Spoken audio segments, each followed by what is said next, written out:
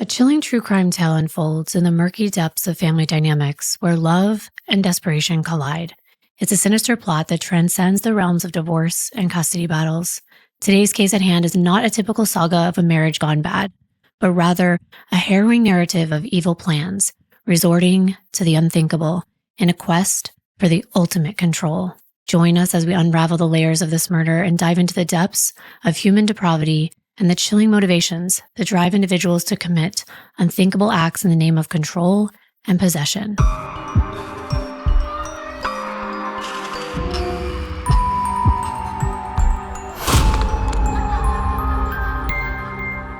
Hi, everyone. Welcome to this bonus episode of the Darklivity podcast. If it's your first time here, I'm your host, Kimbyr, and I'm here with my co-host, my best friend, my husband, Jonathan. Hi.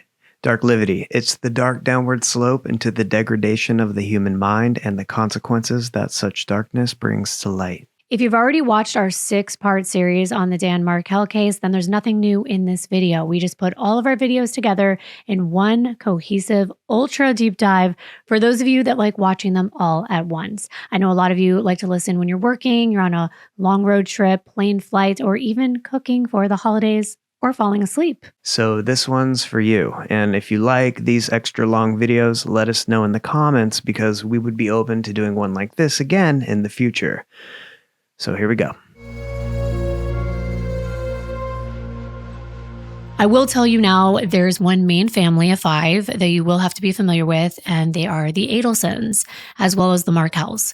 We will make sure that we give you enough backstory to keep it from becoming confusing because I've seen a lot of videos covering this case, and I was confused within the first few minutes. So I hope that we can avoid that, but it is a complicated case. So first, we're going to introduce you to the Adelson family. It all began when Harvey Adelson met his future wife Donna in New York City, where they both grew up. After high school, Donna attended Queens College to earn a degree in elementary education. Harvey studied at the University of Buffalo before earning his dentistry degree at Temple University in Philadelphia, Pennsylvania. The couple got married in 1971, and by July of 1973, Donna and Harvey welcomed their first child into the world, Robert Todd Adelson. During the 1970s, Harvey, Donna, and their son Robert relocated from New York to South Florida, as many Jewish families did around that time. Jewish families were relocating to the Sunshine State to seek new opportunities and warmer weather. And by the 1970s, almost 80% of people living in Miami were Jewish. It wasn't always a popular place since there used to be a lot of anti-Semitism, but a law was passed in 1949 that ended discrimination in real estate and hotels. This opened up the opportunity for Jewish individuals to thrive in South Florida. They were actually heavily involved in shaping the entire tourist industry in Miami Beach. Because of Miami's amazing weather, it was known as the perfect winter vacation spot for the Jewish community and got the name Shtetl by the sea.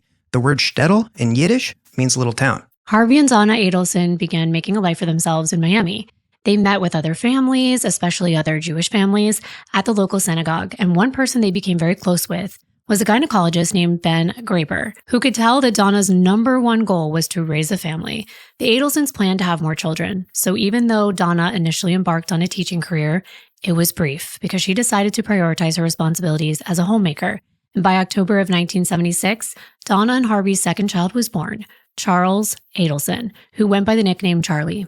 Now they had 2 boys under the age of 5, and just 3 years later, a little girl joined the family. Wendi Jill Adelson was born in April of 1979, and she completed the Adelson family. At the time, Robert was 6, Charlie was 3, and Wendi was a newborn. Donna's dedication as a mother knew no bounds. She worked tirelessly to give her children the best life possible. Dr. Graber said that Donna wanted to raise her kids to be academic achievers, humanitarians, and upstanding citizens. He referred to the Adelson family as a 5-star family. While Donna took on all the household duties, Harvey, on the other hand, embarked on a successful professional journey. In historical Jewish tradition, the husband was the head of the household. He was expected to provide for the family and have a one-income household. The wife was responsible for caring for the children, while the husband was to be viewed as the person who made all the decisions for the family. This is not to say the Adelsons followed this exact formula, but it does exist. Although over the years, of course, the traditions became looser, with Jewish wives also striving to become professionals, not just stay at home with the children. Usually a wife being able to stay home, especially living in South Florida, could only be accomplished if the family had an upper-class income. And it would appear that Harvey had accomplished that upper-class income. He had been working very hard, By the late 1980s, he established a thriving dental practice focusing on cosmetic and restorative dentistry. Harvey's charismatic personality and exceptional skills caught the local community's attention, leading to a surge in his practice. He also embarked on an advertising blitz to further enhance his reputation and attract a larger audience. His eye-catching ads, prominently placed in local newspapers, promised free smile evaluations and new technology, as seen on ABC's Extreme Makeover, enticing potential patients to book an appointment. In addition to his practice, Harvey also played a significant role in supporting a new school of dentistry at Nova Southeastern University. And side note, I got into that school for law school, but I decided not to go there because I had been in Fort Lauderdale way too long, so I needed to experience a new town. With Harvey's success, the Adelsons were able to purchase a brand new 5-bedroom, 3-bathroom home with a pool in the backyard on a cul-de-sac in the upscale Maplewood neighborhood. And that was in Coral Springs, which is about an hour north of Miami. The Maplewood is home of some of the most valuable real estate in Coral Springs. The median cost for a home there is over $700,000, so you can imagine the type of people who live there. Many affluent families. And I like to look at the homes that families lived in, and I wanted to share for anyone watching and not just listening, but of course, I'll always explain this as well. It was definitely a very 70s and 80s style home. The outside has big stone siding as well as concrete, and those stone accents continue throughout the home. There's stone walls, panels, and fireplaces. And when you come through the double doors, you walk into the foyer with a stone wall ahead of you and a big gaudy gold emblem on it. And to the left, a formal dining room with bright orange chairs, which I actually like because orange is my favorite color, but for the normal, everyday, average person, quite striking. Off the dining room is a big kitchen with dark, almost orange wood cabinets and an island with a dinette area overlooking the patio and the pool out in the back. And then there's a formal sitting room or living room with a piano and a very 80s floral couch and a fancy pool table, as well as one of those stone fireplaces I talked about. There's also a very formal den with a dark gray wraparound couch and a big TV in the alcove off of a more casual living room area. And there's a nice full office, a big laundry room, a gym, and of course those 5 bedrooms. And the main bedroom had a large attached bathroom. Now the pool and patio area I talked about, it has a stone fireplace outside. It's very pretty, but definitely not my style when it comes to the decor. But it definitely reminded me of my grandmother too, like that Italian over the top. Oh, yeah. Yes, very nostalgic. Donna always made sure this house was clean and tidy while remaining dedicated to her children at the same time. They threw a lot of posh parties in this house, inviting all kinds of well-to-do people over. The Adelsons were known as pillars in their community, and Harvey was even the treasurer for one of Dr. Graber's election campaigns when he began running for public office. Dr. Graber ended up in roles like state lawmaker, Broward commissioner, and mayor. He was a good friend to have around. And of course, he was the style of friend a family like the Adelsons would want on their side. Rubbing elbows with people in high places was important, especially to Donna, who strived to maintain a very highly regarded reputation in their community. Donna frequently donated her time to volunteer work at her local synagogue Reform Temple, Beth Or, where her and her family were active members.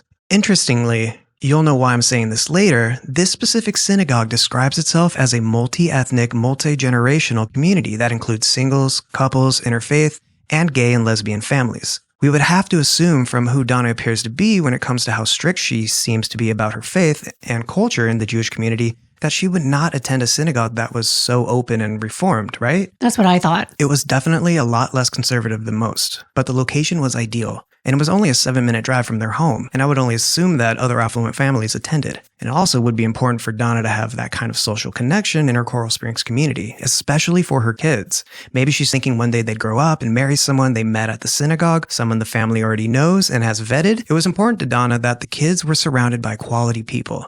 One of Donna's strongest beliefs was that Jewish people should marry other Jewish people, and that isn't uncommon in the Jewish religion. That synagogue played a pivotal role in the Adelsons' family life. Growing up, Robert, Charlie, and Wendi celebrated their bar and bat mitzvahs there. And if anyone doesn't know what a mitzvah is, it's a coming-of-age ceremony that symbolizes a child's assumption of religious responsibilities and adulthood. It's typically celebrated when a Jewish child turns 13 or 12 for boys and 12 or 11 for girls. There wasn't anything that Harvey and Donna wouldn't do for their 3 children.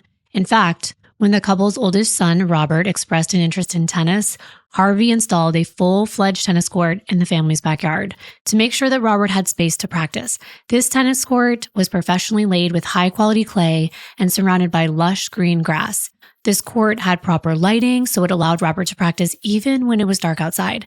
Harvey had gone above and beyond to create the perfect space for his son so that he can hone his crafts and skills and excel in tennis. These were very important to the Adelsons. Even though Robert was initially the one that expressed interest in tennis, it was actually Charlie who ended up being a tennis star in high school when he attended J.P. Taravella High School. The Adelsons lived a luxurious lifestyle that was the envy of many. Throughout the years, the couple attended numerous elite parties and, as we said, even hosted their fair share. Whenever Harvey and Donna invited guests over to their house, their children always demonstrated kindness and politeness. Despite Robert, Charlie, and Wendy's privileged upbringing, they carried themselves with maturity and humility. Their demeanor and behavior left a lasting impression on those who encountered them, and I'm sure they were on their best behavior because it was expected of them. If they misbehaved, I am sure there were consequences. Oh, yeah. Dr. Graeber used to call Donna the perfect mother and compared her to Donna Reed, the actress who played Donna Stone, from the famous Donna Reed show that used to air beginning in the late 1950s. The show centered around the mother, Donna, the perfect housewife. And the character in the show is a loving mom and a wife, but also a strong woman, an active participant in her community. It does sound just like Donna. Over the years, Donna Adelson took the reins in guiding her children's futures, and that meant pushing them towards success. She meticulously managed their schooling, organized their schedules, and oversaw their academic progress. Donna also planned their playdates, ensuring they had ample opportunities to interact with peers from similar Jewish backgrounds. She even sent Robert, Charlie, and Wendi to the most elite summer camps, where they had the chance to develop their skills and talents and make connections that could expand the horizons of their future. Donna played a pivotal role in shuttling her children to and from their extracurricular activities, whether it was soccer practice, piano lessons, or art classes. Donna ensured that their children had every opportunity to explore their passions and talents. Her dedication to their growth and development was unwavering. Donna even appeared on a popular game show, Wheel of Fortune, and she described herself as the domestic coordinator responsible for the activities, classes, and lessons of the 3 children, her husband, and their family dog, Sam. And we now meet Donna Adelson from Coral Springs, Florida. I want to hear all about you, Donna. Let's go. Well, I'm a domestic coordinator. A domestic coordinator? Yes. I'm responsible for the activities, classes, and lessons of my son Robert, who is 16, Charlie, who is 12, Wendi, who is 10, my husband Harvey, who's in the audience, and my dog Sam. And I love it how she gives herself this title instead of something like housewife.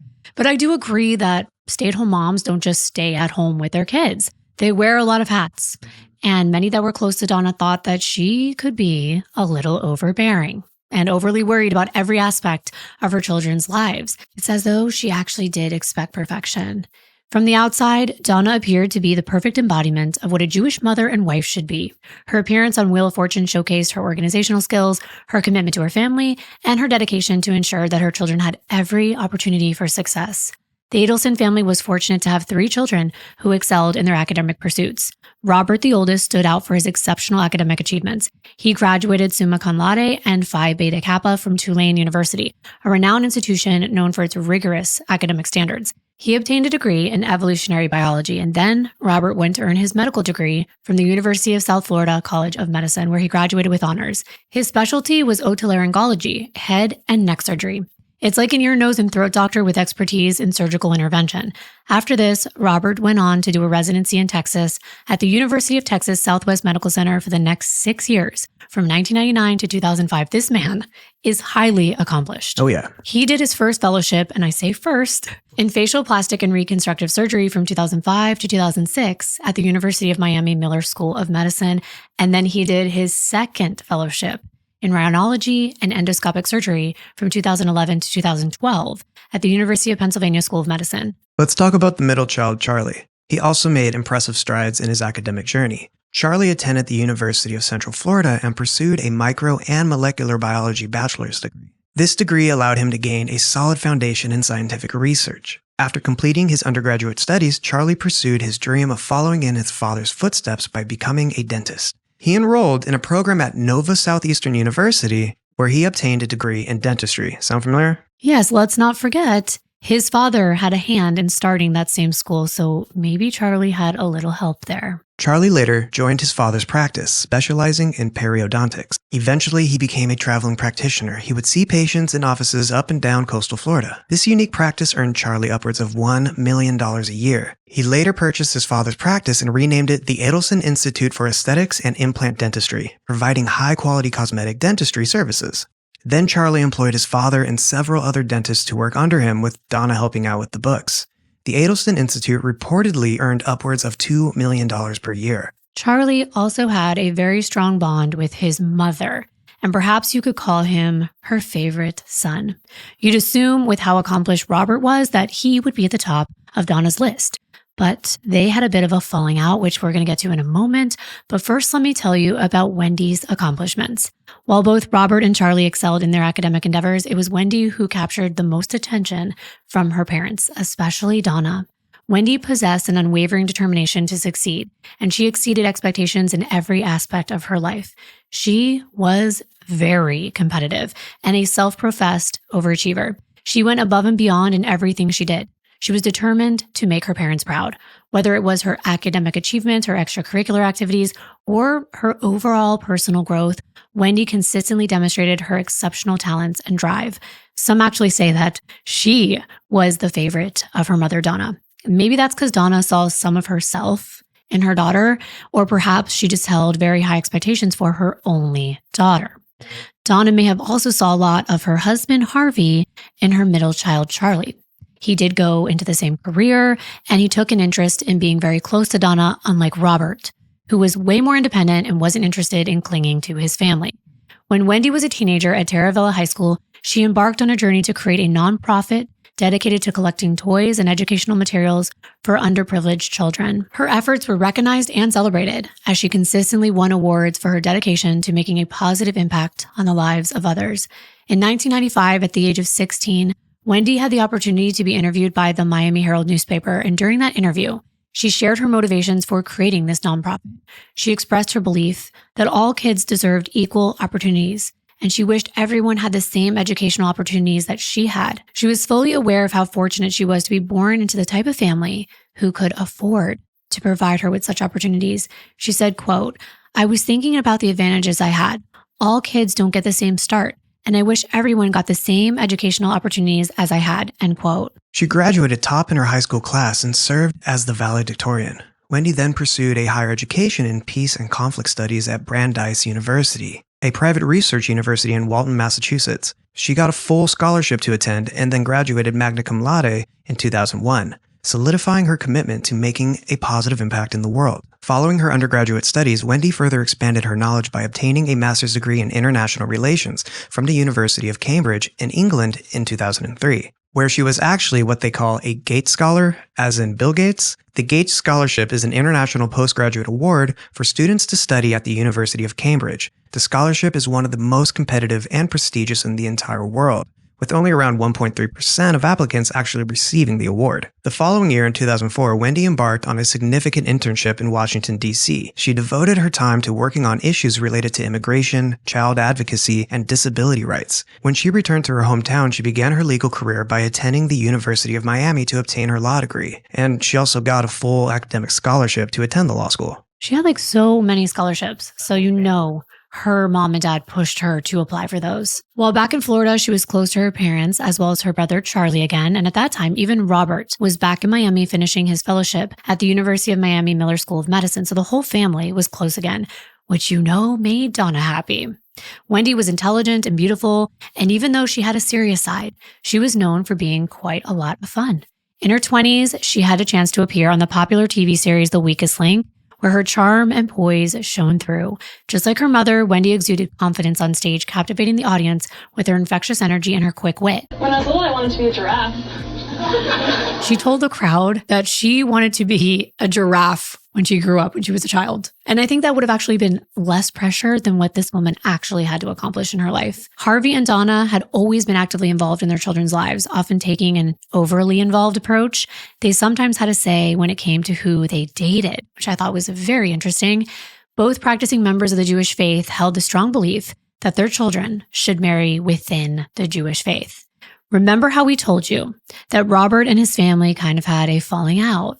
Well, it seemed like nothing was good enough for Donna and Harvey, or no one was good enough. Robert appeared to have done everything right. We know how accomplished this man is, but he made a big mistake. He fell in love. Yes, what a big mistake. It shouldn't be. Parents are usually very happy when their children meet someone special, someone who makes them happy, someone that they can connect with on a very deep level, someone that they want to spend the rest of their life with. Well, back when Rob was doing his internship in Texas, he met another doctor. Her name is Haritha Chalapalli. She's an emergency medicine specialist, and Haritha is of Indian descent. I couldn't find much information about her, but I did find a photo of her from 2013 when she appeared on Who Wants to Be a Millionaire. She's pretty, and obviously she's very smart. And I also found it interesting that Donna, Wendi, and Haritha, Robert's love interest, all went on live game shows. Right. Is that something? Yeah, it's so I've weird. never been on one. I haven't been on. My mom But you got was asked to be on one. I got recently. asked to be on one recently. Yeah. So I guess it is a thing. What was it? The Price is Right. The Price is Right. Yeah. Haritha was practicing Hindu and was very uninterested in converting to the Jewish faith. But the thing is, it appeared that Robert really connected with Haritha. And let me just point out that Robert is a grown-ass man at this point. He's in his late 20s and more than halfway through his medical career. And at that age, that's when people are looking for the person that they want to create a future with. Haritha and Robert dated for about 8 to 9 months when suddenly he told her they needed to talk. She had no idea what it was about, but it seemed serious. He said he had something important to tell her. Haritha went on record explaining what the two talked about. She said, quote, basically, he said his parents couldn't accept him being with someone that isn't Jewish, and he'd have to break up with her. They said it was either her or them, end quote. Rob was made to choose between the woman he loved and his family. They said in no uncertain terms he'd be disowned if he married outside their religion. At this time, Rob was very close with his family, and this was the moment when things began to get rocky. Before this, they were a very close-knit family, and Robert knew his mother's level of control. He knew choosing Haritha meant losing his entire family. He also knew that Wendi and Charlie wouldn't defy their mother, and he knew his father would support his mother's ultimatum. Robert knew what he had to do. He had to end a relationship with the woman he loved. He was devastated. I can't believe at that age they would make him do that. Yeah. But over the course of the next year and a half, Haritha and Rob tried to remain broken up. But it was tough because they truly loved one another. So they'd break up, they'd get back together, they'd break up again. And this cycle went on until it was finally broken by the fact that Robert was in a very stressful part of his medical education and career. It was his residency. It's well known as being one of the hardest parts of becoming a specialist. He had to concentrate. And he was torn because he always strived to please his parents. He'd never done anything to separate himself from them before. So it was a lot to deal with. And on top of his studies, he had this pressure from his parents and it just wore at him. So he officially broke up with Haritha. Now at least he'd have one less element of stress. His parents would be off his back because before this, they would constantly be meddling in his life. For years, he had to deal with his parents threatening to disown him, and for years, he would get angry phone calls until they got what they wanted. During that time, Rob was still in Dallas, and Donna encouraged him to marry another woman, a woman of the Jewish faith. Finally, with the full seal of approval, he eventually got engaged to a woman that he described as a nice Jewish girl from Texas named Deborah, and immediately, his parents were happy. Deborah was a successful business marketer. Her parents were highly regarded in the Jewish community, and Harvey and Donna believed that Deborah would be a suitable wife for their eldest son. In 2004, Robert and Deborah announced their engagement in the Miami Herald newspaper. This engagement was met with pride and approval from both of their families. Robert's parents could not contain their excitement that they finally had someone that they could be proud of as a daughter-in-law. They believed that Deborah would bring stability and respect to their family, fulfilling their expectations of a Jewish marriage. This was the relationship they approved of. But what about Rob? It turns out Rob was just trying to appease his parents. He meant no harm to this other woman who he ended up marrying, but deep down inside, he knew Deborah wasn't the one. They were only days into his marriage when Rob realized he did all of this for the wrong reasons. It pulled someone innocent into his poor decision, his new wife. Sadly, the couple had the marriage quickly annulled. And it wasn't easy for anyone, but it saved them a lot of pain. A brave thing for Rob to do, to be true to himself and not try to please his parents and finally live his life on his own terms. He knew in his heart he wanted to be with Haritha, so he did what he could do to try to win her back. And it worked. Eventually, Rob and Haritha got married. And for a brief time, it seemed like the Adelsons accepted Haritha. They even attended Robert's wedding. But this acceptance wouldn't last long. This second marriage caused concern and disappointment for Donna and Harvey. They were particularly upset by the fact that Robert and his new bride had a traditional Hindu wedding ceremony. But didn't they realize that that's what was going to happen? Or you would think. And I'm surprised they even attended, to be honest. What's interesting is this whole time, while Donna and Harvey are coming down hard on their oldest son, their middle child, Charlie, is pretty much doing whatever he wants. Charlie became known as the playboy of the Adelson family. He was often spotted with a different woman by his side every day of the week. His reputation as a charismatic charmer followed him wherever he went in Miami. He captivated the attention of his peers and those around him. He was making a lot of money, and he seemed to be the whole package with his dark hair, his sparkling blue eyes, his big, professionally whitened smile from his dental institute, his successful career, and of course, his affluent family. That's appealing to a lot of women, especially younger women.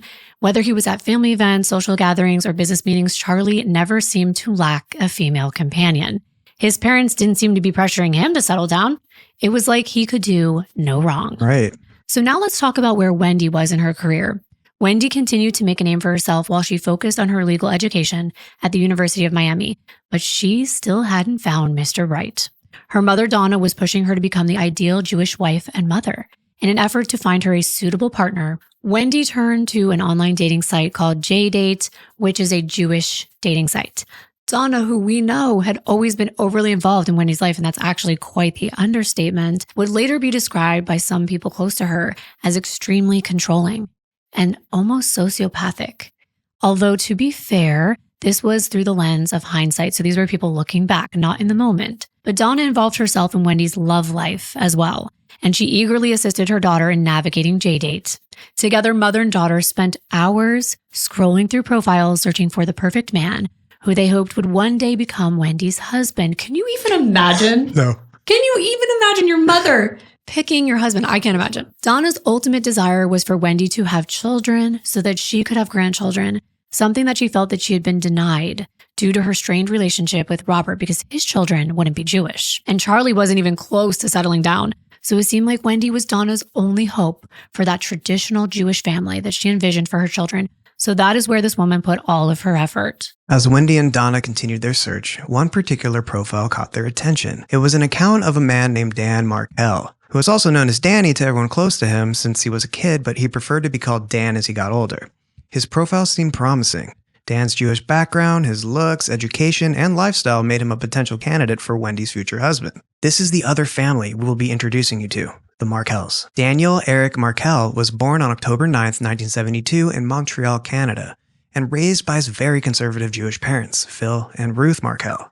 Dan has one sibling, an older sister named Shelley. By the age of 5, the family moved from Montreal to a very affluent part of Toronto. Dan's mother, Ruth, was a business owner of R&M Enterprises. It's a business management consulting company based in Toronto. She's also the author of Room at the Top, a woman's guide to moving up in business. His father, Phil, is the president of Smart Outsourcing Services, an apparel warehousing and distribution business also in Toronto. They were very well off like Wendi's family, so they had that in common. Plus, Dan's Jewish faith was very important to him, as he upheld traditions that shaped his upbringing and identity. Dan's mother, Ruth, said that he was a cute, blonde, rambunctious, and wild little boy that everyone called Dennis the Menace. He was always getting into trouble, but as he got older, he definitely calmed down and got more serious, especially when it came to Jewish traditions and teachings.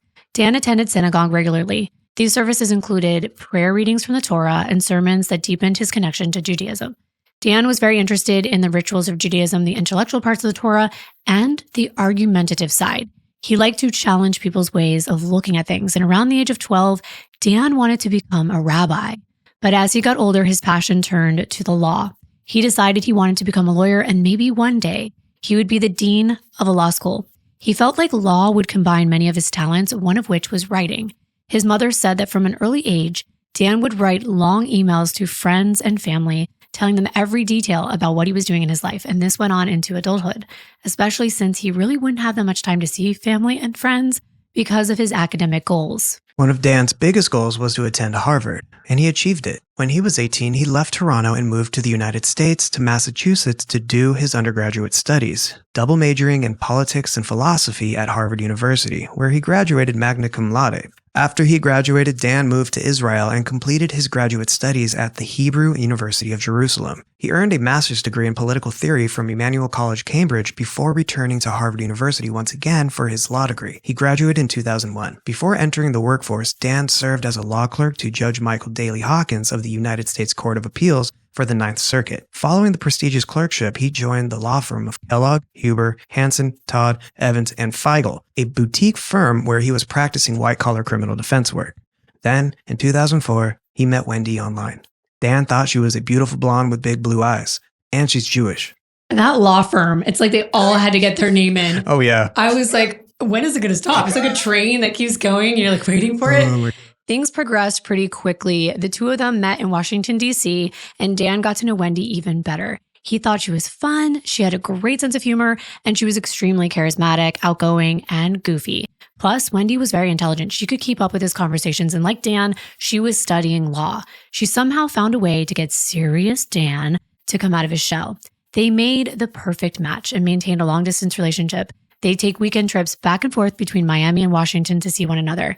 Now, truth be told, Wendi confided in Donna, her mother, that she didn't really find Dan that attractive. But she took her mother's advice and forced herself to go out with Dan until she eventually, allegedly, fell in love with him. Now, both Dan and Wendi wanted to find someone who shared their religious faith to start a family with. And finally, they were engaged in 2005. Dan really wanted to be closer to Wendi while she was finishing up law school. And in her final year of law school, she obtained a prestigious internship to clerk with the 11th Circuit Court of Appeals. At this point, Dan decided to leave his job as a corporate lawyer and move all the way to Florida. He tried to get a job in Miami so that he could live in the same city until Wendi graduated. But he didn't end up getting that job. But guess what? Dan was kind of happy because he didn't really enjoy being a lawyer. His dream was to become a Harvard Law School professor. He envisioned himself in these lively debates with eager students in an environment where he could consistently fill his need to impress his audience while educating others in the process. Dan had what some would describe as an abrasive personality. He loved to debate, he loved to win arguments, and most of all, he loved the sound of his voice winning those arguments. Dan liked to exert his intelligence, he loved to talk, and he loved to be right. Wow, I have met people like that. It's like a talent and a curse. It's like both. But more than anything, Dan really wanted to be a law school professor. His father urged him to wait. Phil told him that he should go into practice as a lawyer for a few years first so he could save up some money before going into teaching, since being a lawyer paid better than a professor's salary. Wendi's mom also felt the same way. Of course she did. She's got a daughter that doesn't have a high-paying job at the time. She's still a law student, so one of them had to have a stable income. But in 2005, Dan's dream was starting to come true. He was offered a position as a criminal law professor at Florida State University College of Law in Tallahassee. So he accepted the position on a tenure track, and this is a lifetime contract. It's where the professor is in a 6-year probationary period as an assistant professor, and then they receive an annual review, and then they're promoted to an associate professor, and eventually they become a full professor with a salary at a higher level. It's a very permanent position, and apparently written into this contract for employment, Dan required the university to extend a faculty role to Wendi when she finished law school. This is referred to as a spousal hire. FSU agreed and held a position open for Wendi as an adjunct professor. Meanwhile, Dan and Wendi were planning their wedding. Actually, Donna was the one doing most of it. Donna rushed the entire relationship before Wendi had time to change her mind. And Wendi wanted to change her mind many times. She wasn't sure this was the right match for her. Despite her high intelligence, Wendi felt like Dan would often make her feel stupid. Wendi would tell her friends, and of course her mother, that Dan would criticize her for things like being disorganized or, in his mind, erratic. She would often end up in tears and without the words to explain exactly how she was feeling. Wendi's constant crying and need to share everything with her mother frustrated Dan. He didn't know how he could fix the problems with Wendi if she refused to articulate it properly. Regardless, Dan was fully enraptured by her stunning blonde hair and blue eyes, and he thought that any issues they had could be worked out after the wedding. He calmed Wendi's fears, and with the encouragement of her mother, Wendi went through with the plans to get married. Dan told his friends and family that when he first met the Adelsons, he liked them a lot. He thought Donna and Harvey were lovely, and they welcomed him into their family. However, he was about to learn that Donna liked things her way, even if that meant disrespecting other people's wishes. Dan had very few when it came to the wedding, but one of Dan's red lines was centered around the food. While Dan and Wendi were dating, Dan wasn't as observant about dietary restrictions of the Jewish faith, and allegedly neither were his parents. However, many of the wedding guests on Dan's side, including family friends and his own rabbi, were extremely observant, and this meant finding a kosher caterer. To keep kosher is a way of adhering to religious commandments in the Torah. Kosher means fit, correct, or proper. There's a lot of things that make foods certified kosher, and it's more than just the way the food is prepared. It goes beyond that. Even the way the animals are slaughtered has to follow Jewish law. This is called shechita. It's about not inflicting needless pain on animals and emphasizing the humane treatment of all living creatures. The way this is usually carried out is to quickly and effectively cut the neck with a flawless knife. That way, it's a fast death. Only certain professionals who are certified in this technique are qualified to carry out the process that will create kosher meats. And we're telling you all this for a reason. We're not going into this for no reason, and you'll know why soon enough.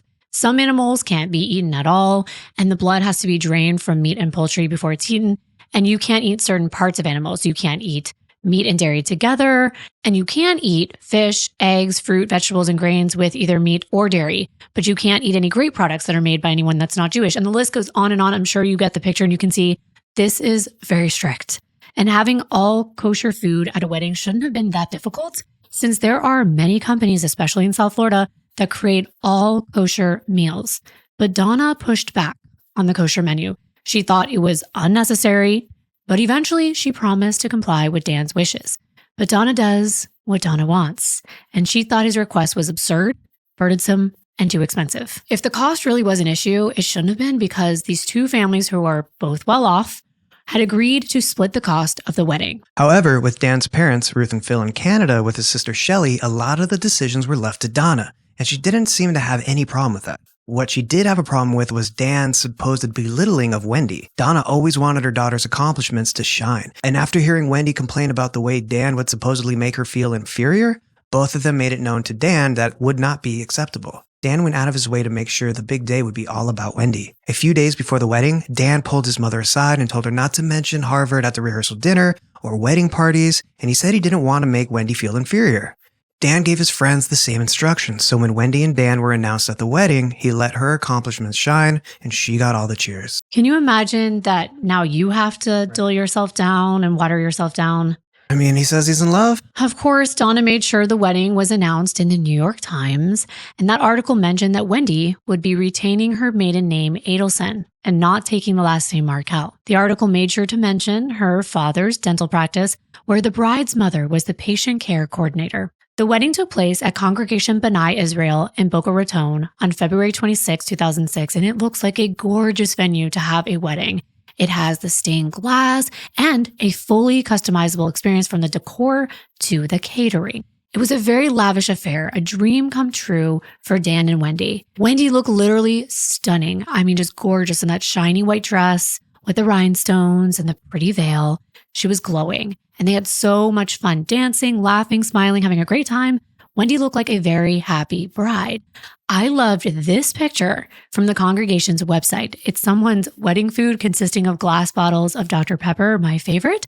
So it really does go to show that they can come up with whatever your heart desires at this location. However, when it came to what Dan desired, a kosher meal for his observant guests, the venue fell short. Not because they couldn't accommodate. They actually have a VIP caterer that has been in business since the 60s that offered kosher-style catering. But on the day of the wedding, after the food was served, Dan Markel became aware that the food was in fact not kosher. Dan found out from the caterers that they didn't bring kosher food because Donna didn't request it. This shocked and surprised Dan. He was forced to make a big announcement to his guests and tell all those who were observant to stop eating immediately. He was angry, frustrated, and absolutely embarrassed. He felt completely disrespected by his mother-in-law because he made it very clear that a kosher menu was mandatory. Donna was livid too. She approached Ruth, Dan's mother, with a sarcastic tone, asking why it was such a big deal. From that day forward, there was a power struggle in Wendi's marriage, and it was between her new husband and her mother. Donna had to be in control. After this incident, the Adelsons, including Wendi's brother Charlie, were very cold to Dan. Can you imagine how embarrassing that would be at your Absolutely. wedding? When you have a rabbi there? It's just eating. And everyone put down their forks and knives. I'm on my third helping. Oh, and it's like so disrespectful. Anyway. Yeah. Oh, and I don't want to forget to mention that it seemed like Donna only reconciled with her oldest son, Robert, so that the Adelsons could appear to be one big happy family on Wendy's wedding day. Robert and his wife, Haritha, were in attendance, but right afterward, Donna held true to her promise. The Adelsons disowned Rob. He lost his family. But honestly, at that point, he admitted that due to the family toxicity, he gladly became estranged. After the wedding, Dan, who had been living with Wendi in Miami, decided to accept that tenured position as a law school professor at the Florida State University College of Law in Tallahassee, and he made the big move with Wendi to join him in just a few months after she graduated in her final year of law school. Tallahassee is a 7-hour drive from Miami, and it definitely lacks all the excitement and the nightlife of South Florida. Saying it's a change of pace is an understatement. It feels like you're not even in Florida anymore. It's like you're in Georgia or Alabama. Very southern feel to it. I'm from Florida, I know. When Wendi visited, she was miserable, but Dan promised it would only be temporary until he could find a position at another law school. He actually hoped to get hired full-time at the University of Miami, but he didn't. And according to the Adelson family, he didn't get hired because he was abrasive and unpleasant to work with. No one knows if that's the truth or not. But what will become apparent is that the Adelson family, they're not very reliable narrators when it comes to Dan Markel. Wendi achieved a significant milestone that year. She finally got her law degree from the University of Miami, where she graduated cum laude. Her dedication and perseverance had finally paid off. It set the stage for her future endeavors as an advocate for justice. After passing the bar exam, Wendi joined her husband in Tallahassee, where, as promised by FSU, she was immediately offered the job as an adjunct professor in a less prestigious position than Dan. It did not come with a tenure track. She could be fired at any time. Dan convinced Wendi that this was just so that they had stable jobs so they could start a family. And then, once again, allegedly, he promised her that after they had kids, they would both reevaluate their career paths and look into a larger metropolitan city to live and work. Dan's position was assistant professor, teaching criminal law to first-year law students and upper-level courses in criminal procedure, sentencing law, policy, tort theory, and punitive damage. Wendi progressed quickly. Initially, she worked in an adjunct professor position as a clinical instructor. But a year later, in 2007, she became a director of human rights and immigration law project at FSU's Center for the Advancement of Human Rights. Sounds like a pretty good position, but it seemed like nothing made Wendi happy. Even though Dan, at this time, just purchased a 3-bedroom, 2.5-bath home for them in Benton Hills. It's a highly sought-after upscale neighborhood in Tallahassee. It's also known to be quiet and safe. It was a split-level, midtown contemporary home, and Dan had even had the entire first floor redesigned into an open floor plan where the kitchen and the living room were in all one big area, making it a great spacious place to look out into the big backyard where they envisioned kids playing one day. It had more than enough room for them to grow as a family. But still, Wendi seemed discontent. She seemed to be in constant competition with her husband, who was consistently being recognized for his hard work. He was living his dream. Just as he envisioned, his students would say that he was wonderful and engaging and one of their favorites for his willingness to always teach and debate their topics of interest. He made them better lawyers by being a better opponent. He taught them how to persuasively craft and win an argument regardless of which side they fell on the topic. Dan Markel was more than just an intelligent person. He was also kind and approachable. He always greeted others with a hug rather than just a handshake. Despite his serious nature, Dan had a certain charm that made him very likable among his peers and students alike. Dan's father referred to him as the Yiddish word mensch, which means a person of integrity and honor. Dan was truly known as having a great personality, a quick wit, and a brilliant mind. Dan was highly respected as a legal academic. He also co-founded a website called the Prof's Blog, along with another legal professor named Ethan. Dan's colleagues called him a pioneer in the world of legal blogging. And I'm not sure if you've ever heard of Above the Law. I know it was really big when I was in law school. But it came out a year after Dan's blog. The Prof's Blog was for legal professors, and it was a place where they could all come together and discuss all kinds of topics. And Dan wrote on it all the time. He was most passionate about making sure justice was done. He published numerous law review articles and pieces for general interest news outlets like the New York Times and Slate. And eventually, he wrote a book called Crime, Punishment, and Family: Privilege or Punish? Criminal Justice and the Challenge of Family Ties. It was published in 2009, and some call this book prophetic, given what happens just a few years later. Dan had very strong views against things like the death penalty and put forth his own new theory of retributive justice. But Dan also used his blog to write about personal things in his life. For example, there was something else besides Dan's book to celebrate in 2009. The birth of Wendi and Dan's first son, Benjamin Amakai Markel. Names held a lot of significance to Dan. It was very important that his children's names were special. Ben's middle name was in honor of Dan's maternal grandmother who had just passed away that spring before Ben was born. Dan wrote all about this in a blog post the day after his son was born. He explained in great detail how powerful and special Ben's middle name was to him. But it also honored Wendy's grandfather, Aaron, Harvey's father, because the name Amakai began with the letter A, like Aaron's, who died when Wendi was a sophomore in high school. The name Amakai means my people's lives. And Dan explained how his grandmother had an unwavering commitment to the Jewish people and traditions, and finally it was the last name of the great Israel poet, Yehuda Amakai, who died while Dan went through his most transformative year in Israel almost a decade ago, but not before Dan got the chance to meet the poet himself. It was quite the honor for Dan to bestow his name upon his firstborn son, who would also be the first to carry forth his own last name, Markel, as Dan was his parents' only son, and not even Wendi wanted to take his last name. Yeah, and actually, in the Jewish tradition, it's common to give the firstborn child a middle name of a deceased relative. And just 14 months after Ben was born, Wendi and Dan welcomed another son who they named Lincoln. They finally had the family they had always dreamed about, and of course, what Donna always wanted.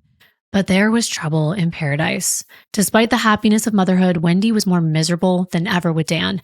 In public, friends thought that they were the perfect couple. But in private, Wendi insisted Dan was emotionally abusive.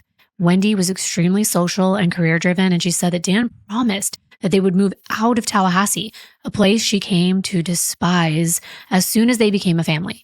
Well, they were, and Wendi had given enough time to Dan's career. She felt like it was her time to shine. Wendi thought both of their lives would be easier if they could just move closer to Miami, because then they'd have the support of Wendi's family. Dan's parents lived all the way in Canada, so Wendi felt like she was all alone raising the kids, while Dan got to focus on all his goals. Now, to be fair, I can see reasons to dislike things that both Dan and Wendi do. I don't think it's entirely fair for one partner to fulfill all their career goals, especially when promises had apparently been made.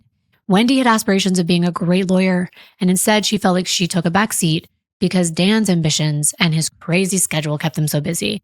At this time, Wendi had progressed in her career even further. She wasn't exactly at a standstill. She transitioned into a new role as a director of the Medical Legal Partnership with FSU College of Law Public Interest Law Center. And later in 2010, she actually became an immigration attorney representing indigent individuals on immigration, disability rights, and related health matters at a local law firm. Meanwhile, Dan had finally achieved tenure. This milestone opened the door for further professional growth and advancement. He was also promoted from assistant professor to associate professor during this time. Dan proved to be an exceptional father as well, dedicating himself wholeheartedly to his children. The boys were his world. Out of all of his accomplishments, being a father was his proudest achievement. Though Dan was busy with his professional responsibilities, he was always making time for his family. He rearranged his work schedule whenever necessary to ensure he could spend quality time with his two sons. The thing is, the more successful Dan became, the less he was at home. His profession took him all over the country and beyond, speaking for large groups, being recognized for his achievements, and Wendi had to stay home all alone with the kids. She thought if only they lived closer to her parents. She needed help. And I kept thinking, why didn't they just get a nanny?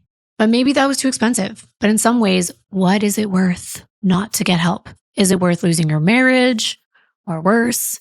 But maybe she thought, why? When I have a fully willing and capable mother and father who would love to be more involved in the boy's life. Maybe she thought that getting a nanny would mean that she would lose time with her children, therefore losing more power in the relationship? Could be. I just always wonder, what if they did that? Apparently, Dan helped out a lot when he was home. He would do chores and clean up after the boys, but he could tell it was a strain on Wendi when he wasn't around. So he and his mother actually spoke about getting Wendi help.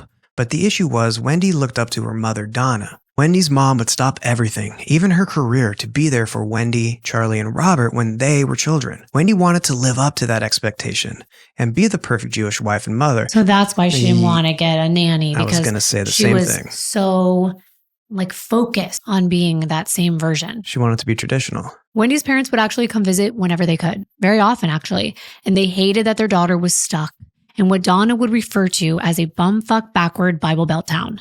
As far as Donna was concerned, her daughter lived in Alabama and not Florida. When Wendi, Dan, and the kids would go down to South Florida to visit, Dan would actually demand that Wendi remain silent for the entire drive so that he could pull out his laptop and work the entire time, and Wendi had to drive by herself. So Donna was pretty appalled at Dan's behavior, and She put an end to it by driving Wendi to Miami herself. Donna had had enough with Dan's antics. It seemed to be all about him. Donna would take the time to fly into Tallahassee and then drive back with Wendi. That way Wendi would have company and help with the two boys, because two boys under 3 isn't exactly easy when you're doing it all by yourself, especially on a long drive like that. Yeah, I can imagine. And according to friends, Wendi always found an excuse to visit her family in Miami as much as she could. And I was thinking, do you really need an excuse to visit your family? No. But once the boys were in preschool, traveling became much more difficult, especially since Dan didn't want them missing school anymore. So as a result, Wendi was home quite a bit more. Dan traveled a lot and attended prestigious criminal law conferences. He also began consulting on the side for high-profile criminal cases and was traveling when he wasn't teaching. This left Wendi with a lot of time on her own, which enraged her mother. She felt like Wendi was being emotionally abused and kept as a hostage while Dan built up his reputation and career. According to Wendi's friends, she was the baby in the family, and she was almost infantilized and catered to as if she were still a child. Dan Markel was no longer the catch from J-Date. Now he was an obstacle to Donna's access to her daughter and her grandchildren. The man she was once so happy her daughter was dating back when they stumbled upon him online now became the object of Donna's hatred. She felt like Dan was purposely keeping Wendi isolated from her family and was holding her back from her career goals. There was something else bothering Wendi. With the birth of their sons, Dan became even more religious and rigid in how he wanted to raise his sons. He demanded that they keep kosher and wanted to raise them Orthodox. While Wendi was raised Jewish, she wasn't overly religious, and she found all these new rules and restrictions burdensome. On one occasion, when Ben was only a year old, Wendi had taken him to a birthday party for a friend's child, and she fed him pizza like most of us would. Well, Dan was livid, and they fought about it for days. He thought that Wendi was lazy and disorganized and didn't respect him enough to follow the rules. Dan had also made these decisions on how to raise their sons unilaterally and didn't give Wendi any say or consideration for her feelings. As Wendi continued to fail in Dan's eyes, he would become more upset with her. This understandably led to resentment and conflict. Donna was livid that her daughter was being treated so badly, and she began referring to Dan as a religious zealot. It was clear that Wendi and Dan had very different parenting styles, and now even lifestyles. Ever since Dan became more orthodox and he started eating kosher, the couple had to have separate places to prepare and store their food. Their kitchen had dedicated places where Dan would have all his kosher meat, and he even ate on different plates. Dan insisted the boys be fed tofu hot dogs at preschool so they didn't feel left out when there were no kosher meats available. Yeah, that would be incredibly difficult, but I'm pretty sure they got the kitchen big enough to handle that. Probably, but having to separate everything and remember every time. It would definitely cause a greater divide in their relationship, I can imagine. People close to the family said that Donna and Harvey disregarded the kosher tradition Dan wanted to instill in his kids. The Adelsons would treat the boys to McDonald's cheeseburgers, which were against the Jewish dietary law. On the contrary, even though Dan's parents Ruth and Phil were not kosher, they respected their son's wishes. When the boys were begging for McDonald's when they were visiting, Ruth quickly came up with a plan. She ordered them milkshakes and fries, keeping the meat out of the meal so it abided by the law. There was yet another Jewish tradition Dan adopted, the Shabbat. Like the Sabbath, a day of rest and worshiping from Friday evening to Saturday evening. Every Friday, Dan would welcome the Shabbat by preparing a special dinner and took the boys to synagogue. Wendi only attended synagogue for special events. You observe Shabbat by refraining from work and instead attending synagogue services and engaging in family activities. It is a time when individuals are encouraged to disconnect from the business of their daily lives and focus on spiritual reflection, family, and community. It's intended as an opportunity for individuals to recharge, reflect, and connect with their faith. Of course, Wendi was not observant since this was again a more conservative Jewish tradition that Dan had only added after they were married. And that would be tough because these are things that really should be decided upon and talked through before you get married. Because it can be a deal breaker. And had Dan expressed these desires before, Wendi more than likely would have crossed him off her list and not pursued him as a suitable partner. But I guess Dan wasn't aware that he would change. As people do. Exactly. Dan eventually invited another Jewish family over to their house every week to celebrate Shabbat, Jeremy and Tracy Cohen. Dan didn't see these dinners as mere social gatherings. They were an opportunity to deepen his son's connection to their Jewish identity. Dan cherished these moments, knowing he was imparting knowledge and values to shape his son's understanding of their Jewish heritage. He wanted them to grow up with pride in their religion. I mean, he was doing a lot, and I can see that that would be very honorable as a father. And maybe, like you said, he didn't know. We change. He had these children and he's like, you know what? I want them to grow up and honor their heritage. But once again, Wendi felt alone and threw herself into writing.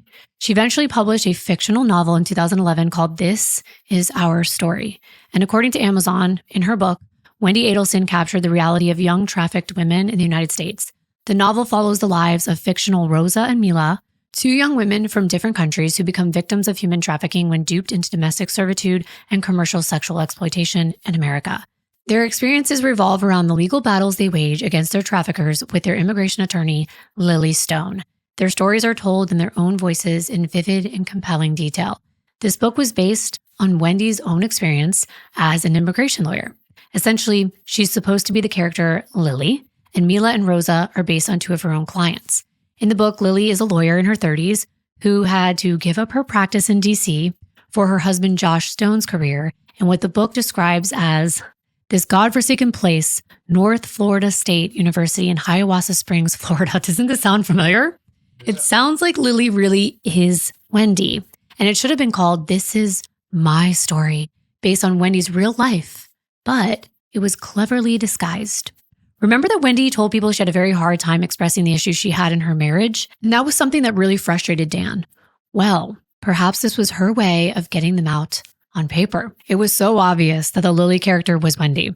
She would later deny it, saying that she only derived some of it from her own life and some from another lawyer, but she wouldn't state who that was. I call BS because I've read the book and I don't expect you to read it, but I'm linking it below. Just read the chapters labeled Lily. Art imitates life, especially in Wendi's case. I will be summarizing the similarities that I found. First of all, Lily is fluent in Spanish, and so is Wendi. They both had to move to a very small town in Florida for their husband's job, and now they're bored with nothing to do. One line in the book literally reads, quote, "Sometimes falling in love means doing things you wouldn't otherwise do when sober. I can think of no other explanation for all the ways that I've somehow agreed to change my life since I've met Joshua Stone. I have no other reason to explain how I ended up in Van Buren County, Florida, smack dab in the Florida Panhandle," end quote. Another line read, quote, "Type A personalities like mine don't jive well with free time," end quote. In chapter 12, there was a whole portion about how the Lily character wanted kids, especially because her mother always reminded her that after 35, she'd be at a higher risk because of their family history. For the record, Wendi was 30 when she had their first child, so the timeline does add up. She goes on to say in the book that Lily, which we know is Wendi, felt as though having kids would be a concession. She didn't feel ready. She had so much more to accomplish. Ending that part with without her work, she would just be a woman who gave up her high-powered job to live in small-town America with her man. She said that story's fine for someone else, but it wasn't her story. She's an attorney first and someone's wife second. The book is so telling, and there's more. There's a portion in chapter 15 where Lily opens Josh's mail, and she sees information from a college in another state. It's from the dean, responding to Josh's inquiry about any tenured positions open. And Lily, in the book, mocks the part in the letter where the dean compliments Josh on having, quote, "enormous talent," end quote. In this chapter, Lily questions whether Josh plans to leave her for a better position somewhere else. The character doesn't think the most reasonable explanation is that her husband in the fictional story would be thinking of both of them for their future. The story goes on to explain the distance between them growing, the arguments that they're having over nothing, and how Lily avoids real conversations about what's actually bothering her and how she's questioning if she really wants to be with Josh. And maybe that's why she's hesitant about having kids. Maybe she doesn't want to have kids with him. But deep down, Lily feels bad complaining about any of this when she knows how good she has it compared to so many others. And this brings me back to when Wendi was in high school doing that interview with the newspaper. Remember? She knows how privileged she is. The key is not taking it for granted.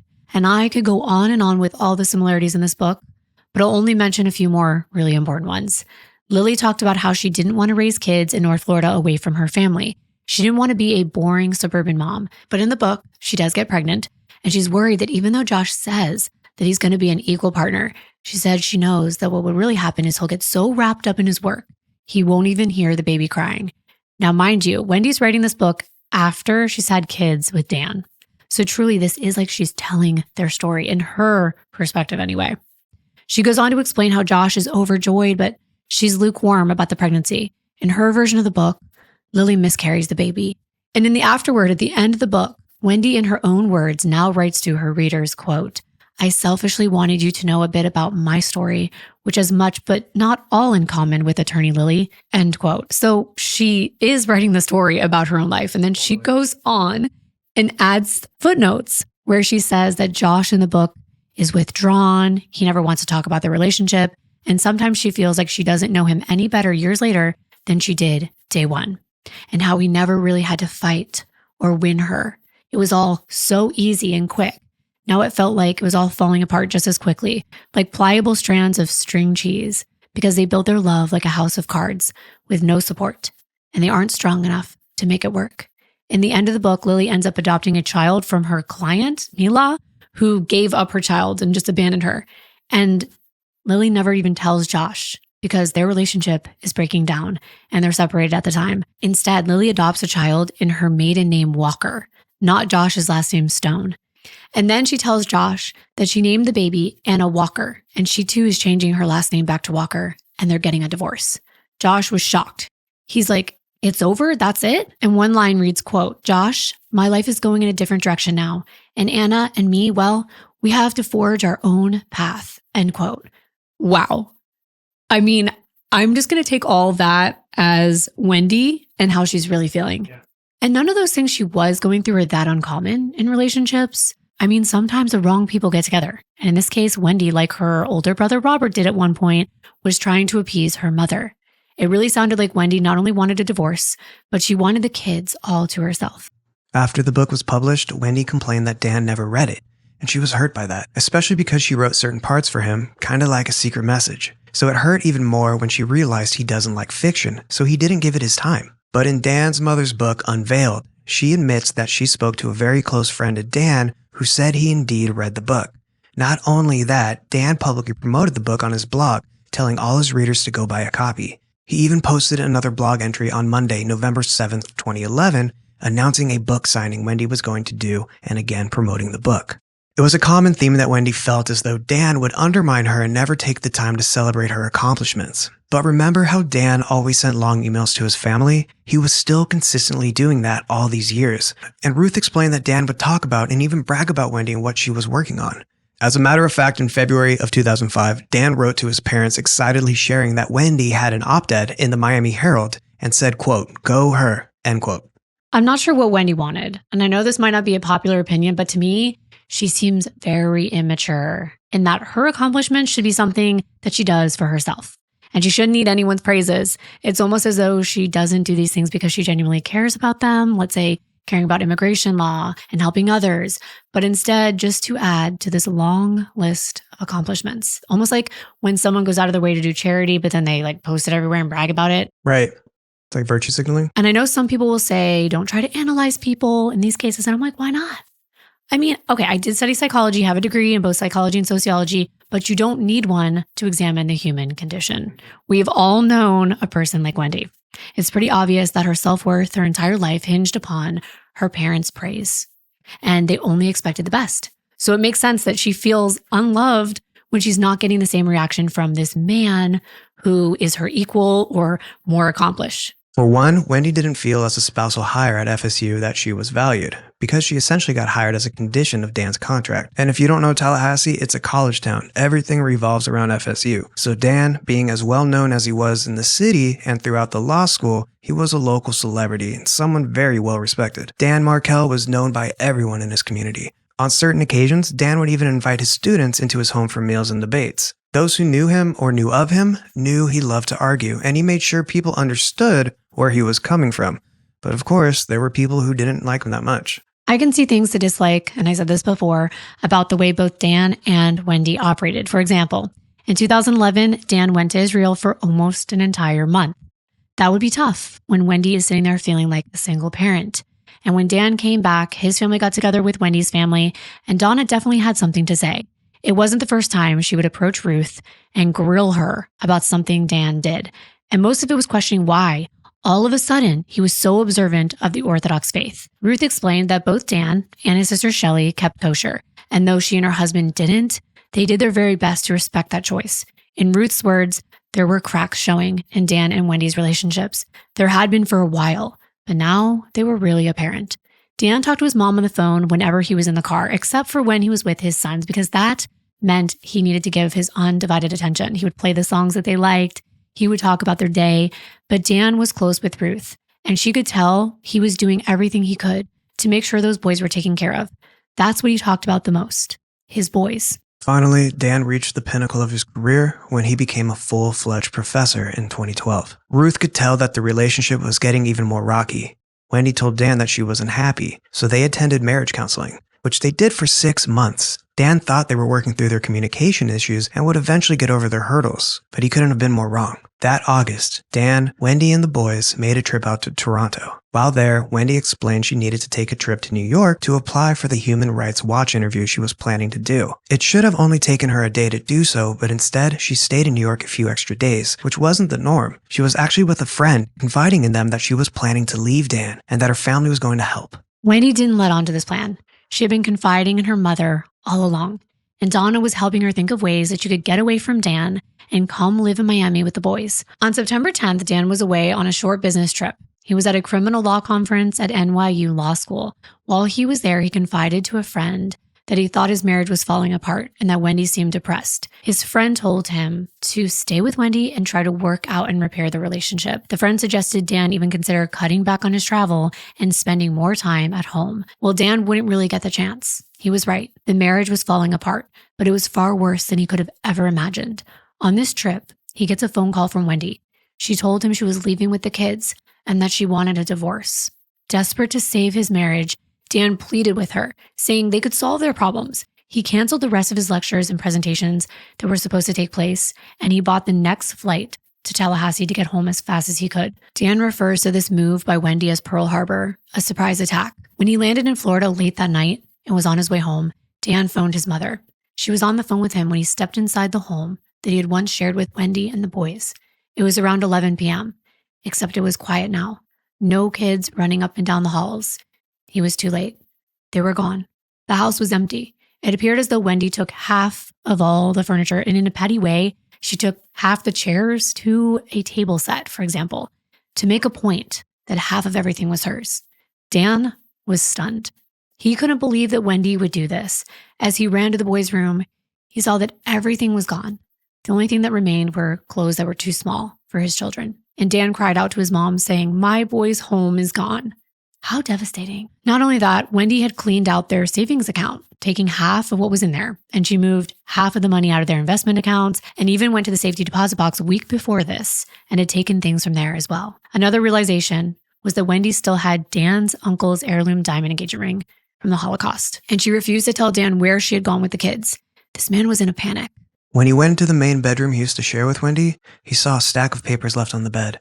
It was a petition for dissolution of their marriage. Dan was a wreck and didn't waste any time telling all of his family and friends that Wendi had left him. But he wasn't ready to let the marriage end. He asked mutual friends to beg Wendi to keep the family intact. He began making promises to Wendi if only she would come back. One of those promises was to get a job in Miami and move her and the boys closer to her family, which was the biggest complaint. But Wendi was done with Dan. For the next few months, Dan tried everything. He pleaded with Wendi, got her flowers, got down on his knees, and begged. But she said no.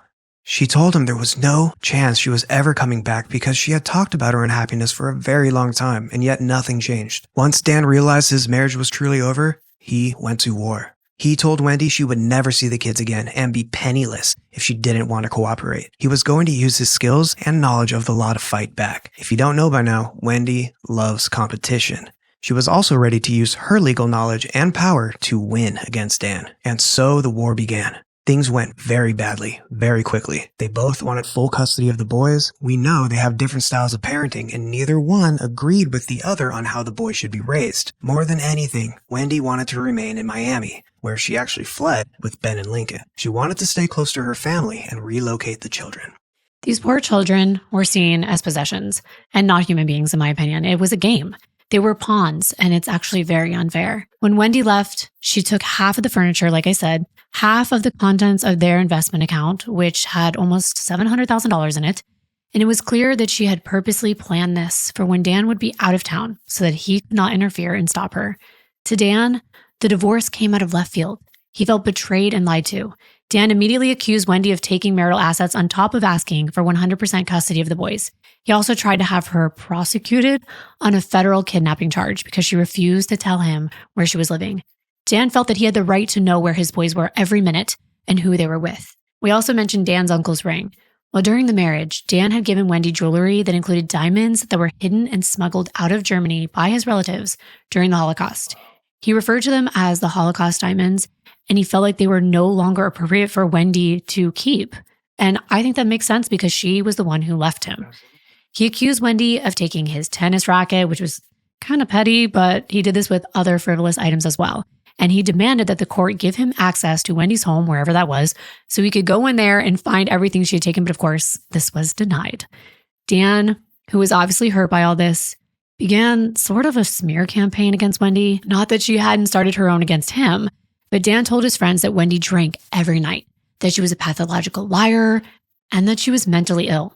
Some people in the legal community referred to the Markel-Adelson divorce as the War of the Roses. Now, history buffs will know that the War of the Roses was a series of civil wars fought in England during the 15th century, but film buffs will remember it as a dark comedy from 1989, directed by Danny DeVito and starring Michael Douglas and Kathleen Turner. They were a couple going through an acrimonious divorce. The message of the movie was simple. By trying to destroy each other, they had destroyed themselves in the process, and sadly, it appeared that Wendi and Dan's divorce would have the same result. Dan was grief-stricken about being away from his boys. He would give up almost anything to have the boys back, so he fought hard, and Wendi fought back just as hard. Wendi had secured a job in Miami making significantly more money than her job at FSU, and had filed a motion with the court to allow her to relocate her children to the south of Florida, the Miami area. She explained to the court that Dan had promised their time in Tallahassee would only be 1 year, and instead they stayed there 6 years. She explained that Dan was constantly looking for and was offered other jobs so he could easily relocate with her. Dan made it clear that Tallahassee was their home, and that both he and Wendi had agreed to raise their boys there. Donna was livid whenever Wendi didn't get her way. It seemed as though Donna had become obsessed with fighting against Dan. It seemed to become more about winning than realizing humans were involved. To Donna Adelson, the most important part of this divorce was having Wendi and the boys relocate to South Florida. She was very involved in this divorce every step of the way, almost coaching Wendi on what to do. Donna was always coming up with a new twisted plot to make Dan suffer. Donna would compulsively send these long, rambling emails to Wendi with outrageous suggestions about how she should fight back against Dan. I've pulled a lot of these emails up from legal databases, and one was from May 3rd. It goes into Donna's response to Dan's 23-page memorandum to the court in an attempt to deny Wendi's motion for relocation. To paraphrase, Donna refers to this divorce as Dan's new full-time job, that it's become his new project, but I think we can argue it's also become Donna's. She goes on to remind Wendi that the most important part of this divorce is the relocation, and she emphasizes that in bold. She wants to make sure Wendi's attorney knows this is a non-negotiable, but I'm just going to break in and say this. How is that a non-negotiable when these kids are just as much Dan's as they are Wendi's? That's 100% something that they needed to not just negotiate on, but come to a compromise. No one parent has more rights than the other to see their kids. I mean, generally speaking.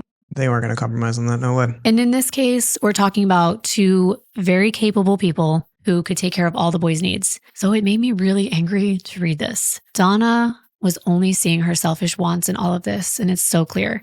Wendi and Donna don't seem to care about Dan at all.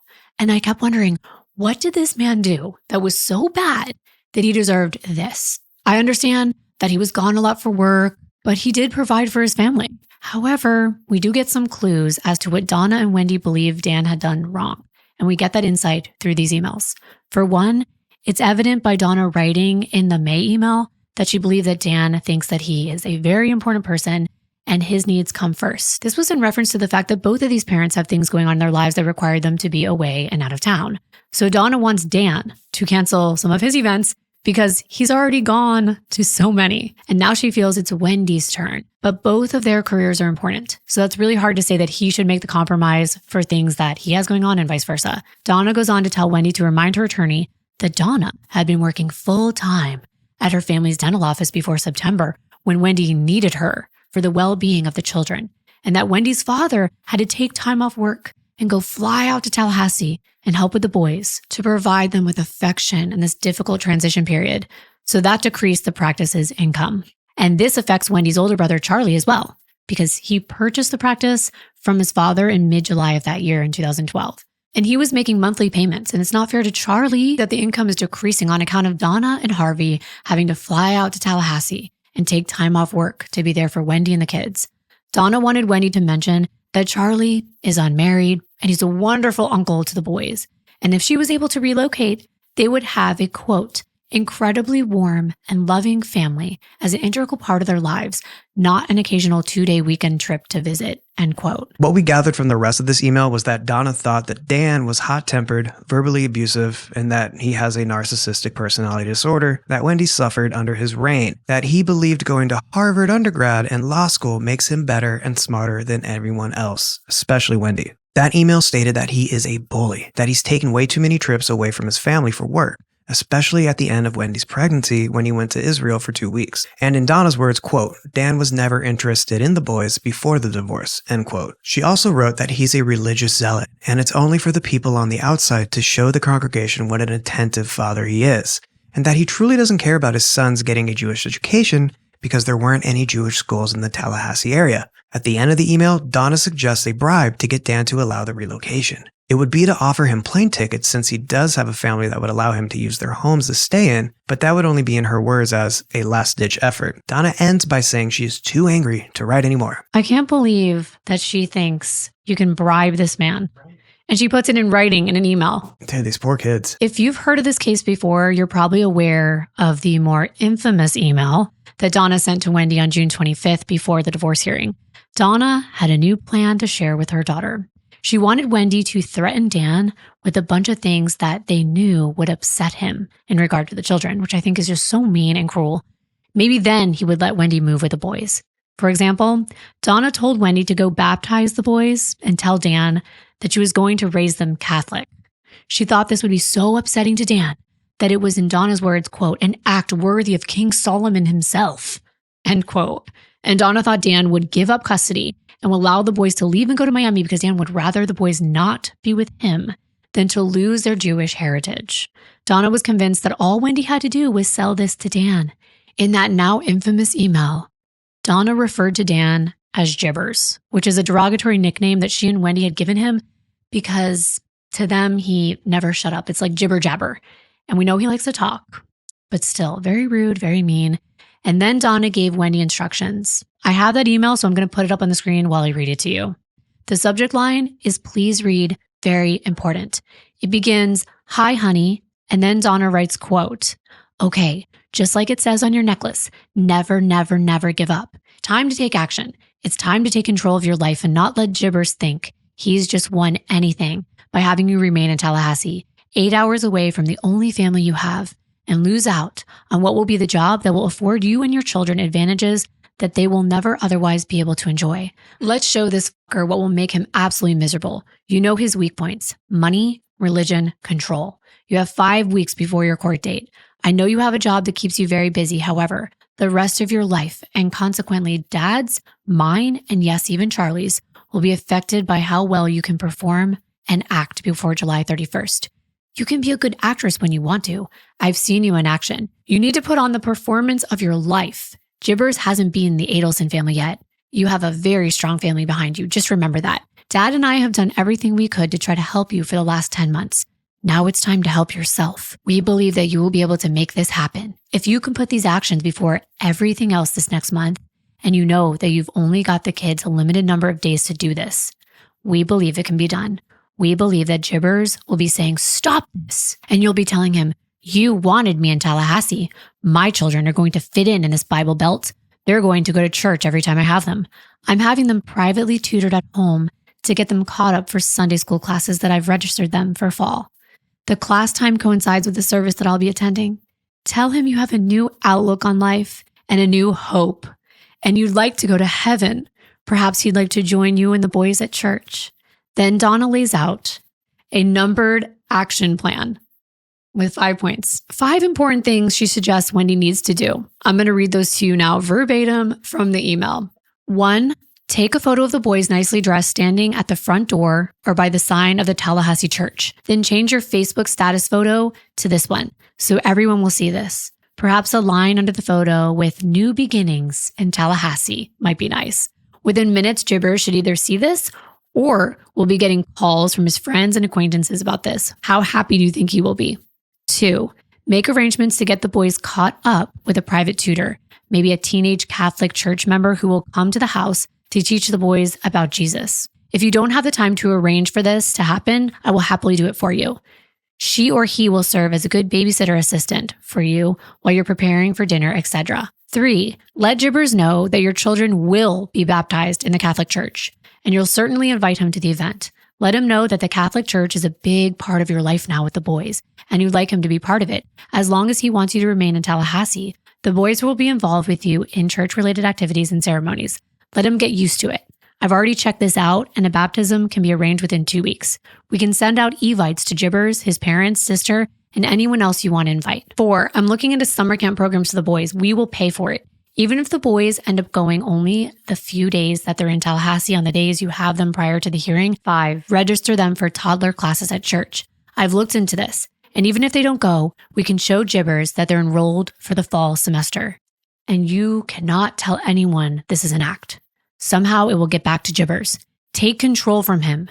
Get to him psychologically. He's going to want you to stop this. 2 days later, when Wendi had not begun the charade that Donna suggested, and instead is listening to what her attorney says, definitely a more reasonable manner, Donna pipes up again and sent yet another long email. And we're not going to read it to you verbatim, but we can't leave out some very important, concerning aspects that Donna presented. Donna didn't think Wendi's lawyer was worth the $600 an hour because she wasn't fighting hard enough in Donna's opinion. And Donna makes it clear that she doesn't think Wendi and her lawyer have figured out the judge. Considering the rulings have been already made, appears to be in Dan's favor. Donna won't give up. She keeps insisting that Wendi use religion to win this case. And it's pretty absurd. I'd say so. I wanted to scream that the court does not care about this. Like, the court doesn't care about what religion you want your kids to be. They're just being vindictive towards Dan. But in Donna's mind, since the judge is, in her exact words, quote, a Southern black lady, end quote, she would love to hear that Wendi wants to convert to Christianity. Donna goes on to write, quote, it will sound good to Judge Hobbs. She goes to church. There were multiple donations from her church pastors and ministers on her financial contributions website, end quote. I mean, Donna's like doing her own research and looking at where the judge got her contributions. Yeah. Donna wants Wendi to go with her plan, to drive home the whole I'm introducing the kids to Jesus route. She said, quote, you know, Wendi, most of the wars that have been fought for the last couple of thousands of years have been over religion. Charlie brought up a good point when he said that Americans were dropped behind enemy lines during World War II wearing Nazi uniforms to get what they wanted. They had a job to get done, and they did what they needed to do to accomplish it. You have a job to get done, and in a very short time, frame to accomplish it. If you dressed your kids up in Hitler Youth uniforms and brought them down here, I could care less if it was an act of defiance and would show Gibbers that he's not in control. If your children are baptized, it doesn't make them Christian.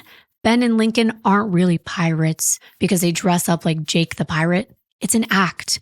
You got into this mess with Gibbers by being so compliant and non-confrontational with him. If you just keep paying your attorney her $600 per hour and don't fight for what you want, you're no better than if you stayed married to him, end quote. That's pretty crazy. Yeah, Donna forced Wendi to marry this guy. Wendi didn't even want to from the beginning. I know. She reminds Wendi this is all an act of defiance. She then goes on to call Dan's way of teaching the boys Judaism as brainwashing. She says, quote, it's to control the masses. It affects who your friends are, what activities you do, how you eat, how you dress, how you pray, everything. There is no doubt you will have 2 little Orthodox young men on your hands with the only religious influence over them being Gibbers. He's already got them thinking that people who eat shrimp are bad, hot dogs are disgusting, lobster is gross, and wait, Ben's not even 4 years old. Wait until he's 8, end quote.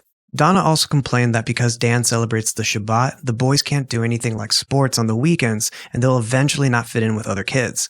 Ultimately, Donna's advice is you must take something from him that he wants, and she needs to pretend she wants the boys to be Catholic. Donna refers to this as just the business of clever negotiation.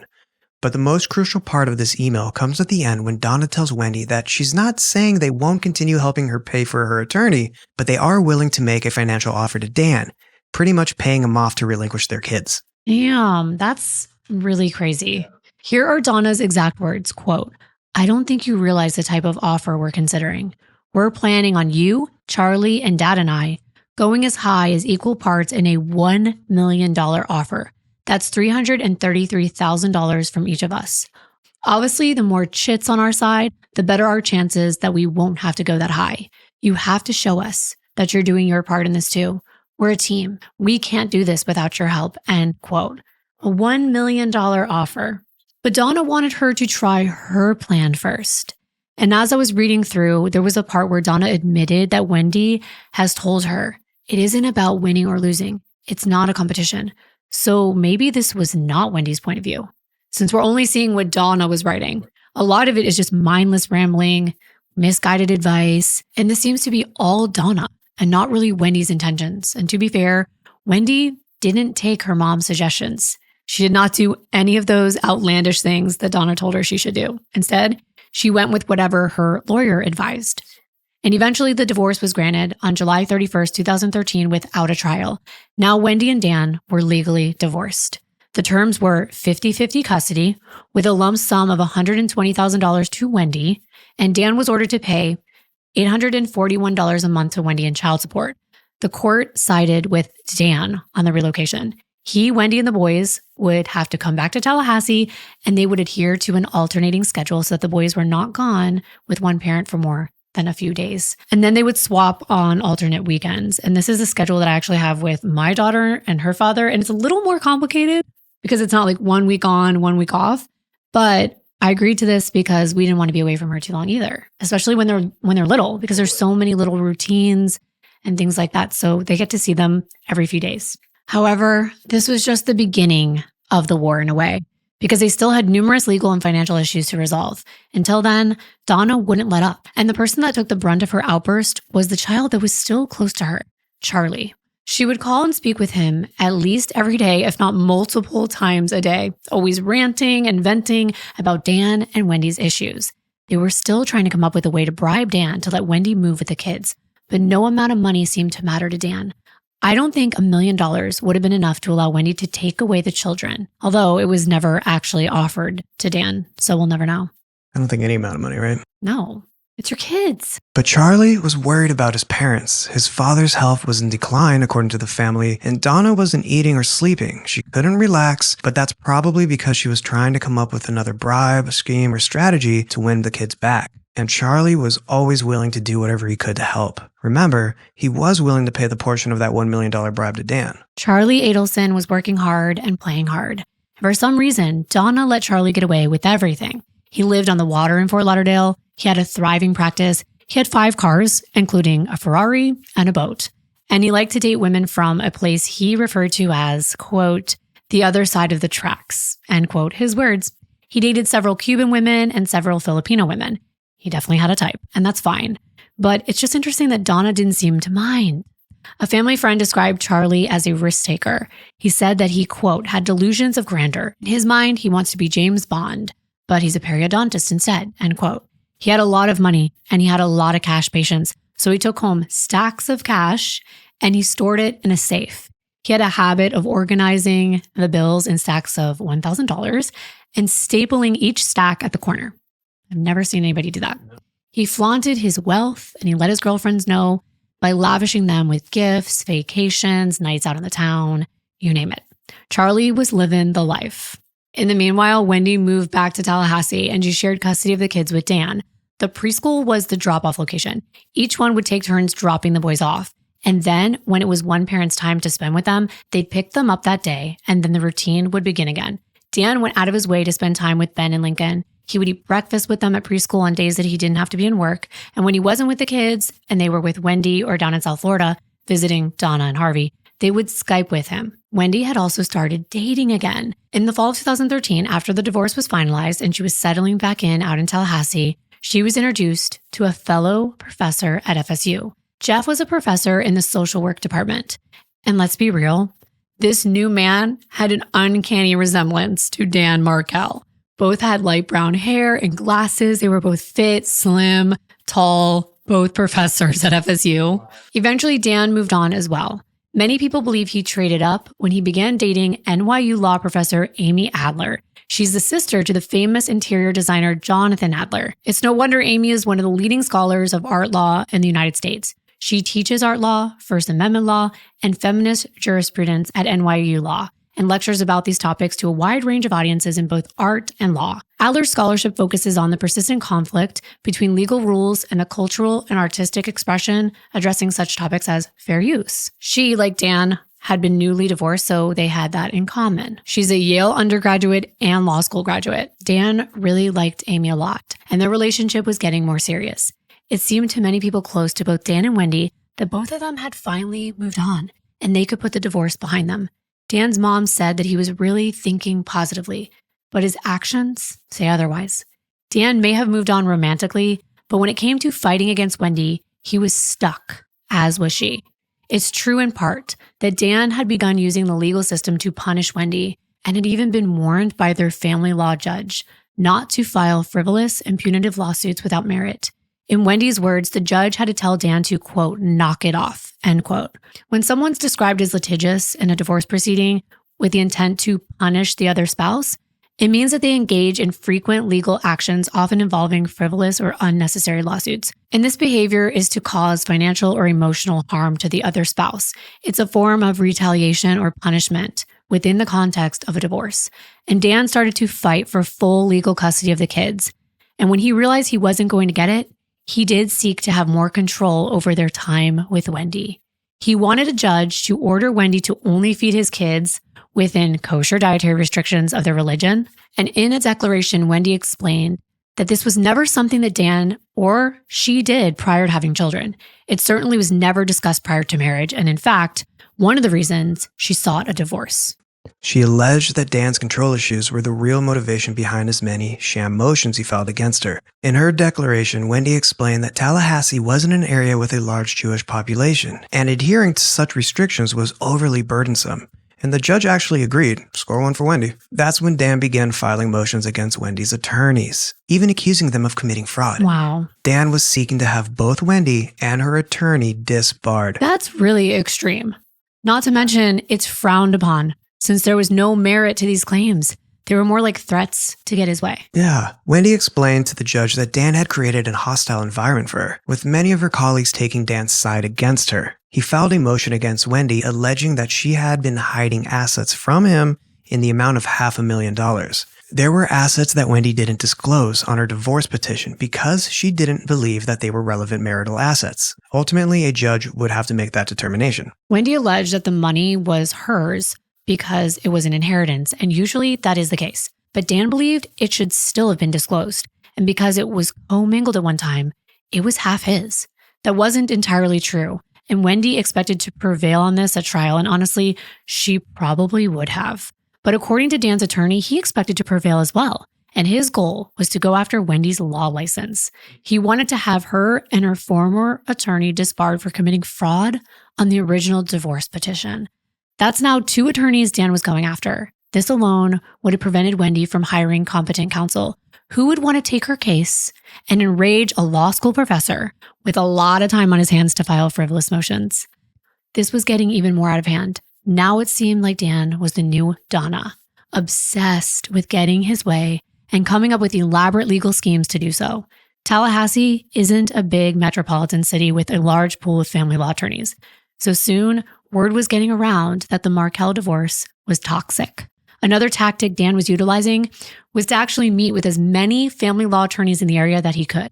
He did this with zero intention of hiring any of them. Instead, the purpose of this was so he could argue that since they had discussed his case, it was a conflict of interest, and then they wouldn't be able to represent Wendi. That's pretty cold. I mean, it's smart. I've heard of that tactic. I told you there are things I don't agree with about both Wendi and Dan, and I think some of you might feel the same. I wish they could have just stopped the madness and moved on. It appeared that Dan wanted Wendi to be without an attorney and to represent herself. That way, Dan would have the upper hand. All of this was causing even more stress for Wendi and in turn her family. It seems like a total tit-for-tat situation because Donna resented Dan. She would disrespect him and his wishes. For example, when she was in town, she would tell the boys' preschool not to worry about feeding them kosher foods. And she didn't abide by those wishes either. The back and forth seemed like it would never end. Dan and Wendi were now only communicating through their attorneys, and they clashed on so many different things when it came to the boys, including the way that they wanted to spend their time with them and educate them on everything. Dan had already been close with his mother, but during this time they became even closer.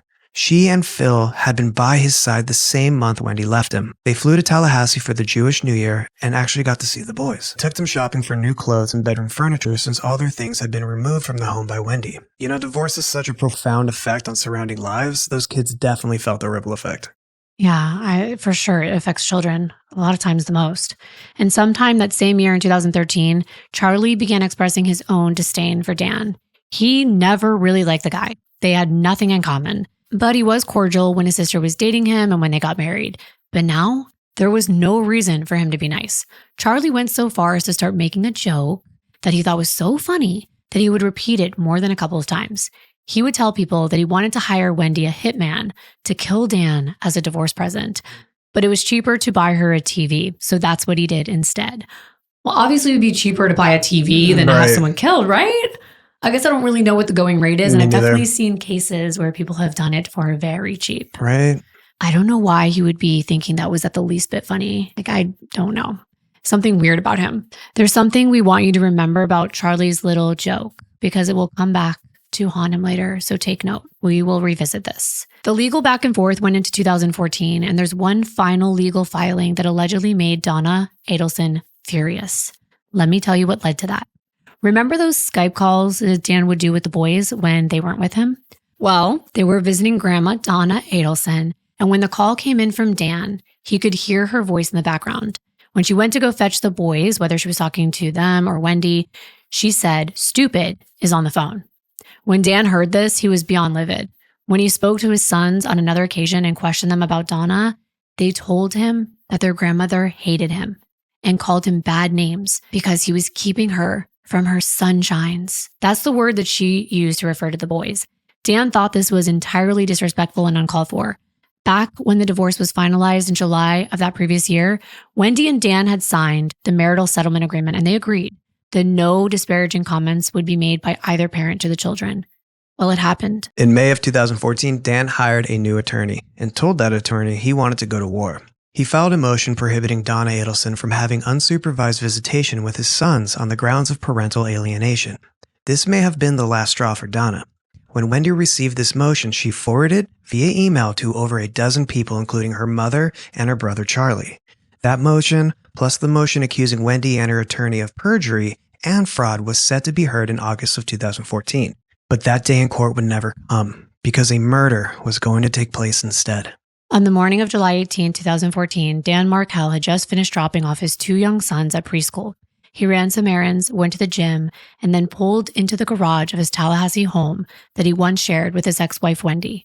He was on the phone at the time and paused the call to tell the person on the other end to hold on a moment. There was someone he didn't recognize approaching his car. The person on the phone heard a loud noise and then heavy breathing.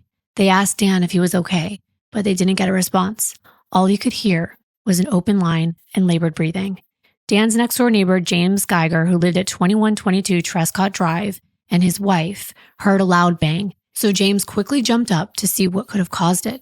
There had been some burglaries in the area recently, so he wondered if this was some kind of burglary attempt. He went to his window and looked outside, and on the right, as he looked out, he saw a car quickly back out of Dan Markel's driveway and speed away.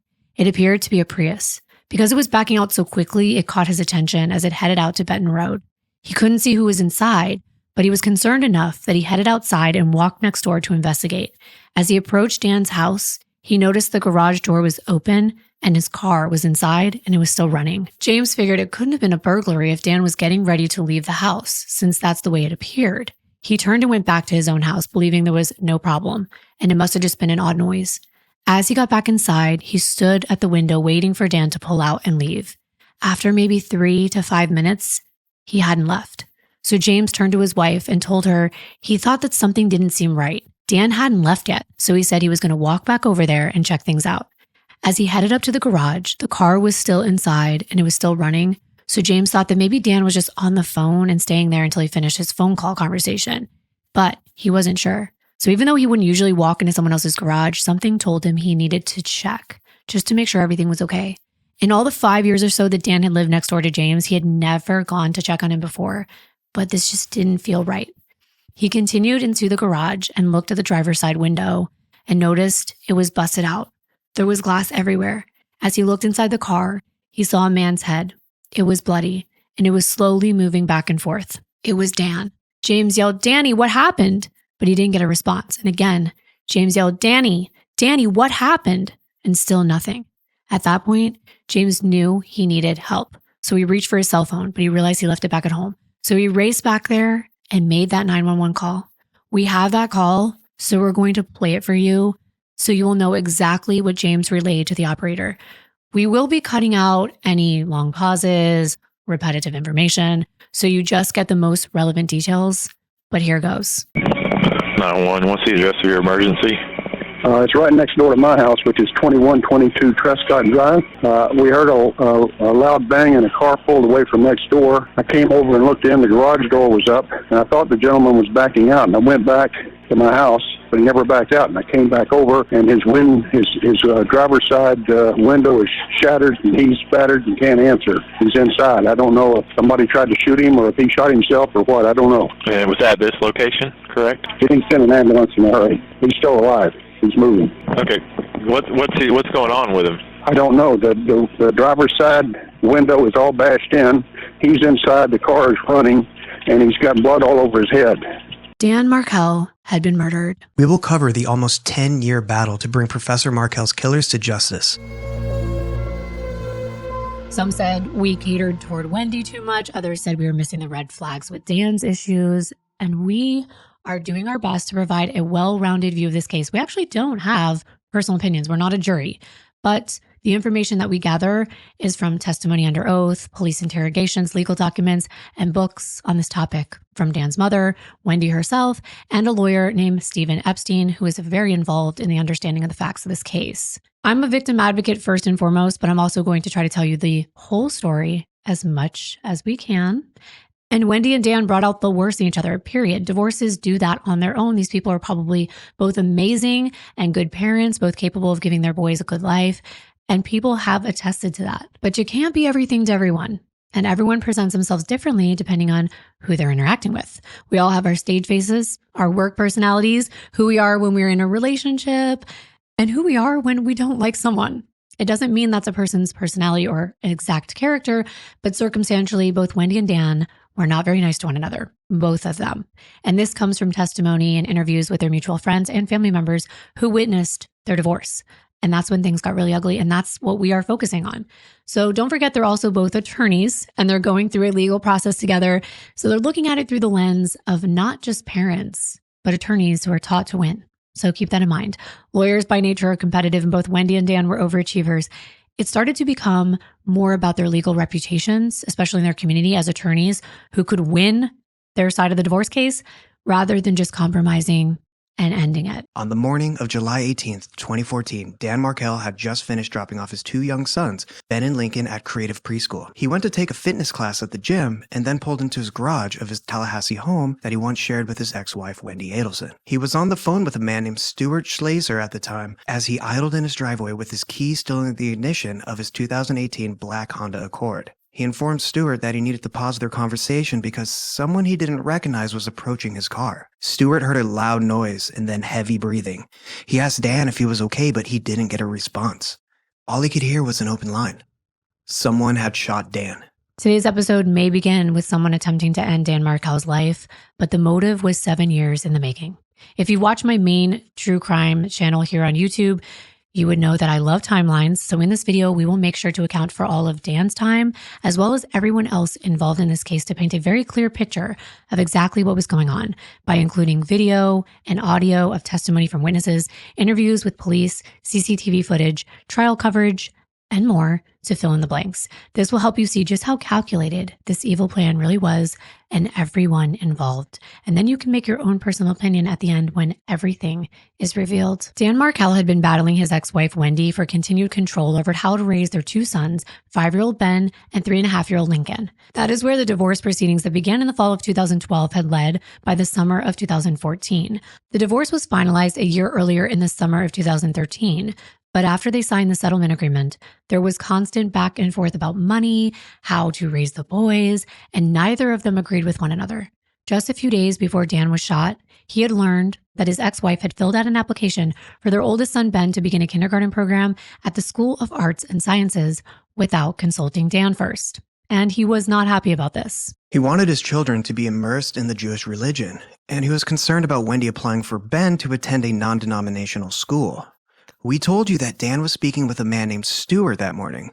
Well, a mutual friend named Jake had spoke with Dan the past few days about his concerns with the school that Wendi was interested in, and Jake told Dan he was friends with a man named Stuart who worked at the school and encouraged Dan to speak with Stuart about the program to get some behind-the-scenes knowledge and ease his concerns. So Dan agreed and Jake gave Stuart Dan's number. That morning at 9:56 a.m., while Dan was still at the gym, Stuart texted him saying, "Hi Dan, I'm Jake's friend who works at SAS. Please call me anytime. I'd love to answer your questions." When Dan was done working out, he walked to his car and got inside at 10:34 a.m.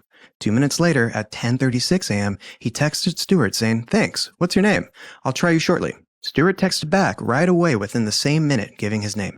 Now, Dan had a habit of speaking with his mother, Ruth, whenever he was driving home from different destinations. He would end their calls when he pulled into his garage. He'd say the same thing every time to alert his mother that the call was about to end. He'd say, "I'm almost there," letting her know he was going to wrap up their call. Not much was different on the morning of July 18th. As Dan pulled out of the parking space at the gym, he dialed Ruth, and they began talking as he exited the parking lot and proceeded towards his house on Trescott Drive, which is only about a 10-minute drive away. At the time, his mother, who lived out in Toronto, Canada, was on a trip in Montreal visiting her uncle Laser for his 97th birthday. He was the closest thing Ruth had to a father growing up because her own dad died suddenly from a heart attack when she was only 9 years old. And Dan was very close to Laser as well and wanted to wish him a happy birthday. So he called that morning and Ruth put him on the phone to relay his birthday wishes. Then Laser passed the phone back to Ruth, and that's when she noticed Dan's tone had changed. He was angry with Wendi, which wasn't unusual. Ruth knew how contentious their divorce had been and the constant struggles her son was facing as he tried his best to get as much time as he could with his boys and raise them the way he thought was best. Dan began telling Ruth about a call that he was about to have with a teacher named Stuart from SAS. Instead of speaking with her until he got to his driveway as usual, he cut their conversation short, telling Ruth he had to make this call and he'd talk to her later. Ruth had a lot of her own going on that day, and she knew she'd catch up with Dan at some point during the evening, so she let him go, not knowing that that was the last time she would ever speak to her son. At 10:48 a.m., as Dan was getting closer to his house, he made that call to Stuart, who can tell that Dan was driving and probably had the phone on speaker because he could hear the sounds of the road, and a couple minutes into the call, Dan pulled into his driveway. Stuart could tell that the car had stopped because he no longer heard the rumbling of the road and other outside noises. At that moment, Dan said to Stuart, "Hold on a second, there's someone in my driveway that's unfamiliar to me." Stuart said sure, no problem, and he just waited patiently for Dan to come back on the line, but that didn't happen. Instead, Stuart took note of 3 sounds. First, Stuart heard a loud noise that sounded like a grunt. It seemed like a person made that noise, and it didn't sound good. Stuart's mind immediately went to a heart attack, so he stayed on the line concerned about Dan. The second noise was a lot of different sounds that Stuart was unable to make out clearly. He wasn't sure if the phone had broken or maybe fallen or was in a place where the noises were muffled, but he could hear what sounded like voices. He just couldn't make them out. The third sound was heavy, labored breathing, a slow breath in and then a slow breath out, over and over. Stuart yelled out to Dan saying, "Are you okay?" He repeated this about 3 or 4 times. He also asked if he could help Dan, but there was no response. So Stuart decided to hang up and try Dan again to see if there was a bad connection. Unbeknownst to Stuart, around 10:55 a.m., James Geiger, Dan's neighbor, had heard a loud noise that sounded like a gunshot. As he got up to go to his front window that looks out to Trescott Drive to see what the noise could have been, he looked to the left, then he looked to the right, and as he looked to the right, he witnessed what appeared to be a light-colored Prius quickly backing out of Dan's driveway right next door. The car proceeded to head to the right towards Benton Road at a very high speed. That's what caught his attention. So James went over to Dan's house, saw his car idling in the driveway, and first thought nothing was wrong, and Dan was just getting ready to leave. So he went back home. But a couple minutes later, when Dan didn't leave, he became concerned, and he headed back over. This time, he walked into Dan's garage, where he saw shattered glass all over the ground next to Dan's driver's side window. As he peered inside, he saw a man's head.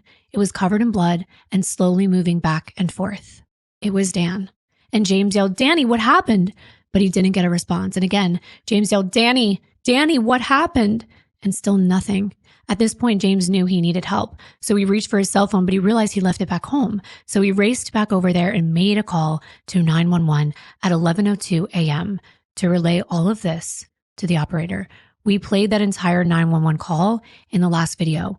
but it was nearly 15 minutes long.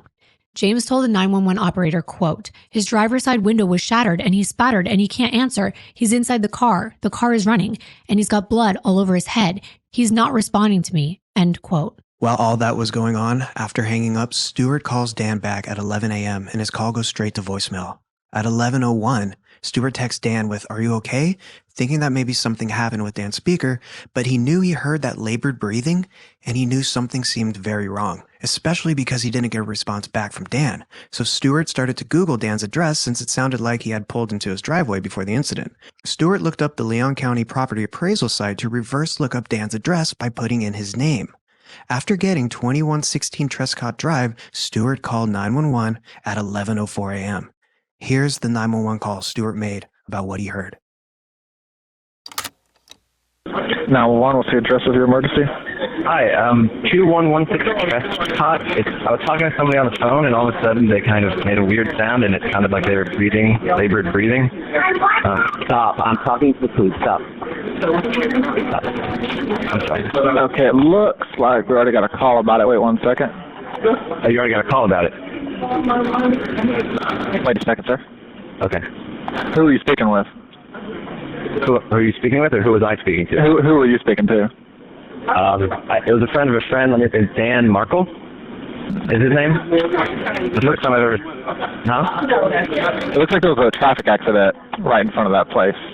That exact location, so... That's it. So... Yep, okay. We are on the way. Okay. Okay, thanks for calling. Yeah, no problem. Bye. As you heard, the operator informed Stewart that it appeared that they had already received a call about this incident. And I don't know if you heard the operator refer to it as a traffic accident in front of that place. Well, when James called, he asked for an ambulance, but due to a miscommunication, the call was not categorized as a medical emergency. Instead, for some reason, the operator thought it was a traffic accident of some kind. Don't ask me how their wires got that crossed, but I felt like James explained everything perfectly in his call. But this misunderstanding delayed medical help by an additional 20 minutes. An officer was dispatched at 11:07, and the first responder to the scene was Sergeant David Sims from the Tallahassee Police Department, which we will be abbreviating as the TPD going forward. At 11:17, Sergeant Sims arrived, and Dan's neighbor James Geiger met him out front of Dan's house and pointed to which house was Dan's. Sergeant Sims walked up to the open garage. He noticed a black Honda Accord parked inside. The doors were closed and the car was still running. As he got closer, he noticed a lot of broken glass on the ground outside the driver's side door. The driver's side window was partially broken out. Some glass remained, but there appeared to be a small half circle in the glass like a bullet went through the window. When the officer peered inside, he saw a man in the driver's seat, slumped over a little to the right. Sims attempted to open the door, but it was locked. He called out the name James had given him when he got on the scene. He said Daniel, but got no response. Sims could see the man inside the car was breathing, but gasping repetitively, and he wasn't moving. There was no response to any of the attempts to call out to him. So Sims went around to the passenger side, and that door was locked as well. So he slowly and carefully reached through the glass that was all shattered and broken, but still hanging there at the driver's side window, and used his pen to unlock the doors. Then went back to the passenger side, opened the car door, turned off the car, and took the keys out. By this time, he had already radioed for backup units, including EMS, and he could hear the sirens in the background. When he examined Dan's body, he noticed he was holding a cell phone in his left hand and had a business card in his right hand. There was half of his black eyeglasses laying in his lap, and the other half was lying on the floor beneath him. It looked like the frames were broken across the bridge of the nosepiece. EMS finally arrived on scene to assess the situation and work on extracting Dan from his vehicle. Once on a gurney with his head wrapped in a bandage, Sergeant Sims was joined by Officer Bill Brannon, who he briefed on the situation. They used the keys Sims had removed from Dan's car to open the front door of the house and look for clues. There was no forced entry, no signs of a struggle inside, and no one else there. The ambulance left the area around 11:28 a.m. And as all of this was going on, officials had put crime scene tape all around the house and also positioned squad cars about 3 or 4 houses down on both sides of Dan's home on Trescott Drive to block the road and set up a perimeter to prevent traffic from coming through until their initial investigation was complete. During the time that this was unfolding, James Geiger had provided as much information as he could to the officers on scene. He explained that Dan and Wendi had lived at that location for several years together with their 2 children, and that he thought that they had recently been divorced, but Wendi still came over to drop off or retrieve the kids on occasion. He was then asked what type of vehicle she drove, and he said it was a maroon-colored Honda Odyssey minivan. Officer Brannon, who was designated as one of the officers that was stationed at a squad car on the north side of Trescott that led out to Centerville Road, made note of the description of Wendi's car in case she attempted to come by, because of course, they don't want a loved one or Dan's children to stumble upon the scene. So they were made aware to be on the lookout for this vehicle. After the area was cordoned off and Dan was being worked on, forensic specialist Joanne Maltese arrived on the scene to collect and preserve evidence. Joanne was able to photograph Dan, who was actually still alive. But soon after she did, EMS removed him from the scene and rushed him to Tallahassee Memorial Urgent Care Center and placed him on life support. His condition was grave and he wasn't expected to survive his injuries. Who would have done this to him? Of course, the police wanted to know, but first, evidence needs to be preliminarily gathered so that they can sort out details before they provide information to the families. Forensic specialist Maltese documented what she saw in Dan's car. There are pictures of the condition the vehicle was in, and for those watching, we do have the crime scene photos to show you. Otherwise, if you're listening, we'll describe them in detail for you. We explained that Dan's neighbor James had seen shattered glass below Dan's driver's side window. Here's those thousands of tiny pieces, as well as a small amount of blood on the ground that transferred there when Dan was moved. Dan's cell phone dropped to the floor when EMTs removed him. So did the half of his eyeglasses. Both can be seen on the ground amongst the shattered glass in this photo. Looking inside, there's more fragments of glass on the inside of Dan's car between the front seat and the driver's door, as well as right below where his feet would have been. Here's a close-up picture that shows the glass eyepiece of Dan's glasses amongst the shattered glass near the pedals. As explained, the driver's window had been busted out, and it had a clear half-circle shape in the glass that remained, showing where a projectile had gone through. Maltese also took photos of inside the passenger's side and the back seat of the car. We weren't 100% sure what that white cloth-like item was in the passenger seat. Perhaps it was a towel, an extra dress shirt, or maybe it was something EMS brought on scene. But it does look like there's blood on it. This was not a very bloody crime scene, and we'll explain all of that a little later. In the back seat were 2 car seats, as well as children's shoes and belongings. She also photographed Dan's wallet, and it showed the contents were still left in there. The bank cards, the money left behind in the wallet indicated that this was not a robbery gone wrong. At 12:30 p.m., an hour after Dan Markel had been carried away by the EMTs, Maltese was at his bedside collecting his clothing and swabs of evidence from his body. She photographed him again. This time, she focused on a dark area on his left forearm that had stippling on it. Stippling is the tattooing of the skin where superficial injury has occurred from unburnt gunpowder. It appears as tiny pinpoint abrasions and is present when someone is shot at close range. Stippling indicates that the muzzle of the gun was within 2 feet of the victim's body when it was discharged. She also removed a piece of glass that was embedded in Dan Markel's face. Meanwhile, investigators are attempting to notify Dan's loved ones. However, it would prove to be a challenging task. Well, it wasn't hard for them to find Dan's ex-wife, Wendi. She lived right there in Tallahassee, but Dan's family was out in Canada, and it's harder to gather information for individuals overseas. 35-year-old Wendi Adelson's day on July 18, 2014 started like any other. She was living about 15 minutes northeast of where she and Dan had shared their once happy home on Trescott Drive that was now a crime scene. Wendi had been living at 3303 Aqua Ridge Way, a 2-story, 4-bedroom home for the past 2 years. She and Dan shared 50-50 custody of their sons with a weekly rotating schedule. Each parent would swap the kids every Friday after school, and that would be their week. However, in the middle of each week, the boys would spend Wednesday nights over the opposite parent's house to break up the week so that both Wendi and Dan didn't have to wait so long to be with their kids. It was Dan's week that week, and Wendi would be collecting the kids that Friday afternoon at 4:30 as per their settlement agreement. On the days she didn't have the kids, Wendi would try to get as much work done as possible, run her errands, plan appointments and social events, so on and so forth. That morning, she was working on an article that she planned to publish before the fall school year began. She also had an appointment with someone from the Geek Squad repair team from Best Buy. One of the boys had thrown a toy at her fairly new large screen TV that had been a gift from her older brother, Charlie, and the screen had cracked. The repairman was scheduled to come by sometime that day before noon to take a look. Then Wendi had lunch planned at 1 p.m. with her 2 psychiatrist friends, Janine Silberman and Ritu Guy. They were going to a popular restaurant in town called Mosaic, which was only about 10 minutes away from Wendi's home on Aqua Ridge. Later that night from 6:30 to 8:30 p.m., Wendi had plans to attend a Stock the Bar party for her friends Lauren and Jamie's wedding shower. The invitation said it was a backyard gathering with drinks, appetizers, and games. Everyone who received an invitation was instructed to purchase a specific type of alcohol. Wendi's invitation said, help the bride and groom stock the bar for their wedding by bringing a bottle of Bullet bourbon or your favorite wine or spirit.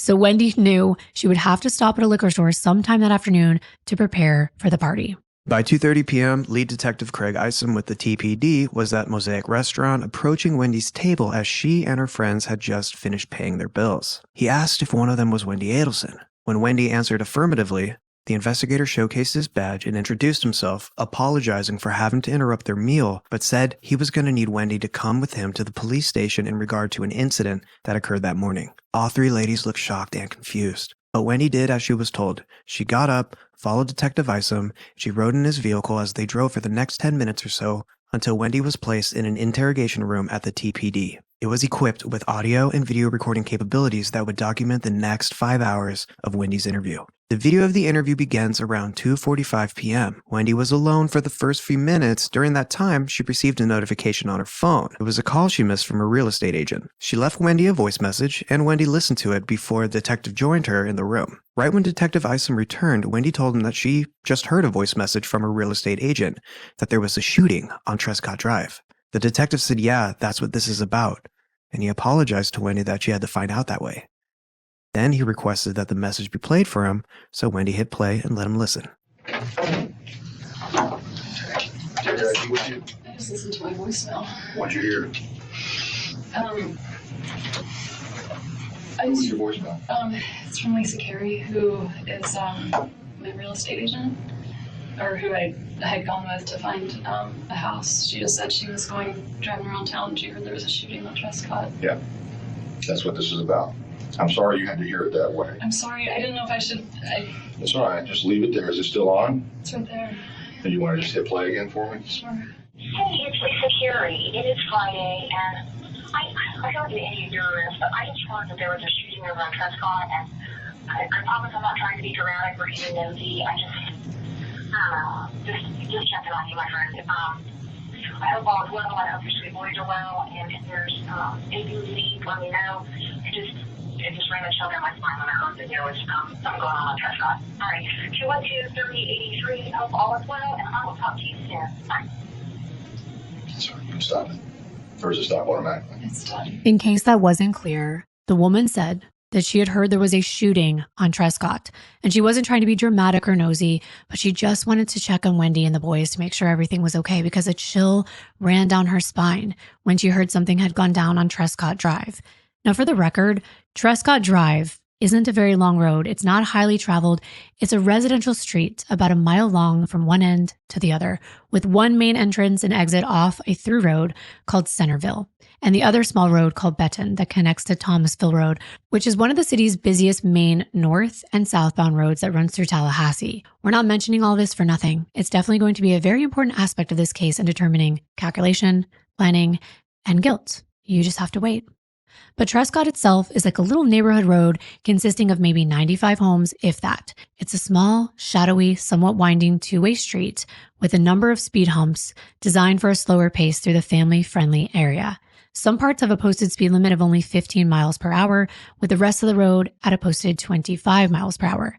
The fact that Wendi and Dan are well known in Tallahassee, not just for their positions as professors at the university, but also their toxic divorce, people familiar with them would know they lived on Trescott Drive at one point, and that Dan still did.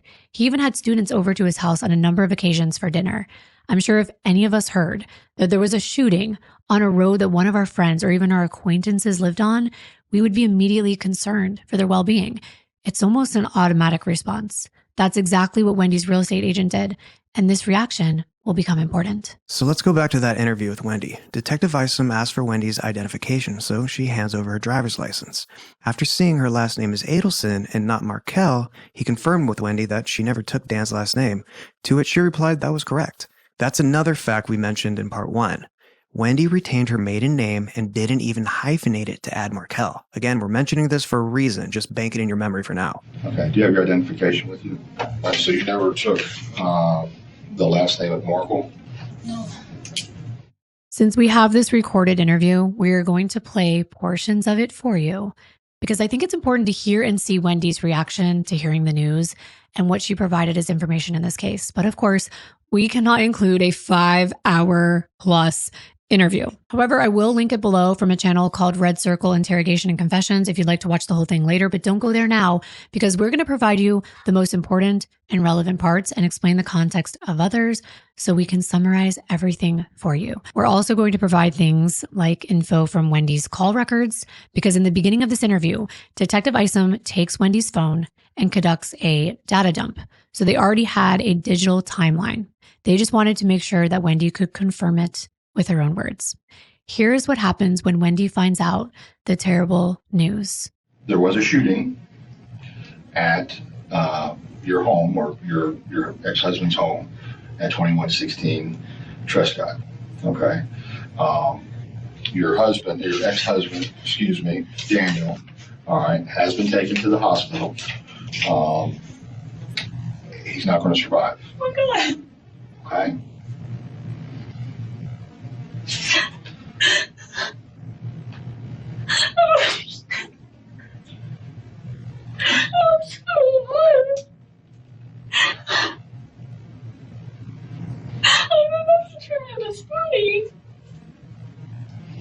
What happened? Well, before we get into everything, I have to establish where you were and who you were with and so forth. Okay. And then once we've established all that, I can give you more details. Okay. Do you understand why I wanted you to come here before I discuss this?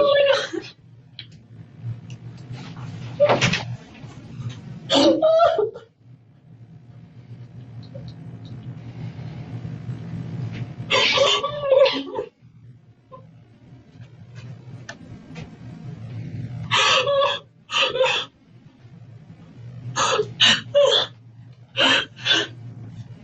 I'm sorry. It's okay. No, you have nothing to be sorry about. I just don't understand.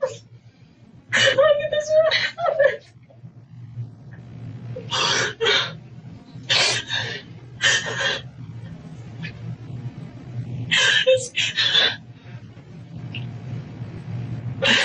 Can you let me get over this hump, okay? Can we do that first? Detective Isom remained quiet as Wendi sobbed after she was told that Dan was shot and not expected to survive. But he needs to get back to business. So we said, can we just get over this hump of gathering Wendy's information and timeline of events for that day? Now, instead of playing this all the way through in the order in which the interview progressed, we cut it up in clips and edited them together so that we can show you exactly what Wendi said in more of a chronological order. Her version of events was all over the place, as you can imagine. She's piecing together her day after hearing the tragic news. We want to add this part showing Detective Isom asking Wendi if she can give permission to download the data off her phone. Detective Isom asked if she had a problem with that, to which she responded no, but she wanted to know if she was going to get her phone back. She anticipated all the people who would be trying to reach out to her that night, including her family, who she had yet to notify about what happened to Dan. And she knew she wanted to make contact with them. The detective assured her that they would only need her device for a short time to retrieve all that data, and then they would return it to her before she went home that evening. But of course, that would be a few hours from now. Wendi signs the release, and Isom hands her phone over to the forensics team.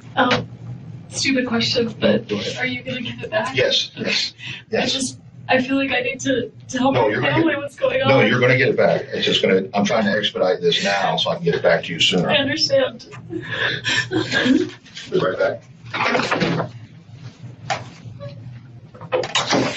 Isom starts at the beginning. He asked Wendi when she woke up that morning, and she said a little before 8 a.m.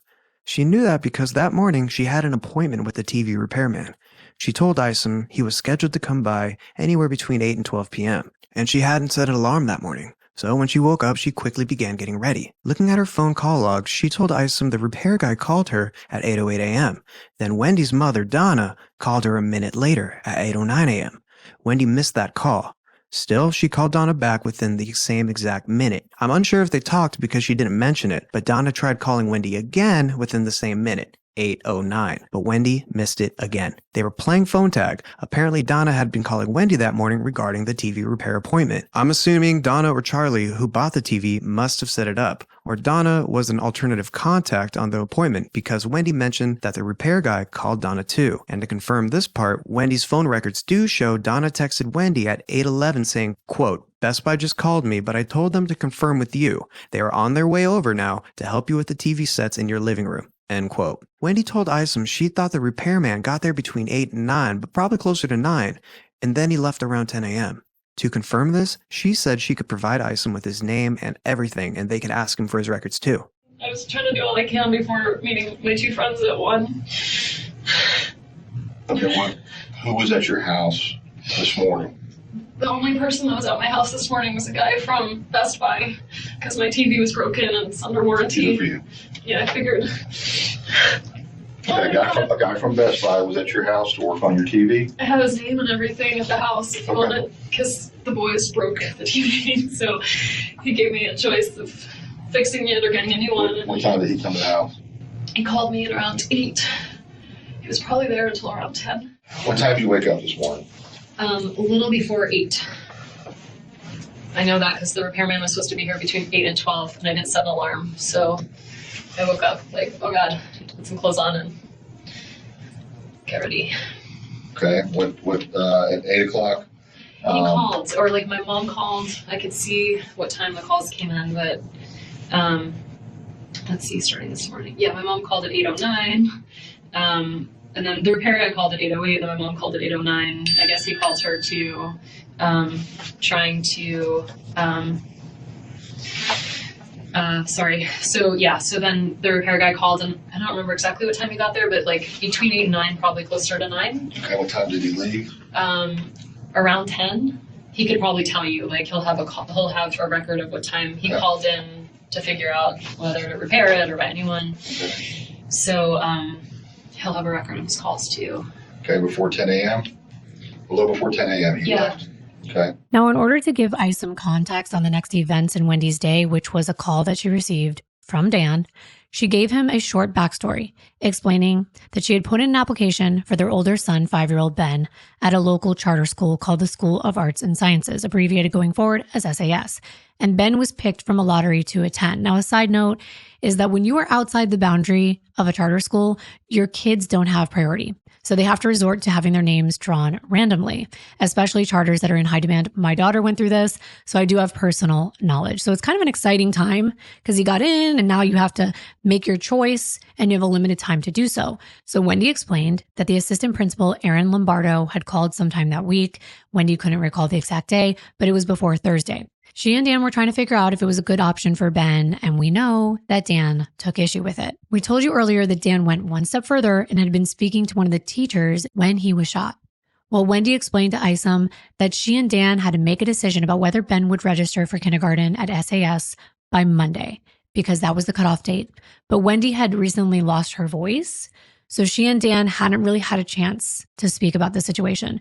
She had now gotten her voice back, so they planned to talk about it sometime that day, since Dan was actually leaving for a conference in New York that weekend and probably wouldn't be home until the middle of the next week.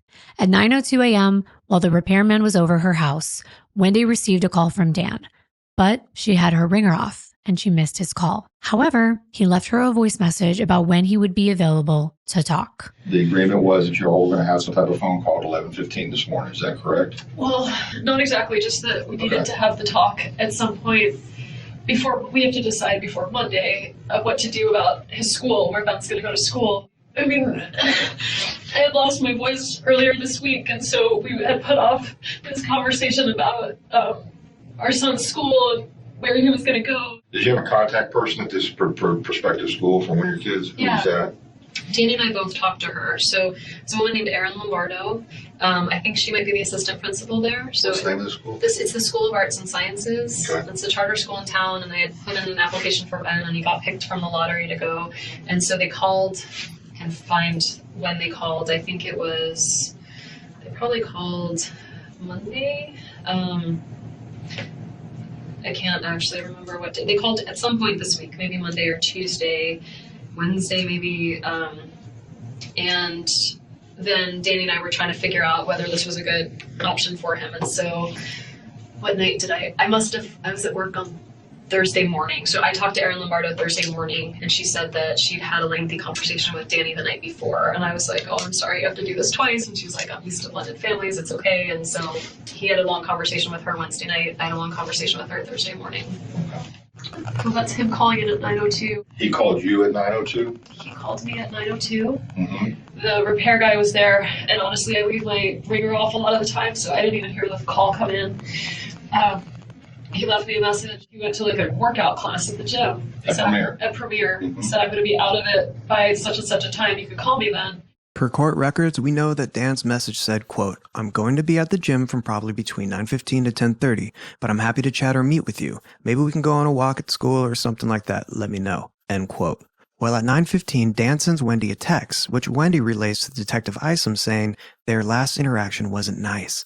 This exchange was in regard to Dan's plans with the boys after preschool. They wanted to take them swimming at the pool until Wendy's pickup at 4:30, but Wendi apparently wanted to go get them earlier at 3.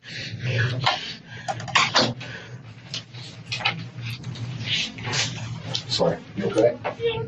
No. I didn't. It's fine. Your last interaction wasn't nice. What are you talking about, personal? I'm just looking here. I didn't want him to take the boys this afternoon. I had wanted to have them. And I talked over with my brother and realized, you know, if their dad wants to take them swimming, it's not worth getting upset over.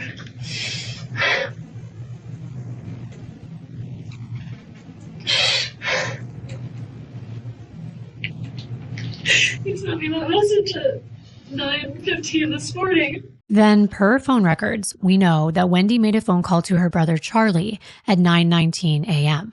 Remember that he's the one that bought her the TV, and they were discussing how much the repairman said it was going to cost to fix it, or whether she should just get a new one and replace it.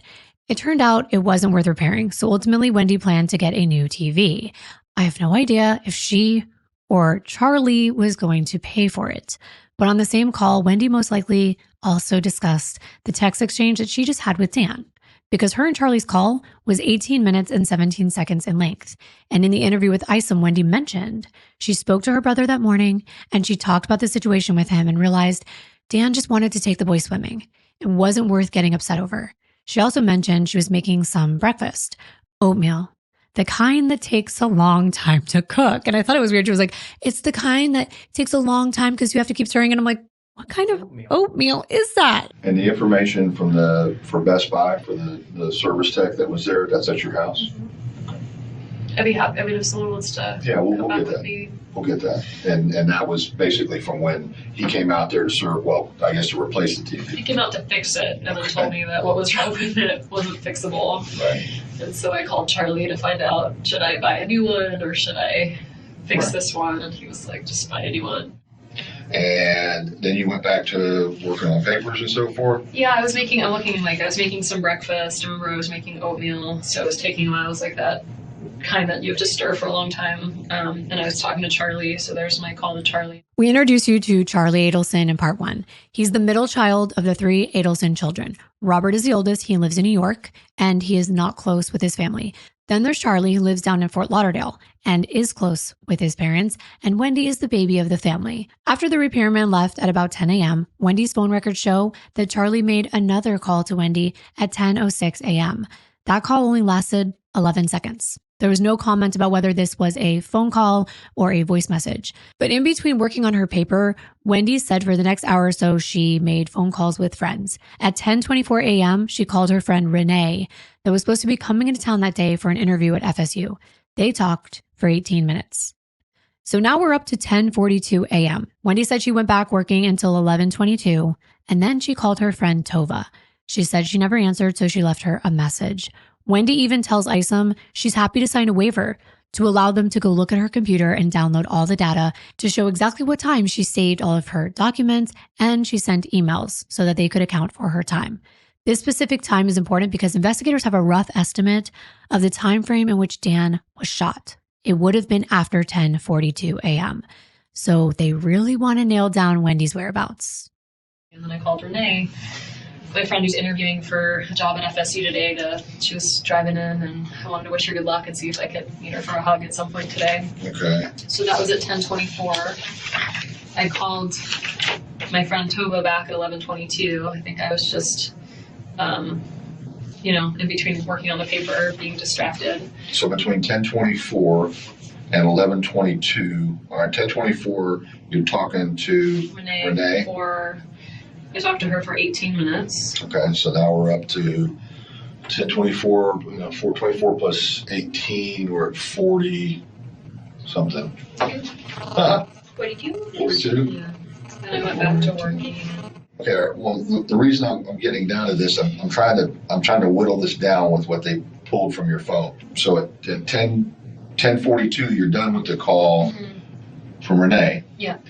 And you don't make another call again, according to what I have here.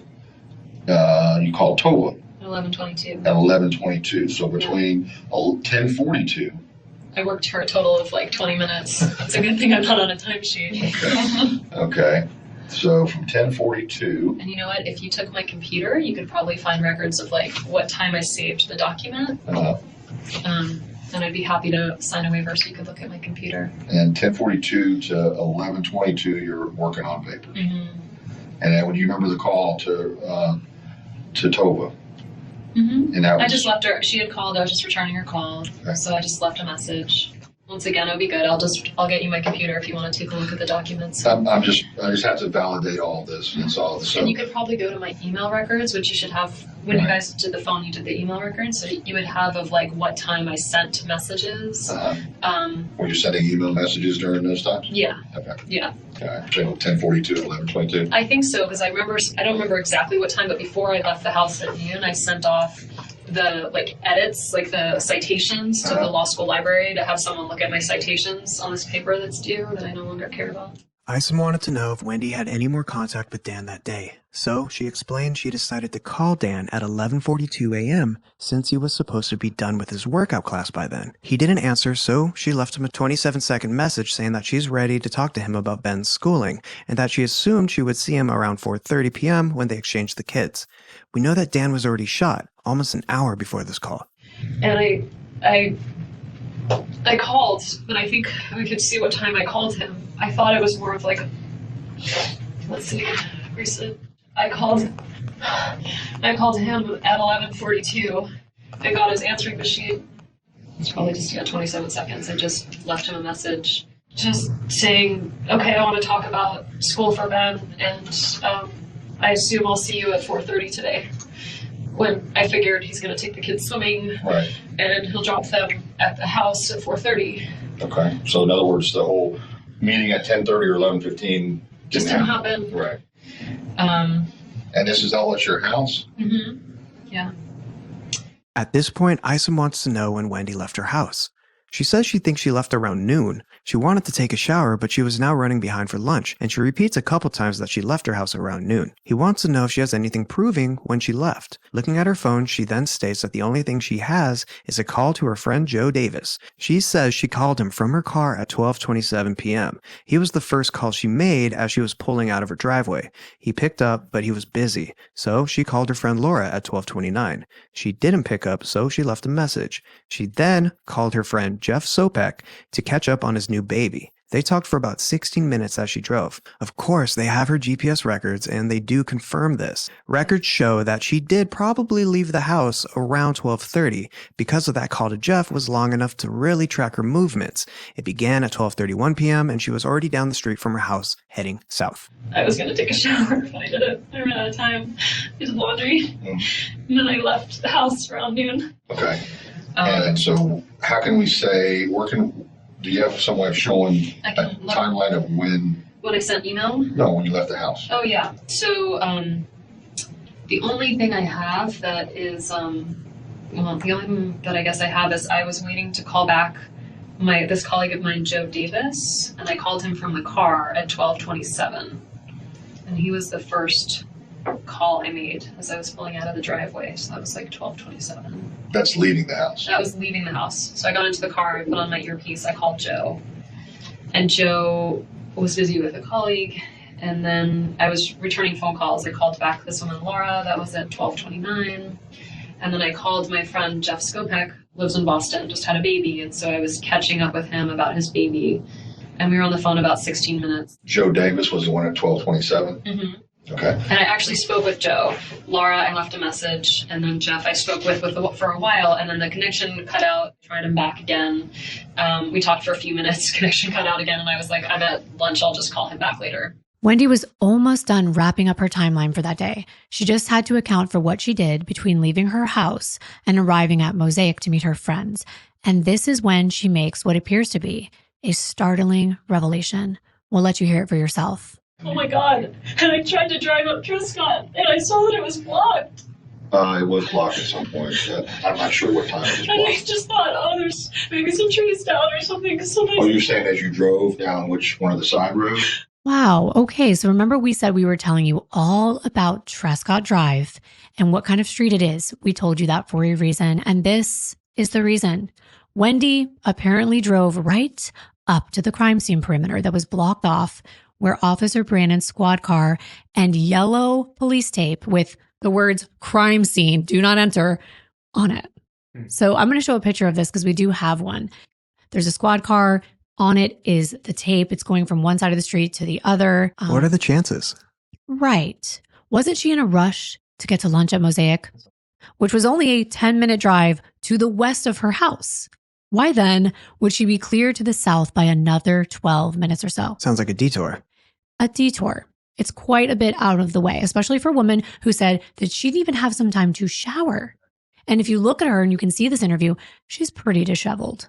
For a woman that's as put together as Wendi, it doesn't look like she put a lot of effort into her look that day at all. But Wendi explained she needed to go pick up that bottle of bourbon for the Stock the Bar party that night. So she had to go stop by ABC Liquor. She was on the phone with her friend Jeff, so she wasn't really paying attention, but she saw Trescott was blocked, so she just turned around and took another route to the liquor store. She said that sometimes when she lived there would be trees that fell down or electrical things that would occur, so she just figured that's what it was.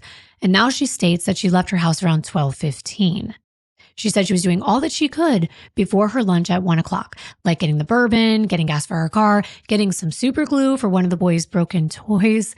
And it sounds like a lot to squeeze in such a rush. I'm going to a friend's party tonight, and it's oh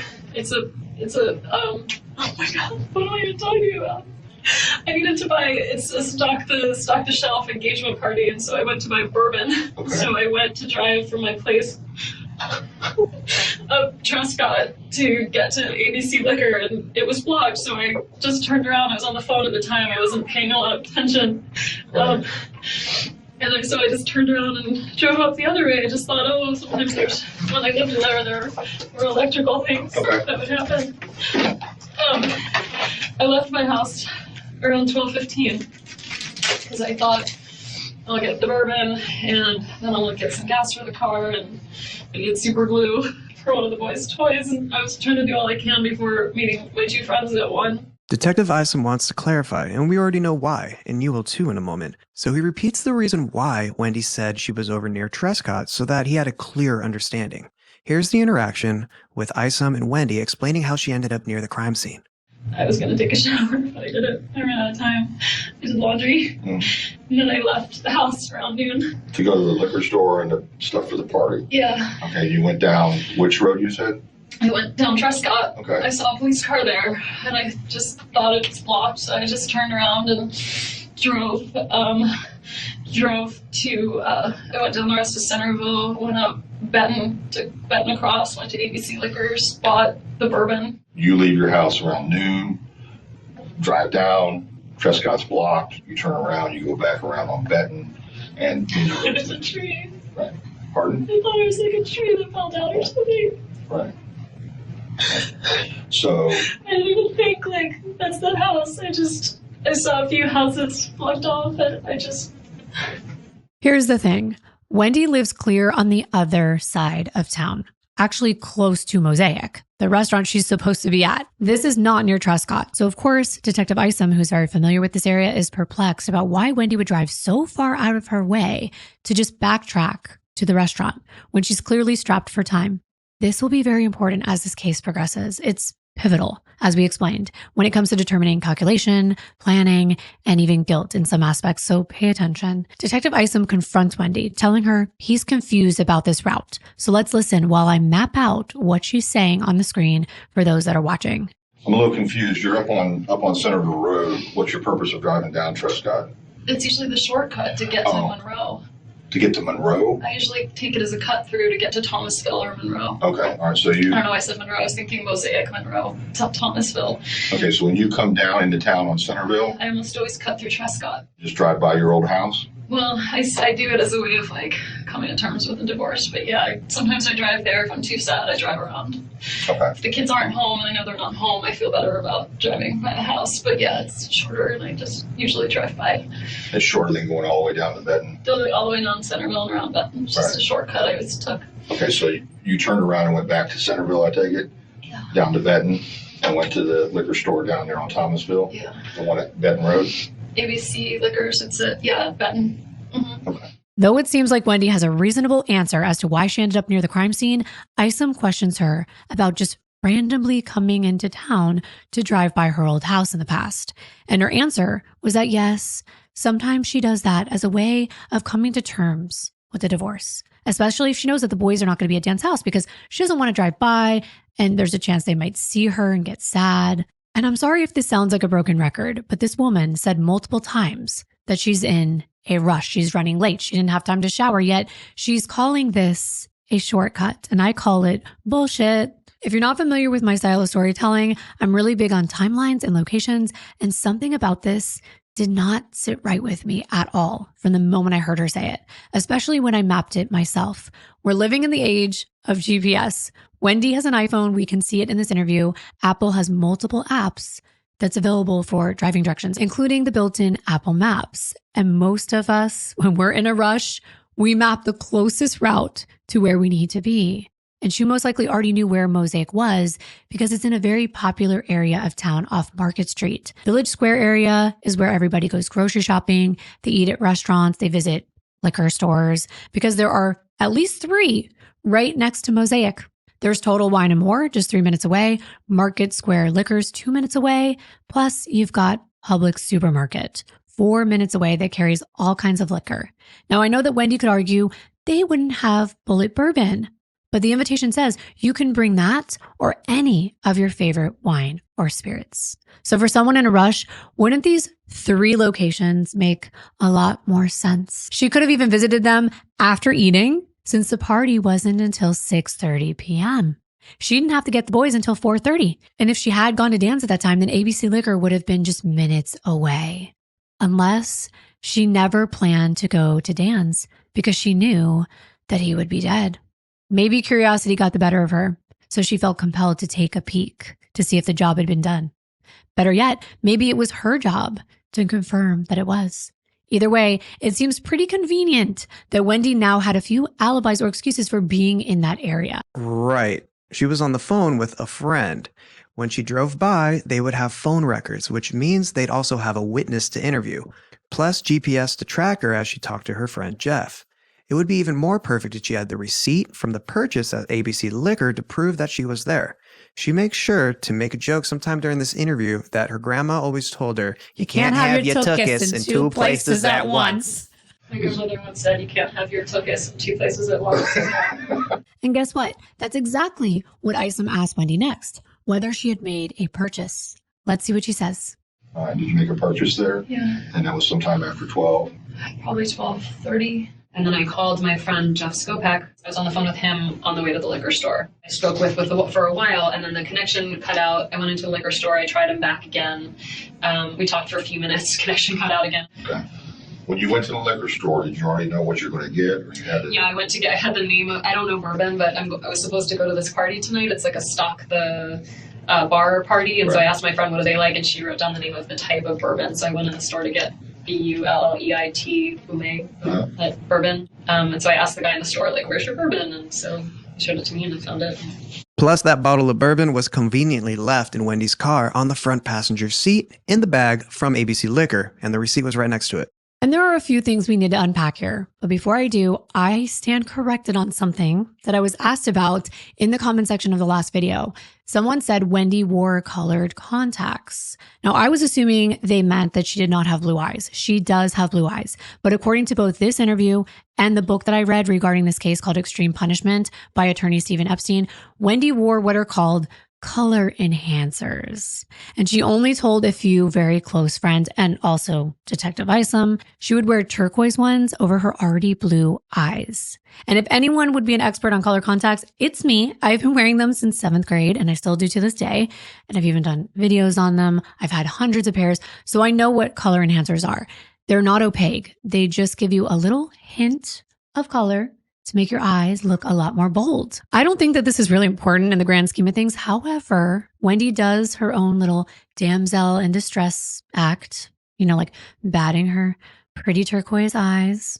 So that definitely does have something to do with this case. Exactly. Another alibi, the man who commented on her eyes. She probably struck up a conversation on purpose so that someone would remember her. It's very convenient. I'm sure she made sure he wouldn't forget those big old blue eyes. And this confused Detective Isom. He even questioned her why someone would comment on her eyes. So he asked Wendi if she wore contacts, to which she stated yes. She also made sure to stop at a gas station. You can never have too many CCTV cameras and receipts to mark your location, can you? No, you can have as many as you need and you should have as many as you can get. Absolutely. Okay.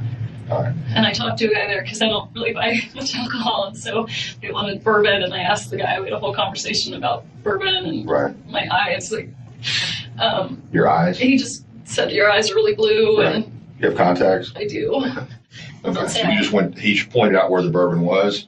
Yeah. And you go there and you just grab the brand that's familiar by the name? Yeah, that's what they said they wanted. So. Okay, so you didn't discuss with the clerk whether this good, whether it's bad? The only thing I said I discussed is I walked over and he was like, can I see your ID? And I was like, why are you laughing? I could be 18. And so I was like, I love to be asked how old I am. I'm like, I'm old as dirt. Here you go. Did you ever leave your house before you went to the liquor store and got turned around at Prescott? No. Never left? No. Okay. So I bought the bourbon and got some gas on Thomasville and met my friends at Mosaic. Which gas station did you go to on Thomasville? The one that's, I always forget the name, but the one that's close to the cross street. It's right next to the Goodwill. Okay. If you're heading north on Thomasville. If you're heading north on Thomasville, it's on your right. Okay, just past the Goodwill. Just past the Goodwill. It's close to the intersection there. Okay. And then from that point, you went straight to Went to Mosaic. Mosaic restaurant. And I met friends there. I used to have kind of a steady Friday meeting, and I hadn't seen my two friends in a while. And so we had made plans to meet up. What time did you get to Mosaic? About 1. I was a little late. We were supposed to meet at 1, and I got there a few minutes after. Okay. Remember how Officer Brandon was instructed to specifically be on the lookout for Wendi's vehicle at the perimeter? Well, of course, he had his notepad with him that day, as usual, and took down a note in regard to his encounter with a vehicle matching the description he was given. All right, what is a crime scene perimeter? Basically cording off an area with crime scene tape and making sure no citizens come in the crime scene area. And where was the crime scene tape set up that you assisted with holding? Approximately a few houses north of the victim's residence on Trescott. And would that be towards Centerville Road or the other direction? Well, if you go on way around Centerville, Trescott, it would eventually hit Centerville. But it would be between the crime scene and Centerville Road? Yes. If you were just passing by Trescott Road on Centerville Road, would you have been able to observe the crime scene tape? From Centerville Road? Yes, sir. No. Why not? There's a considerable distance between there, and it also kind of curves around. So you knew going in what Miss Adelson's car looked like? At some point after arrival, I was made aware of what her vehicle looked like? Yes, sir. At that point, did you know that she was an ex-wife? From what I'd been told on scene, it appeared that there was a separation or split or something. The first person to tell me that they believed they were separated was the neighbor who had called 911. Mr. Geiger? Yes, sir. So you interviewed Mr. Geiger? Yes, sir. I was just told, be on the lookout for the vehicle. During the time that you were holding the perimeter, that just means sitting there and making sure nobody comes through the tape, correct? Yes. All right. During the time that you were doing that, did you see a particular vehicle of interest pull up? Yes, mid to late 2000 Honda Odyssey van. Did you have a notepad with you in your vehicle? I always have one with me. Did you take notes of which vehicles came down Trescott and turned around? Only the one that was of concern. Okay. And you took a specific note with regards to this vehicle? Basically, that I'd seen a vehicle matching that of the description known to be driven by the ex-wife. And the vehicle that approached the crime scene tape would have had to turn onto Trescott and come a considerable distance down Trescott to get to the crime scene tape where you were. Yes, ma'am. All right. And is this vehicle similar in make, model, and color as the one that you saw? Yes, ma'am. Would the view that this driver of the van that approached the tape have had, would that driver have had a clear view of Mr. Markel's driveway? Should have been. And would the person driving the van have been able to observe at the time that that person pulled up that there were emergency vehicles present in the driveway of Dan Markel? It should be evident. There's plenty of emergency response vehicles and stuff on scene. We're only, like I said, approximately a few houses down. What emergency vehicles were present at the scene at the time that vehicle pulled up? There was probably approximately 4 or 5 patrol cars, the marked patrol cars. At least one of the crime scene vehicles, which is also marked with police on it, and then some of the investigators. And your vehicle, was that a marked patrol vehicle? Yes, ma'am. Were you seated inside the vehicle or were you standing outside the vehicle? I was seated inside. Okay. And did this person in the van get out or attempt to interact with you at all or ask you anything? No, ma'am. What we can gather from Officer Brannon is that he interviewed Dan's neighbor, James Geiger. He explained that Wendi and Dan were divorced and gave that description of the type of vehicle she drove. Brannon was told to be on the lookout for that vehicle, and he sees a vehicle matching that description. So he informs the investigator. We also know that the perimeter was set up approximately 3 to 4 houses down from Dan's on both sides. And from that vantage point where the driver of the minivan would have been, they would have had a clear view of Dan Markel's driveway. And they would have been able to see that there was police activity in Dan's driveway. There were a number of emergency vehicles present, 4 to 5 patrol cars, 1 crime scene vehicle, and some investigators. Yet the person who Brannon believed was Wendi Adelson never stopped to ask what was going on. She didn't get out of the car. She didn't ask him any questions. And she pretty smoothly made a 3-point turn and just drove away without any hesitation. Whereas other vehicles that he saw that day would pull up to the scene. They would pause because all of us are so nosy, especially if it's the street we live on. They would possibly come up with a new plan because they didn't plan for this. They'd sit there for a second and then they turn around. And could you describe how the vehicle, what happened once it pulled out? Just came up and made a 3-point turn and turned around and left the area. All right. And did it do so? I'm assuming other vehicles probably did the same thing during that time frame you were holding the perimeter, correct? Yes, ma'am. Because there was no ingress or egress down Trescott past that point, correct? No. All right. And the vehicle, did this vehicle turn around in any different fashion from the other ones that you observed turning around? There seemed to be a little less hesitation compared to other vehicles.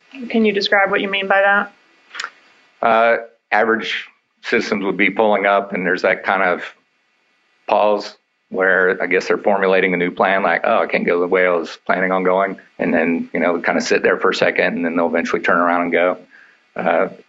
The way I remember it, this van, just came right up, made the 3-point turn and left. Nothing it wasn't squealing tires or anything crazy like that, though. Okay. And would your vehicle have been readily visible to the person in the van? Yes. I had the emergency lights activated also. The person didn't stop and ask you what's going on, right? No. The person didn't get out screaming, oh my God, that's my ex-husband's house, right? No. You would agree with me that may be considered a normal response to seeing law enforcement and crime scene and EMS and somebody that you had a relationship with, that's their house, right? Quite possibly. The car in question didn't stop, right? No, sir. Okay. Didn't stop to inquire to you as to what's going on, right? No, sir. Didn't get out of the car? No, sir. Didn't ask you any questions? No, sir. Okay. Pretty smoothly made a 3-point turn and drove away, right? Correct. Also, despite Wendi saying that she thought maybe a tree had fallen or an electrical thing happened, I told you that this tape specifically was used for investigations because it said crime scene on it. Brannon stated that a reasonable person would think that something relatively serious was going on with the number of vehicles that were present. And I think we can agree that Wendi is a reasonable person. And it could also be argued that she had more knowledge of things like a crime scene because she's a lawyer. She's trained in these type of situations. Like even if you only went to law school like me and don't have a license to practice, you've taken criminal law. Trescott Drive, you set up crime scene tape. I'm not sure if I'm the one who actually set up the crime scene tape. I can't remember if that was me or somebody else who put it up. Common tape that you guys use to secure an area, right? If there's an investigation going on, not for just any traffic crash or anything like that. It just says crime scene. It's a yellow tape that we all know. Yes, sir. I would think that a reasonable person would think that it was something relatively serious going on with the number of vehicles there and all that kind of stuff, though. So the normal response would have at least been to inquire, correct? I can't say what her normal response was because I don't know what her role exactly was. I think you know why we're making all of these points. Recall we mentioned her real estate agent calling Wendi as soon as she was aware that a shooting had occurred on Trescott. Even she was concerned about Wendi and her boys.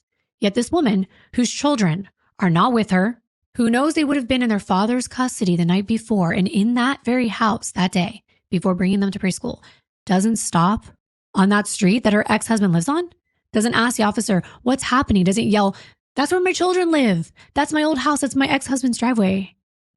Not at all. She doesn't even pause. It's as though she was anticipating it.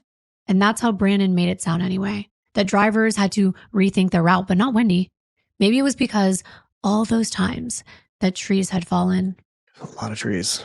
Lots of them. Not only that, Wendi never mentioned calling her boys school to make sure that they were okay. Right. And I said to you, even if I even saw like a cop car or an ambulance on our street, I would immediately call him. You have. I have. And I've said, "Oh my gosh, is everything okay? There's something happening on our street." But there was no call that Wendi mentioned to Dan or to anyone about a literal crime scene on their tiny 1-mile road in the middle of broad daylight, having a clear view. Make it make sense, because it doesn't to me. Right. She was talking to her friend on the phone. But if all of this wasn't enough to convince someone that Wendi had some knowledge of Dan's demise, let's just look at Trescott compared to Centerville Road. Because Wendi called this a shortcut, and she said she wasn't a big drinker. She didn't frequently buy liquor. She never bought bourbon.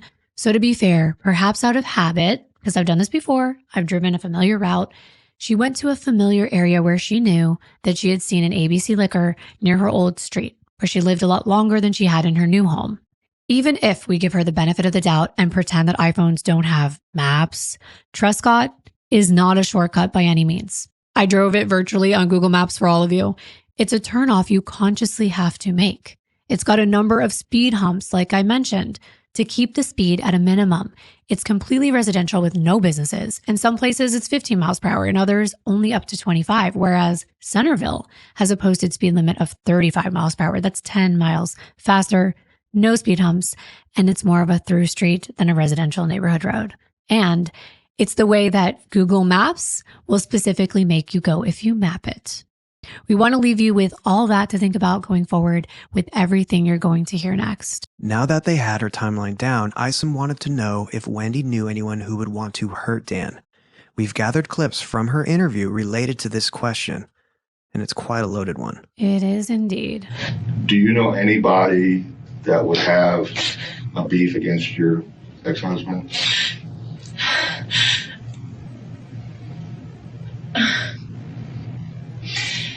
He's, oh God. I hate to ask it now, but I have to do it now. You understand, right?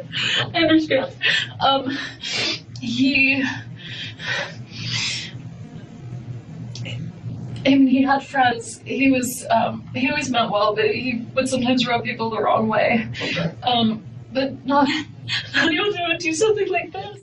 No one that you know of or that you've spoken to recently that he's had some type of problem with or that he was concerned about? No one that he was concerned about. I mean, we've been separated for 2 years, so I don't know, right. If he had something going on, I wouldn't know about it, but I know a lot of people didn't love him, but not anyone who would, hate him. Okay. He meant well, everyone that knew him. Okay. Knows that he means well, but he can be a little argumentative. Right. But not, he didn't owe anyone money. He didn't do anything except work and take care of his kids. He wasn't involved in anything bad. I can't believe this is happening. He has a girlfriend now. Do you know his girlfriend? I met her once in the last couple of weeks. She was visiting. She lives in New York. Okay. Do you know anything about her? I know some things about her. She's also a law professor. I know she's recently divorced and she has a son. I don't know if her divorce is final, but I think recently divorced. I don't know what Amy's full divorce situation is like, so if you're gonna think of someone who's not thrilled with Danny, I don't know how happy her husband or ex-husband is with the situation. Do you know anything about him? I don't know anything about him. Okay, so far she's relayed that Dan can rub people the wrong way, but he means well. He's not involved in anything nefarious, he just works and takes care of the boys. But he does have a new girlfriend named Amy Adler, and she's recently divorced, so maybe her ex has an issue with Dan?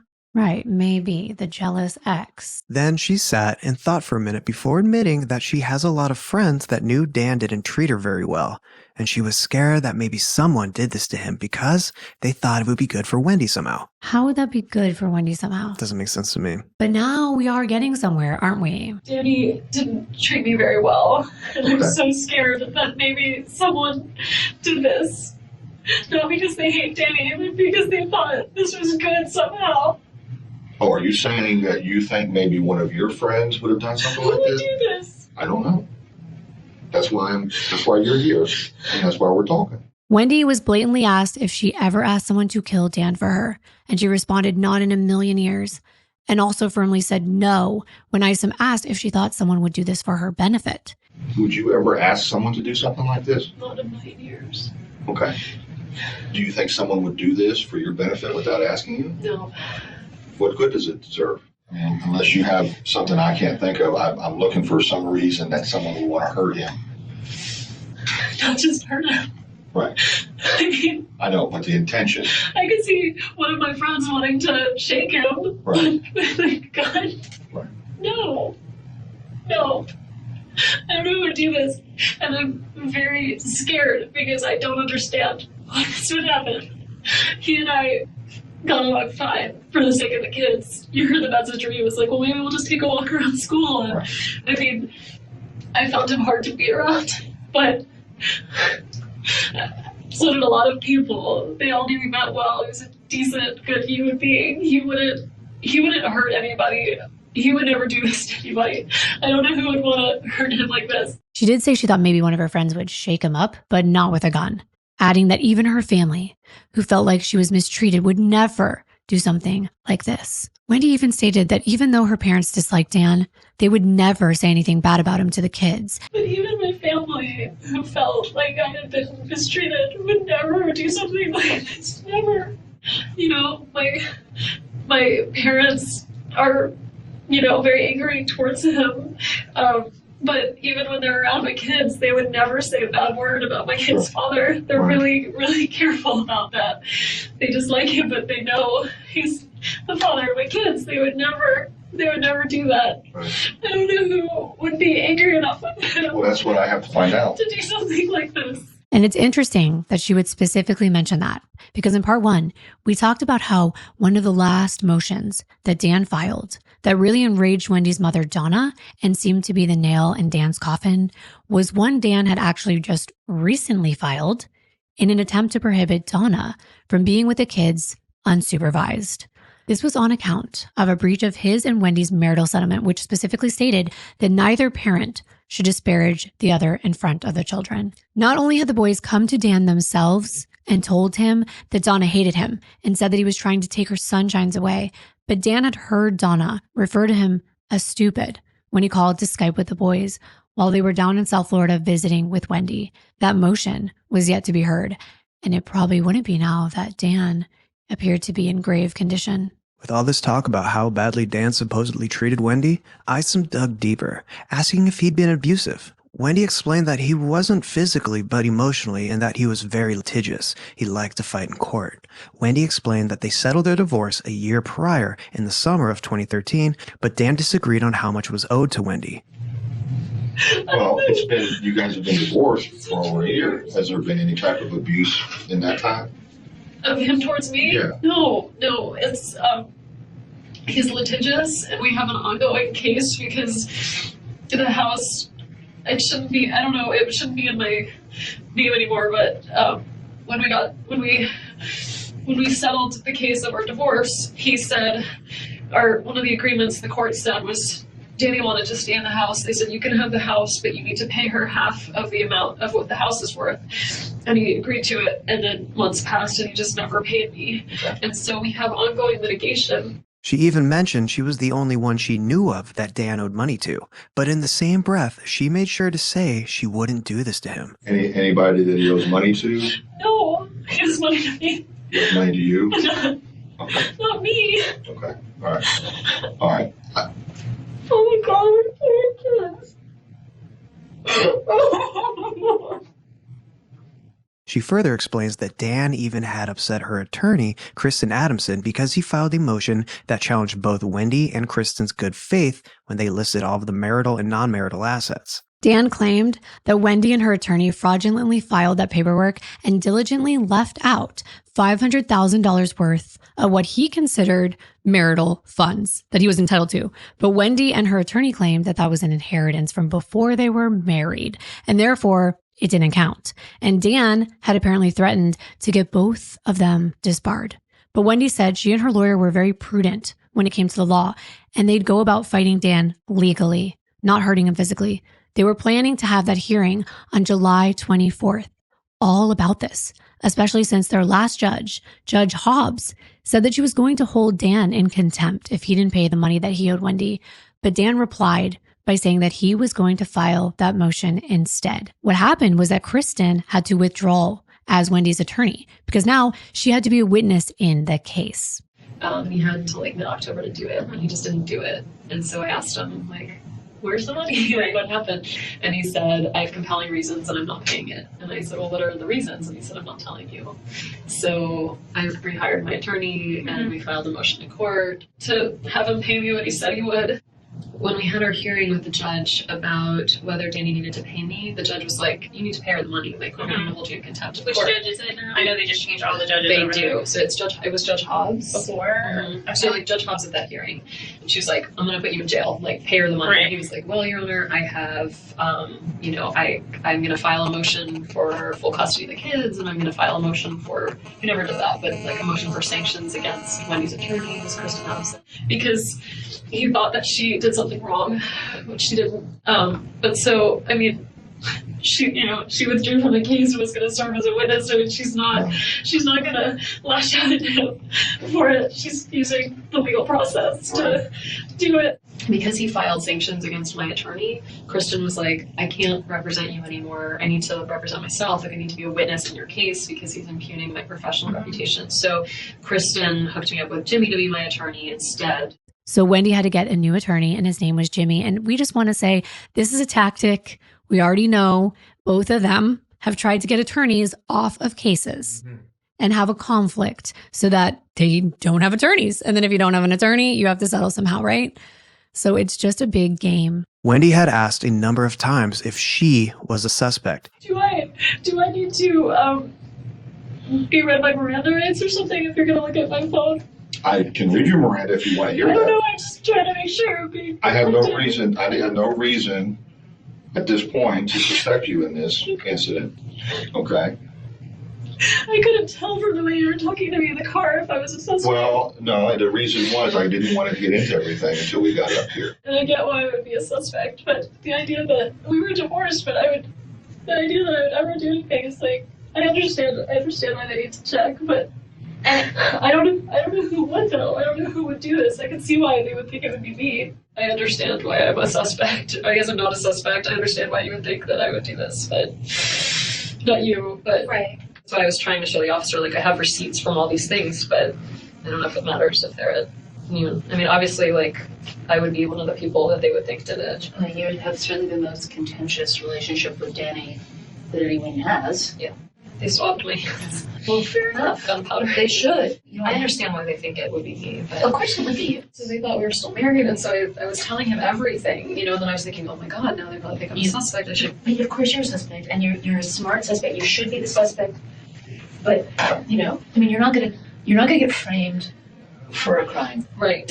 I'm gonna go to the bathroom and come back. Do you need to lay a suspect? Do you need to watch me? No, I don't need to watch you. Okay. I'm sorry. I just keep feeling like I'm a suspect, and I need to ask. No. even stating that when Dan's parents find out, they're going to think she did this because she never got along with them. They were difficult people, according to her. Right. Who would think that? When they find out, they're going to think I did this. Why would you think that? But we always have to think about the fact that statistically speaking, it's the spouse. Partners are the first person everyone looks at. His family's all in Canada. Okay. They're going to think I did it. Now, just don't jump to conclusions on that. Oh my God, I can't believe this is happening. The reason why I say his parents are going to say I did it is because after we got divorced, I wanted to move to South Florida, and I filed a petition to relocate in the court, and the court said no. So, because of the kids. Yeah. So you can always leave, you just can't leave with your kids. So we're in Tallahassee because of Danny's job. Detective Isom assured Wendi he didn't think she was a suspect, but he had to work just as hard to rule her out. That is why he was asking so many questions and playing the good cop role. He tells Wendi that if she had something to do with this, that she's being so straightforward, he would think that she would have told him by now. That's such a tactic. Right. So just listen to it. I understand why you think I'm the primary suspect. No, you're not the primary suspect. I have to work just as hard, whether you were or you're not. Okay. I understand. To show what your activities were. Yeah. Okay. Yeah. And let's put it this way. I think you're a straightforward person. And I think at this point, if you had anything to do with this, you'd have already told me. Okay. And you haven't. So my thing is that let's let the... My ex-husband caused me a lot of grief. I would never do something like that. So if Wendi wasn't a suspect, were there any alternative theories about who could have done this? That's what Wendi is trying to figure out. She already briefly mentioned it could be Dan's new girlfriend Amy's ex-husband. Well, here are some other alternative theories. I'm not sure why, but one of Wendi's friends, Jane McPherson, was brought into the interview room. I believe this was because at the time, they were all trying to coordinate who would pick up Wendi's kids at preschool, now that Dan was lying in a hospital bed on life support in the ICU. Ultimately, a friend named Lynn and her husband went to get them, but apparently the investigators had already called Jane. So they allowed her to come in that moment and speak with Wendi to relay that the kids went with Lynn. Well, while she's in there, with only Wendi and the victim advocate Sarah Latour, Wendi asked Jane, who could have done this? And that's when Jane brought up Jeffrey Lacasse as someone who may want to harm Dan. Jeff was Wendi's most current boyfriend. Jane had actually introduced the two of them because they were mutual friends. Jane was completing her PhD in social work, and Jeff was a professor of social work. Here's that interaction now. Jane, right. Who would have done this? I have no are they idea. going to come after my kids? Or me? Who's next? Is Jeff this much of a lunatic? I never think of Jeff. I hope to God not. May I ask who Jeff is? Yeah, of course. I think you should. I think Wendi's been seeing a guy called Jeff. Who's a friend of Jane's. And who's jealous. Yeah, we've been dating for like 9 months, like 10 months a year. And when you use the word dating to you, that's my boyfriend, or is it more of just dating, like a casual? Okay. Yeah, no, he was my boyfriend, and involved with the kids, and I mean, yeah. And we had kind of a fight recently, and he's been trying to get back together, and I didn't know if I wanted to, and so he actually, the morning that I gave that talk, my boys were there and Jeff was watching them, so I could give the talk. Like Jane, do you think I have to tell them about him? I think you have to tell them about him because that is the only, God forbid. The only thing that I can imagine related to you, related to Danny, would be the only thing I could come up with was like his girlfriend Amy is recently divorced, separated, not really divorced. Sure. So either of those people, like the jealous boyfriend types, like what if the ex-husband? Right, totally. And you know that this divorce has been very stressful, and Jeff has been very stressed out by the stressfulness of your divorce. I'll tell them this, right? Like, can you tell them? And when Investigate Isom comes back, you guys can just, say it. He'll ask all the questions that investigators ask that I don't think of very often because I'm a victim advocate. I don't think of it. I think you do have to tell them about him. Yeah, I wasn't. You weren't not telling on purpose. No, I'm sure. I wasn't thinking of it. He's a professor of social work. Okay. He's a former military. Relationally, he's jealous. Right. Are you still currently seeing him, or just something you kind of let taper off? It's been a bad week. Okay. Yeah, Jane and I actually went for a walk together Monday, Tuesday, Wednesday. Earlier this week. But you've taken a 1 week break. I took a 1 week break from communication with Jeff to figure out what to do. Okay. We wanted to make it clear that it was Jane who brought up Jeff Lacoste and not Wendi, because there have been publications, YouTube videos, and comments that incorrectly state that Wendi brought up Jeff, and she didn't. When both Wendi and Isom leave the room, Jane even gets on the phone with someone, and she said she suggested Jeff. Wendi, of course, they've been interviewing her as a suspect, and I have suggested Jeff Lacoste. That's my contribution. And then when Detective Isom comes back, Jane even brings Jeff up to Isom herself. I appreciate you coming up here. I'll get out of your way. It's time to go. We got some more stuff we have to take care of.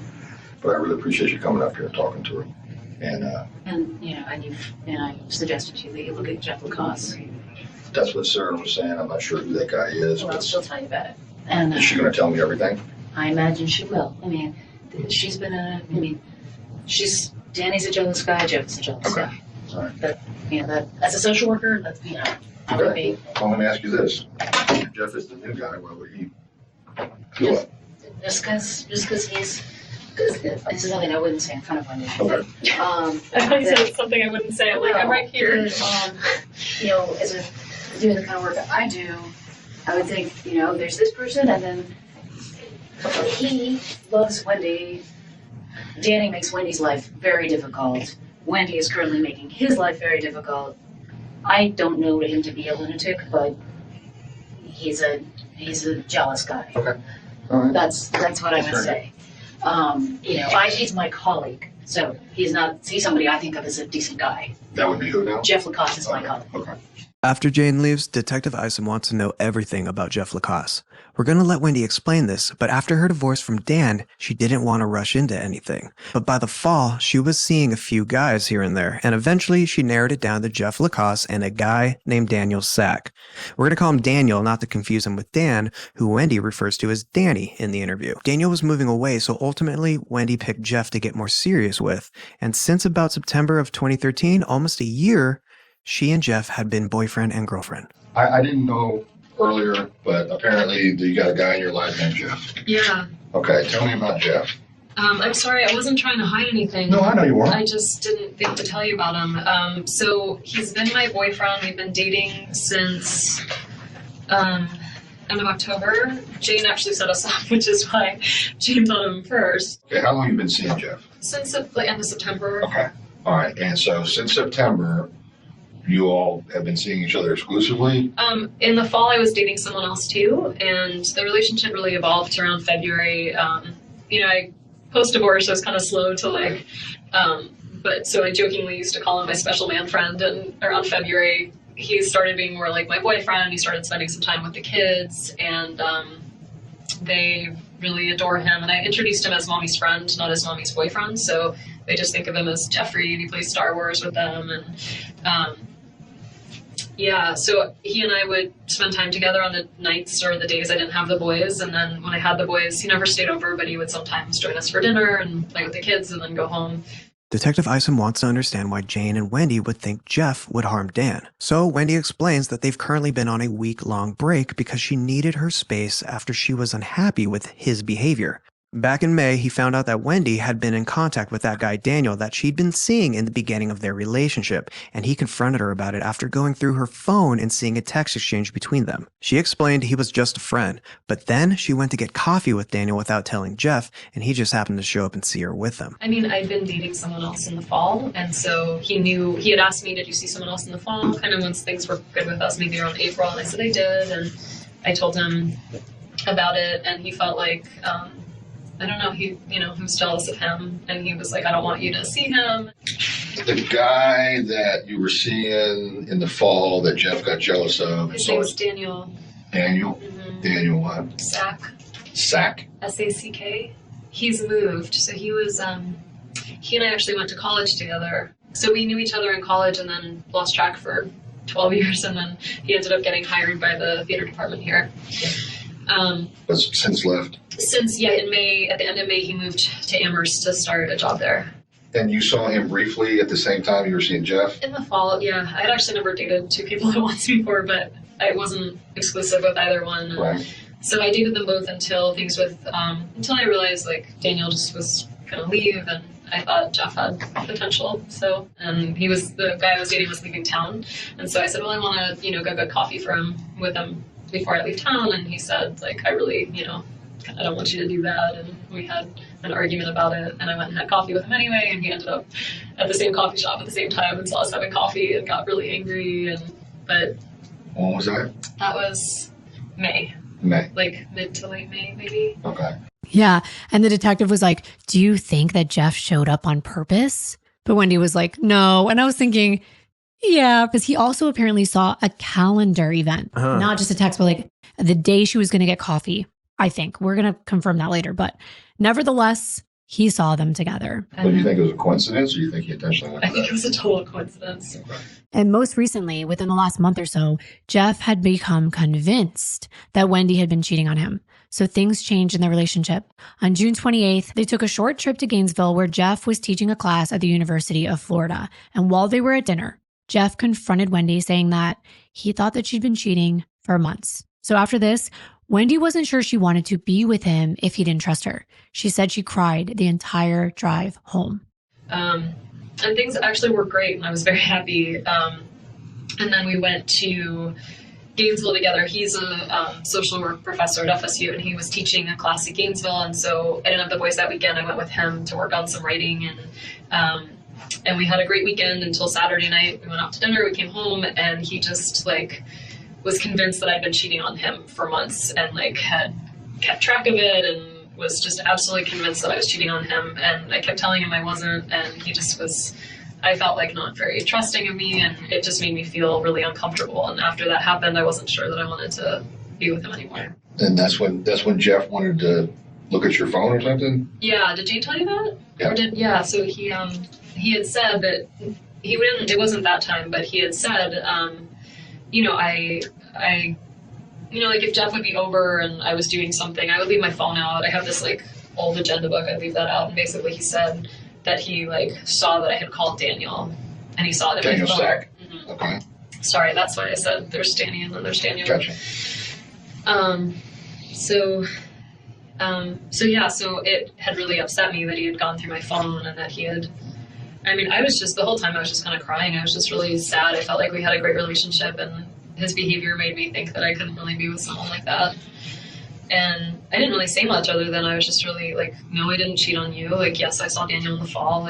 No, I haven't seen him more than as a friend since February. And if you don't trust me, we can't really do this. So this was on the 28th of June in Gainesville. Yeah, so we drove back that Sunday morning, and I cried the whole way. Then things got worse just days later when she took a 2-week trip down to South Florida, starting on June 30th to celebrate her father Harvey's 70th birthday. She was very busy with the kids and her family, so she didn't want to talk to Jeff as much. When she got back, Wendi said she felt like they needed to take a break. His behavior made her think she couldn't be with somebody like that. She said he was sad and apologetic, telling her, "You're the best thing that ever happened to me, and I'm going to lose you." My parents don't believe that I can drive the boys down to South Florida by myself, so they like to drive up and help me drive down with them.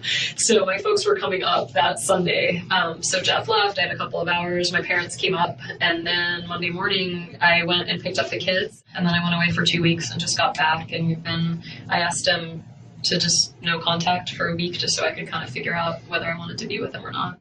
And then he was, really sad and apologetic, and was like, "Oh my God, you're the best thing that's ever happened to me, and I'm going to lose you." And Wendi explained that just last week on Sunday, July 13th, she and Jeff went to dinner and a movie, and she had mixed feelings because it was nice to see him, but she still wasn't sure about the way that he was acting. The next day on Monday, the 14th, they went to yoga together, and Jeff acted like he wanted to hang out for the rest of the week like normal.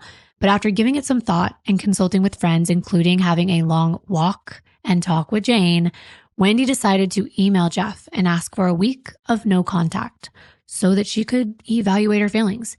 This happened to be the same week that Dan was shot.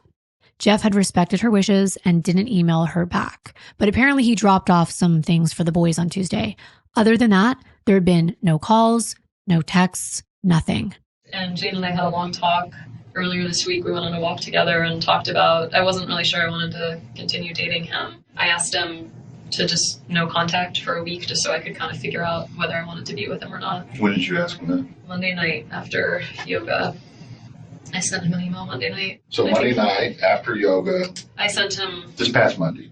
This Monday, yes, July 14th. Okay. I just sent him an email and said, you know, my heart is really heavy and I'm having trouble figuring out what to do. It'd be a lot easier if I just like didn't have any contact from you for 1 week, and then we'll kind of figure out where to go from there. And so I haven't had any contact from him. Was he amicable to that, or did he? He didn't respond to it. I said, I'm going to take your silence as acceptance. And oh, okay. You were in person telling. No, I emailed him after yoga. He'd been like, let's go out tomorrow. Let's go out the next day. And I have a hard time saying no. And so I didn't say no in person. And then later I wrote him and said, I really just need like a week of silence to get some clarity on where we are. Okay. So he never responded. Still has not responded. The only response I had is that I bought some presents for Ben for his birthday when Jeff and I went to Destin one time and he had them at his house. And so he brought them. I came to work and there was a bag of the presents from his house. But I had asked him at yoga, I said, oh, when you get a chance, I'm really going to need you to bring those presents because I don't have the boys this week and I could wrap them. And so he just brought the presents so I could wrap them. When did he bring them? It must have been Tuesday morning at some point. Isom asked Wendi if Jeff was violent. And she said, no, not at all. Isom asked if he had a gun. And she said, no, but he was in the military, so he could have a gun. Is Jeff a violent person? No. Not at all? No. Jeff own a gun? I don't think so. I mean, my guess would be like 100% no, but I guess I was only in his house one time. I mean, he certainly could have a gun and I wouldn't know about it, but he lives by himself. Lives by himself. He'd never talked to me about a gun. Okay. I mean, he was in the military, so. Wendi explained Jeff's jealousy a little more.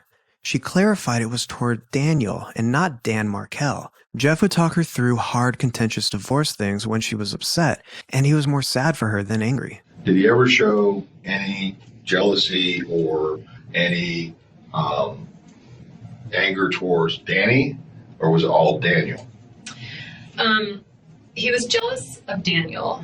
He was not jealous of Danny. He spent a lot of time talking to me. So, you know, I mean, he's a therapist, so he would sit and let me talk for long periods of time about how sad I was about certain things or how upset I was about certain things. And he would just listen and say, I'm so sorry you're going through this, and then offer alternatives. But he was never like, I'm so pissed, or, you know, he wasn't. He never showed emotion towards any of this? I mean, in the sense of like, I'm so sorry for you, like this sounds really hard, I'm sorry you're dealing with this, he would hold me, you know, that kind of stuff, but not like, I'm so angry. Did he ever meet Danny? Yeah, he met him a few times. Sometimes Danny would be late to pick up the kids and there'd be like an overlap where Jeff would come, and so he had met him. There was like the boys sang at the Capitol one time, and Danny was there and Jeff was there.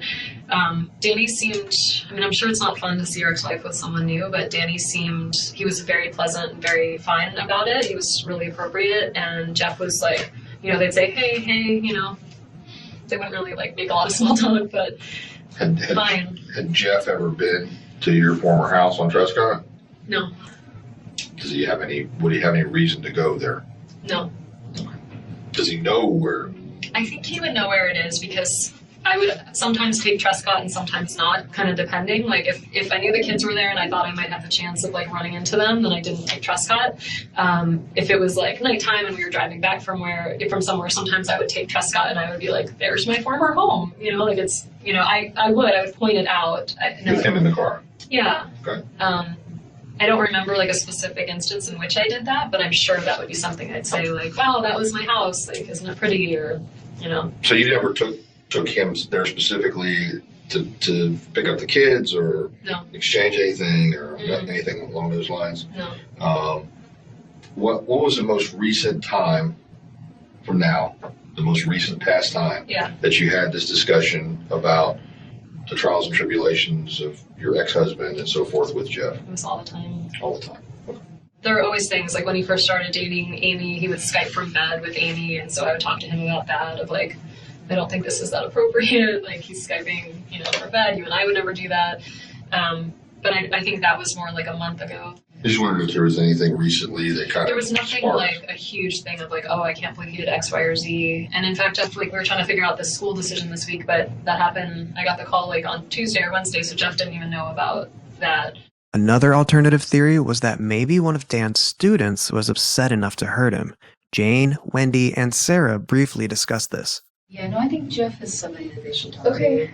And I don't know anyone else. They were asking, like, does he have gambling debt? Does he have, and I'm like, the only person he owes money to is me. Like, there's no one that, he's a straight shooter, right? Like, he's not an alcoholic, he's not a gambler, he doesn't have a sex addiction, he doesn't, he doesn't have any, like, weird stuff going on in his life. No, he's a difficult guy. I mean, He's not, and that's what he was saying. He's like, is there anyone that hates him? And I'm like, he's difficult, but he's difficult He's in, not like, an liked. ivory tower kind of way. He's not liked, but he's He's not liked, but he's not hated. Certainly not, and he has people who love him. How do his students feel? Like, is he, like, are law students receptive to him? Like, oh, this is great.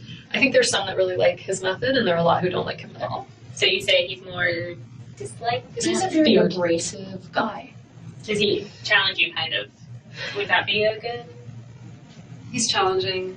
He loves to argue, so he's fairly elitist. So like the He's students, very elitist. Oh my students goodness. felt like put down by him a lot, and so they feel like insecure. But again, we're not talking about like hateful and awful. We're talking about like difficult, right? Right. And he has colleagues who really don't like him. But not enough to. It's a different, right? It's a different, right? They don't like him. They don't want to go to lunch with him. Yeah,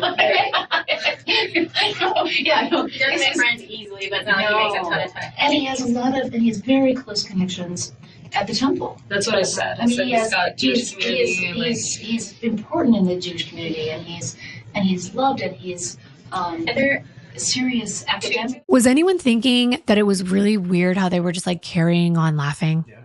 I know that everyone grieves differently, but I thought I would mention it. Now for the final alternative suspect, and actually, this was mentioned within the first 25 minutes of this interview. We just didn't play that part yet. Wendi was already suggesting that somebody may have done this on her behalf. We know a lot of you pay attention to detail, so if you recall in part 1, we told you to remember the joke that Wendy's brother Charlie made in Bad Taste, and he had a habit of repeating. Do you remember it? Sure do. Well, Wendi actually mentioned this to Detective Isom, so let's listen to that. Do you think someone would do this for your benefit without asking you? No. I made my brother, the one, his name's Charlie, the one I'm really close to, he makes a lot of jokes in Bad Taste, and it was a joke he made. He bought the TV for me this morning that got broken, and I was talking to him about whether it made sense to pay to fix it or whether I should get a new one, and it was always this joke that, like, he knew Danny treated me badly, and it was always this joke. He said, I looked into hiring a hitman, and it was cheaper to get you this TV, so instead I got you this TV. I mean, he would never.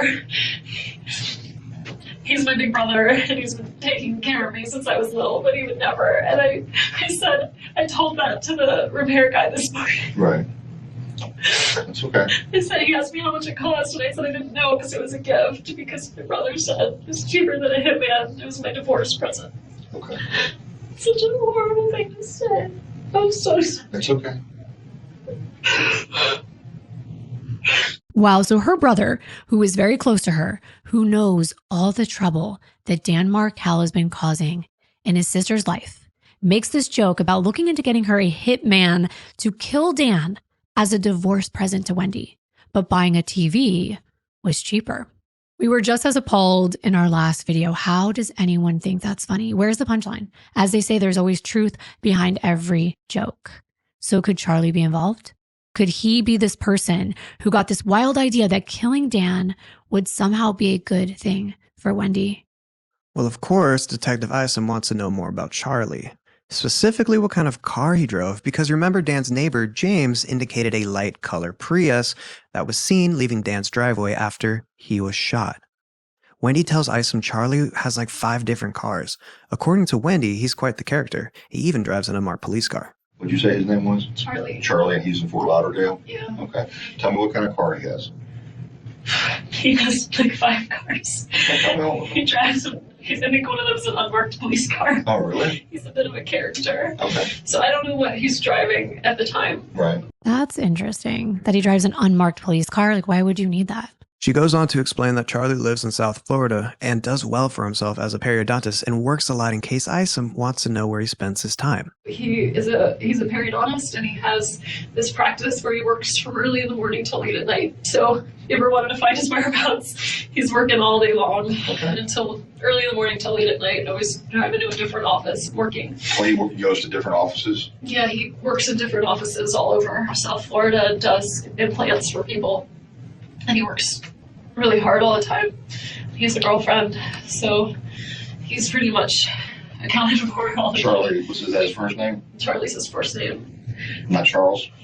I think Charles is his legal name. No one calls him that. What's his last name? Adelson.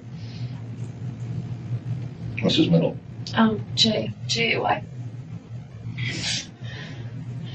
Same spelling. Adelson. Yeah. Okay. Oh my god. What? What? Oh my gosh. I What? can't believe this is happening. Okay. All right. Finally, after Detective Isom leaves later in the interview and returns, he has a very important question for Wendi. Well, let me ask you. If you found out that this was someone that you personally know, would that change your mind about what should happen to that person About what should happen to that person? for prosecution purposes? No. Is there any way that you would think somebody tried to kill my ex-husband, they should be prosecuted to the full extent of the law. regardless of who it is?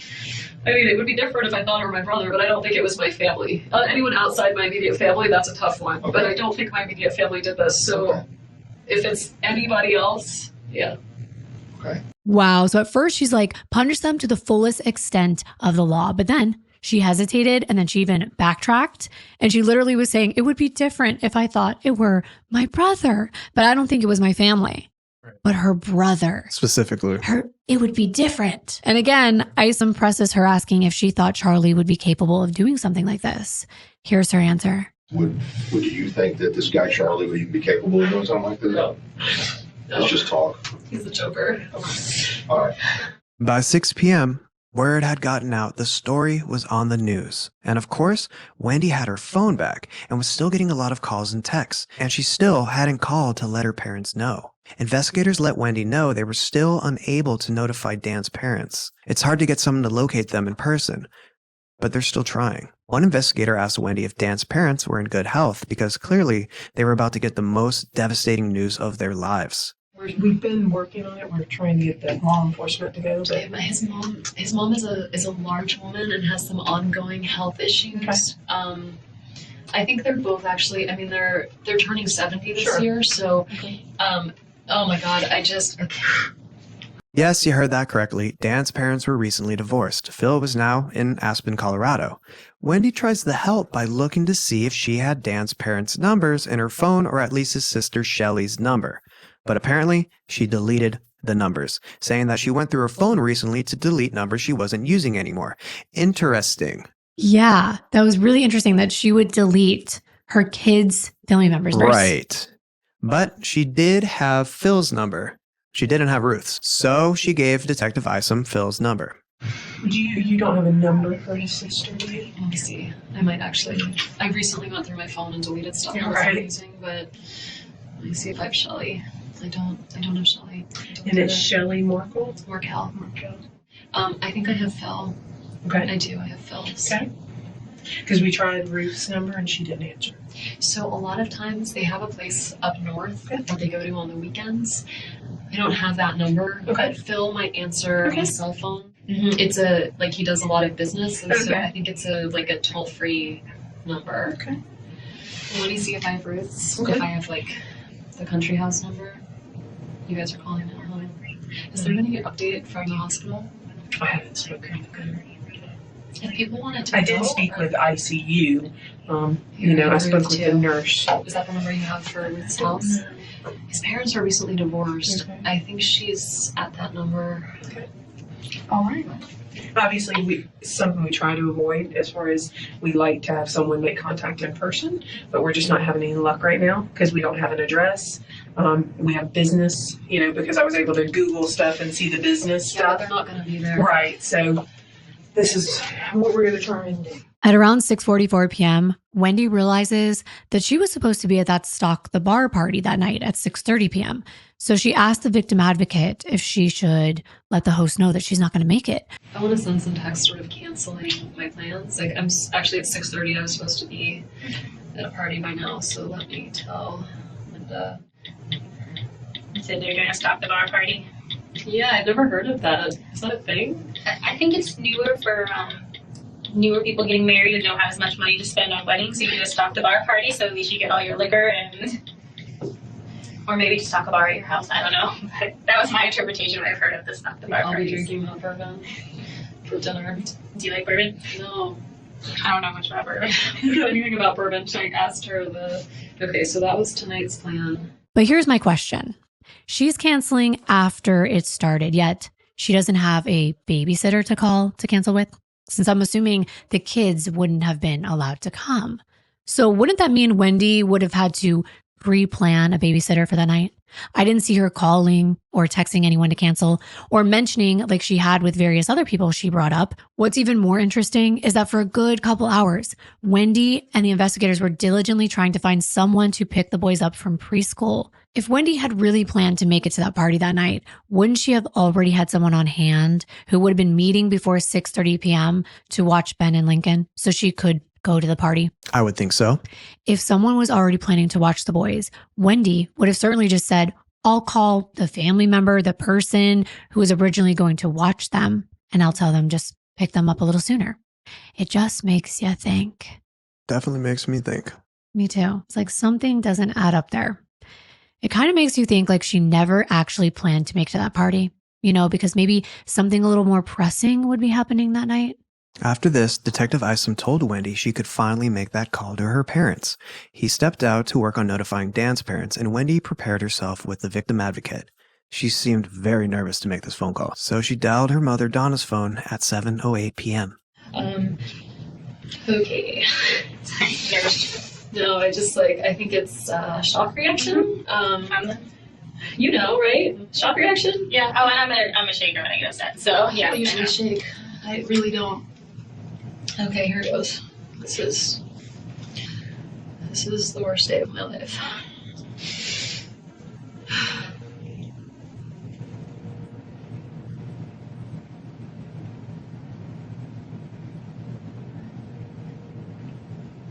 Maybe I should text them if I can't reach them.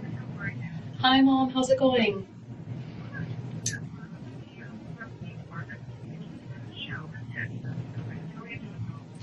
Mom, I need you to sit down. I am fine. The boys are fine. I need you to sit down. I'm fine, and the boys are fine. Danny has been. You can put me on speaker. Yeah.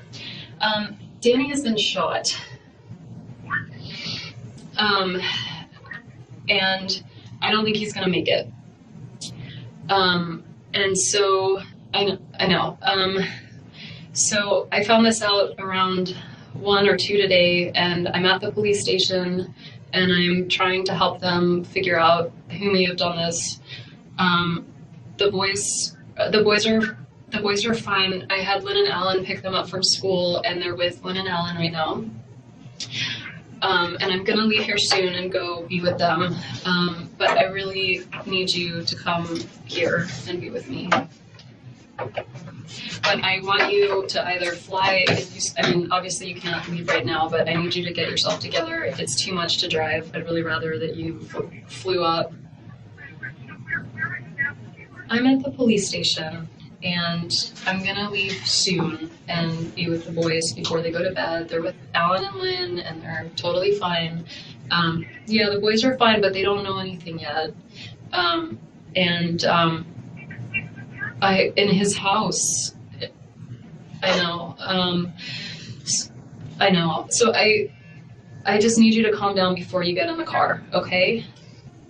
Okay, so, and it's evening, so if you want to come here tomorrow, I have a lot of people that'll, be here with me, and, we'll have a lot of support. So I want you to take your time and just be safe, in getting here, but I'd like you to come when you can, okay? Okay. All right. I love you. I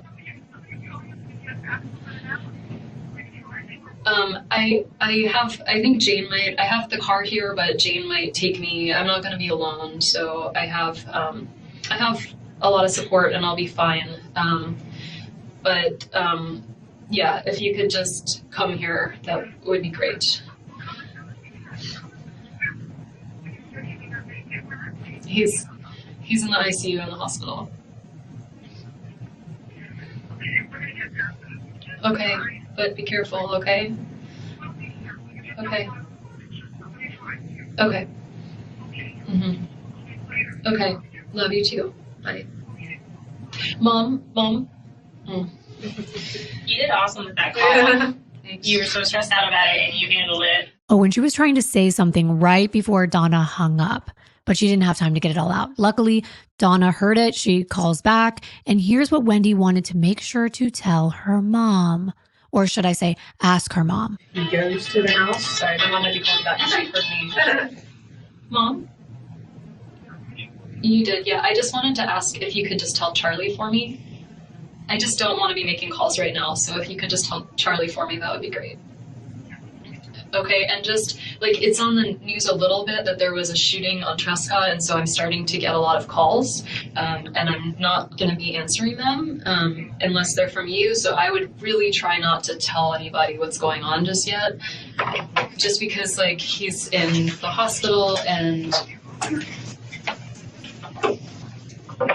Charlie, I talked to Charlie earlier today, obviously before any of this happened. Like, I talked to him at like 10 this morning, and he said that he was coming to visit you guys this weekend, and he had plans, and he sounded good. I just can't, Mom. So can you just tell him? Yeah, just tell him for me, and then I'm sure I'll talk to him soon. But I don't want to be on the phone unless I have to right now. Okay? Okay. All right. Love you too. Bye. Wow, it was so important for Wendi to tell her mother to tell Charlie what happened to Dan for her.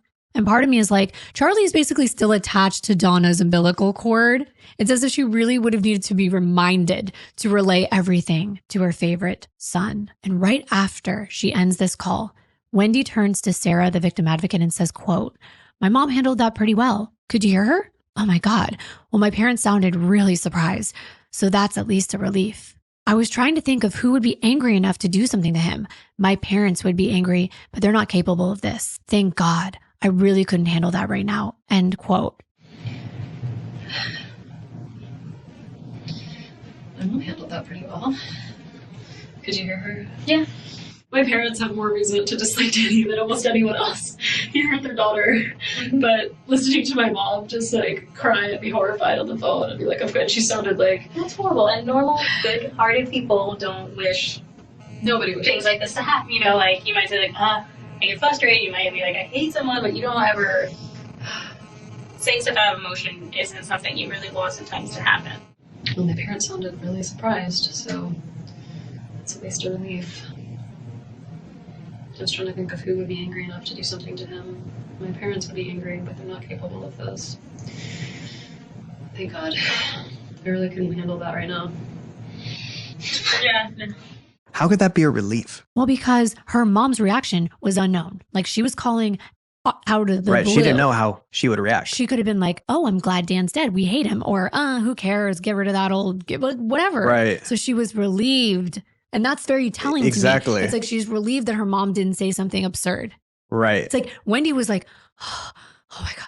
I'm glad it seemed sympathetic. Right, exactly. In closing, here are a few things we thought were important to highlight from Wendi's interview. At the end of the interview, as Wendi is getting ready to be escorted back to her house to finally see her boys after such shocking news of this devastating event, Wendi is sitting with just Sarah as she waits for Isom to come back and get her.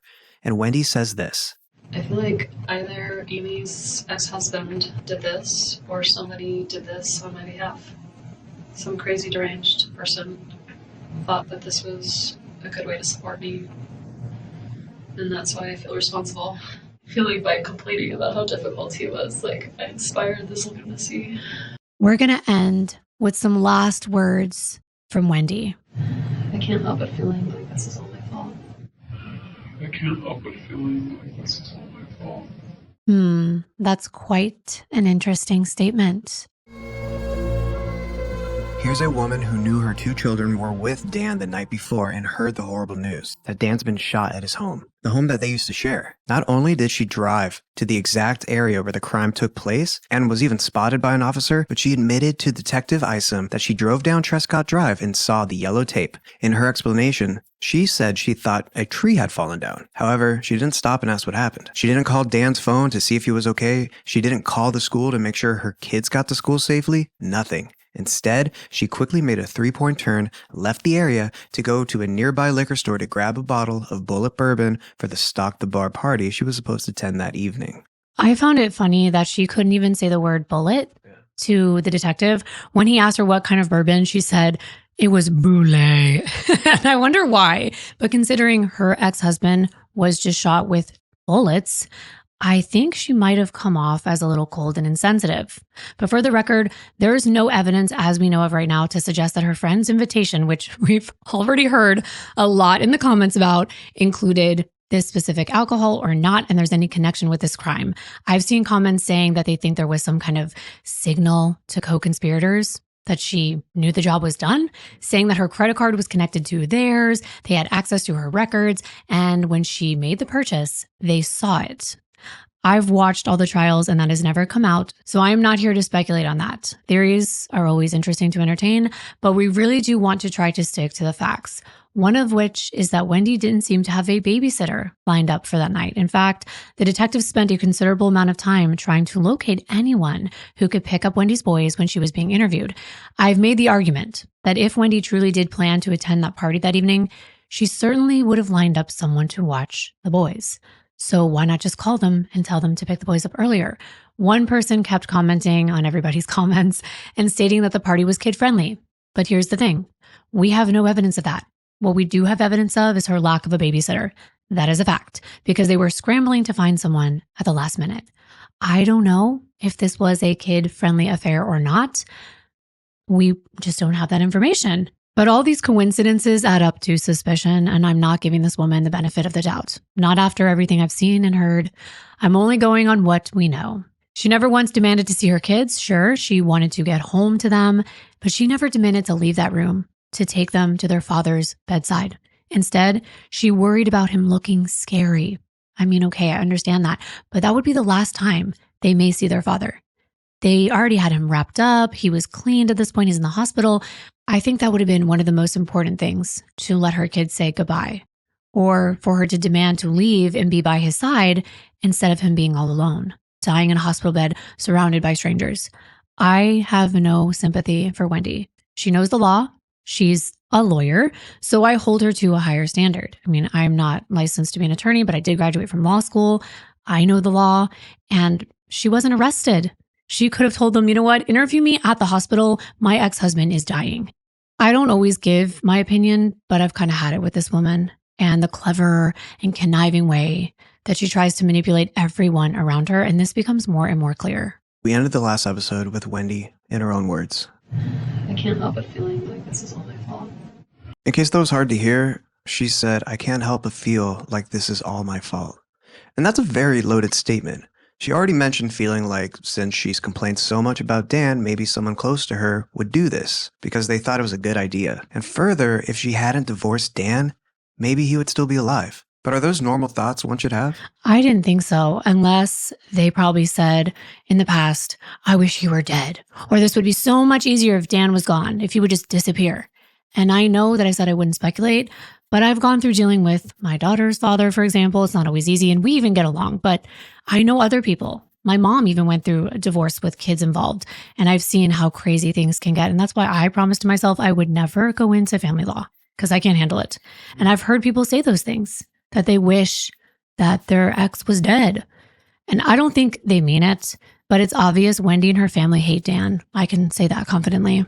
Right, and Wendi feels that it's somehow her fault, but she also gave up her brother's name in the first 20 minutes or so of that interview, saying that her brother, Charlie, was joking about hiring a hitman. a joke she admitted repeating to the TV repairman who came to her house on the day of Dan's murder, an appointment her mother and brother set up for her. To get a TV looked at, Charlie bought her as a divorce present instead of a hitman, saying because it was cheaper. Now, Detective Isom was looking into Charlie and also Wendy's ex, Jeff Lacoste, who was suggested as a possible suspect by Wendy's friend, a colleague of Jeff named Jane, saying that he's been jealous. All right, so that's the recap. So let's get into this.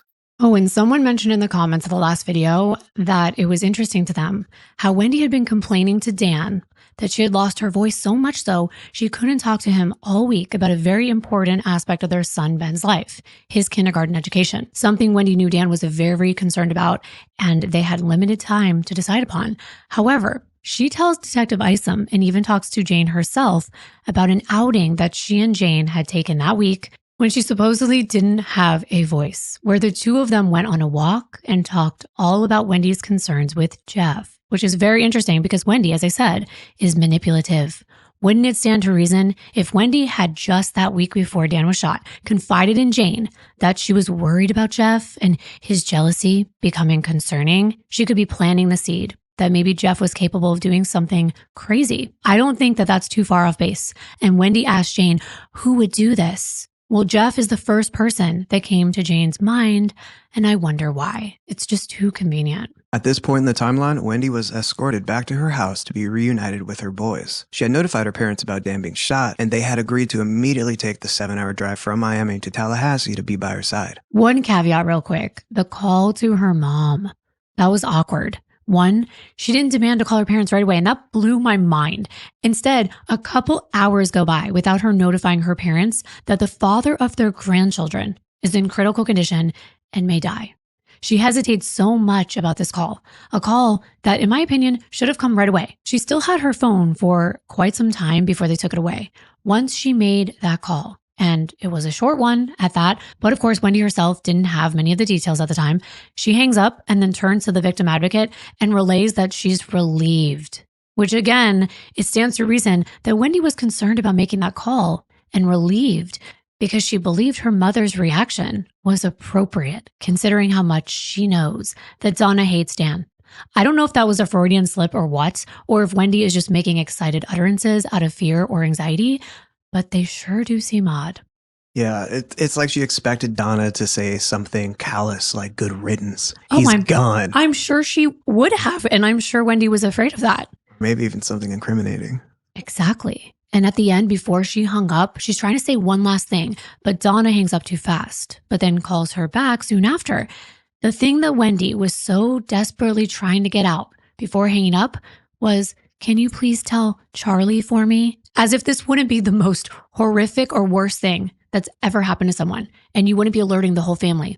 It's almost as though she's planting these little seeds, knowing that everything's being recorded to make it seem like, well, none of her family, all the way in South Florida, would have somehow gotten the news.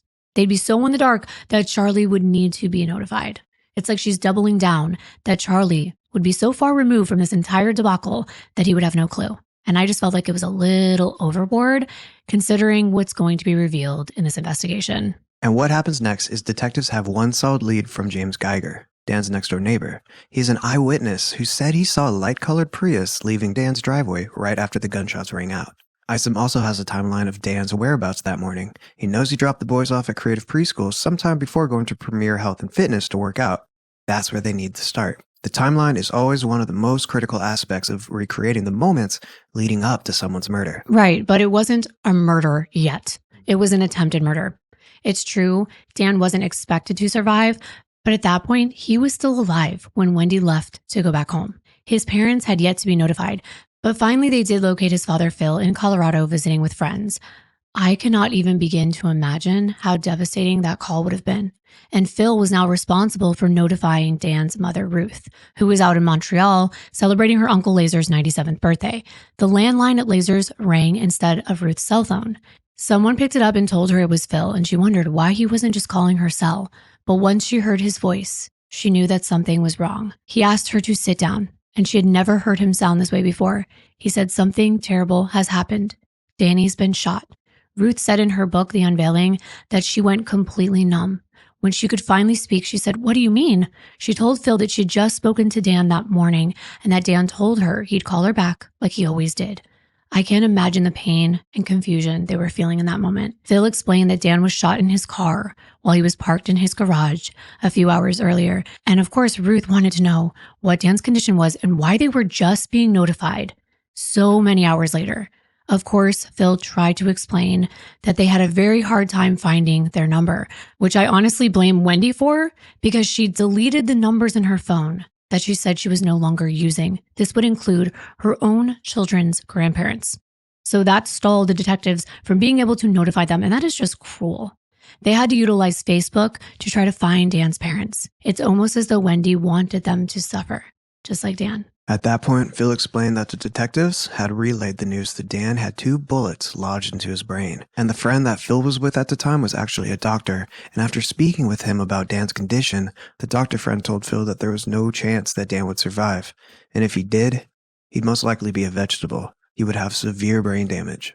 I need to break in and clarify something just for a minute. Someone argued in the comments, and I welcome it, by the way, I really do. I want things to be abundantly clear, and we try our best to explain them in detail, but because there was a delay with the medical personnel on scene, they were about 20 to 30 minutes behind. The argument was made that Dan could have been saved. And as much as I am a wishful thinker and I have seen miraculous things happen medically, our brains are so fragile and a projectile piercing through causes so much damage that it would be highly unlikely. But to be fair, we haven't gotten that far in the story yet. It is coming. We're going to explain everything that happened to Dan, but unfortunately there just was not a chance. Define saved. Is that like saved where you're conscious and lucid, or saved where you're just breathing? Like the friend said that was a doctor, he would have had brain damage. So yes, he might have still been breathing, but the damage would have been so severe. And of course, upon hearing the news, Ruth's whole world came crashing down. It was clear to everyone around her by the look on her face that something really bad had happened. When she hung up the phone, she knew she now had the horrible task of telling her uncle the news. She couldn't bring herself to tell him Dan was going to die. That would have been too much, but she did relay that he'd been shot. And at first, Laser just sat there and stared, but then this 97-year-old man brought his fists up into the air and slammed it down on the table while uttering the word machatanum. That word in Yiddish means in-laws. Wow. If that's not telling, I don't know what is. You know what he was saying? He was pointing the finger right at the Adelsons. He knew how contentious the divorce was, how much hell Dan had been through, even with maybe a limited understanding of all that Dan's family had witnessed and had been relayed to him by Ruth. Uncle Laser knew right away. At that point, Ruth hadn't even considered this tragedy a murder. She said in her book that wasn't something in her vocabulary, but it didn't take long for Dan's rabbi to call her and explain that Dan only had a couple hours to live. And then he put her on the phone with the ER doctor who talked about surgically removing the bullets from Dan's head. But the doctor never mentioned anything about this being a life-saving procedure. Instead, it was clearly to preserve evidence. That's the first time Ruth realized that this was much bigger than just her son dying. Someone did this to him on purpose, and there would be a long road ahead of her. She knew she wouldn't be able to make it to her son's bedside before he passed away. She was much too far away from him. And that makes me so sad. His childhood flashed before her eyes. It was unreal. We want to take you back in time just a bit, because while Wendi was in that interview room, things were unfolding around town, specifically in regard to other people close to Dan hearing the same news that there was a shooting on Trescott. The same news Wendi's real estate agent received, though limited, it made her reach out to Wendi immediately, just to see if she and the boys were okay. A normal response, as we explained in our last video, is a natural reaction when you hear or see something scary that happened in close proximity to where someone you know lives. In the first video, we briefly talked about Dan having another couple over for the Shabbat, the Cohens, Tracy and Jeremy Cohen. What we didn't tell you is that the Cohens met Dan and Wendi at a Christmas party back in 2007, and they became fast friends. The Cohens also had 2 kids, 2 daughters, Molly and Paige, who were actually in the same age range as Ben and Lincoln. So they thought it was perfect. The couple would frequently visit Dan and Wendi's and the kids would hang out together. They even went to the same preschool. But not only that, back in 2009, it was Dan and Wendi who told the Cohens about the home for sale right down the street from theirs at 2275 Trescott, only about a minute away from them. Well, of course, the Cohens inquired and they actually ended up buying that house, which meant they became even closer, not just by proximity, but also in their friendship with Dan and his family, especially with them being Jewish. Well, Tracy was at her office on the afternoon when Dan was shot, and her sister texted her that there had been a shooting on Trescott. And again, as a normal reaction, this is the street that she lives on. It's the street that her close friend Dan lives on with his children. She reached out to Dan. She sent him a quick text asking if he was all right, but she never got an answer. No one could give her any information about what was going on, so she left the office as soon as she could to get home and make sure everything was okay on her street. When she drove by Dan's around 4 p.m., the perimeter was no longer blocked off anymore. Cars could freely pass through. But there was a police car in Dan's driveway, so that alone was a sign to her that whatever happened at Dan's. So as most of us would, she stopped at her close friend's house and she asked the officer what happened. Well, he couldn't give her much information, but he did inform her that the resident of the home had been injured. Tracy immediately called Tallahassee Memorial Hospital and asked if a Dan Markel had been admitted. Because of privacy laws, they couldn't provide any details about his condition, but they were able to confirm he was there and in the ICU. Do you see the normal steps that someone who actually cares will take in an emergency? All the ones that Wendi never took. That's a huge red flag. And later that night, Tracy and her husband were still trying to get the entire picture of what happened to their close friend Dan. They were still in the dark, but finally, around 10 p.m., a mutual friend got in touch with Jeremy and told him that a limited number of people would be permitted to visit Dan. Of course, that makes sense because there was an open investigation going on, but Jeremy didn't hesitate. He rushed to be by Dan's side. When he got into the room, he saw Dan lying there, all alone, hooked up to a bunch of machines. His head was wrapped with gauze, with one eye swollen and exposed. It was unreal. But Jeremy was hoping Dan would pull through. He thought Dan would, because he said he knew Dan would do anything he could to fight for his boys and to be able to be in their lives. For the next hour or so, Jeremy talked to Dan about his boys, about life, and everything in between. Even if Dan couldn't hear him, he just wanted to be there for him. Just a little before midnight, Jeremy decided to leave Dan, but promised Dan he'd be back the next day to see him. That visit would never come because poor Dan took his last breath shortly after 1 a.m. See, his friends, the people who cared, went to see Dan, to be there. And Wendi, she made no effort at all. It's sad. But then again, when you realize all of the facts of this case, I think it's better off that Dan had truly genuine people by his side. And I think you know exactly what I'm saying. Going back to what was happening, Ruth was one of the first people that was notified that Dan had passed away. Around 2 a.m., she got that call. The wounds were too severe for him to survive. He had a brain hemorrhage that proved to be fatal. By 6 a.m., she was making her way out the door to meet her daughter Shelly at the airport so they could get to Dan as fast as they could. Before leaving, she gave Laser the devastating news that Dan was dead. Laser just shook and cried and told Ruth to update him when she made it to Florida. Within just a few months, Ruth would also be laying her Uncle Laser to rest. And she believed the sadness and stress of Dan's murder contributed to his passing. This poor family. Dan's sister Shelly helped Ruth keep it together. She knew that Dan belonged to Congregation Shamrai Torah, and by the time they were able to get in touch with the head of the temple, they were informed that Dan's friends and congregation members had already set up a memorial for him the very next day on Sunday at noon. Things were happening so fast.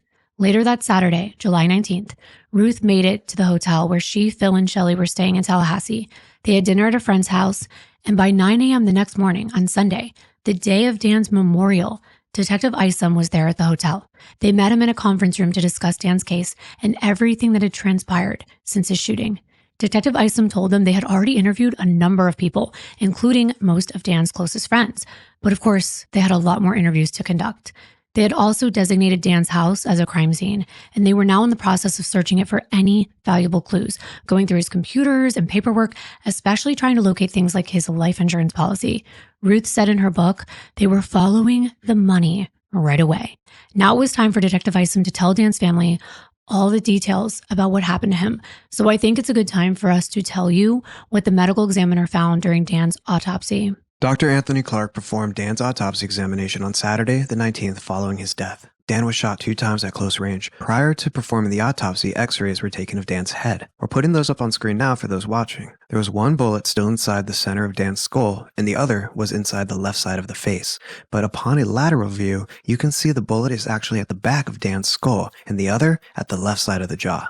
Though this is where the projectiles remained, one actually entered below his left eyebrow and the other in the left cheek area. The left side of his face had a number of abrasions from shattered glass when it exploded at such force from the gunshot. It came in contact with his face at high velocity, ripping into his skin, also injuring his left eye, which became very swollen, causing hemorrhage of the eye and eyelid. This, in Dr. Clark's opinion, was the first gunshot wound because of the injuries from the glass. Remember we showed you a picture of the driver's side window in Dan's car? It was shattered, but some of the glass still remained, and it showed a clear half circle which indicated where the bullet had gone through. That first shot shattered the glass and hit Dan while he was still attempting to possibly turn his head to look at who was coming up to his car. Before he knew it, they had pulled the trigger.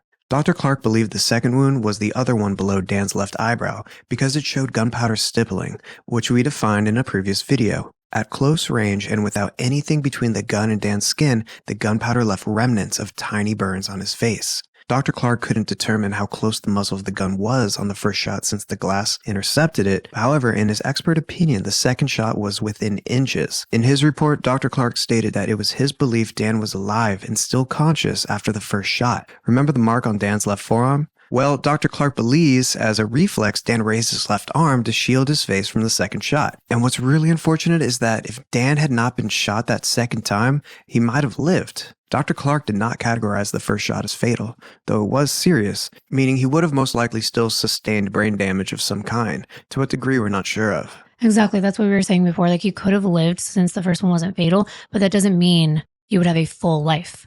You wouldn't necessarily be living to the fullest. And what I found equally fascinating and horrifying was what Dr. Clark said about the second bullet. Remember Dan was wearing eyeglasses? Well, that second bullet apparently struck the frame of Dan's glasses. This seemingly insignificant event that occurred only milliseconds before the bullet entered Dan's brain would have deformed the bullet, causing an increase in damage than it would have if it wouldn't have made contact with anything before hitting Dan. And it makes sense. Had it gone in with a more of a rounded shape, the track would have been more smooth, but with a rigid edge to it, it would rip more violently through his brain. This injury and the following brain bleed is what ultimately caused Dan's death. And that is so terrifying. This whole thing is what this poor man had to go through, and knowing he was conscious, even if it was just for a few seconds, he knew someone was there to ambush him in his own home, seconds from safety. As Ruth was told in detail what happened to her son, her only son, her youngest child, it tore her apart. She knew that she would never want to see the photos. But since she was in shock, she was remaining very calm while Detective Isom began asking the family questions all about who Dan was and who would have wanted to harm him. Ruth racked her brain and brought up his blog. Remember the prof's blog? Well, someone on there had this angry exchange with him. They had recently been accusing him of editing the comment section, and she admitted that Dan was very opinionated and that he held strong beliefs, including his stance on the death penalty, which he was 100% against. Remember, he was into criminal defense, ironically, and Ruth even sat there thinking that Dan would know how to solve a mystery like this one. But the mystery was unraveling, and it wouldn't take long for suspects to be in the detective's crosshairs. Actually, Uncle Laser was on the right track, only minutes after finding out Dan was shot. But Ruth, she could only think of the pain that Wendi and the boys must be going through. She didn't want to wait another minute not being by their side. Remember, Ruth had lost her own father when she was only 9 years old. She knew the pain that it caused her. She still dealt with the trauma throughout her entire adulthood.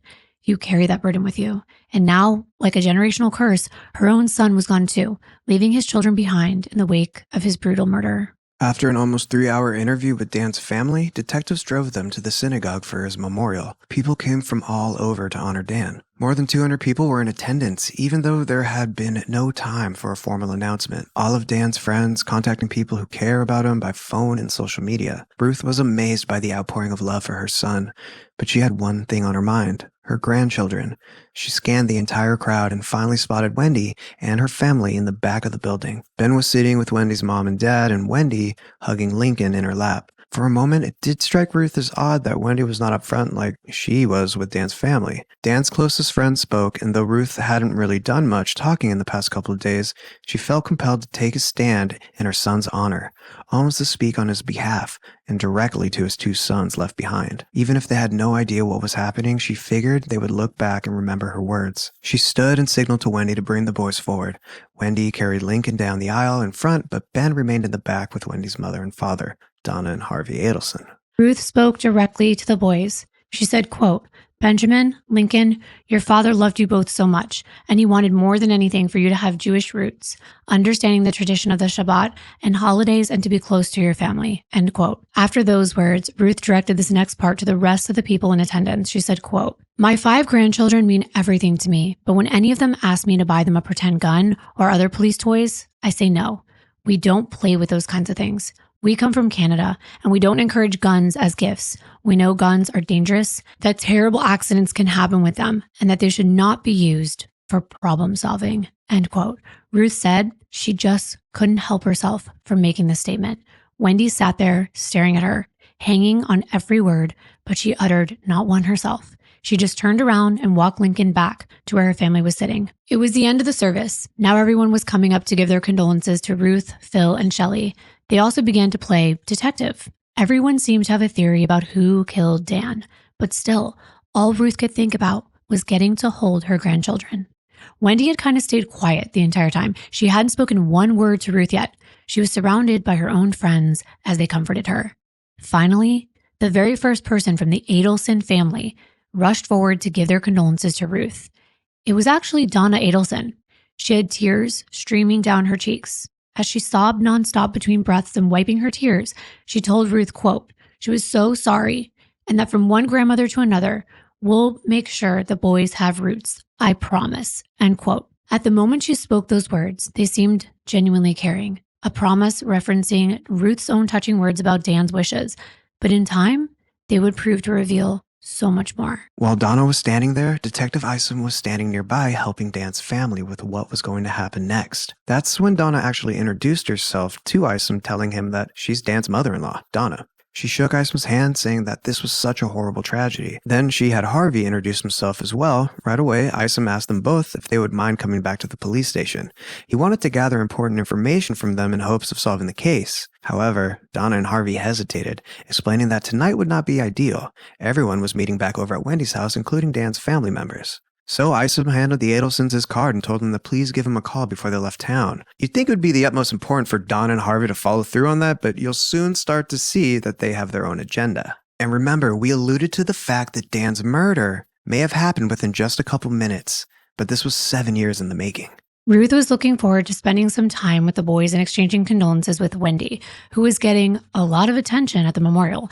Even Dan's friends, who weren't exactly big fans of Wendi, came to her side to comfort her. She made sure to let them know that she had put the past in the past, her words. Following that up with, quote, I'm a single mom to these boys now. They don't have a father figure in their lives anymore, so they really need the love and support of all of you, end quote. She was encouraging those who weren't exactly on her side this whole time to put their differences aside for the sake of the boys. And make no mistake about it, there were 2 sides.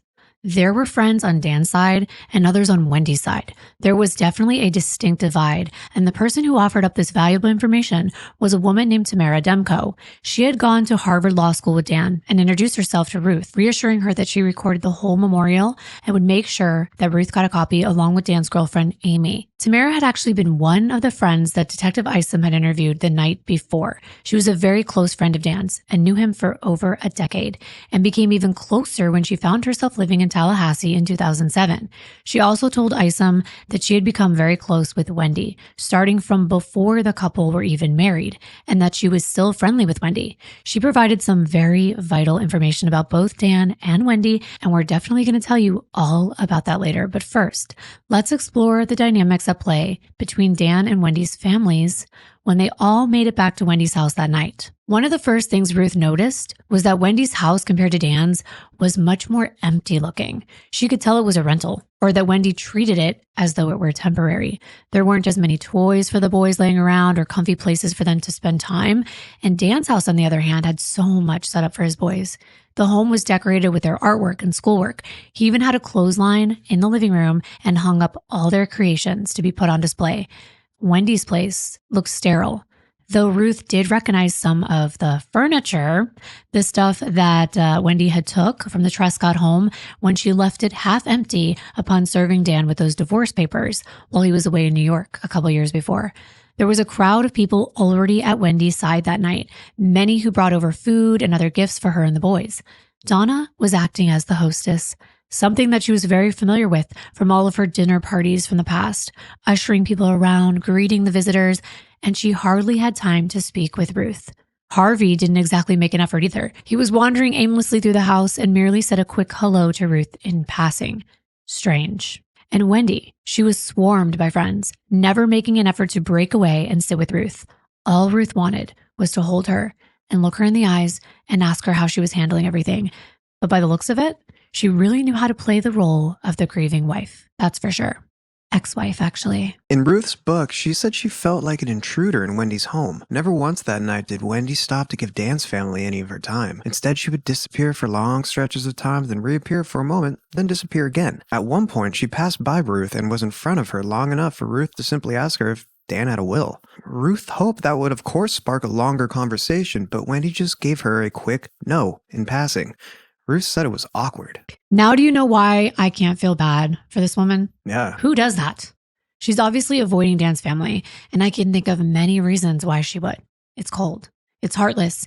It's selfish. And soon you'll see where she gets it from if you haven't noticed already. Ruth still hadn't been able to hug her grandsons or spend any time grieving with them or Wendi. She, unlike Kimbyr and I, wanted to give Wendi the benefit of the doubt. She knew how much Wendi must be going through. She sure was in a lot of emotional pain losing her son. So she hoped by the next day Wendi would have the time to get together with Ruth and they could spend some quality time. By the way, we haven't really gotten into the specifics of how much Dan's family really got to see Ben and Lincoln, but it wasn't a lot. Not only did they live far, but the boys are always so busy being passed back and forth between Dan and Wendi, busy with school, and in the last few years, they'd only see them about a handful of times. We know Wendi deleted Dan's family phone numbers and it didn't seem like she had any intention of keeping in touch, and by extension, keeping the boys in touch with Dan's side of the family. It goes so much deeper than this, but it's one of the first clues of how easy it was for Wendi to cut ties with people she felt were not part of her plan for her boys. And you know, she stated herself that her kids were now without a father figure. Yeah, I thought it was weird that she said father figure and not just that they no longer had a father, but a father figure. It was strange. It made me go back to when Donna wrote that email to Wendi, trying to give her all these ideas to convince the judge to let the boys move to South Florida, citing that they would have a great role model in Charlie, Wendi's older brother. It was in the first video. I don't recall her exact words, but she was just talking Charlie up, that he was single, that he would have time to be there for the boys, kind of comparing him to Dan always being away on business. It's unbelievable to me that Charlie would be looked at as a role model, especially considering what is about to unfold. But sure, he's successful, he's rich, he's this periodontist in South Florida, but this man has baggage, as it seems like all the Adelson children do, especially Charlie and Wendi. Speaking of baggage, specifically packing bags, Wendi told Ruth she'd make time for Dan's family to see the kids on Monday when things calmed down. Wendi and her parents were actually in the middle of quickly packing up their belongings. They were essentially getting ready to skip town. Yeah, we'll get into all the specifics, but she had no intention of meeting up with Ruth, and Wendi's parents had zero intention of sitting down with detectives. Their plan all along was to get Wendi and the boys to South Florida. That's been the plan for years, but of course the court wouldn't allow it, but now with Dan out of the way, nothing was stopping them. So while Dan's family was back at the police station early the following morning for yet another interview, they had plans to go to the funeral home to get all of Dan's arrangements settled. Unbeknownst to anyone, Wendi and her family were somehow able to pack up all of Wendi and the boys' things into Harvey's Lexus and Wendi's minivan before heading to Coral Springs. Before all this, Ruth had actually called Wendi that morning asking if noon would still be a good time to get together with the boys. Wendi said it wasn't. I was like, really? It's not a good time. I would say I can't believe it, but I can believe it. Remember, Wendi's cold. She's heartless and she is selfish. Make no doubt about it, because I know people are going to be like, I'm going to give her the benefit of the doubt still. There's no way. Like, read the room. Empty room. The empty room she left. According to Ruth's book, when Wendi said that noon wouldn't work, Ruth asked if 1 o'clock would be better. Wendi responded with, "Not today, Ruth. It's not a good day." And with that being said, Ruth was shocked. She explained in her book that the boys were her only connection to her son, and that when Wendi refused to let her see them, it was a punch in the gut. I mean, can you believe it? Ben and Lincoln weren't in school, and it was summertime. Ruth didn't understand what was more important than family and the boys getting to see Dan's family. She just couldn't understand, but she wanted to believe that Wendi was just grieving, and maybe she was just too emotional to deal with everything in that moment, even though Ruth herself was a mess and trying to hold it all together. But what was keeping her grounded was the thought of being able to see Ben and Lincoln, a piece of her son, his flesh and blood. So she tried to give Wendi some time and asked if maybe the next day would be better, still having no idea that the thing keeping Wendi and the boys so busy was that they were in the middle of frantically making their escape as fast as they could. Ruth had no idea in that moment that brief visit the night before at Wendy's would be their last family visit in Tallahassee, or maybe the last time she would get to see those boys for a long time. She was so clueless about Wendy's plans and the Adelsons' agenda. Wendi told Ruth she would call her the next morning and figure it out. When Ruth hung up and told Dan's sister Shelley what Wendi said, Shelley was furious. She, along with Dan's father, didn't think it was right. Neither did Ruth, but there wasn't much they felt they could do but wait. Family was important to Wendi, just not Dan's family. The Adelsons were important. Wendi was never a Markel, and soon the boys wouldn't be either. Not only had they just lost their father, but soon Wendi would rob them of the Markel name. She'd make excuses as to why she believed changing Ben and Lincoln's last name from Markel to her own, Adelson, was in their best interest. That the Markel name was all over the news, and that she wanted to shield her boys from whatever damage may have been done from their association with their father. And it was for their safety. But we all know that's bullshit. Wendi's book foreshadowed her intentions to leave Dan and to raise their children without him or his last name. Though she created fictional characters like Joshua Stone instead of Dan Markel, her intentions were clear. Like when her character, Lily Walker in the book, said she was about to adopt the baby. Josh asked if it was officially Lily's baby, and Lily answered yes, name changed and all. And Josh said, Anna Stone? But Lily replied, no, Josh, Anna Walker, like her mother. If that's not clear, I don't know how much clearer Wendi could have been. Now, the boys' name changes didn't happen right away, but it's true. Wendi officially and legally changed the boys' last names from Markel to Adelson. Not only that, in the process, she also removed Benjamin's middle name, Amakai. Now, that doesn't make any sense. That's not for safety. No, It's messed up. It's for suffering. We told you in part 1 that names meant a lot to Dan. And that middle name specifically was very special. It was to honor Dan's grandmother, who had passed away shortly before Ben was born. Why take that away? Already, Dan's last name wouldn't go on. The Markels only had one son to carry on the Markel name. And now, Dan's 2 sons no longer were able to honor their father or his family with the name Markel. It's evil. Absolutely evil. Ruth wouldn't find this out until over a year after Dan's murder. Wendi callously let her know in an email in September of 2015. But we have a long way to go until that happened. So much occurred between July 2014 and the fall of 2015. And a lot was also going on the days following Dan's murder.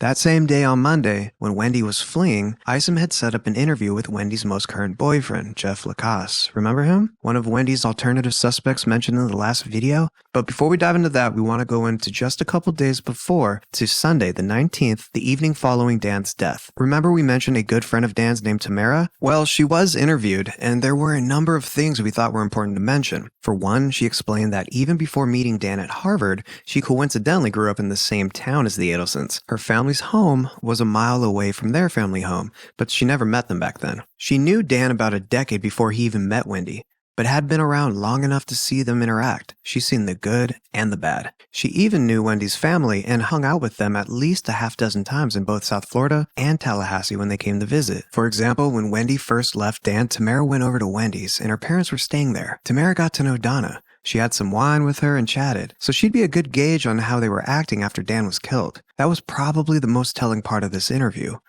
But there were other things to mention first, so we'll get there. Yeah, she told Isom that she'd been at the Adelsons' Coral Springs home over the years for dinner and drinks. She'd even spent time during the holidays with Wendi's family. Tamara said that Donna was very involved and a seemingly loving mother. She was very proud of her children and super involved with both Ben and Lincoln. On the surface, they seemed like a normal family. You know, the type to put pictures of their kids up on their walls, supportive, nothing really out of the ordinary. Harvey was quieter but friendly, and Charlie was very lively. She said he enjoyed partying and definitely tried to act like he was smarter than everyone else, and that he was very protective over Wendi, and she would heavily rely on him, telling him everything that was happening between her and Dan, relaying to Isom that Wendi and Charlie were very close. which Wendi had admitted to Isom herself. But Tamara didn't just talk about Wendi's family. She was candid about Dan and his personality, which was refreshing because we said this before, nobody is perfect. And we like to give a well-rounded picture of the facts. Tamara described Dan saying he could be crass and condescending. He was a typical Harvard nerd, and he would rub people the wrong way because he would use big words and came across as arrogant. But Tamara explained it was because he was so confident intellectually, and he actually mellowed out over the last few years. He matured. He no longer felt like he had to make such a strong impression. He used to wear bow ties and suits, but he toned it down and would be seen wearing sandals and more casual outfits. Eventually, he even became more silly after the boys came around. She said when you got to know him, he'd win you over. But of course, things changed between Wendi and Dan after the divorce.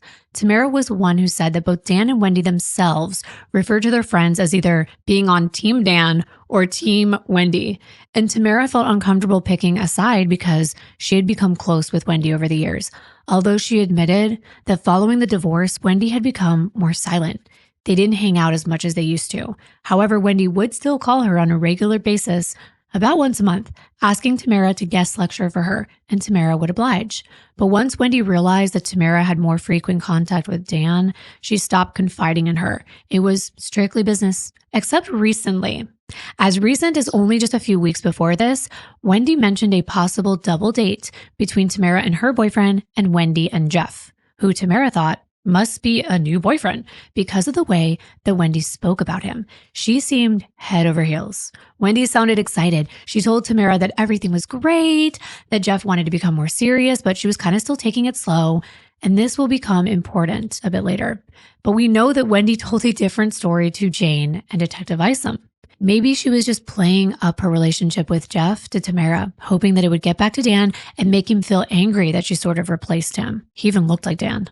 I mean, she almost tried to date a copy of Dan, especially because recently Dan had confided in Tamara about how infatuated he was with his new girlfriend, Amy. It was clear to Wendi that Dan was serious about moving things forward in that relationship. In the last few weeks, Amy had just met the boys for the first time and things were really moving along.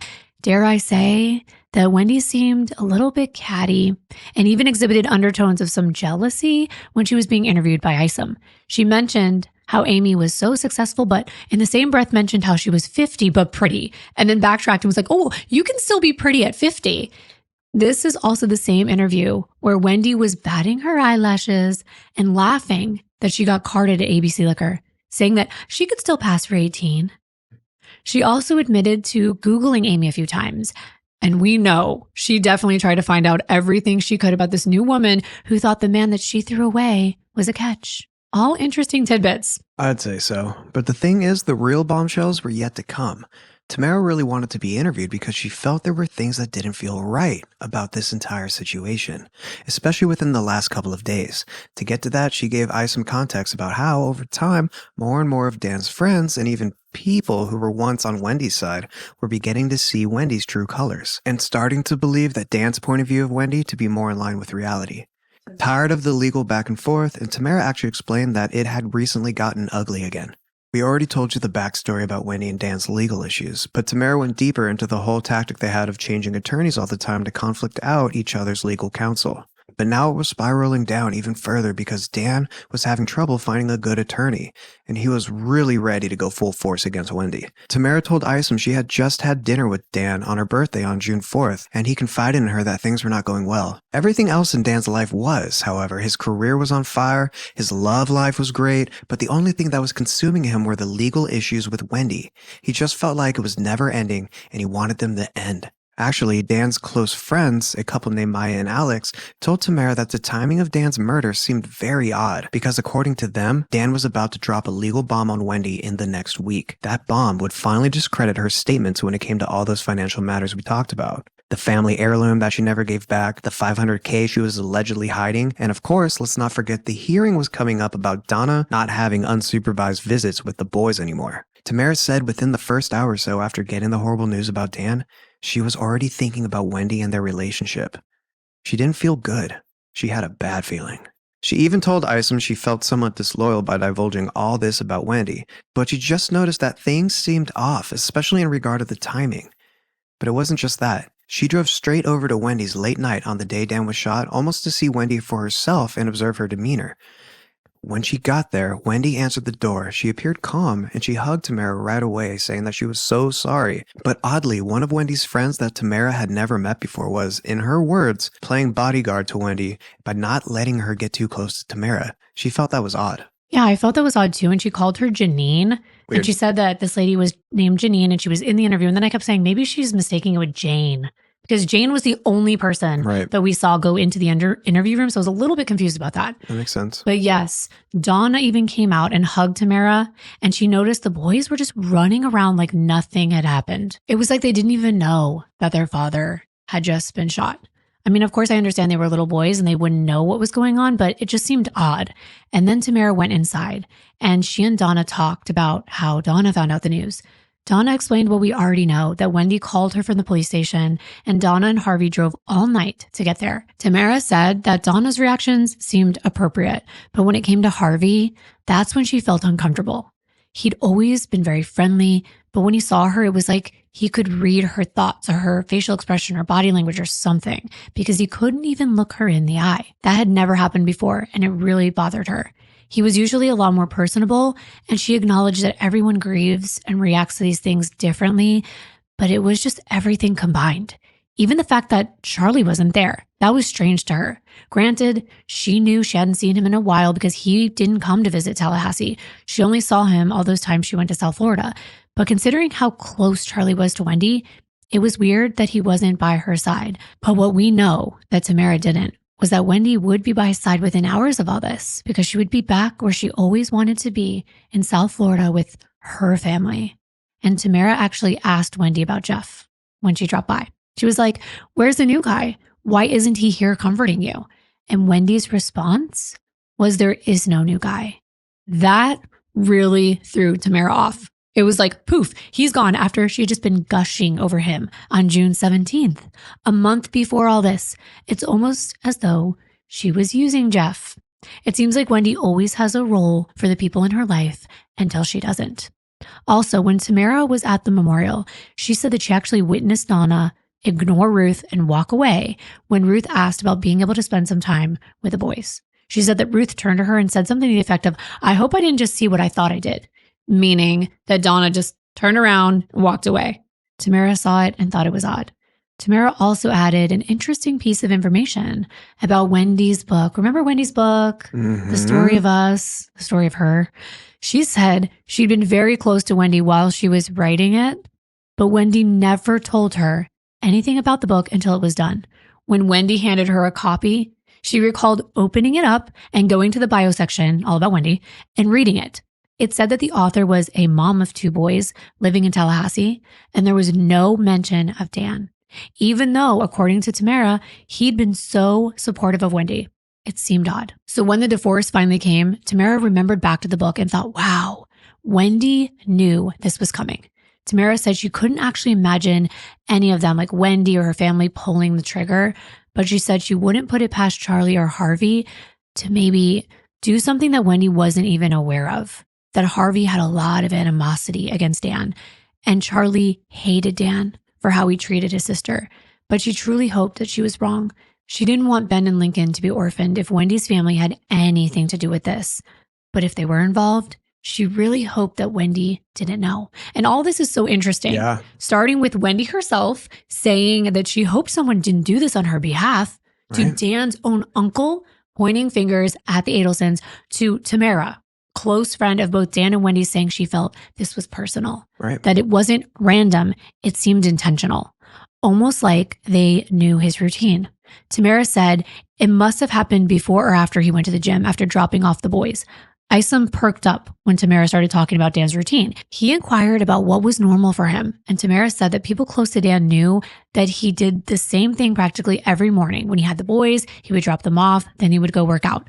This was helping ice them with Dan's timeline, which would ultimately lead them to their next clue and a break in this case. But before we get into that, we want to tell you about Jeff's interview. There were several, but the very first one occurred Monday, the day following Dan's memorial, while Wendi and her family were on the road back to Coral Springs. 42-year-old social work professor Jeff Lacasse, the most current boyfriend of Wendi Adelson, was interviewed by Detective Corey Hale and Detective Isom. One of the very first things Jeff wanted to know was whether this interview was on the record. When they said it was, he asked if it was possible for them to go off the record first because he had a few theoretical things he wanted to say, but not directly be quoted on. They told him maybe later. First, they wanted to know all about who he was and what the relationship was with Wendi. We kind of already went into this in our last video, but of course that was Wendi's perspective.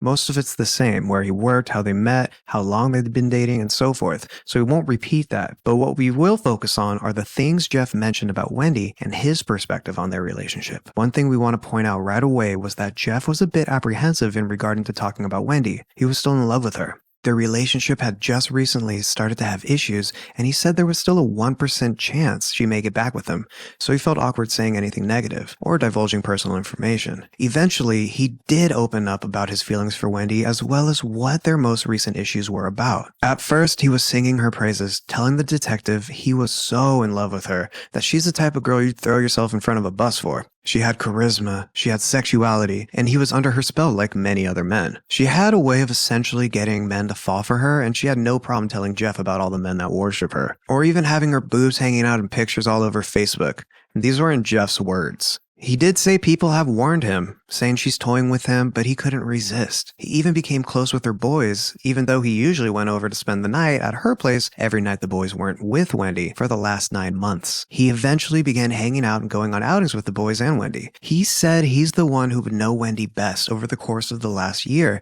because they'd been together so much he basically co-parented her kids. But recently he began to have trust issues. There were signs that she wasn't being faithful. One was the time he caught her going to coffee with that Daniel Sack guy that we talked about in the last video. She used to be seeing both of them at the same time in the beginning before she got serious with Jeff. Well, Daniel moved away, but Jeff backtracked through Wendi's phone calendar and he saw a number of entries of when they hung out together while Jeff and her were dating. So she was going ziplining with this other guy to museums. So of course, like many of us, he confronted her about it just a few weeks before this. And she was not happy. Jeff said Wendi doesn't do well with confrontation, that she's very fragile emotionally. She doesn't like feeling ashamed or guilty or being called out when she got caught doing something wrong. She deflects and she gets defensive. She's depressed and anxious and definitely has baggage, but she does a good job by getting by on her looks alone. But she's super codependent, especially on her family. They baby her. They don't even trust her to take care of herself. This is all according to Jeff. They won't even trust her to make the 7-hour drive between South Florida and Tallahassee. Instead, Jeff explained her parents would drive her there and then fly back, or fly there and then drive back. And speaking of South Florida, he said Wendi went there a lot. The last trip she made a few weeks ago was for 2 weeks with her family. And on that trip, she had become very distant. She had the habit of being out of touch when she was down south. This made Jeff assume that there was another man, especially when she was out late and she wouldn't call him or text him, but she would give him the excuse that she was just really busy with family and the boys. In the 14 days she was gone in this last trip, he only got 3 phone calls. He didn't really know what to believe because he stated that Wendi lied a lot. He's been shocked by how easily Wendi can lie straight to his face. I've been shocked how easily Wendi lies to my face. It was almost sociopathic, and that she didn't have it all together like people thought. He said she was even more of a mess lately. She was miserable. He'd never heard her as bad as this trip. He said, quote, "It blew up her world," end quote. And it kind of makes me wonder what exactly went on during this last trip for her father's 70th birthday when she comes back and she's so disconnected. They went on a couple dates, but then she asked for no contact for an entire week, the same week that Dan was murdered. So they want to establish Jeff's whereabouts, and he tells them he already had a road trip planned to Tallahassee that week. He left on Thursday, the day before Dan was shot, and he's been gone the whole time. He just got back in town and used his credit cards the whole time so they can check it out.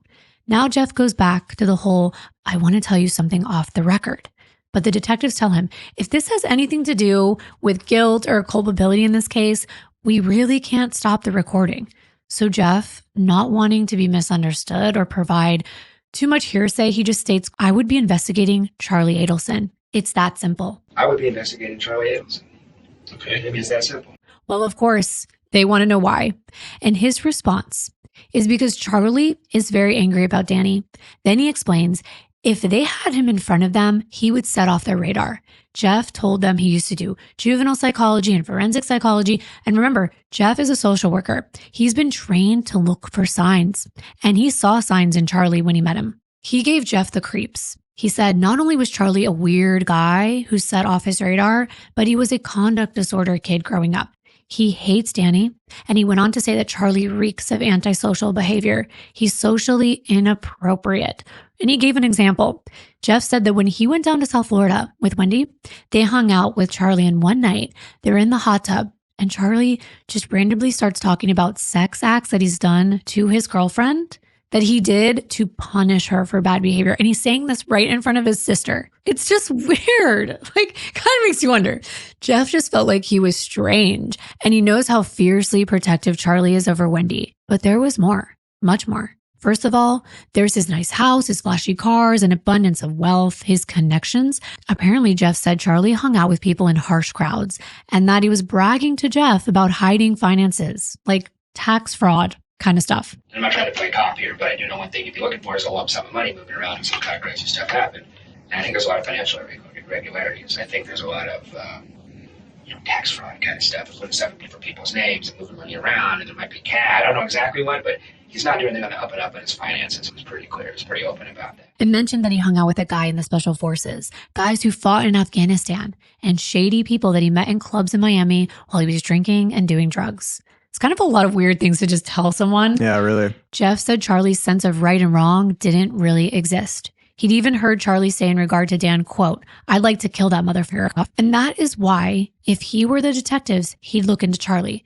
But then Jeff did admit that he's also said that before about Dan, that he would like to kill him as well, but he didn't do anything. Second, and most importantly, Charlie's got a lot of money to throw around. He's a millionaire. He's really cocky, arrogant, street smart, impulsive, angry, narcissistic, aggressive, self-centered, and also a liar, just like Wendi. Jeff said he could easily lie. And he was a womanizer on top of all of that. Jeff said he had 3 girlfriends at once. Not that that was, he was like, people do that. But what he was getting at was he didn't care. Like, he doesn't care about people's feelings. And what's more is that Wendi actually told Jeff something. She reported that Charlie considered all of the options possible to take care of this problem. Jeff said it was last summer when her petition to relocate was about to be denied. And Wendi confided in Jeff. It was supposed to be a confidential conversation. Wendi said in a dead serious type of way that it would be convenient if Danny wasn't around anymore. And something to the effect of Charlie looked into how much it would cost, or that she thought Charlie might have. Jeff was pulling this from memory, so he wasn't too sure about the exact words, but the sentiment was there. He remembered it because it was chilling. It made his stomach flip. Wendi had reported to me that Charlie had considered all the options possible to take care of this problem. It was chilling because she said, "Can I tell you something confidentially?" And I said, "Sure." She said, "I think Charlie kind of looked into some options, like literally saw how and why and how you would do this if you did it. Something about it would be convenient if Danny wasn't around anymore, but he doesn't want anything to happen to him or something like that." She said, "But Charlie actually looked into how that would be done and how much it would cost." She might have said, "I think, Charlie." I don't remember, but it was chilling. In the moment, I was like, my stomach flipped. I was like, whoa. The crux of the statement is my brother Charlie has looked into how much it would cost to take care of somebody. She said it in a dead serious, chilling, uncomfortable kind of way. That's pretty telling. I would say so. Jeff said Charlie was the first person that came to his mind when he heard that Dan was shot. Charlie popped into my head within 20 seconds of hearing this. But just like others have said, even Wendi herself, Jeff said he could see Wendi being surprised that Charlie did this without her knowing, without Charlie ever telling Wendi he was going to do it. Jeff said, quote, "I could see Wendi being innocent, puzzled that Charlie did it," end quote. And Jeff made sure he was clear that he doesn't think Charlie would have done this himself, but that he would have the means and the connections to get it carried out. He'd get his buddy in the special forces to do it, or some seedy guys down in a Cuban neighborhood in Miami. Well, if that's not to the point, I don't know what is. I got the email and I thought of Charlie on a couple of things. Okay. That's what I thought of. Charlie personally or Charlie hiring somebody?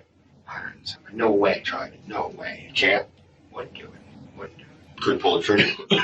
I don't know about that. I don't know him that well. He get his buddy in the special forces to do this, or he get some seedy guys down in the Cuban neighborhood or something like that. That's what he would do.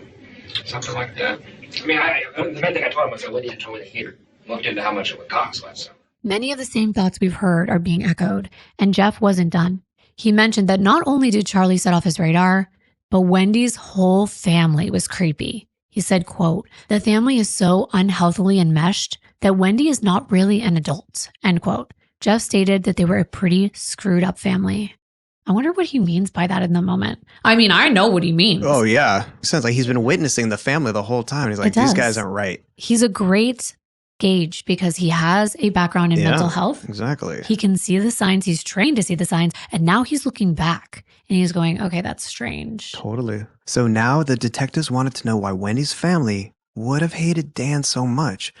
I mean, sure, we know there's been a lot of back and forth legally regarding the kids, and there's motions coming up about money and those supervised visits regarding Donna. But is all this a motive that they'd have to get rid of Dan? For context, Jeff explained he'd only been around Dan for about 20 hours in total. That's if you combine kids' outings, events, exchanges of custody on days Wendi swapped with him, sports games, and stuff like that. But the very first time Jeff met Dan was very insulting. In their initial 10-minute introduction, Jeff said Dan insulted him multiple times, mostly in relation to status as a professional. Dan would ask questions like, "Oh, so you're an attorney? Where'd you get your degree?" Just kind of belittling Jeff. Oh, and we have friends that have done that at dinners before, like gone around the room and go, "Oh, so where'd you get your doctorate from? Where'd you get your doctorate from?" Oh my God, I remember that. It's like, okay. Where'd you go to school? Where'd you go to school? It's like, does it even really matter? Oh, no. And Jeff wasn't an attorney, so Dan already had a one-up on him. And that's kind of the personality he had, which was natural. Like Tamara said, right. He's not trying to be like that. It's just something he values. Jeff just stated that Dan was an arrogant guy. He was unlikable, and he talked down to people. Charlie hated Danny. Her parents hated Danny. You know why? In person, he is so arrogant. He is so unlikable. He would just talk down to people. He was one of these Harvard guys. Okay. And it was just like, we met for the first time.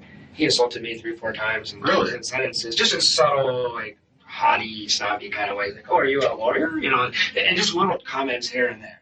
But it was how Dan made Wendi feel that bothered Jeff even more. He said she was scared of him. She'd even have full-on panic attacks whenever she had to see him. He was emotionally abusive, controlling, a control freak who would control all their finances and run everything. From this behavior, Jeff even wondered if Dan had beaten her. Jeff even said Wendi told her all her friends begged her not to marry Dan because he was the biggest a-hole they'd ever met. But she was caught in the elitism that he was a Harvard Law graduate, so she made the bad decision. She hated living in Tallahassee, but we already know that. But Jeff went further to explain that Wendi was left doing everything at home while Dan worked all day, and he didn't get home till around 9. She was, in Jeff's words, a house slave, and that Dan was She was, in Jeff's words, a house slave, and that Dan was an absent father. He'd only have about 10 minutes of playtime with the kids, but then Wendi filed for divorce, and then he wanted full custody of the kids. Jeff then asked the detectives if they looked at Dan's court filings against Wendi. Jeff said they were almost insane. He said Dan would call her names and be ranting like a lunatic, and whenever she'd receive another motion from Dan, she'd have a 2-week meltdown. That Dan was, quote, manipulating the legal system to keep her in stress, and it was punishing her, end quote. Remember, this is Wendi's perspective of what Jeff, the man who is in love with her, believes from what she told him and what he sees her act like. But you can imagine if this is the way he sees things, imagine what Wendi's family may think and feel. The baby of the family being treated that way, constantly stressed, depressed, trapped 7 hours away, imagine. Right. And they're always going to be on Wendi's side. They don't want to see her hurting. They want her to be in South Florida. They want her to be close so they can be with their grandkids. But they are all listening to what Wendi is saying. But at least the detectives have a lot of information. Most importantly, potential suspects and also Dan's routine. Remember we said there was going to be a break in the case? Well, over the next few days, detectives began to look at the locations Dan frequented. One was the Creative Preschool, and then Premier Fitness, and his home. They contacted the preschool and confirmed through a man who worked there named Keith Leland that Dan dropped the boys off the morning of Friday, July 18th. And when they asked about a green Prius, Keith said that interestingly enough, they kind of keep track of the vehicles that come and go for safety reasons. And at one point, within minutes of Dan Markel being there, This man, Keith, recalled seeing a green Prius in the parking lot, one that he did not recognize as another parent's vehicle, and that's pretty interesting. Did you notice any other vehicles hanging around the time that Mr. Markel was present at the daycare that day? Yes, ma'am. And tell us about that. Us being in school, we take extra measures of security. So whenever any of our staff hear a door opens, we just automatically, myself, since I work out in the office, come out of the office and just look, see who's coming through the door. That happened at sometime that morning, and I looked out and I didn't see anybody come in, but I did hear the door open, so that's what made me go out and look. And when I went to the door, I saw like a little car facing towards Tharp Street. Okay. And where was the car? it was parked directly in front of our main building, which we call the big school. And do you know the make and model of that car? I don't know it was a Prius. I know that. All right. And do you know the color of the car? Well, I wasn't sure because it kind of flips color. When the light hit, it was like a grayish green, silver color. All right. And did the Prius hang out there the whole time that Mr. Markel was in the daycare? I can't say the whole time, but I do know when I went back out there at one point when the door opened again, it was gone. Then detectives went to Premier Health and Fitness and requested records that would show whether or not Dan Markel had checked in that day, and he had. So they asked the director to pull up video surveillance from the parking lots as well as inside so they could see if they noticed anything unusual, if there was anyone following him, and what he was doing when he was there. They spot his car on the footage, entering the north parking lot on July 18th at 9:11 a.m. Then you can see his car again on another camera angle towards the front of the building. He proceeds to park right behind this American flag. But here's the thing. Remember the green Prius?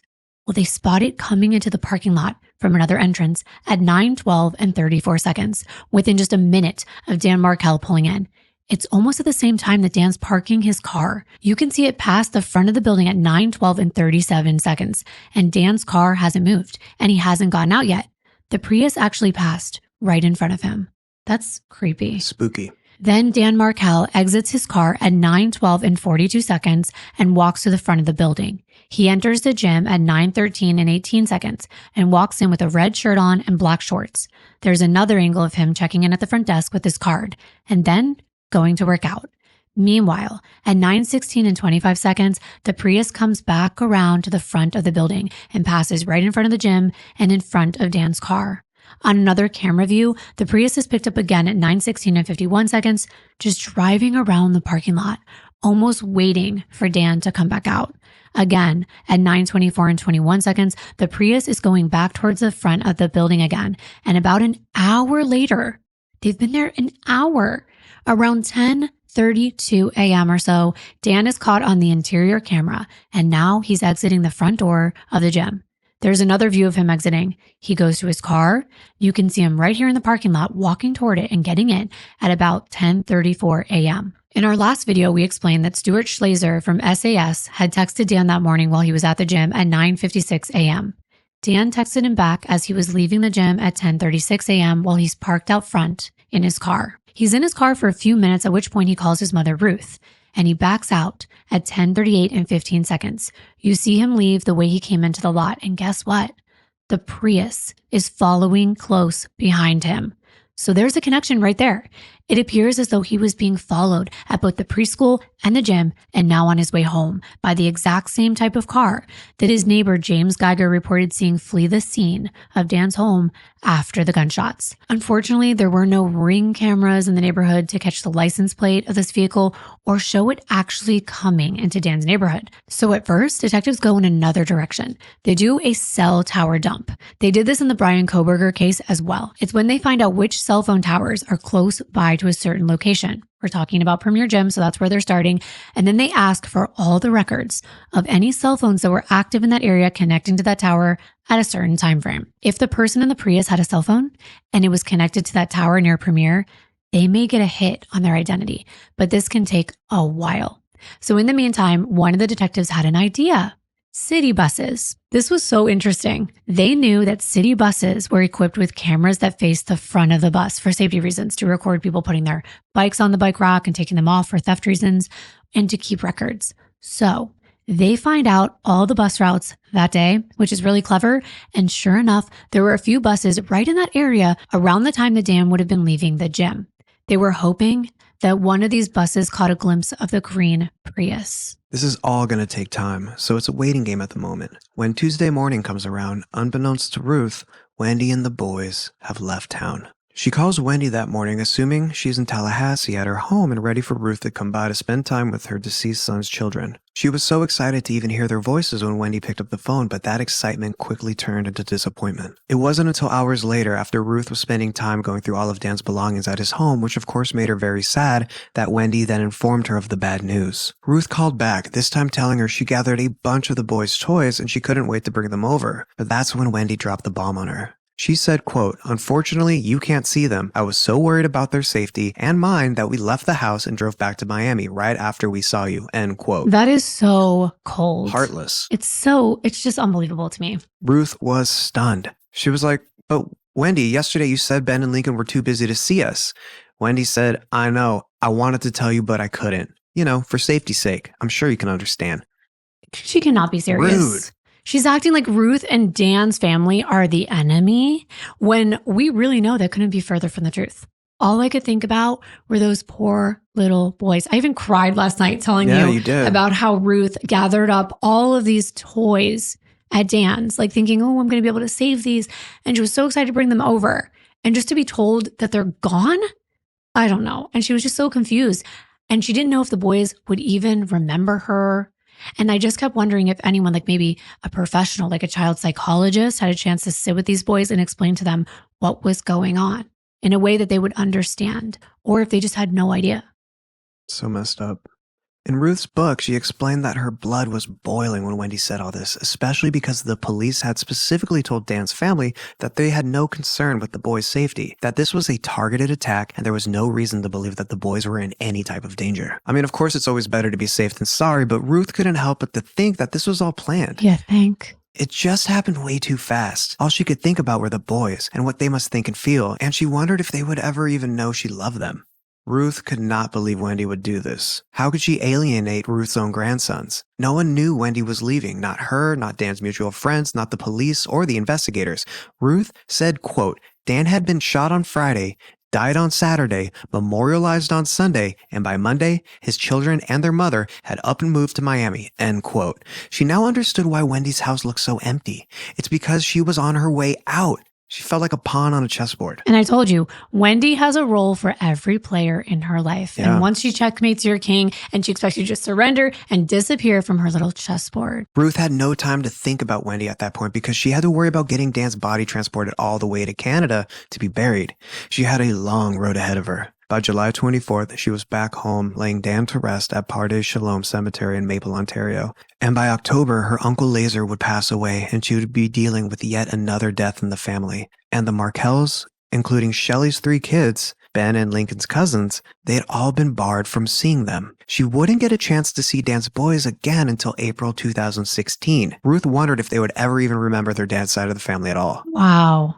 That's unreal. It's harsh. And for the record, Ruth began working on a bill in Florida for grandparents' rights in cases like this. She wanted the existing law at the time to be expanded to allow grandparents access to their grandchildren in circumstances like this one, whether it would be a divorce or a death. Back before all this, in the days following Dan's murder, investigators were still busy interviewing witnesses, waiting on evidence testing, and to get their hands on more videos. But there were no suspects yet, and the media had gone crazy in Tallahassee and beyond. This was a major news story, especially locally. It had been called the biggest case since Ted Bundy. Because Ted Bundy happened in that area. That's why. It's not like overall, but in their area, this was like the biggest thing that had gone on.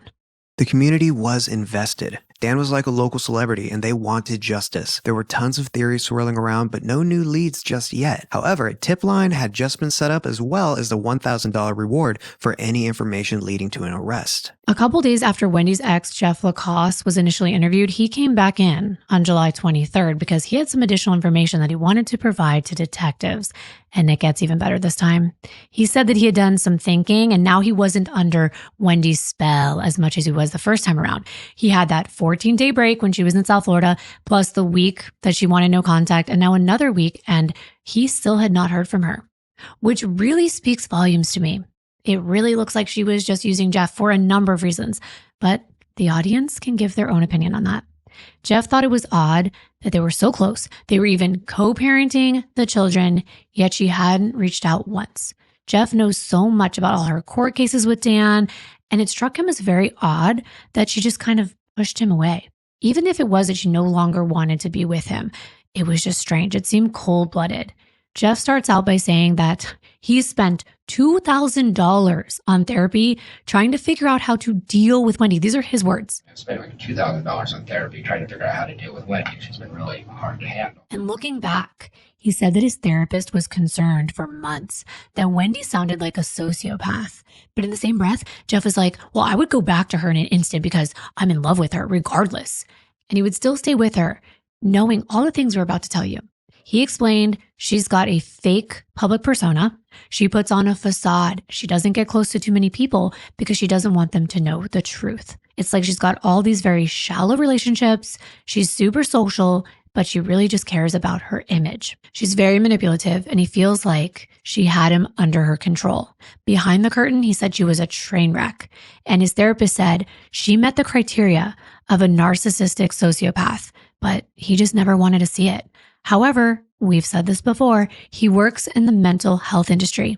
He has experience with all this, and now he realizes, going back, that she's got sociopathic tendencies, even though he says she's high functioning and attractive. He, for months, has been concerned that she's a sociopath. No sense of guilt, no empathy, hypersensitivity to criticism. She's a total pathological liar. See, behind the curtain, she's a total train wreck. Then, when he started thinking back to Dan's motions and how Dan would talk about Wendi's systematic pattern of deception, it started to make a lot more sense to him. Jeff said Wendi had no sense of guilt, no empathy, and she would never admit when she was wrong. She was also a pathological liar. She apparently told Jeff in the past that she had trouble telling the truth. Her and Charlie both have this sociopathic kind of thing where it doesn't seem to bother them at all. And that she would lie all the time. But Jeff still feels bad saying all this because he still loves her. There's also some odd timing of things that he noticed as well. 9 months of dating, and she still hadn't put a picture of him on Facebook, and she had no pictures of him anywhere in her house. She gets back from that trip to South Florida, and she becomes really strange. On Tuesday, the week that Dan was murdered, they had plans to go to yoga. Before he meets up with her, she's being really sweet, but then something happens between 3 o'clock and 7 when they finally meet up. He seemed irrelevant all of a sudden, but it got even stranger. She's acting distant. She says she wants to take a break. But as they're walking to his car, she's like, are you going to be in town this weekend? And he thought, why would she care? This is the same night she writes him this email that she says she wants no contact that week. So he wondered why she cares so much about his whereabouts. She just kept questioning him specifically if he would be in town on Friday, which turned out to be the day that Dan was shot. His reasoning was that she asked him for no contact so that he wasn't around since he could read her so well. And maybe she knew that something was going to go down in relation to what happened to Dan. Then he shows Detective Isom a picture of Wendi. We're going to put it up on the screen. She's wearing like this kind of revealing purple dress on Facebook. It's this photo right here. Jeff said that him and his friends who have kids have been talking about Wendi's choice of posting this particular picture as her profile picture because apparently she looked really good, as it is. But in this picture, her cleavage was kind of pushed up. Her kids weren't looking at the camera, or according to Jeff, there were better pictures of the children or something. And he said that he could tell it had been photoshopped or doctored in some way. According to Jeff, she looked way better than she normally does in that picture. And what was odd to him is that she changed her profile picture to that picture on Thursday night. His thought was if she knew there was going to be a media frenzy, her picture was going to be picked to be plastered in the news, then maybe she chose this picture on purpose. I'm not too sure how important these things are. They kind of sound like they're coming from, an understandably hurt guy, but maybe there's something to it. The timing does seem odd. Investigators had theories and they had motives, but the people that they thought could be potential suspects also had alibis. The Adelson family, Harvey, Donna, and Charlie were all in Fort Lauderdale and Miami, 7 hours away at the time of Dan's murder. Wendi was at home with a TV repair appointment her mother had arranged for her, and records from Best Buy showed that a service call took place at Wendi's house during the time of the homicide. And that green Prius, which is referred to by the investigators as the suspect vehicle, that car that was following Dan was not a car that anyone they had spoken to owned. After analyzing the surveillance videos, the suspect vehicle was determined to be a 2006 to 2009 Toyota Prius with silver pine mica paint color, and that color looks like a light metallic green color. Sometimes it looked white if the sun hit it just right. But the gym footage of the car didn't provide much of anything. It was way too blurry. So they began looking for stores along Dan's morning path that may have cameras, and that's when they discovered that the Prius had actually been following Dan even before he dropped the boys off at preschool. A bank surveillance camera caught Dan's Accord on Benton Road a little after 8:30 a.m., with the Prius right behind him. By July 23rd, the police had released a still image of the Prius to the media, hoping that someone could recognize the vehicle. Finally, the waiting paid off. The city buses. Oh my gosh, I thought this was so clever. I've never seen this in a case before. That's great. At 10:44 a.m. on July 18th, one of the buses that was approaching Thomasville Road caught Dan's black Accord on its camera. His car was traveling south on Thomasville in the direction of his home. 10 seconds later, you can see the Prius on the same road going in the same direction following Dan. They got so lucky with this bus footage because that same bus made the right turn, and after this it pulls up right behind the Prius. Wow. And while it's following Dan on Thomasville around the same time, you can see it there stopped at the light if you're watching. The bus gets real close to it too, but it's still really hard to make out the license plate number. That's not really why these cameras are created on the bus. So as the bus is following behind, it catches the Prius in the far left-hand turning lane going east on Benton Road, which we all should know by now is one of the roads that leads up to Trescott Drive, where Dan lives. And this was at 10:51 and 32 seconds. Now, investigators believed that Dan was shot about a minute later at 10:52 a.m., according to the call he was on at the time and the gunshots that James heard. Around 10:51 and 48 seconds or so, the Prius makes that left turn. Now, 5 minutes later, at 10:55 and 23 seconds, there's another bus going northbound on Thomasville. Now that would be leaving the area of Dan's home, and it catches the same Prius, now heading away from the scene. This was after Dan was shot. This was the killer making their escape. This footage provided some additional clues to detectives, 3 important ones that they used to identify this vehicle. For one, the mirror on the passenger side was black. It appeared to have been an aftermarket part because the other side is the original color of the car. It had been replaced and mismatched. Secondly, there was what appeared to be a sun pass transponder on the windshield to get through toll roads. And third, the car was missing a tow hook cover on the front bumper. It's on the bottom right-hand side. There's just a hole left behind. And if you watch carefully, in slow motion, there are actually 2 people in that car. The passenger looks like they're wearing a white shirt. This same bus catches up to the Prius on its front camera as it speeds ahead north on Thomasville, which is toward Interstate 10. The biggest clue was probably the SunPass transponder. I always felt this was more of a South Florida thing because I had one when I lived there. It's a prepaid digital pass that you put on your dashboard to quickly go through tolls without stopping. Well, the closest toll system to Tallahassee is north of Orlando, which is about a 4-hour drive away from the Tallahassee area. The investigators were having a really hard time identifying the person that was driving this Prius. Detective Isom said there were thousands of Priuses, and a lot of them had sun passes attached to them. So they were at a dead end, and they had exhausted all of their options at this point. But remember they did that big cell phone tower dump? That consisted of hundreds, probably more, random phone numbers. And what they were attempting to do was pinpoint if any of the phones connected to those numbers had traveled near a toll road leaving Tallahassee on the day of the murder, and also near Premier Gym. Well, they finally got a hit. They looked at the GPS activity on the phone number that pinged off a cell phone tower near Premier. It was a number starting with 786, which is a Miami-Dade County area code. Now they were getting somewhere. The GPS also matched up time-wise with the SunPass transponder that activated at Alligator Alley toll booth going eastbound on I-75 toward Naples en route to Fort Lauderdale on July 18th in the evening at 5:23 p.m. This would be in direction leaving Tallahassee for South Florida. When they pulled the footage at the toll booth, the Prius is seen passing through. Now they had the serial number of the SunPass and they could run records to find out the same SunPass transponder activated on July 16th at 2:18 p.m., traveling from South Florida, going through the toll booth at the opposite end of Alligator Alley, getting on I-75, this time heading westbound toward Naples to Tallahassee, and again, they pull the footage and they see the Prius going through. Not only do they have the phone number for somebody who's presumably in that Prius, but they have the SunPass serial number, so now they can find out who owns it. And it turned out the SunPass transponder was registered to a rental car agency in North Miami called Hybrid Auto Leasing Center. Interestingly, I wonder who else lives in Miami. I don't know. When the investigators asked the rental car agency to pull records for who rented a green Prius on July 16, 2014, it was a man with the name of Luis Rivera, and he had provided a contact number on the rental agreement. He also provided information for a second driver who he labeled as his brother. His name was Sigfredo Garcia, and his contact number was also on this agreement. And I had to stop and think, don't people know not to leave a paper trail? I mean, we are putting the actual agreement up on the screen for anyone watching. It's all there in black and white. They wrote down their address and everything. They made the investigator's job a lot easier, considering this information is correct, that is. Remember the 786 phone number? Well, it turned out that number belonged to Sigfredo Garcia, the second driver on the rental agreement. So now if all this information is accurate, the investigators probably had the name of one or both of Dan's killers. But who the hell are these guys? And why would they want Dan Markel dead?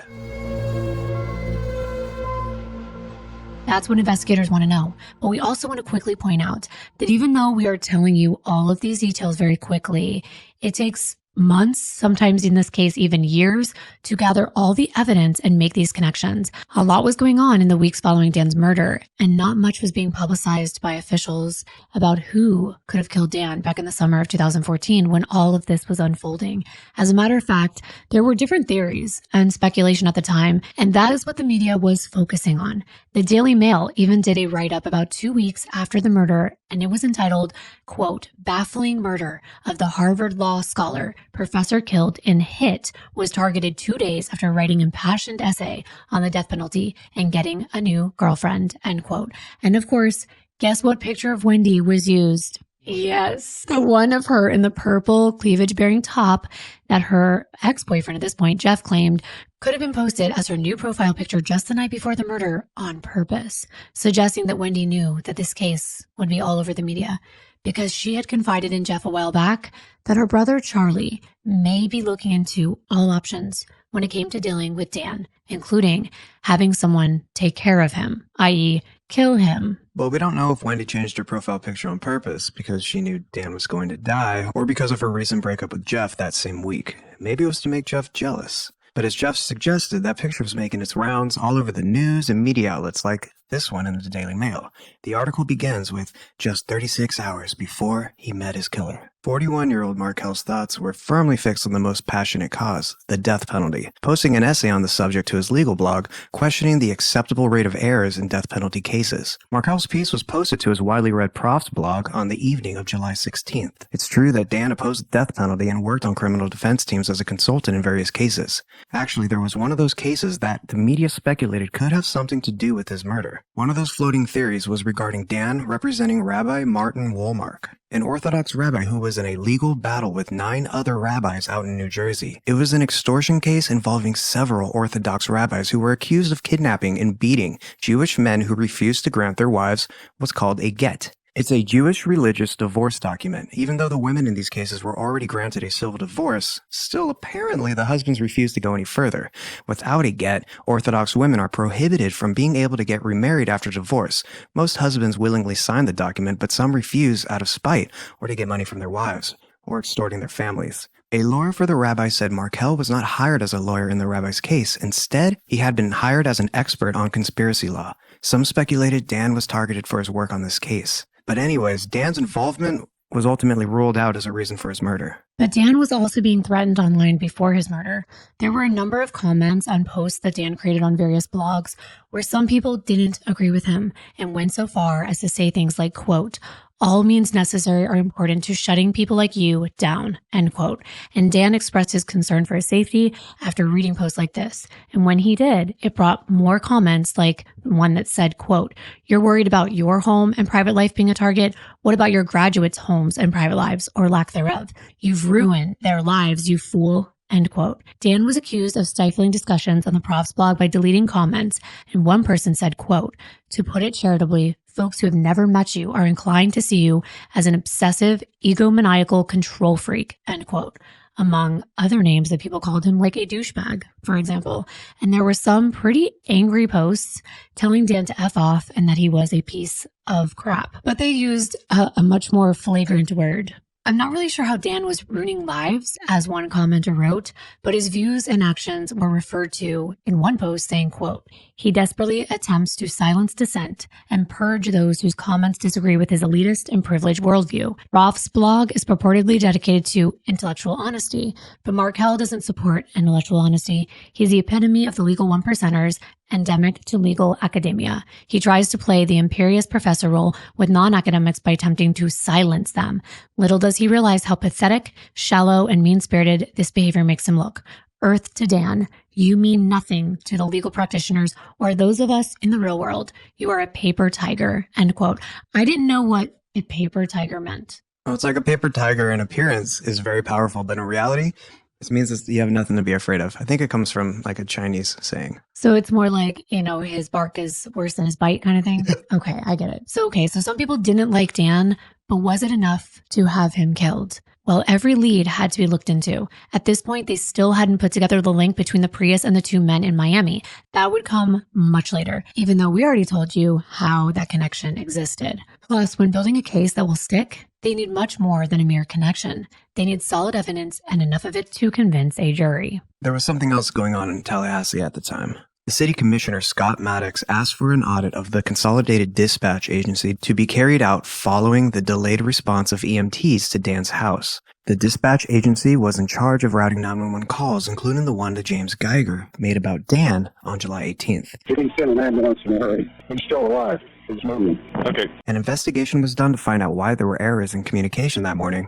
They did find a software problem, but it was mostly human error. And the dispatcher ended up being removed from that position and was no longer taking 911 calls. The agency was also using the 911 call for training other dispatchers. We talked about this in the last video, but even if emergency personnel would have arrived on the scene sooner, Dan would have still died from his injuries. So as far as making it a big difference in Dan's case specifically, it wouldn't have.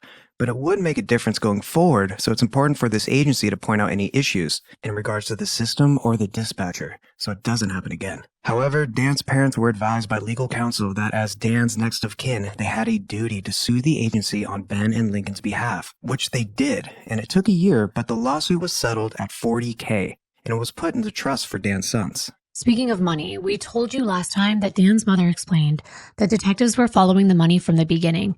They searched for Dan's will, but they never found one. However, in Ruth's book, she explained that when Wendi and Dan were going through marriage counseling before the divorce, Dan had taken out a large life insurance policy of $2 million, and Wendi was the beneficiary at the time, and she knew she was.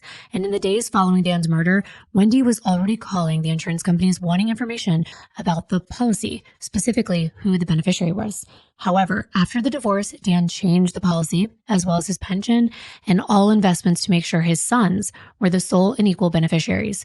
The Markels had to hire an attorney to make sure Dan's finances were safe. Remember Dan's friend Tamara? Well, she set up a GoFundMe for Dan's boys, and the donations were intended to go into a trust for Ben and Lincoln. However, Ruth explained that Wendi actually tried to claim the funds as hers because she was Dan's widow, and she tried to gain access to the money, which added a lot of stress and drama to the entire situation. In addition, Wendi requested what's called upkeep funds from the boys' trust for expenses like rent and food. And she was already receiving $2,400 a month for each child from the government, from their Social Security because of Dan's death. And I don't know how I feel about that because Wendi was educated and employed, so why would she need rent and food money? In addition to like a $4,000 that she was receiving from the government. And she was even entitled to Dan's home on Trescott. But Ruth said, like an omen, a tree fell on the roof, causing major damage a couple months after Dan's murder. Oh, there's that tree that she was saying always fell on Trescott. Oh my God. And I tried to drive up Trescott and I saw that it was blocked. And I just thought, oh, there's maybe some trees down or something. But to be serious, there was a lot of tension between Wendi and Dan's family, especially in regard to money. But Ruth didn't want that to come between her and her grandchildren. So she did what she could to remain on good terms with Wendi. Eventually, 3 months after Dan's murder, Ruth took a trip to Florida for her 70th birthday, and Wendi agreed to meet her at a butterfly conservatory in South Florida so that she could see the boys. Instead of coming alone, Ruth noticed that Wendi brought both of her parents with her. And Ruth remembered that she had not been alone with Wendi to just talk and grieve together since Dan's murder. Wendi was always with her parents, and they were just hovering over the boys and Ruth. She couldn't even be alone with her own grandsons. And at one point during this visit, Donna even came up to Ruth and said, "Who would have done such a thing in broad daylight?" referring to Dan's killing. Well, Ruth was already sad visiting the boys who reminded her so much of Dan. She didn't even want to think about the murder, but Donna just had to bring that up. That hurt Ruth. She really wanted a moment alone with Wendi, especially since Wendi had not even come to Dan's funeral with the boys. Granted, it was in Canada, but at the very least, Ruth was hoping they'd fly in for what's called the unveiling. Which is actually the name of Ruth's book. But an unveiling in the Jewish tradition is a religious ceremony that takes place at the grave of a loved one. It marks the formal dedication of a tombstone or grave marker and the final resting place of the deceased. It's to honor their life. You know those rocks we see on top of the tombstone? Those are visitation stones, and they're significant in Jewish bereavement practices. It's been said that those stones keep the soul of the deceased in this world. I never knew that, but I did see them. Ruth felt so uncomfortable because when she even attempted to get beside Wendi alone, Harvey or Donna would be standing inches away eavesdropping. Ruth said she named her book The Unveiling for several reasons. The unveiling of Dan's grave would be the hardest part for her since his murder. That tombstone would signify that Dan was gone forever. But also because she wanted to unveil the true story behind the headlines, to show what life is like for the victims left behind, which are the families of the ones who are murdered. Their lives are changed forever. Dan's unveiling was planned for the following year in April of 2015. After numerous drafts, they decided on what would be inscribed on Dan's tombstone. It reads, quote, "In loving memory of Daniel Eric Markel, beloved father, son, brother, and friend, October 9th, 1972, July 19th, 2014. His children were his world, his family, friends, and community, his pillars. His academic work, his passion. His light shone so bright that it will never be extinguished." Before I tell you what happened at Dan's unveiling, let's go back to the investigation. It would take a long time, as we said, for all the connections to the men in Miami to be made. It's not like the movies or TV shows. A lot of work, technology, and investigation went into Dan's case. In the days after Dan's murder, his neighborhood was being canvassed. The investigators were asking anyone in the area if they noticed anything unusual in the days leading up to July 18th. And one neighbor that lived at the Ashford Club Apartments, located right behind Dan's house, had some very interesting information to share. The neighbor said she saw something odd around mid-morning on Thursday, July 17th, so the day before Dan's murder. She said a light-colored Prius came into the parking lot and parked in the southeast corner. Then two men emerged from the car and proceeded to go near a drainage ditch that was located right behind Dan Markel's residence. She described one of the men as having a lighter complexion. He was tall and athletic and wearing a baseball cap. The other man was short and stocky with a darker complexion, possibly Hispanic, with short, dark hair. She couldn't see where they went, but about 10 minutes later, she saw them reappear. The shorter one was soaking wet, and he was carrying something black in one of his hands. The taller one was wet up to about his knees. It appeared as though these two men had gone across the storm drainage ditch and possibly over the fence into Dan's backyard. It stands to reason, if these were the same two men in the Prius on the bus footage, they were staking out Dan's house, gaining insight on where the doors were and his routine, and who knows how long they'd been watching him. Even though this was valuable information, Detective Isom was focusing on motive. And there was one thing that was brought up no matter who he interviewed: Wendi and Dan's divorce. Wendi was the current running through every explanation who may have benefited from Dan being dead. Isom requested all their divorce filings and sifted through the hundreds upon hundreds of pages, trying to make sense of it all. One thing was for sure, it was ugly. Isom believed from the beginning that looking into those closest to Dan would be the key to solving his murder. This is why he interviewed Wendi for 5 hours. A number of people who knew Wendi mentioned her brother Charlie as being capable of hiring someone to kill Dan. So Isom sent FBI agents out to New York to interview Wendi's other brother, Rob, to attempt to gain some insight into Charlie. You probably already know this if you've been following that Rob Adelson is not that close with his family, and that's exactly what he told investigators. However, he knew how much Charlie hated Dan, and that he had the resources to hire a hitman. Rob described Charlie as being cold. This made Isom look deeper into the Adelson family, including those emails between Donna, Harvey, and Wendi. Remember those from part 1? Isom started to become convinced that the men in the Prius were hired by someone close to Wendi. But who? It seemed Harvey, Donna, and Charlie hated Dan, so were they all involved? If so, how could Isom prove it? It's one thing to speculate, it's another to have solid proof. This led detectives to acquire evidence from things like Wendi's computers and all of her family's cell phone records so they could find a connection. And one thing I had to mention, and it's not necessarily related to them finding a connection between the hitmen and the Adelson family, but Wendi was pretty obsessed with Googling Dan's new girlfriend, Amy Adler. She tried looking up a bunch of information about Amy, her ex-husband, and even her brother. But what I thought was particularly interesting was that during this investigation of her computer records, they found that she was looking up, how do we say this? Yeah, she was on corn sites. Adult websites specifically related to teachers doing the naughty with their students. Bumping uglies. Oh my goodness, Wendi. But it was when investigators sifted through all the phone numbers from the cell tower dump near the locations where Dan was that day and went through records from 4 different carriers that they finally got a hit. There was one number that both pinged at the gym on July 18th, the day of Dan's murder, at 9:36 a.m. and was present in one of the Adelsons' call logs on July 1st, just 17 days before. That same 786 number that we told you about in the last video, and it belonged to Sigfredo Garcia, the same guy listed on the rental agreement for the Prius. That number called Harvey Adelson's cell phone. Well, they pulled up all of Sigfredo's information, including his driver's license picture, and they saw that he had a light complexion, light eyes, dark hair, and was 5'11". He matched the description of one of the men inside the Prius on the day of Dan's murder, and also one of the men that the neighbor from the apartment buildings behind Dan's house had described. At this point, detectives looked through Sigfredo Garcia's cell phone records trying to figure out if there were any phone numbers he frequently contacted and whose phone also pinged in the area Dan frequented on the day of his murder. And sure enough, they find another Miami number. It's got a 305 area code, and when they looked into it, guess who phone it belonged to? None other than Luis Rivera. We've already heard his name because he was the other person on the Prius rental agreement. And when they looked into his DMV records, it showed he was only 5'4" and he had a darker complexion. So he and Sigfredo Garcia were now in the crosshairs of investigators as the 2 men responsible for killing Dan Markel. Now that they had the phone records, they could look up the GPS.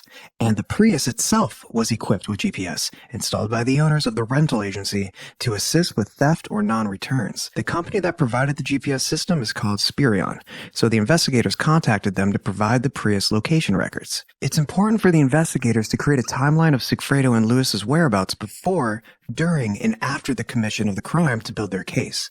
On the morning before the murder, Luis and Sigfredo's phones were both pinging from a cell phone tower near Roadway Inn on North Monroe Avenue in Tallahassee. And Sigfredo's pinged there on the morning of July 18th. The rental agreement for the Prius indicated it was rented on July 15th, 3 days before the murder. Then detectives pulled both the men's bank records and found a transaction at a Chase Bank ATM in Pembroke Pines, located in South Florida, on July 18th at 6:46 p.m. It was a $40 withdrawal, so they contacted the location to pull surveillance, and sure enough, they got a clear shot of both suspects inside the green Prius. Luis is the one driving, wearing the black shirt, and the person in the white shirt, the one we saw in the bus footage, was Sigfredo in the passenger seat. I know it seems like this alone would be enough to link these men to the crime, but as we stated, these things take time, and there was still a lot to be uncovered. First, it was important to know all about both Luis and Sigfredo. Upon a deeper investigation, the detectives found out that Luis, who went by the nickname Tato, was not only a member of the Latin Kings, but he was also one of the leaders in his region. It's one of the largest street gangs in the U.S., mainly dealing drugs like coke, heroin, and weed, but they're also linked to violent crime. Luis became a Latin King member when he was only 10 years old, and by 13, he had already been arrested for the first time. It wasn't anything deadly, though it did involve a gun, a BB gun. He shot a kid in the head with one. Since he was a minor, he was sentenced at the juvenile level, but once he was initiated into the Latin Kings, it became his life. School wasn't necessary. It was all about the brotherhood. Luis didn't even go past a 3rd grade reading level, even though he did stay in school and went on to high school. But he started doing drugs before he was even a teenager. He was more interested in ranking high in the Latin Kings than graduated from high school. He not only did drugs, but sold them as well, which led to his first big boy arrest when he was in 10th grade. And then he was subsequently expelled and spent time in and out of jail. But he was rising up in the Latin Kings. He ended up becoming a dad when he was only 17. Him and his girlfriend at the time, Annie Diaz, had their first daughter together, Caritza. And when he was 19, they had another daughter together, Keishla. His family came first, in addition to his gang family. Luis, though a criminal, was first and foremost a father, and he took that role very seriously. Family meant a lot to him. He even learned a trade, masonry, and held down a full-time job to help support his family. He worked at a company called Coastal Masonry for over 15 years, and he was surprisingly very responsible when it came to his finances, including having things like a 401k, health insurance, and the like. But once a criminal, probably always one, right? Because Lewis was still a Latin king, and he was in and out of jail on domestic charges, as well as battery against a law enforcement officer, and others related to illegal drugs and weapons possession. By the year Dan was killed, Lewis was no longer with his ex Annie. Instead, he was living with his girlfriend at the time, Jessica Rodriguez, who he met in 2010 after she got out of prison on a robbery charge. Jessica was on probation, and even though she knew all about Lewis's drug dealing and other criminal behavior, she did not allow it at her house or around her. So much so, Lewis had to hide everything he was doing. If Jessica were to find anything, she would probably report him, because she didn't want to go back to prison. Therefore, Lewis made sure to go to a friend's house or his younger sister, Maria's, to conduct business. One of his best friends, who he considered a brother, was none other than his partner in crime, Sigfredo Garcia, who he met back when they were both in elementary school. They were both Latino, and they lived in the same neighborhood. Like Lewis, with his nickname Tato, Sigfredo was also given a nickname, Tudo. We wondered where these names came from, and we found out that in Spanish, Tato means tattoo. And if this is why Lewis had that nickname, it made perfect sense. He was heavily tattooed, mostly with gang symbols like the crown representing the Latin kings, as well as his kids' names on his body. We couldn't figure out what Tudo meant. We did look it up, and I saw some that said maybe it was tutor. Yeah, or teacher. And people in Chile use it to say tired. Let us know if you have an idea of why this might be his nickname. I'm curious. Sigfredo was not part of the Latin kings, but he grew up close to crime. His father had been in prison several times, and he was also a drug addict, cocaine in particular. He would even do this around his kids. Sigfredo tried it for the first time when he was only 10 years old. And that was crazy to me, just like letting that be around children. Yeah, and his dad also influenced other things, like committing crimes. He taught Sigfredo how to break into vehicles, amongst other things. However, his influence over Sigfredo came to an end when he left America. He fled to Mexico when Sigfredo was only 11 years old. But just like Lewis, Sigfredo was in trouble a lot as a kid. And at 6 years old, he was already introduced to the legal system. And by 12, he was arrested for arson. He and Lewis hung out, did drugs, and sold drugs together during their high school years. They were inseparable. Sigfredo was part of a Latin syndicate gang in Miami, so they both had gang ties. Yeah, and apparently he used his looks to get his way, especially with the ladies. He has light eyes and dark hair, and well, this was a little less common for Hispanic guys, so he got the attention of the ladies. But there was one who he fell deeply in love with at 21 years old. He met an 18-year-old named Catherine Diana McManoa. She was actually from the Philippines, but she grew up in the same neighborhood as Lewis and Sigfredo. So they began dating in 2003. They made a really attractive pair, with Catherine, who went by Katie, having long dark hair, brown eyes, and olive skin. She was the opposite of Sigfredo. She never got in trouble. She didn't even have a traffic ticket. They say that opposites attract. Sometimes it's true. Girls have a habit of going after the bad boys, kind of like you and I. I'm the bad one. Katie was going to college at Miami-Dade Community College until 2005 when she transferred up to Orlando to attend the University of Central Florida, and Sigfredo stayed back in Miami. She had had enough of his instability and criminal behavior, but eventually Sigfredo ended up moving to Orlando that same year and living with Katie again, after he had a run-in with some bad guys and got shot up and didn't even expect to make it. Katie was, of course, beside herself, and she helped Sigfredo recover her place, and eventually the couple got back together. And then Katie found out she was pregnant with their first child, a boy named Ethan, during her senior year in December of 2006. Sigfredo then followed in his best friend Lewis's footsteps and became a Mason, and also got a job in masonry to support his family. Then, after Katie graduated in 2007, the couple and their young son moved back to Miami, and Sigfredo actually got a job with the same company that Lewis was working for. But unlike Lewis, Sigfredo couldn't keep the job. Lewis was the one who fired him for drinking at work. They had to handle heavy machinery, and it was a dangerous combination.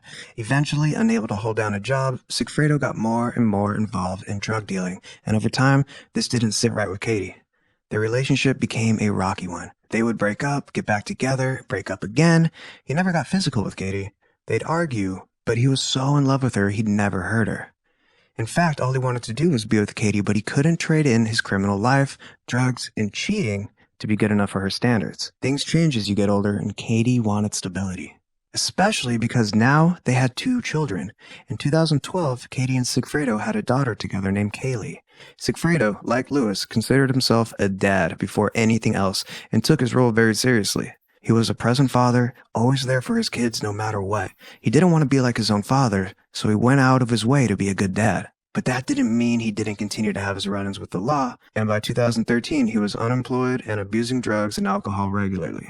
But it was actually the cheating that broke him and Katie up the last time, and this time she was serious. Yeah, and the way it went down was actually kind of funny, and I don't mean that the cheating was funny, but his phone accidentally dialed her. It was like she was the last call when he was butt dialing her, and she was listening in because she already had her suspicions, and she'd had it up to there with him, and she hears him talking about other girls that he's been having sex with. He's telling his friend about all these other women, and they're supposed to be together. So even though they're not married, they called each other husband and wife. They'd been together so long, like over a decade at this point, and she'd had it. She was the one with a steady job, and she was taking care of all their finances, and he was out doing drugs, getting in trouble, and cheating. So she kicked him out of the house, and she physically took all of his belongings and threw them outside. But of course, this man was in love with her. Even though he's doing all these things, he wishes that he could do the right thing and get her back. But this time, it was a major breakup, and he did have to move out and get his own place because at this point, Katie was not interested in entertaining all the challenges they faced. She was doing really well in her career. She was a receptionist at Sophie Dental in orthodontics in South Beach. She got a degree in health services administration at the University of Central Florida, and then she had many jobs over the years. She worked in nightclubs, but then she got more serious and into her career and was working at dermatology offices, a realty company, and finally now a dental practice. She was always surrounded by successful people that were her superiors and her bosses and whatnot, and she wanted a better life for herself and her children. So now you have a basic understanding about who both Sigfredo and Louis are. And now they're both being accused of killing Dan Markel, but neither one of them would be arrested until May of 2016. A lot transpired between Dan's murder and the first arrest in this case. That's right, and we briefly told you about what happened in the fall of 2015 when Wendi informed Ruth via email that she changed the boy's last name from Markel to Adelson. Well, what we didn't tell you was that Ruth had been doing her best to bite her tongue and get along with Wendi despite all the things she was doing that hurt Ruth and her family. Right before this email, Ruth had made plans to come to Miami to see the boys. Wendi knew Ruth would learn about the name change because they started a new school that fall, and they were going to have all kinds of drawings and schoolwork with their last names, and she wanted to tell Ruth before she saw it herself, which didn't make it any more of a surprise. Ruth said surprises were the only constant in her life at that time. What was more surprising than Wendi changing their last names was that she removed Benjamin's middle name. That name had important meaning to Dan, and Ruth could not wrap her brain around why Wendi would want to do that. Unless it was just to hurt Dan, because she claimed the last names were changed for safety reasons, but the middle name had nothing to do with being safe, so that doesn't make any sense. I might be wrong, but my impression of why she might have wanted to change that name in particular was almost to, I'm saying Americanize, but to take away the Jewish name. I'm only speculating, but from what we've heard from both Donna and Wendi, they're Jewish, but they don't actually practice. So maybe living the Miami lifestyle and living the way that Wendi and her family did, they just wanted to remove that as another way to remove the Jewish tradition and Jewish roots that Dan was so adamant about setting for his boys. But I want to shift gears because this episode is going to highlight something very interesting that occurred in the time frame we just mentioned between Dan's murder and the first arrest in this case. In the spring of 2015, almost a year after Dan's murder, Wendi, who is living back in Miami, is in a writing class, part of which has a podcast component to it, which is called the Writing Class Radio, hosted by two writers who are also writing teachers, Andrea and Allison, who interview their students like Wendi on the podcast that they created in 2015, with the intention of, according to the podcast website, helping listeners get inspired by hearing other people tell their stories and learn how to write stories of their own. Wendi was in their writing class and subsequently interviewed about a story that she wrote in response to a prompt that was given to her in class. The prompt was, "How are you really?" In the podcast released a few months after she wrote this story in class, Wendi rereads the story to the podcast audience. Wendi chose to write about Dan's murder. We felt it was so important to highlight some of the things that Wendi said, and you will get to hear it for yourself in her own words and voice. We are going to play parts for you, but we're also going to stop along the way because we have to point out the red flags, the inconsistencies, and overall issues with a lot of the things that she said. And of course, we know you're going to have your own opinions, so please don't hesitate to express them in the comment section. Here goes. On July 18, 2014, someone shot my ex-husband in the head while he was pulling into our garage after he dropped our then 3- and 4-year-old sons off at school. I only found out this information when the police picked me up from a lunch date I was having with 2 girlfriends and insisted that I come with them back to the station and then interrogated me for 8 straight hours, because it's usually the ex-wife. Wait, so I don't remember Wendy's interview, and it wasn't an interrogation, by the way. I don't remember it being 8 straight hours. We have the video in its entirety, and it started at approximately 2:45 p.m., and it ended just before 8 p.m., and it wasn't without many breaks. She even got to hug her friend while she was in the room. She acts like she was being held captive. She was actually a witness, someone who Isom thought would know Dan the best, someone that they hoped would help them solve his murder. She was the only one pointing fingers at herself a number of times, calling herself a suspect when no one else did. The interview was about 5 hours long, not 8, but we already know that Jeff Lacoste says Wendi is a liar. An exaggeration is a form of lying. She also states that the reason for this interrogation is because it's usually the wife. But according to who? Is it though? Women are statistically more likely to be killed by their husbands or partners. I've done a lot of true crime stories, and I mean, sometimes it's a woman, but it's rarely the wife. It's usually the husband. Granted, when comparing the two in a study that's very outdated from the 90s, for every 100 husbands that have killed their wives, 75 wives killed their husbands. But as Wendy's story goes, it's usually the wife. Within the first couple minutes of this podcast, she's already exaggerated and incorrectly stated statistics to fit her own narrative. I actually had a podcast before my YouTube channel, and I always used to say it's the lover, the brother, the mother, or the significant other, and I think one or more of those may apply here. The way she's reading it gives me the impression of almost like finding catharsis, like as if she's happy to be a part of the story. Yeah, it's like her story now. Yeah. I felt the same way, so let's get back into it.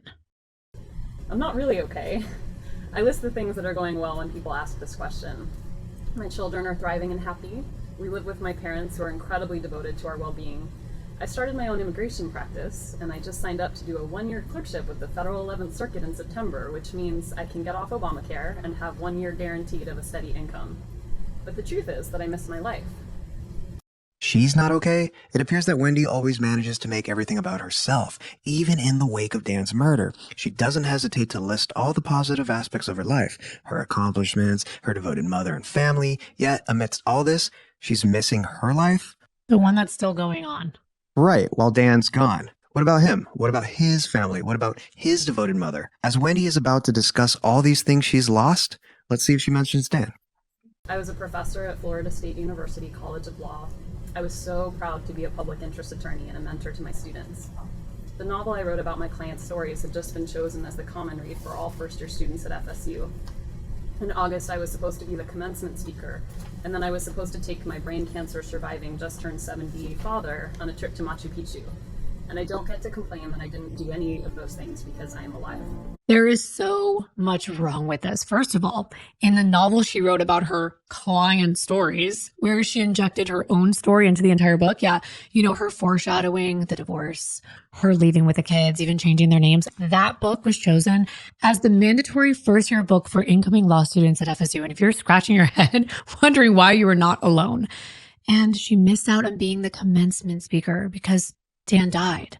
But what's more concerning is the next part, where she claimed that she was about to take her brain cancer surviving father on a trip. But Dan got murdered, so I guess it was postponed or it never happened. But Harvey never had brain cancer. He had what is called a benign acoustic neuroma. It's a non-cancerous lesion. It's a brain tumor, but it doesn't spread to other parts of your body. And according to what I read, it can be treated easily and quickly. And Harvey had this back in 2005. That's almost a decade before Dan was murdered. So why is Wendi bringing it up? Because Wendi wants sympathy. If I didn't know it, I would think that she's suffering from a factitious disorder imposed on another, which used to be called Munchausen's by proxy, by the way that she talks about her boys having no father, getting all the attention that she did at Dan's memorial. She has this ex-husband who's now been murdered. All these things seem to be happening to her, not because of her. Had Dan never met Wendi, he wouldn't be dead. Yet in the end, she says that she doesn't get to complain because she is still alive. But isn't that what she just did? Like almost blaming Dan's murder for her life being turned upside down. Yet Wendi got exactly what she wanted. She wasn't disbarred for Dan exposing her fraud during their marital agreement or Wendi's mom losing unsupervised visits. And now Wendi can live in Miami. The thing that felt so cringy was when she mentioned that she doesn't have to be on Obamacare, as though she wasn't already getting money from the government because Dan passed away. And her rich parents weren't always helping her like they always have. And then in this episode of the podcast, the students in class get to comment about what they just heard. And they're all like, she's so smart, she's so strong, and how she doesn't get to complain and cry because she's alive. And then everyone just wanted to hug her. They all wanted to know who murdered Dan and why. So Wendi comes back on to respond with her next story and express how she really feels. 10 months ago, someone killed the father of my children.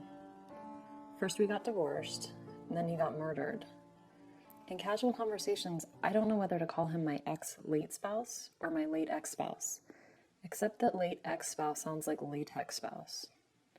Last July, someone, and we still don't know who, shot my ex-husband point blank in the back of the head as he pulled into our garage after driving our then 3- and 4-year-old sons to preschool.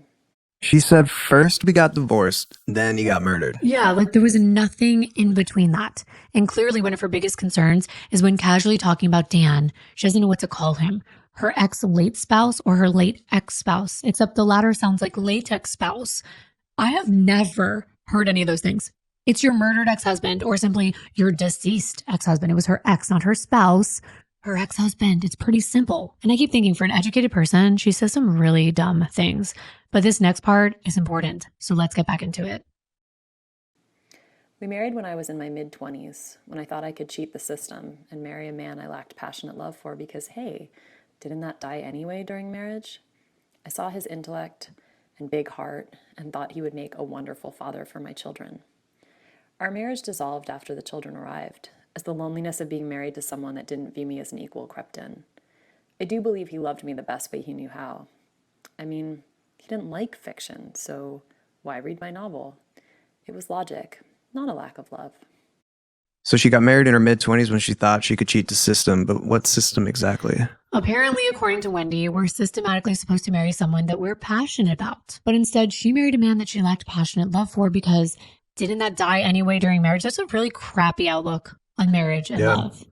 She didn't love him. She saw his intellect and his big heart, and she thought that he would make a future good dad because she didn't even have kids yet. So I thought that was interesting. But then she says after they had kids, she realized he didn't see her as an equal and he hated fiction. So why read her novel? She was still stuck on him not reading her novel, even though he did. And he even promoted it on his blog. And I realize that marriage isn't for everyone, but love and marriage to me is about finding someone that you're so passionate about that you want to die with. You don't want to go a minute without them. If you don't feel that way, keep looking. My favorite quote about love is from Meet Joe Black, and it was always searching for the love that Anthony Hopkins tells his daughter to search for in that movie. I hope you've seen this. But that's why I'm with you. Because in the movie, Anthony Hopkins, his character said that love is passion, obsession, someone you can't live without. I say fall head over heels. Find someone you can love like crazy and who will love you the same way back. I hadn't found that until I found this specimen. But if you're out there and you haven't found that, I would keep looking because both are important. That you love them. And that last part is the most important, that they love you back the same way. And Wendi didn't think that Dan did. He loved her in his own way. But we know that Wendi and her mom were looking for more of a sperm donor and a trophy husband than someone that Wendi could fall in love with. We said this in one of our last videos, but according to Wendi, she didn't even find Dan attractive, but she listened to her mom because he looked good on paper. And sadly, in the end, Dan died for Wendi. He was murdered for Wendi. Just wait, because that will become more and more apparent. I don't think he would have chosen to die for her. That fate was put on him. No, of course not. When you're murdered, you don't have a choice. It feels sacrilegious these days, even to suggest something less than heroic about my latex husband, because he was murdered. He died violently and young, and likely at the hands of a professional killer. And the media had a field day in response. I turned on the news to find photos of my children with Nancy Grace, George Stephanopoulos saying my name in reference to our acrimonious divorce, and a picture my friend took when I was her maid of honor showed as evidence why I should be treated like a murder suspect, and not the mother of 2 fatherless boys. I sat on a bench last week to watch the boys play. An older woman sitting next to me commented on how adorable my boys are and asked, "What does your husband do?" I hate this question. I haven't yet said, he doesn't do much because he's dead, but I think it sometimes. I find when I tell people that my children's father died, they feel sad. But when they ask the follow-up questions and find out we weren't married, they seem to feel better. I don't. She's still using latex husband as a cheap joke, this time saying latex husband, not even separating the words. That's so cheesy. It's not even funny. And especially when you're talking about someone who died.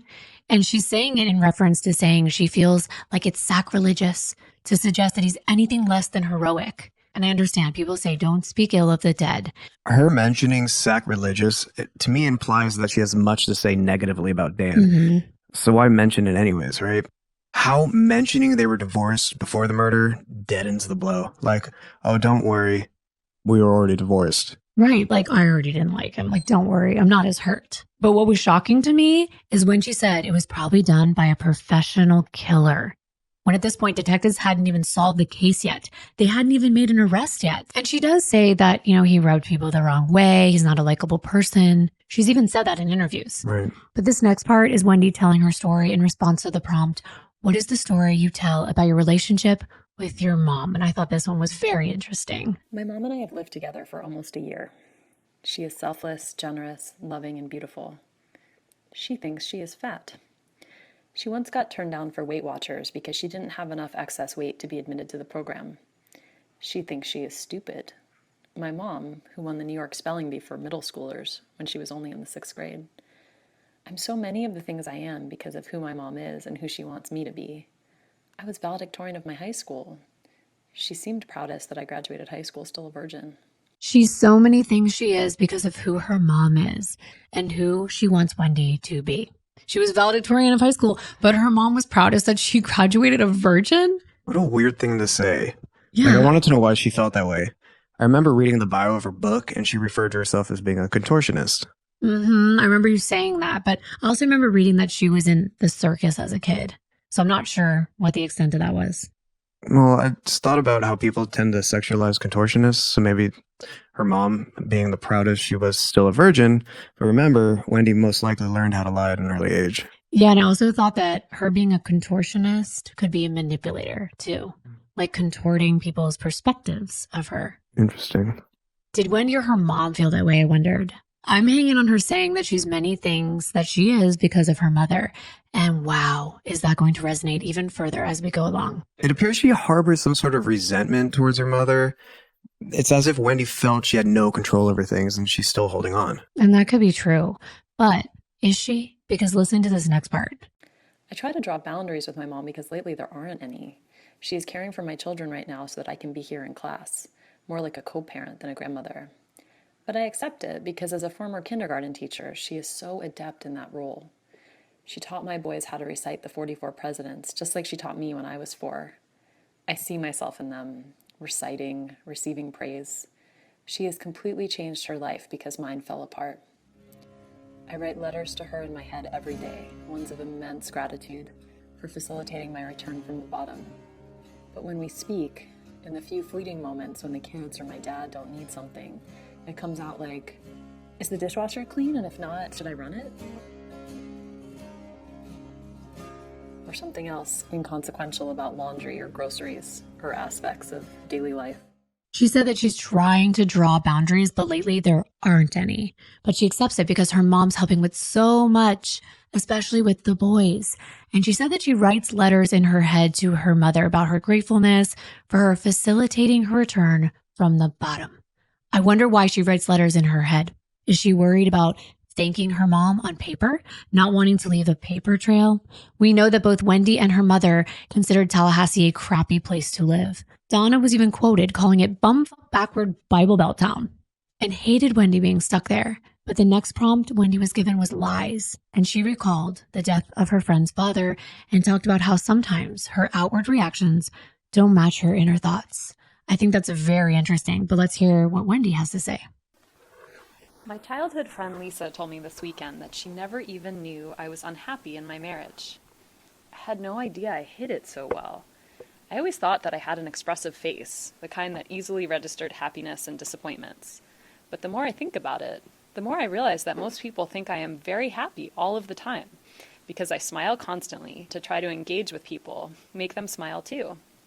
I think this face is a kind of mask that I wear out of a life of endless practice, like a kind of muscle memory for the face. I can even remember one time learning that a friend's father had died, and upon hearing the news, I smiled. So her childhood friend didn't even know she was unhappy in her marriage. Wendi describes her smiling and acting happy, like she's wearing a mask out of a life of endless practice. And that to me sounds like a sociopath, trying to mirror the emotions of others because you lack them and you lack the appropriate response, which reminds me of her being afraid of what her mother's response would be when she told her that Dan had been shot.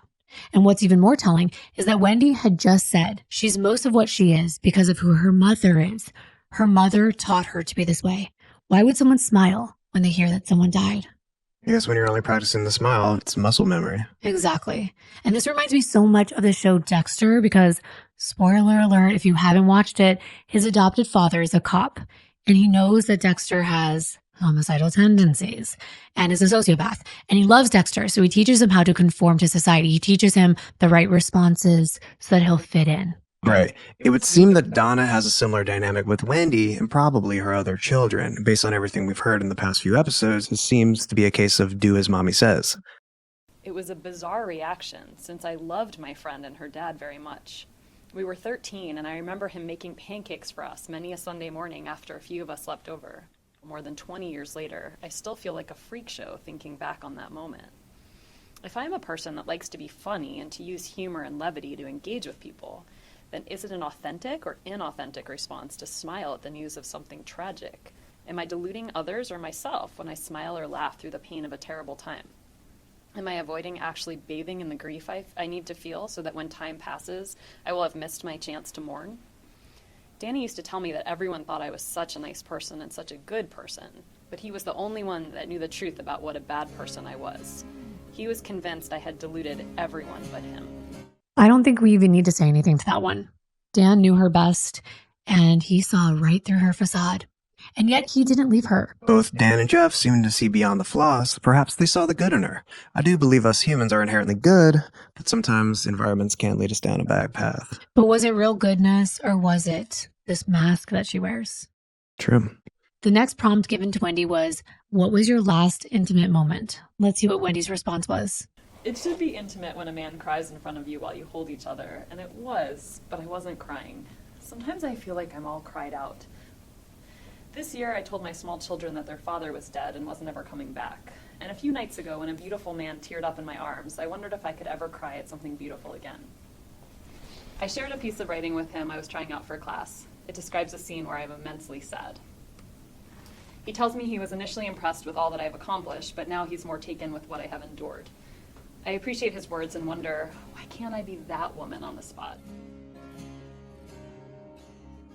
Why do I reserve the written word for a place where I can accurately and painfully express myself, and the in-person, real-life version for the Wendi show, jazz hands and all? I wish I could merge us so we could be less of a weirdo. I'm actually sick of hearing this. Another man wrapped around her finger, crying to her, praising her for her strength. To me, it sounds like she wears it like a badge of honor. Also, the fact that she says she wants to merge her two selves together suggests she wants to practice a little self-integration, which I do agree we should all practice some self-integration. But does she really? And I think it's interesting that she's so much better at writing her thoughts than expressing them out loud. That's why she wrote her thoughts and feelings in that book and wanted Dan to so desperately read it. But I also think it's cowardly not to be able to confront someone in person about your feelings, especially your husband. Maybe in writing, she could fool the world, but in person, they can see her facial expressions and they don't match. So maybe she prefers the paper than eye to eye. I feel like people do that with text messages a lot. Right. It's easier to conceal one's emotions in a text or a letter than be face-to-face with raw emotion. And you don't have to worry about the response. You Right. can turn your phone off. You can send them a letter or write it in a book to be deciphered, and their response will be delayed or it can never even come. So in this class assignment, Wendi had a chance to essentially tell her story out loud, but she's still reading it. So she's not really getting a chance to take the mask off. Her teacher asked how it felt telling her story to everyone and getting their reaction. And I was shaking from head to toe, and I thought, okay, let's just do this. Let's just dive in. I didn't have a plan to do it, but it just felt unavoidable. The words kind of just flew out of me. But then when I was done, I sat there and I couldn't look anyone in the eye, and I was sweaty, and I just thought, okay, now I've done it. Now it's out there. Now what? And so then how did you feel about the class's reaction? I felt good. I felt good about the class's reaction. I realized that people had questions. And so some of them were about the writing and how, what might be different ways to tell the same story. And other questions were a bit more like, well, what happened here and what was going on there? And I thought, I don't know if you remember this. I didn't know we were all going to read what we wrote in class. I thought maybe some of us would read if we felt like it. And I didn't think that would be me. So I asked her what motivated her in that moment to read her story, even when she wasn't expecting to. I think for me, a lot of the additional pain I felt, on top of the murder and everything associated with was it felt unfair that I couldn't at least tell my own story, that the story got told for me. So I think there was an aspect of empowerment of being able to say, no, this is my side of the story. This is what things looked like from my perspective. Remember, Jeff called her a narcissist. And if that's the case, it seems like she wanted to tell the class to gain attention. Yeah, she loves the attention. And she got to tell it her way. It's always Wendy's narrative. She also gets to showcase the opposite of what Jeff told detectives. She can seem like the reasons why she's laughing in the interview room and maybe not acting appropriately was because she's been so used to putting on a happy face in her childhood. She's not guilty of anything, so of course what Jeff said isn't true. Right. She's trying to make it seem like, no, I don't know how to, on the outside, I don't know how to be right. I sometimes laugh. I do this, I do that. And so if they're listening, detectives would be like, maybe that's why. Because at the time, she and her family refused to talk to the detectives. They were always going through their attorneys. They were not really cooperating with the investigation. So it's almost like a roundabout way for her to paint herself in a certain light, in the light most favorable to her. Wendi comes back in another episode of the podcast. She was asked, what do you have to lose? In some senses, I feel I have nothing to lose because when Dee was killed, the media already had a field day with me, our acrimonious divorce, and my potential involvement in the murder of my children's father. So in a sense, they had already taken from me most of the things I would have feared I would lose, like my professional identity, this veneer of safety we sell ourselves, and any semblance of privacy. But the truth is, I've spent the better part of this last year creating a new normal for the boys and me. It's shaky, like a new little calf, wobbly in the knees and aching to walk and then run. And now I feel like I have everything to lose because I know how tenuous and precious life is. I've spent the better part of this last year creating a new normal for the boys and me. It's shaky, like a new little calf, wobbly in the knees and aching to walk and then run. And now I feel like I have everything to lose because I know how tenuous and precious life is and know that it could be snuffed out in an instant. I mean, if the man I thought I'd spend my life with could be murdered on a sunny summer morning, then what is to stop me from getting cancer and leaving my children orphaned? So now she realizes how precious life is, that it could be snuffed out in an instant. I guess when it's that close to home, it becomes even more real. But she just told you that people, the media, the public were pegging her as having something to do with Dan's murder. And now she feels like she has a lot to lose. I have everything to lose the minutes with my boys at their sweet young ages, while my parents are also young and healthy enough to be rambunctious with them. And so I'm here and participating in this class because I wanted to do something for myself that was more than just occasionally exercising. I love being able to tell my children, Mommy is going to school. And then when they giggle, telling me that adults don't go to school, I got to tell them that learning never stops as long as we are open to new things.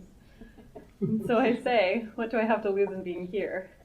Life feels painfully short these days as I watch my parents age and listen to friends tell me stories of losing their moms and dads. I want to live it fully and well, and I imagine this class won't be a regret. Instead of going to therapy, she took a writing class. Yeah. And I mean, she could be also going to therapy. Right, When she we was know living that. in Tallahassee, she was actually friends with psychologists and social workers and psychiatrists. But that's not to say she actually went to therapy, though. She also wants to live her life to the fullest. And it's crazy to me what's going to happen next. She had no idea what a roller coaster she was about to be on, but perhaps she saw it coming somehow, knew it was a possibility at the very least. Okay, so we're back listening to Wendi, but what about the investigation? Because this podcast Wendi was on was released just before the new year, so at the end of 2015. So as 2016 began, things were about to start closing in when it comes to authorities making that first arrest. And we really want to get through as much as we can to bring everyone up to date in this case, because it is still going on. There are new things making headlines even today. So I really can't wait until we get there. So let's connect the dots. We've actually introduced you to everyone that's going to be important going forward. Now you know all the players at play. Right after everything came out in the media, I told you that the Adelsons stopped talking to investigators and went through their lawyers. Wendy's lawyer put out this statement, quote, "This message is being sent to the media outlets that have asked for a statement or other information on Wendi Adelson. Ms. Adelson requests that the media respect her privacy as she helps her children overcome the unexpected loss of their father. She remains deeply concerned about the safety and well-being of her children. During the ongoing investigation of this tragedy, Ms. Adelson will not be making any further public comments. She and every person acting for her will decline any further requests for information, interviews, or appearances. She encourages anyone who may have information that could help identify the person or persons responsible to please contact the Tallahassee Police Department." End quote. And don't get me wrong, I actually think it's smart not to talk to the media, especially in this day and age when there's AI that can steal your voice, there's deep fakes, and of course the media is notorious for twisting your words. So it's always best to remain silent and let your attorney speak on your behalf. But really, the investigators had technology on their side, so soon it allowed them to make connections themselves. First, they looked through Sigfredo's call records, looking for any numbers that appeared over and over again, especially more during the time of Dan's murder. Sure enough, from approximately May 1st, 2014 to the day after Dan's murder, one number had close to 3,000 calls, texts, and correspondence with Sigfredo's phone. And it was also a 786 number like his. When they ran it to get the info about the person that owned it, they saw it was connected to Sigfredo's children's mother, his ex, the love of his life, Katie McBanawa. So at first, this wasn't really a smoking gun. Of course, he'd be in contact with her, but the dates that their contact ramped up was suspicious. They had broken up and Sigfredo had moved out in 2013. So why all of a sudden so much back and forth? This prompted them to see if by chance Katie had any connections with the Adelsons.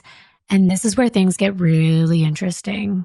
Because it turned out that the same 786 number belonging to Katie was found in both Harvey's call log and Charlie's. So Katie was in contact with two of the Adelsons according to her phone records. But it was Charlie's phone that she connected with the most. Almost 1,000 calls, texts, and correspondence between those same dates of May 2014 to the day after Dan was killed. They realized that there was a work connection between the two of them. Remember we told you that Katie was working as a receptionist for a company called Sophie Dental? Well, Charlie is a dental specialist, so they dug further and found out that Sophie was one of the practices that Charlie floated around to. He'd be called in by Sophie if they had a patient that needed a specialist's services, and the first time Katie and Charlie's call records show they connected was back in 2013. And then from there, the contact got more and more frequent as they continued to analyze their records. They saw that both their phones traveled to places like Key West together at the end of June 2014, the month before Dan was killed. So it was pretty obvious they were dating. But when they drilled down to the day Dan was killed, that's when they found a real bombshell. Think back to the last video when we went over just Wendy's timeline. We mentioned her connecting with both her mother, Donna, and her brother, Charlie, that morning. Remember her mom set up an appointment with Best Buy? She had to get her TV fixed. Well, there were more people connecting that day, and showing it the way we're about to makes things really clear. So here it goes. We're going to start around midnight on July 18th at 12:01 a.m. Katie and Sigfredo's phone were connecting. By 12:07 a.m., Katie and Charlie were talking on the phone, and that call was about 7 minutes long. It ended at 12:14 a.m. At 1:02 a.m., Charlie calls his mom, Donna, but that call only lasted a minute. He then turned around and called Katie back at around 1:04 a.m., and they had a 20-minute phone call. It's very interesting. We know Sigfredo was at Dan's the same morning in the green Prius just hours later. We know that Charlie has the means to hire a hitman, and we know that Charlie and Donna hate Dan. It seems very telling. Yeah, and that 1 minute call between Charlie and Donna in the middle of him talking to Katie right after she speaks to Sigfredo could totally be Charlie saying it's going to happen and just confirming the plan, and then going to Katie and talking to her about specifics. Later that morning, we told you Wendi was at home, waking up and preparing for the TV repairman to show up. Remember Donna calling Wendi at 8:09 a.m. to let her know that the repairman had called her? But Wendi didn't answer, so Donna texted Wendi a couple minutes later at 8:11, letting her know the repairman called and he was on his way to Wendy's. Now, something we didn't tell you is that according to the forensic report of Wendy's phone, she had a calendar event in her phone on that day, July 18th, that simply said, "Fix TV" at 8 a.m. But guess what? Sometime before she handed her phone over to Detective Isom during her interview with him after Dan was shot, Wendi deleted that calendar entry. Why? Why go out of your way to delete an event that day? And it might be true. People might delete something after it happens, but that's not all she deleted from the same day before turning over her phone. At 8:20 a.m., Wendi had texted her brother Charlie and said, quote, "This is so sweet," end quote. But she chose to delete that specific text to him. Why? What was so sweet? They don't talk that day until about 9:19, an hour later, according to records. So what was so sweet of Charlie? And why did Wendi go out of her way to delete that text before handing her phone over to Isom? During her interview, Wendi actually says, "I delete things sometimes." And at that point, she was referencing deleting Dan's parents' numbers from her phone in the past. But could she have also been paranoid about the fact that she deleted these specific items?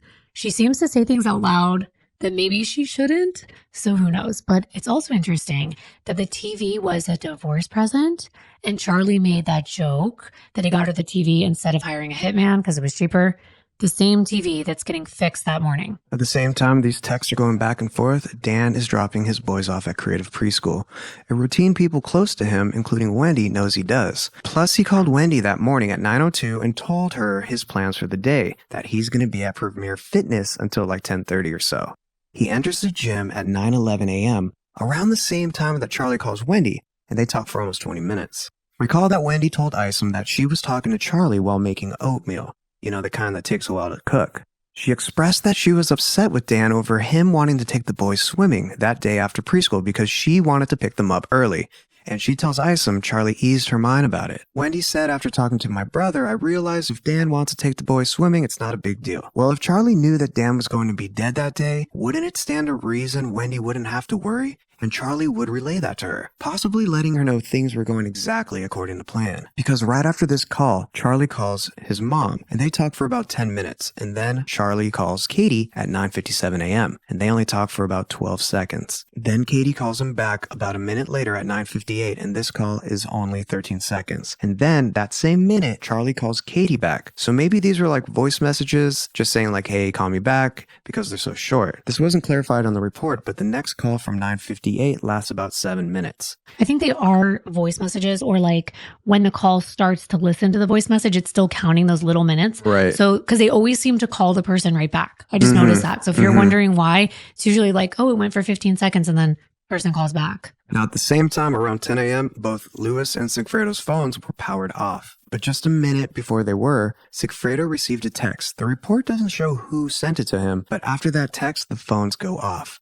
This was after the Prius is seen driving around the gym parking lot. They were waiting for Dan to come out. They were going to follow him home and shoot him. Apparently, they turned their phone off so they wouldn't ping at his house. But they had already pinged in Tallahassee that morning, and Sigfredo's pinged from the gym while Dan was already there. Right. And around 10 a.m., Stuart from the kindergarten was texting Dan. Remember that? While he was inside the gym? At 10:06, Charlie calls Wendi again. This time, the call is only 11 seconds. So maybe this went to voicemail, because not even a minute later, Katie is calling Charlie again, and they talk for about a minute. Or again, she could be leaving a message, because a minute later at 10:09, Charlie calls Katie back, and they have a 6-minute phone call until 10:15 a.m.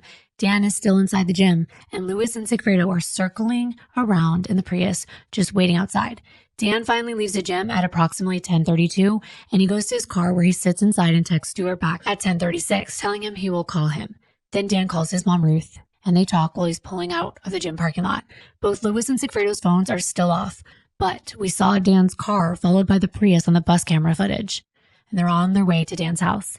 Ruth said in her book she was speaking to Dan until he told her he had to make a call to someone about Ben's school. That was Stuart, and he made that call at 10:48. Around this time, Dan was making that turn onto Benton Road towards his house, being followed by Lewis and Sigfredo in the Prius. Sadly, while Dan is parked in his garage and still speaking with Stuart, he tells him he sees someone coming up the driveway. Dan is shot around 10:52 a.m., and minutes later, the Prius is seen fleeing the scene.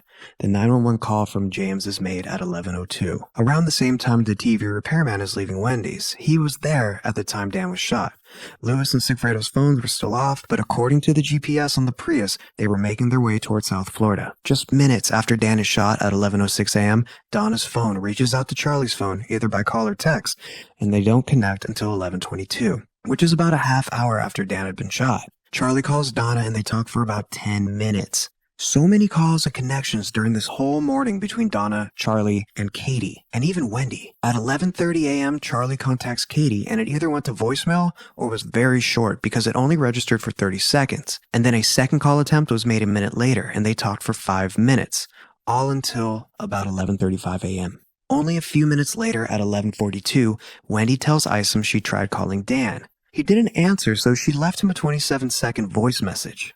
We're so close to noon now. Wendi is getting ready to leave her house. Sigfredo's call log shows that while his phone was off, he gets 2 calls to his phone, but he doesn't answer them. It isn't until 12:30 that Sigfredo actually calls Katie, and at this point, his GPS is showing he's pretty far from Tallahassee. He's already past Jacksonville, and he's still heading south. So he probably thought it was safe. He was far enough away from Tallahassee to make that call. That call only lasts about 20 seconds, and this is around the same time that Wendy's call log shows that she's pulling out of her house talking on the phone. She made calls to several of her friends until she gets in touch with Jeff Sopak. He answers, and they chatted for 16 minutes as she drove towards Dan's house to get to that ABC liquor. She passes near Dan's a little after 12:35 while she's still on the phone with Jeff, and then they end their call at 12:47 after she gets to ABC. Remember, she pulls up on Trescott just a couple houses down from Dan's during this time and turns around after seeing yellow tape. Wendy's receipt shows that she purchased that bourbon at 12:49, and a little after that, she's at Mosaic with her friends at 1. She never calls Dan or the kids' school to make sure they're okay after seeing the tape. She just goes and eats. At 1:24 p.m., Charlie calls Katie and they talk for 2 minutes and 36 seconds. When he hangs up with Katie, he calls his mother Donna at 1:36 p.m. and they talk for 3 minutes and 22 seconds. Charlie then calls Donna back at 2:27 p.m. and they talk for 2 minutes. And this is while Wendy's at the restaurant with her friends, and Isom comes to get her before 2:45 because that's when her interview begins. Back at 2:14, she gets a call from her real estate agent, Lisa Carey. She leaves her a message, which we played for you. Wendi misses that call, but while she's waiting for Isom in the interview room, she listens to Lisa's message and then repeats it for Isom. This is when Lisa is asking if Wendi is okay because she heard about a shooting on Trescott. It's a pretty normal reaction to have. Wendi is at the police station until close to 8 p.m. And during that time at 5:21 p.m., Katie texts Charlie saying, "How's work, hon?" Charlie texts back within the same minute saying, "Been busy." And then about 20 minutes later, Katie's calling Sigfredo at 5:46 p.m. and they talk for about 3 minutes and 30 seconds. At this time, Lewis and Sigfredo are still making their way down to South Florida. Remember, at 6:46 p.m., they are caught on CCTV footage outside the ATM in Pembroke Pines. And not too long after that, Wendi finally makes that call to Donna to tell her that Dan has been shot. That phone call happened at 7:04 p.m. We showed you that recording while Wendi is still at the police station being interviewed. The call lasts 3 minutes and 18 seconds, but Donna calls right back because Wendi got cut off saying something. They talk for another minute or so when Wendi says she just wanted to make sure her mom tells Charlie what happened to Dan for her. Interestingly, Donna will call Charlie, but first at 7:10, Sigfredo calls Katie and they talk for a minute. A couple minutes later, Donna tries to call Charlie, but it seems like it might have gone to voicemail. However, at 7:12, Donna texts Charlie with, "Call us ASAP." Charlie called Donna back a minute later and they talked for 6 minutes. Now there's about to be a lot of back and forth between Donna, Charlie, and Sigfredo, Katie and Charlie. I hope this isn't too confusing, but we don't want to leave out any details. First, at 8:06 p.m., Sigfredo calls Katie and they talk for under a minute. Then at 8:29, Charlie calls Donna again and they talk for almost 7 minutes. Right after that call, he calls Katie. And they talk for 3 minutes. Why? Why is there so much back and forth? I mean, obviously, they're exchanging information. And I wonder what about. It seems like during the call, Katie gets a call from Sigfredo, but she's on with Charlie. So she calls Sigfredo back afterwards at 8:40. And they talk for about 4 minutes. Now, right after this, around 9 p.m., Donna texts Charlie saying, "Outside your house." And Charlie texts back 10 minutes later and says, 10 minutes.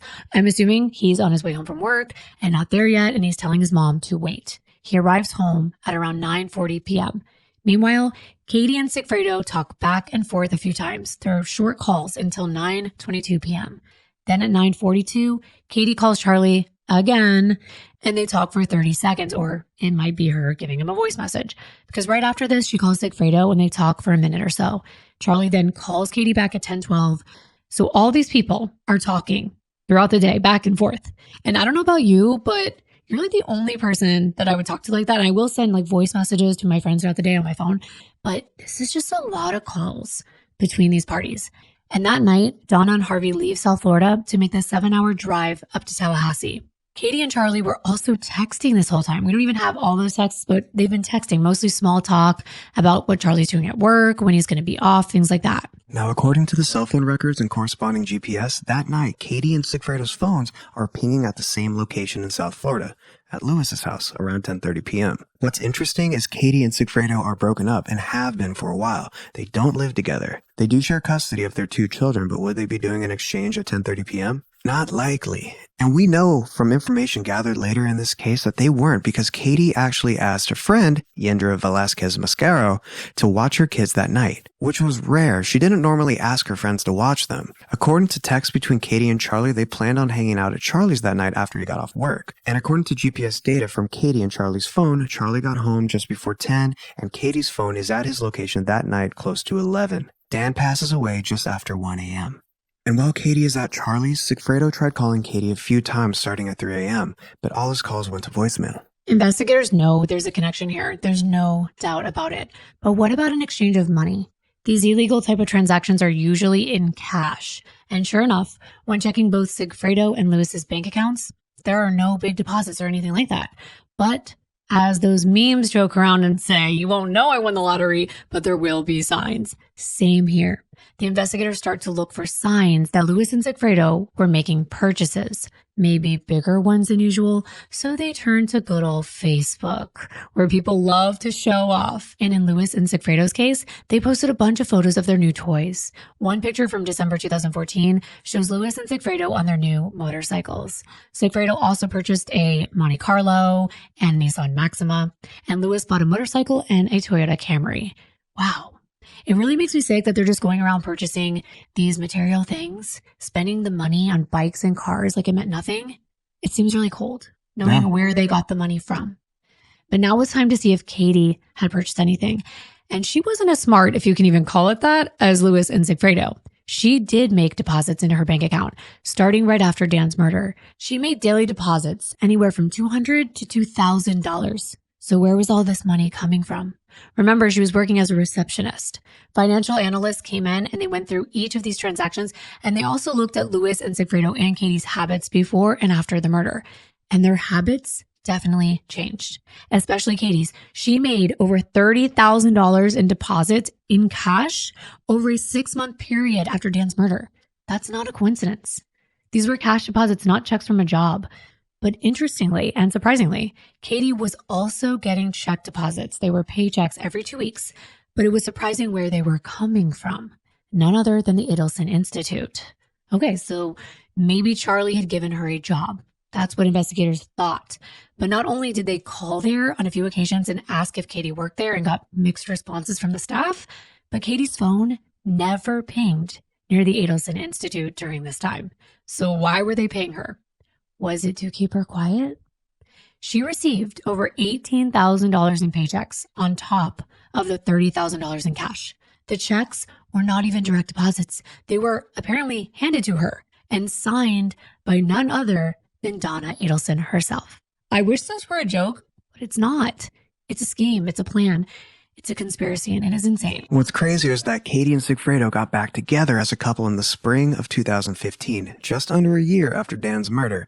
Yet Katie is seemingly still getting gifts from the Adelsons, one of which was a Lexus that used to belong to the Adelson family. Granted, it was an older car, a 2001, but still, the only proof of title change came in January of 2016, and it was from Harvey over to Katie for a sum of $1,700. That's it. Oh, and we can't forget to mention the boobs. Yeah, She spent some cash on some new boobies too.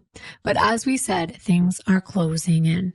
But the investigators need more. They need proof of knowledge and communication of this plan to peg Donna and Charlie as the ones orchestrating it. So they think of a clever way to get them talking. First, they put wiretaps on Donna, Charlie, and Katie's phones. Then they decided to get an undercover agent to pose as a family member of Lewis's, who, by the way, was already in federal prison serving time on an unrelated charge. What they planned to do was confront Donna and bump into her outside her luxury condo in Miami, where Wendi and the boys were living with her for the past 2 years now. It's called the Icon. It's a 40-story building right on Miami Beach. The plan was for the agent to bump into Donna and tell her he knows that they're taking care of Katie, referring to what we know about, the checks, the gifts. But what about their boy Lewis, who helped Donna out with her little problem up north in Tallahassee? You know, murdering Dan. The investigators hope that Donna will take the bait, believe that it's really someone sent by Lewis, and talk to Charlie about it while their phones are tapped. Here's the investigator explaining why they chose Donna to be the target of what they refer to as the bump. Why did you select Donna Adelson to be the recipient of this bump? Because we noticed the pattern of calls leading up to the murder and around the time of the murder. The calls were always Donna Adelson to Charlie Adelson to Catherine Magbanwa to Sigfredo Garcia and then back. It was always going back and forth pretty much in that order. So we wanted to start it on one end and see what would happen, see if it would travel that same line of people. So on April 19, 2016, an undercover agent named Oscar Jimenez is wearing a recording device, getting audio and video. And there's also an undercover vehicle that's set up across the street recording video of the entire thing. We're going to show you both video perspectives. On the screen to the left is the agent's body cam, and the right is the undercover vehicle. There's Donna. She's walking out of her condo around 1:46 p.m. She's walking down the stairs to the sidewalk, proceeding towards the boys' school, where she's headed to pick them up. At the same time, the agent is walking towards Donna from the opposite direction, and they're about to make contact. Mrs. Adelson? I'm going to pause it right here. The agent just said, "Excuse me, Mrs. Adelson," even though he pronounced it wrong. He pronounced it like Adelson, and he's handing her something. Okay, let's go forward now that you have the context. Hey, Dylan, just want to give you this. Listen. Good, don't be scared. Listen, I just want to let you know that we know that your family has been taking care of Katie and her friend Uzo for quite some time after your problem up north at the car. And I want to let you know that my brother, he's incarcerated. He helped your family with this problem you guys had up north. And we want to make sure that he's going through some rough times. And we want to make sure that you take care of what he's going through, the way you're taking care of Katie and Uzo. Well, this will explain it. Thank you. Okay, so you saw and heard, but that was kind of muffled, so we want to clarify. The agent bumps into Donna. She's a little bit rattled at first, which is the entire reason they do this, to shake someone up. He tells her, "Don't be scared." He says, "Listen, we just want to let you know that we know that your family has been taking care of Tudo for some time, and your problem up north was resolved. And I want to let you know that my brother is incarcerated, and he helped your family with this problem that you had up north. And we want to make sure that he's going to be taken care of the way that you're taking care of Katie and Tudo." Tudo is Sigfredo's nickname. Well, Donna looks at the agent and tells him she doesn't know what he's talking about. That is when the agent hands her a piece of paper and said, "Well, this will explain it." And he says, "Thank you." Then he turns and walks away. That's actually a folded up photocopy of a newspaper article from the Miami New Times paper from July 15th of 2015, which included a picture of Dan Markel and a 1-year anniversary write-up about his murder. Below Dan's picture was a phone number and the figure of $5,000. Donna doesn't even look at it. She just keeps walking and puts it in her purse. What happens next is one of my favorite parts of this entire case. After Donna's done picking up the boys across the street at school, she goes back to her condo and immediately calls Charlie at 2:09 p.m. She's saying something to Charlie about him dropping by after work to talk about something she got. But after this, you'll hear Charlie ask, "Did someone write you a letter?" To which Donna will respond, "I've got some paper hand-delivered to me." That's the important part to hear and listen. We'll put the transcript from the court on the screen so you can follow along as well. Did someone write a letter to you or something? I got some paperwork hand-delivered to me. You're being sued? No, that's what I thought it was. I need to talk to you. Okay. Okay? Does Dad know about this? The dad's at work today, fortunately. What's, back here? Is IRS? You know, those IRS people, they're kind of spotty sometimes, but, you know, fortunately not now. So I will talk to you. I'll give you a heads up if I'm going to drive up that way. Okay? And Does Wendi know that? Is it involved Wendi? No. So let me just talk to you later. And what is it? Is it his health account? Yeah. Does it involve me or other people? Well, probably both of us. What's that? Probably the two of us. So you probably have a general idea what I'm talking about. Let's just find some time to talk to each other. So it's order you talk to me today? Or tomorrow? Yeah. Can I ask you a question? Who is the paperwork sent from? Something that came hand to hand to me. So I exited the building today. Was it anonymous or? Oh no, it's not anonymous. Not anonymous. I just don't want to discuss it. I'm sorry. Right, whatever it is, it is. I'm a little silly, but if you want, I wouldn't bother you. Trust me. Yeah, I know. Do you want me to come down to see you tomorrow? I actually have the day off. Yes, that would be wonderful. Dad actually works later tomorrow. You know, he goes in at 1 o'clock.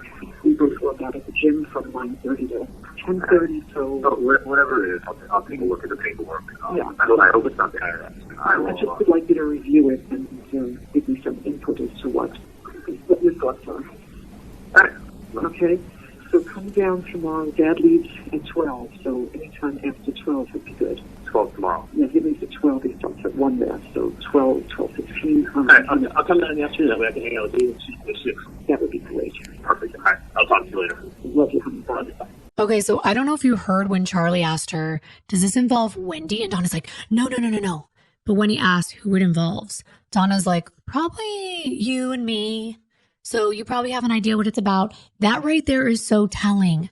Obviously, the problem that Louis and Sigfredo took care of for Donna was something that both Donna and Charlie orchestrated, that they planned, that they were a part of, because she makes it clear this extension of that issue has come back to haunt them, and it involves the two of them.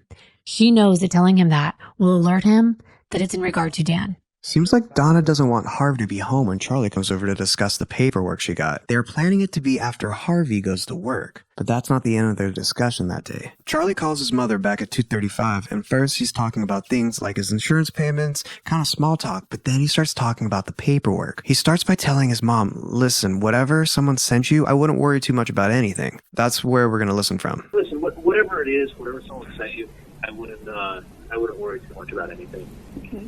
I mean, so someone can write whatever they want to write. Someone can say whatever they want to say, and I'm not worried. So, but I'm not being sued. No. Okay.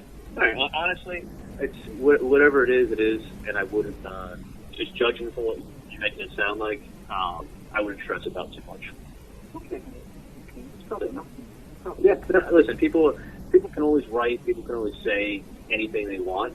It doesn't. If someone says you're a bad dentist, it doesn't mean you're a bad dentist. So, but anyway, I'll definitely come down. It actually works out perfectly to take the day off. Okay. You know, so I'll make you take me out to dinner. So make sure you bring cash with you. All right. Okay. Do I need to bring cash? Yeah, if you take me out to dinner, then that's probably a good idea, right? Yeah. Was this? I should bring cash. I don't have much cash to bring. Yeah. I'll see if I have money for dinner. Let's see what I have here. Okay. Can I ask you, is someone blackmailing you? No, it's always a good possibility. You think someone's trying to blackmail you? Maybe. No, that's crazy. Is there, I don't know what I'm blackmailing for, but is there any way I could see you? You can't come up here at all? It's going to be difficult. Was this, can I just ask you this? Is this anything government related, or is this like whack job writing a letter to you? My crew? Is it like a whack job writing a letter to you, or is this government related? No, I don't know if it's government related. So it's not government or military or anything like that? No. Who was the letter addressed to? Me. To you? That's crazy. Did it have do you know who sent it to you? I have a pretty good idea. But, we'll talk later. Is it, so whoever sent you the letter sent you an anonymous letter? Did they sign it? So someone showed up. Was it like by a process server? That's what I thought it was. It wasn't. Where did they come to you at? When I walked out of the building, and they go right, and they got their both driving with the icon. Right. I was on the sidewalk, and about 5 feet from pressing the button so that I could cross the street to get the building close to me. Right. And just because I was on the sidewalk. And he came over and handed you. Was it a young guy, old guy? Probably mid-30s. I wouldn't forget that face. Really? It's crazy that someone handed you a letter like that. I don't know. Is the person like threatening you or anything? You never know how to interpret it. So that's not wrong. And let's meet tomorrow. I think that's better. Let's meet tomorrow afternoon. All right. Let me ask you this: do you want to take a picture of the letter and send me what someone sent you? No, not really. Don't do that. So it wasn't the government or the military or somebody, it was just some random person.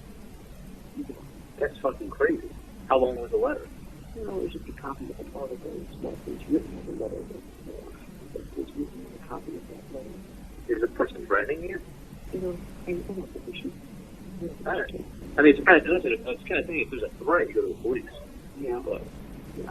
But anyway, let me. I don't think that's a good idea. Well, I don't mean it's people threaten. You got to go to the police. But let me see what it is. I'm going to see what nonsense it is first. It won't be the first time I've been threatened. Yeah. But I'd like you to just see what you think. So let's do that. Let's make it 12:20, 12:30 tomorrow. That would be ideal. Okay. Okay. You got it. Come down, just play with the boys a little bit. Okay. All right. Yeah. No. Come down. I'll see you. I'll play with the boys. Yeah. No worries. Okay. All right. If it's something serious, I'm going to recommend going to the police. So. Oh no, I know. That's what I'm saying to do. No. All right. Sounds good. Let's talk tomorrow. Okay. All right. You guys. Love you. Love you. Interesting that Donna interrupts and tells Charlie to bring cash if he wants to take her out to dinner. As though he can't use a credit card or a debit card. That was clearly a signal. And Charlie caught on right away because he's like, wait, you want me to bring cash? I don't have that much cash on me. And then he straight up asked Donna if someone is blackmailing her. And she said, that's a possibility. Okay, so Charlie asked if someone was threatening her and said, if so, she needs to go to the police. But Donna's like, I don't think that's a good idea. That's interesting. It really is. And Donna is slick. I mean, especially for her age, she's really on the ball. Not that it's a good thing in this type of situation, but she's basically telling Charlie she doesn't want to talk over the phone about it. It's like they knew that someone could be listening. And I didn't know how easy it was for the government to listen to cell phone calls. They can remotely tap in. I don't know why I'm just realizing how easy that is, but guess what? Charlie just can't resist. He calls his mom back again. This call is at 3:00, so just 15 minutes after they hung up. It begins with Charlie telling Donna not to talk about this in the condo. And I thought, who would she be talking to in the condo? He's clearly worried someone would be listening or watching them from inside their own homes. So let's listen. Hey, Charlie. Hey, sorry about that. Quick question for you. Well, one thing I was going to tell you, obviously, don't talk about things in the apartment or any place. No, obviously. The other thing is, was a person black, white, Hispanic? What? And they just came up to you and they said your name and they handed you a piece of paper? No, didn't hand it right away. First spoke to me for a while and then handed it to me. Really? Mm-hmm. And they wearing hats, sunglasses, or? No, nothing. Describe him to a T. What's that? You could describe him to a T. No, nothing. Was the person nervous or were they angry? Or? No, calm as could be. Totally calm. That's really crazy. Are they trying to ask for money or something? Yeah. But is someone trying to? I mean, listen, if it's something like that, it sounds probably like you go to the police. But and they have to. But I'd rather talk to you first. Yeah, I mean, I wouldn't. There's scumbags out there all the time that try to do stuff like that. Oh, I know. So that's why I just want you to see, because I don't want your father upset. Don't say anything to Dad until I take a look at it. Because Dad flies off the Absolutely. on everything. That's why I suggested after you go to work tomorrow. Okay. Now maybe Donna would talk to Harvey about this. I'm not sure, but Charlie tells her not to because he flies off the handle at everything. And Donna was like, that's why she wanted to meet Charlie after Harvey left the next day. It's also interesting that he wanted to know if the person was white, Hispanic, and whether they were disguised. I promise I'll stop interrupting, but I want to mention these things so we can discuss them. But I also stopped it because this next part is crazy. So much will come together with just one sentence that Donna utters to Charlie. Are you ready for this? Listen carefully. Did the person give you any kind of like time frame or anything? No. Okay. But it's clear. It's clear what's wanted. Can I just ask you, what did they ask for? I don't know. This TV was probably about $5,000. They asked you for $5,000? Mm-hmm. That's crazy. Oh my God. Did you hear it? Uh-huh. The TV reference? I was like jumping up and down when this trial was going on. I was like, no effing way. Charlie asked if this person wanted money. And Donna says, this TV is probably about $5,000. And Charlie responded by saying, they asked you for $5,000? And Donna was like, uh-huh. And Charlie's like, that's crazy. But it's the TV reference there. She said, this TV is $5,000. This TV, as in there was another TV. Oh my gosh. And the other TV was a different price, obviously. And the TV is a code word for Dan Markel. And remember the TV that Charlie gave to Wendi as a divorce present?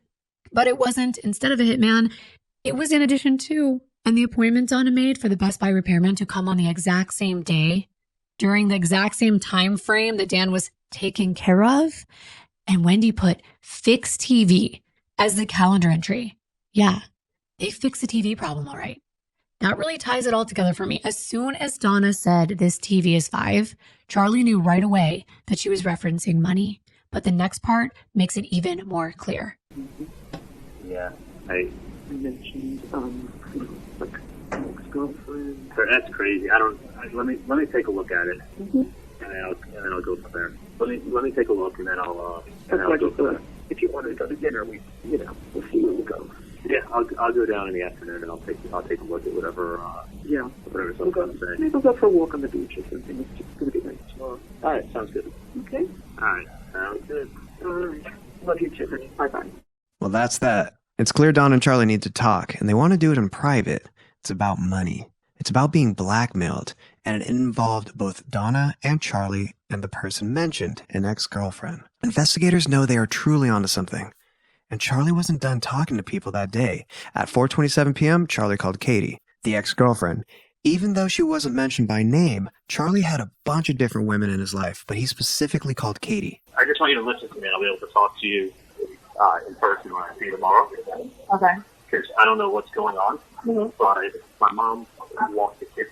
I only heard part of the story, and I'm going to go down there and talk to her tomorrow to find out what's going on. Okay. She didn't want to elaborate, but she said that someone approached her on the street, called her by name, handed her an envelope with something in it.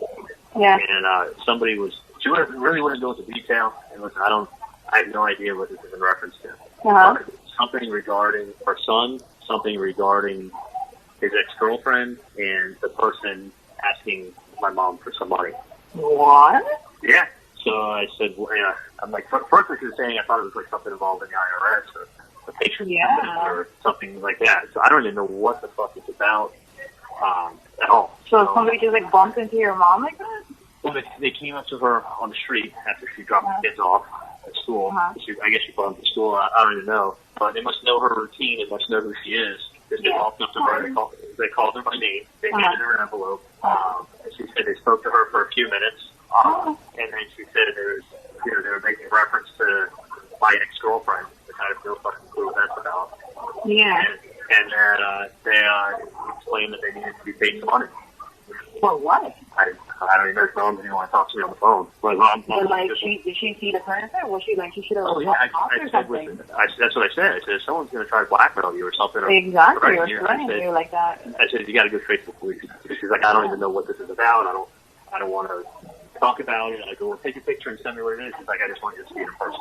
So I'm going to go there. I can't even fucking go there today because I won't get out of work until 10 o'clock at night. Yeah. So she's like, just come well, down somebody there. like stalking your mom? I don't even fucking know. I don't know what's going on, what my mom's about. I mean, you didn't do anything with my mom. I mean, yes. Okay, just checking.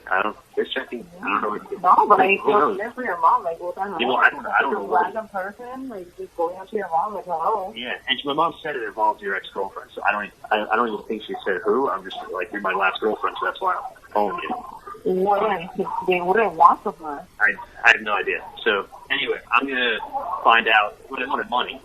I know, exactly. Did she tell you? Like, No, she was just kind of like a little bit rattled and with the kids, and was like, listen, I should have had the day off tomorrow, so she's like, come down and talk to me.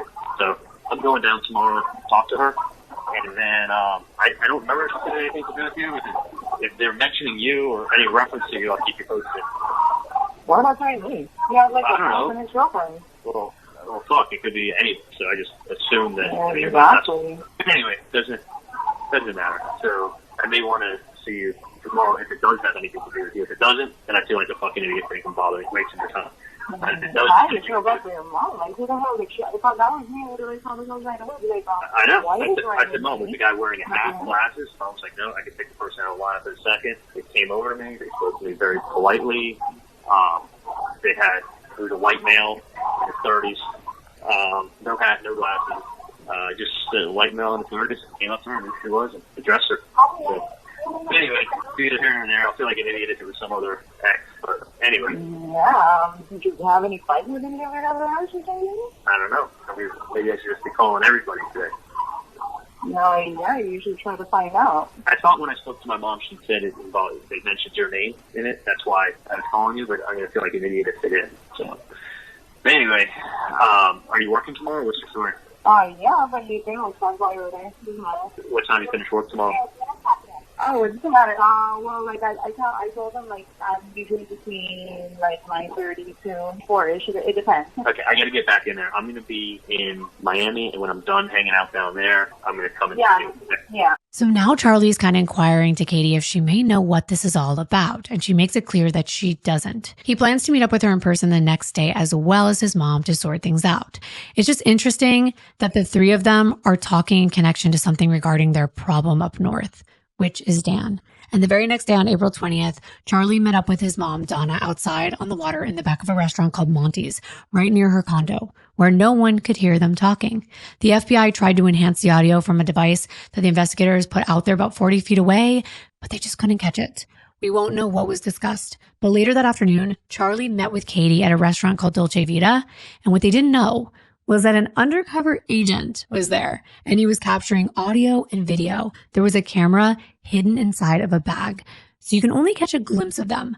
But there is a recording.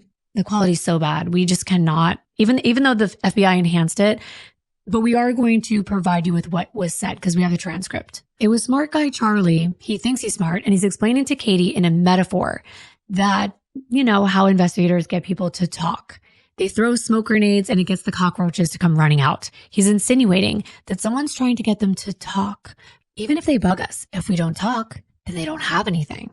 The funny thing is they're recording him speaking in that exact moment.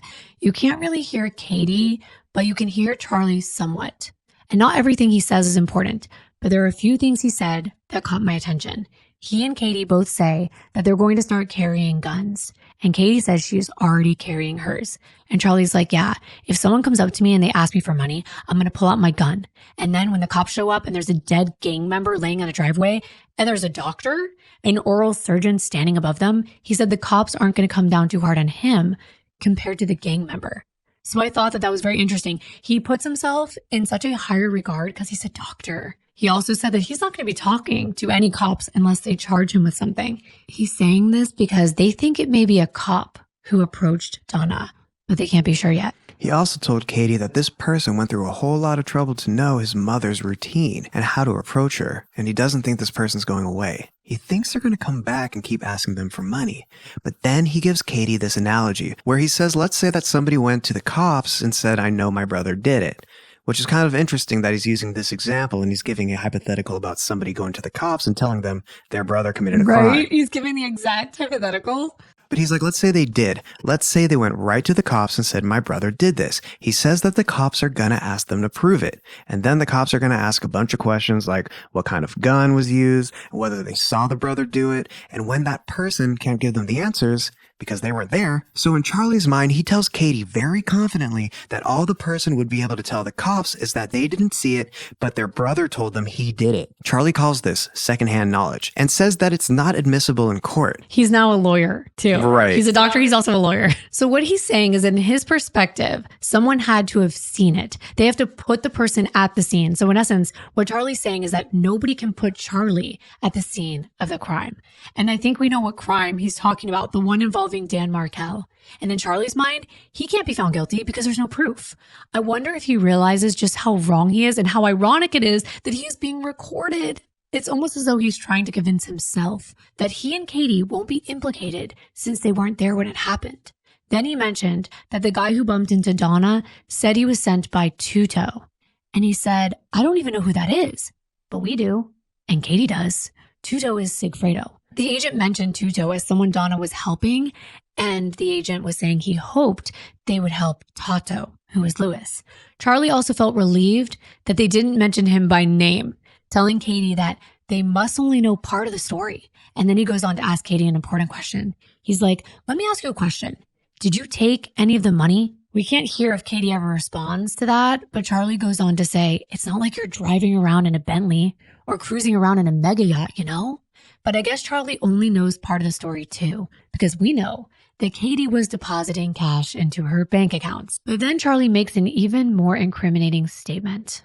He uses an example. He says, let's say you have a car and you can link this person to renting that car and it's used at the scene of a crime, but you have to also prove that they were driving it too, that it was them behind the wheel, not that they let a friend borrow the car or anything like that. So essentially, with each one of these arguments, Charlie's saying he's so far removed from the crime, and so is Katie, and that they weren't there, so they couldn't prove they had anything to do with it. I don't think he really understands how conspiracies work, or he thinks he's so much smarter than everyone else. This is a man who has a license plate that says maestro. That's the Italian word for master, but it usually signifies that someone is a conductor, they're controlling, they're in charge of the orchestra, orchestrating something, pulling the strings. And wow, is that so fitting here? The maestro in charge of pulling the strings on everyone involved, hoping they'll take the fall because he's so far removed.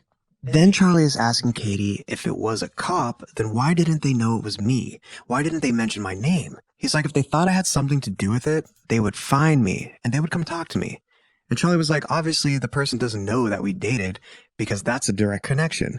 He couldn't be more wrong. And in his reasoning, he's almost saying they need to talk to someone who knows what went on. So wouldn't it make sense that your connection with my family is me? So what he's essentially saying is like, why go to Donna when you and I are the connection? Like, she's the connection to his family. And that's exactly what the investigators already figured out. And yes, Charlie, it makes perfect sense. The investigators already know that. He's so dumb that he even mentions, I mean, you're working at the office because that's where the checks are coming from. He's mentioning this, not knowing that he's being recorded. So he's basically filling in all the gaps. Yeah. He's trying to say that they're trying to make it look like she's working there on the weekends and cleaning or something. And that's why they've been writing these checks to her. It's like they think they have it all figured out and that the investigators are never going to find all these connections. And there's something that's becoming a little more clear now. There is somewhat of a disconnection between Charlie and who actually committed the crime. He already said he doesn't know who Tuto is. And he also says in this conversation with Katie that this person who came to speak to his mom said they were coming on behalf of someone in jail. And Charlie said, I don't even know anyone in jail. However, Katie does, because Katie is the link between Charlie, Sigfredo, and Lewis. That's going to come together later. But at this point, Katie seems to have kept these parties separated for a good reason. And it will all make sense. This conversation goes on for a good 40 minutes, and a lot of it is the same thing we already told you. But at one point, Charlie tells Katie what the plan will be going forward. The plan to deal with this person who made the contact with his mom. Remember, he left a phone number. It's a 305 area code, which means it's from the Miami area. And clearly, Charlie is telling Katie this person wants to be contacted. But they're not sure if this is a cop or if it's some psycho who's been reading the newspapers and is just coming to them because the story's been everywhere. And maybe they're just some weirdo that's trying to blackmail them. So he doesn't want to give them money because what if they come back for more? But if it is a cop, well, how are they going to prove anything? Right. And I just have to mention this next thing. He's like, I'm not going to let them have my phone because I got a bunch of naked pictures of myself on it. And he's like, nope, come back with a warrant because I don't want you looking at all these pictures of myself. It was so weird. And he's like, at one point, he literally says, I'm serious. I don't want them laughing at my pee-pee. And it's almost like he thinks it's funny, like it's some kind of game. So they start to come up with a plan. Charlie tells Katie he's going to give her some money and he wants her to call that number. And he wants her to tell the person that they're aware that they reached out to the Adelsons and that this guy mentioned her. And he didn't, but that's like Charlie kind of pulling a fast one on her. And she's like, I'm just going to give you a charitable donation for the less fortunate. But I don't want you contacting these people ever again. So she's basically like kind of threatening them, but also giving them the money, but as a donation. And this next part was kind of humorous to me. He was telling Katie that if it was really the cops, they're not allowed to take the money. And then he kind of just goes on this rant like, they better not mess with my family or I'll go Nazi on them. He said that. We told you we thought that this was all to maybe keep her quiet, you know, giving her the car, giving her the money, those checks. And she knows so much. She's the connection, like Charlie said. She's the connection to the bad people who killed someone. So Charlie could be scared that Katie could turn on him. Who knows? Charlie then calls his mom, reassuring her that he spoke to his friend and that she was okay with the plan and that she had nothing to worry about. The next day, Katie and Sigfredo talked about trying to find out who this person was that confronted Donna, almost accusing Sigfredo of possibly being involved, to which he argued in no uncertain terms that he was not in any way part of the blackmail scheme. And then she tried to pass the assignment off on him to get him to call the number that the agent left for Donna. She gave Sigfredo the number, and he finally agreed he'd take care of it. But apparently no calls came into the agent because by April 25th, the investigators had decided to turn up the heat. They put a letter in the mail and sent it to the Adelsons reading, "My phone is not ringing, so you don't care about Todd and what he did for you. He knows he is fucked, and soon so will you." Now they use the name Tato on purpose because the last time the agent mentioned Tuto, saying he knew Donna was helping Tuto and Katie, and now his brother needed help. Now they are spelling it out for the Adelsons and specifically mentioning Tato. On the 27th, Harvey retrieved the mail, including the letter, and he opened it and read that message. Apparently, he was upset upon finding it, but it's not clear if he was aware of what it entails, because the only mention from Donna to Charlie about Harvey reading it was that he's still upset over it, and he's not having the best day. But Charlie once again reassures his mom that everything is taken care of and tells her they did call that number, but no one answered. The truth is, no one wanted to call. Sigfredo didn't, Katie didn't, and Sigfredo straight up told Katie to deal with her own crap. Well, since no one was actually calling the agent, they once again took it a step further. They had the agent make a call to the Adelson Institute asking for Donna. One of the receptionists named Erica answered, and the agent said his name was Sammy, and that he was calling in regard to some paperwork that he dropped off to Donna. He once again left his number, and Erica wrote it down and told him that Donna wasn't in at the moment, but she'd give her the message. The agent made sure to relay how important it was for Donna to get in touch. Well, after Erica relays the message to Donna, she, of course, calls Charlie, and she's really upset. They're now calling their office, and she explained that a man named Sammy told Erica that he had dropped off some papers and that they were very important, and she needs to call him back. She was pissed because she thought that Katie was going to follow through, and apparently this wasn't taken care of. So Charlie calls Katie, and this is a long call. It's almost 30 minutes long, and there's so many F-bombs and profanity, we're not going to even try to play it. And it won't even be worth it because all it is basically Katie being overconfident, acting like she's really powerful and like she's in a gang herself. Like she has this air about her and she's going off on Charlie, telling him that she called the number and it's not even a real number and that she's not going to put up with this BS anymore. This actually gave me a lot of insight into who Katie thinks she is. And I think this has a lot to do with how all of this came together. Katie is one of these people who really wanted the good life. She was surrounded by very wealthy people. She was working in all these different doctor's offices, and she was involved with Charlie. And of course, he's giving her gifts. He's bringing her out to these lavish dinners. He brings her on vacations, and she wants more. That's going to become apparent because investigators tear through all of their text messages, and it's clear what Katie's intentions are. But Charlie's a playboy. Charlie has no intentions of settling down with Katie. However, Katie knows that Charlie and his family have this little problem named Dan. And I don't know how much Katie really understood about Sigfredo and Lewis and what they were really a part of. But in her mind, she must have believed that they were involved in gangs, so they had the power to take care of people. And clearly they did, but in what way? in an organized manner or leaving a paper trail and having investigators being able to pick everything apart right away. Either way, there was clearly a conversation that eventually happened between Katie and Charlie at some point, where she informed Charlie that she had a way of taking care of his problem, and she knew Charlie was good for the money because it's obvious from his lifestyle that he's a millionaire.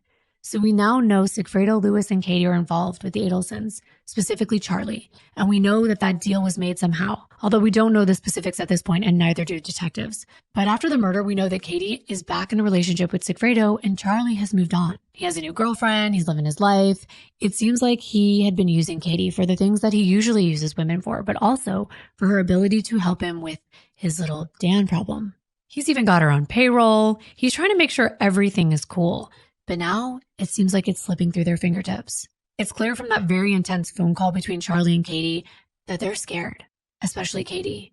I could tell by the way she was being so defensive that she's afraid that the authorities are catching on. In the heated exchange, Charlie pretty much threatens Katie by telling her to find out who the F the person is trying to blackmail them, because if not, the FBI is probably going to be asking questions specifically about who Katie is. He's trying to put pressure on her, and she yells at him saying that this is bullshit, and she yells for a while, going on and on about how she's going to take care of this, and how she's getting irritated and how pissed she is at that point. Then Katie, at point blank, tells him she's going to go to the cops. Charlie responded by saying, well, either you go to the cops or we're going to go to the cops, but find out who the F this person is. Charlie then calls his mom back and says that he's going to have to take matters into his own hands because he's not making any progress with his friend taking care of it. And actually, Charlie does end up calling the number himself because he's had it and he wants to figure out who it is. We do have that recording, so we'll play for you now. Hello? Hola, Hello? diga. Hello, diga. Hi, who is this? Who's this? Someone's been calling my family. I'm trying to figure out who this is. In reference to what, man? Someone by the name of Sammy called. Yeah, that's me, man. All right, what's going on? Well, what's going on is my brother Tato. Okay, my brother Tato has not been taken care of. His family's not been taken care of. I talked to a dentist. Why are you calling me? Who are you? I gave the number to a lady. I don't know Tato. You don't know Tato? I'm sure you know Katie and Tuto. They've been taken care of since the family's problem been taken care of up north. I don't know who these people are. You don't? Well, this isn't going away, my friend. Because let me tell you something. I was at Broward with Tato, and he told me the whole story. He told me nobody was taking care of him. Nobody was taking care of his family. The family was taking care of Katie and Tuto, and nothing's been taken care of with Tato. So we know what's going on. And Tato needs to be taken care of. Do the right thing. The lady already has the paperwork. She knows what I'm talking about. We know Katie. We know Tuto. We know they've been taken care of. All right, let me look into No more fucking around, man. No more fucking around. This ain't going away. You guys need to do the right thing for Tato. That's my brother, man. That's my brother, and he needs to be taken care of. His family needs to be taken care of, just like Katie and Tuto been taken care of.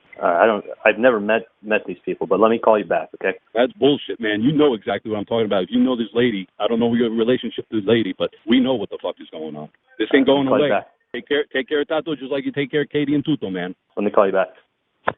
Clearly, Charlie is a bit confused, and we told you there's a little bit of a disconnection, which is on purpose on Katie's part, between Tato and Tuto and Charlie. He and Katie are connected, but Katie's the one that's connected to the other two, not him. That, as I will repeat, was on purpose on Katie's part, and guess why? Sigfredo was not a fan of Charlie. He wouldn't have done any favors for the dentist, as he referred to him. When Katie came to Sigfredo with this plan, it wasn't apparent to Sigfredo who the hit was on behalf of. All that was shared was that it was a friend of Katie's.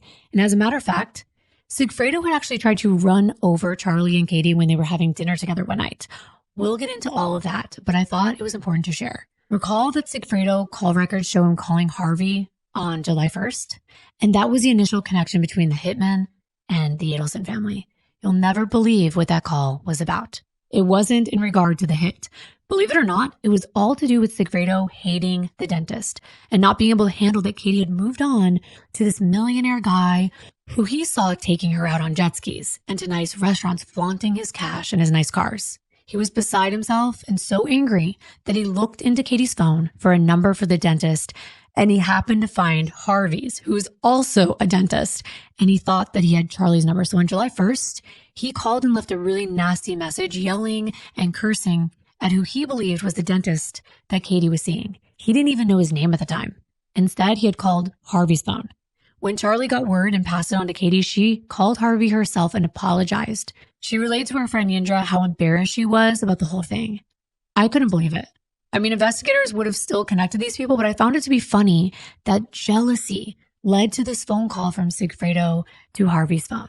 So this whole time, Katie knows exactly who the agent is referring to when he's saying Tato and Tudo, but she's not letting on to Charlie that she knows. Meanwhile, she's relaying to Sigfredo that someone said Tato and Tudo and that they must be getting closer and closer to figuring things out, and they're getting worried. Specifically because they're saying that they're Lewis's brother, and Sigfredo finds that to be interesting. So he actually calls the number, finally, and he gets a voice message. Nobody picks up. And on that voice message is someone speaking Spanish, saying that they're busy and to call back. So he relays this to Katie that the person doesn't even sound Mexican. They sound like they're from New York or something. Right, so he's like, somebody is messing with us. But Sigfredo lies and says that he left a message cussing the guy out. That never happened. Everyone's lying to one another. Sigfredo is telling Katie that he's taking care of it. Katie's telling Charlie that she's taking care of it. And no one's taking care of it. Exactly, because everyone's scared. But things seem to go back to normal until May 4th, when the undercover agent sends a text message straight to Donna's phone. They still didn't feel they had enough to make an arrest, so they put even more pressure on them. The text said, "So you don't take me serious. You think I'm playing? You have some puta call me and see if I'm for real? You think what Katie's baby daddy did for you can't come back? You're crazy. I want the money now, or I'm going to get the $100,000. Now, the $100,000 is actually the reward money that's being offered by police and investigators for any information that can lead to an arrest. So the undercover agent is trying to insinuate to Donna that if she doesn't give him the money and cooperate with him, he's going to go to the police and tell what he knows. And this did exactly what the investigators wanted. It put the whole family on edge. And the next day, on May 5th, Charlie, Donna, and Harvey get together and they talk outside of the condo near the water. And investigators, they did try to hear some of the conversation, but they were basically whispering, so nothing was captured. However, this new plan was for Donna to go ahead and pay the $5,000 as soon as she could. But she was supposed to let the blackmailer know that this was never going to happen again. It was going to be this one time, and they better go away. So the next day on May 6th, guess who has the balls to actually call the number herself? I kind of couldn't believe it. It's Donna. Yes. So she calls, and we're going to play it. It is 8 minutes long, but it's good, so listen carefully. We also have to bleep out the F-bombs because there's quite a few of them from the agent. And of course, I'm interested in your thoughts. What does Donna know? Hello? This is Mrs. Adelson. Is this Sammy? Sammy. Okay. My grandchildren had my phone before, so Senora Adelson? I'm Mrs. Adelson. Yes. Yeah, my grandchildren had my phone before, so and I just saw that you called. Oh, okay. You left a message on my voicemail. Right, I did. So This is my problem. You approached me on Alton Road. You handed me an article from the newspaper about my ex-son-in-law. You told me I need to call you and help your friend who is in prison. Now, at the time you did that, I didn't understand what you were talking about. I didn't call you back. Then you mail me a threatening letter. Then you send me a text message to my phone that says I'm not taking you seriously. So I am taking you seriously, and I really want you to listen to me. I'm listening. I have to tell you, this is important. I have been so stressed out. I have spoken to 10 or 12 people who are close friends of mine, telling them about this and basically picking their brains and asking them what I should do, because I don't know your friend who is in jail. You mentioned a name. I don't even know his name.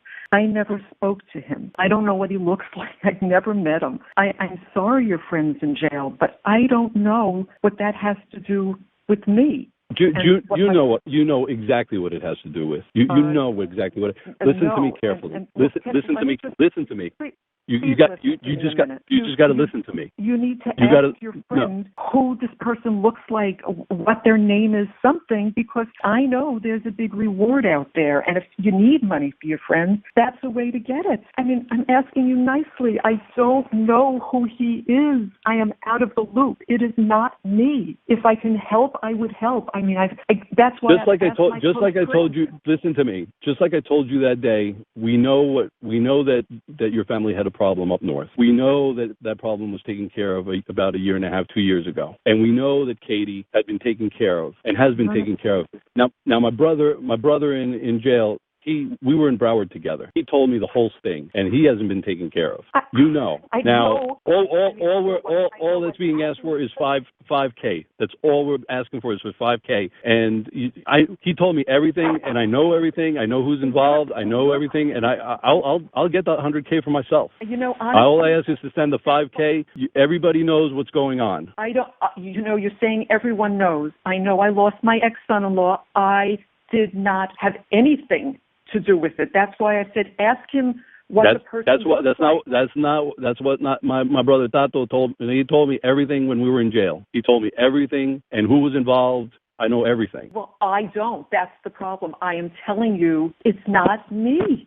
It's not me. I have had a year of aggravation, a year and a half of aggravation over this. My daughter, my grandchildren. It is not me. And when I asked my friends, what do they think? They said, well, this person needs to get a description of you because of what you look like. It's not me. I don't know who caused this. It wasn't me. I mean, I don't know. I'll tell you, just like that day when I talked to you, this is not going away. This is not going to go away because Tato told me everything. He wasn't being taken care of. He needed the $5K. Send $5K. That's all we were asking for. But I don't do that. I don't know who Tato is. You don't understand. We know you don't know who Tato is, but you know who Katie is, and you know the contacts Katie has, and she has. Listen to me. Let's stop fucking around. Okay? You know who Katie is, and you know that Katie has somebody that knows Tato, and they took care of a problem for you people. That's just the bottom line. The bottom line is you know who the fuck Katie is. Look, I don't. I no more, Mr. No, I'm not fucking around with it. You know who Katie is. You know that they took care of Katie and her people. Nobody's taking care of Tato. I know you don't know who Tato is. No, I don't. But we know who all of you are, and this ain't going away. You know what? So I can give you the. You want send the $5K? Here's what you need to do. You need to go and don't tell me what to do. I know what to do, and I'm doing it. You're looking for money. Get $100,000 or whatever the what do you call it? Whatever the reward is. It isn't me. You have got the wrong person. That's why I said ask your friends. You're Donna Adelson. Yes, I am. Well, I know. We know who's involved in all this. Yeah, this is not making any sense. I mean, if you want the money, you should get it from the police. They can give you a whole lot more than you're asking me for money for someone. I can't do this. I have had too much stress and too much aggravation from this, and I don't know what you are talking about. I just don't know. Really, I think you should talk to Katie. Talk to people that are involved in this. You'll know. You know who it is. You know what's going on. That's why I'm calling you. Can tell me, Senora Adelson, you can tell me all you fucking want, but I know you know. Because I heard when I was locked up in Broward with my brother Tato, he told me everything. He told me everything. Well, then I just wanted to take care of him because fucking Katie was being taken care of with her fucking puto. I just think instead of asking me, you should get the money from the police. There's a lot of money out there, and I know if you think you know who this is, then go ahead and do it because I know it isn't me. I know it isn't me, and I can't take this kind of level of stress. I just can't. I know I didn't do anything. Just talk to people. You talk to the right people. You talk to people. You make this $5K come to me. That's all I need. Just do it and get it to me. Get it to me. I'll call you back. Wow. So if Donna did know something, she wasn't giving it up. It didn't matter, though. The investigators knew all they needed to know. Yeah, and it was Tuesday, May 24th, when FBI agents attempted to make their first contact in person. The FBI were sent out to two places, the townhouse where Sigfredo and Katie lived with their two kids, and Sigfredo's workplace, Rapid Capital Funding. Yeah, he actually had a job at this point. Katie was home, but when she saw who was outside, she hid. She didn't come to the door. Katie tried calling Sigfredo, but he wasn't answering because at that same moment, he was confronted by the FBI agents, who were asking if he knew Luis Rivera. Sigfredo denied knowing why they were there, even when they informed him that they had information that he was involved in something that occurred back in 2014 in Tallahassee. He said he's never been to Tallahassee and he doesn't know what they're talking about. The more they pressed him, asking him things like if he knew Dan Markel or if he knew Tato, the more defensive he got. Sigfredo even told the FBI agents that they were going to have to speak to his attorney. At the same time, a coworker and friend of Sigfredo's named Mike Perez picked up his cell phone and called Katie to inform her what was going on. He told Katie he thinks that the feds are there talking to Sigfredo about some kind of crime involving Tato. What Katie didn't know is that her townhouse was actually tapped, and the investigators could listen to everything she was saying. She asked Mike if he would be willing to drive to her townhouse to see who was outside her door. He did, and he informed her that it was probably FBI agents. Finally, the FBI left both locations, and that's when Sigfredo called Katie. They were being recorded. Katie, of course, wanted to know what in the world was going on, and Sigfredo told her not to worry, that these people can't just come inside. They needed to have a warrant. But guess what?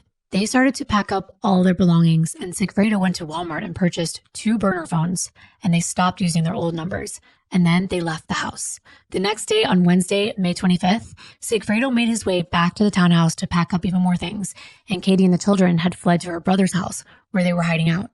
When Sigfredo was done packing up everything, he planned to meet her over there, but when he stopped at a gas station in Hollandale, a bunch of FBI agents surrounded his vehicle and pointed guns at him. He had no way out. 34-year-old Sigfredo Garcia was arrested and charged with first-degree murder and possession of cocaine since they found some on him when they searched him. He was brought to the Broward County Jail. Here's his mugshot that made its rounds the next day in the news. 1 down, more to go. The police had finally made their first arrest in Dan Markel's murder case. A man named Sigfredo Garcia with gang ties and a connection to Dan through his girlfriend, Katie McBanoa. She happened to be Wendi Adelson's brother's ex-girlfriend. Yes, that's a lot to wrap our brains around, but she was the thread running through it all. This whole conspiracy to kill this innocent man, a father of 2, all because of a spoiled brat that couldn't get what she wanted. What's more is it wasn't just that. It was the pure hatred that Wendy's mother had for Dan that was the fuel igniting this entire scheme. She had convinced her son, Charlie, who we know had the means to make it happen, to help her with her little problem in North Florida. Dan Markel and a chance connection between Charlie and a woman who worked as a receptionist at one of his dental offices he floated around to is all it took. She thought she had it all figured out, but they were all wrong. And now it was all coming undone. On May 25th, 2016, 34-year-old Sigfredo Garcia, the father of Katie's children, was arrested for first-degree murder of Dan Markel and possession of cocaine. On the next day, May 26, the Tallahassee Police Department held a press conference officially naming Sigfredo Garcia as a suspect in Dan's murder. The documents were ordered and sealed by the judge. Sigfredo was offered a deal if he would only tell them all about the murder and implicate his co-conspirators, but he refused. The night before, on May 25th, Detective Craig Isom called Dan's mother, Ruth, to inform her that they were going public with information about the arrest, and there would be a press conference to follow. Ruth quickly called Wendi to relay the news, and in Ruth's own words, Wendi called her back several times, almost frantically, trying to get as many details as possible. When Ruth told Isom about this, he advised her not to have any more communication with Wendi, and guess what Ruth said in her book? This would be one of the last times she'd ever have an extended conversation with her. I wonder why. Uh-huh. You may be wondering what happened to the other guy we talked about in the last video, Luis Rivera. Well, it turned out he was already serving a 12-year sentence in federal prison for his involvement in criminal activity as part of the Latin Kings. His charges included things like robbery, kidnapping, trafficking, and drug dealing, amongst other things. Just 2 days following his best friend Sigfredo's arrest, Detective Isom went to have a chat with Luis about Dan's murder. Initially, Luis denied any involvement in anything related to Tallahassee, claiming he had never set foot there. However, when presented with concrete evidence, including photographs of him alongside Sigfredo, captured on the bus surveillance footage, ATM transaction records, and GPS data, his previous statement was obviously proven false. Luis said, "Okay, it's true, I was there, but I went there to check out some colleges with my friend, that's all." They knew he was lying. They had enough evidence to arrest him for first-degree murder, and on June 28th, he was transferred to the Leon County Detention Center in Tallahassee. Both he and his friend Sigfredo would qualify for the death penalty. A lot was happening in the media. This was a big story, and it still is after all these years later, and soon you'll know why if you don't already. By June 2nd, the same day Sigfredo was in court for his first appearance, the unsealed probable cause affidavit connected to his arrest was released to the public.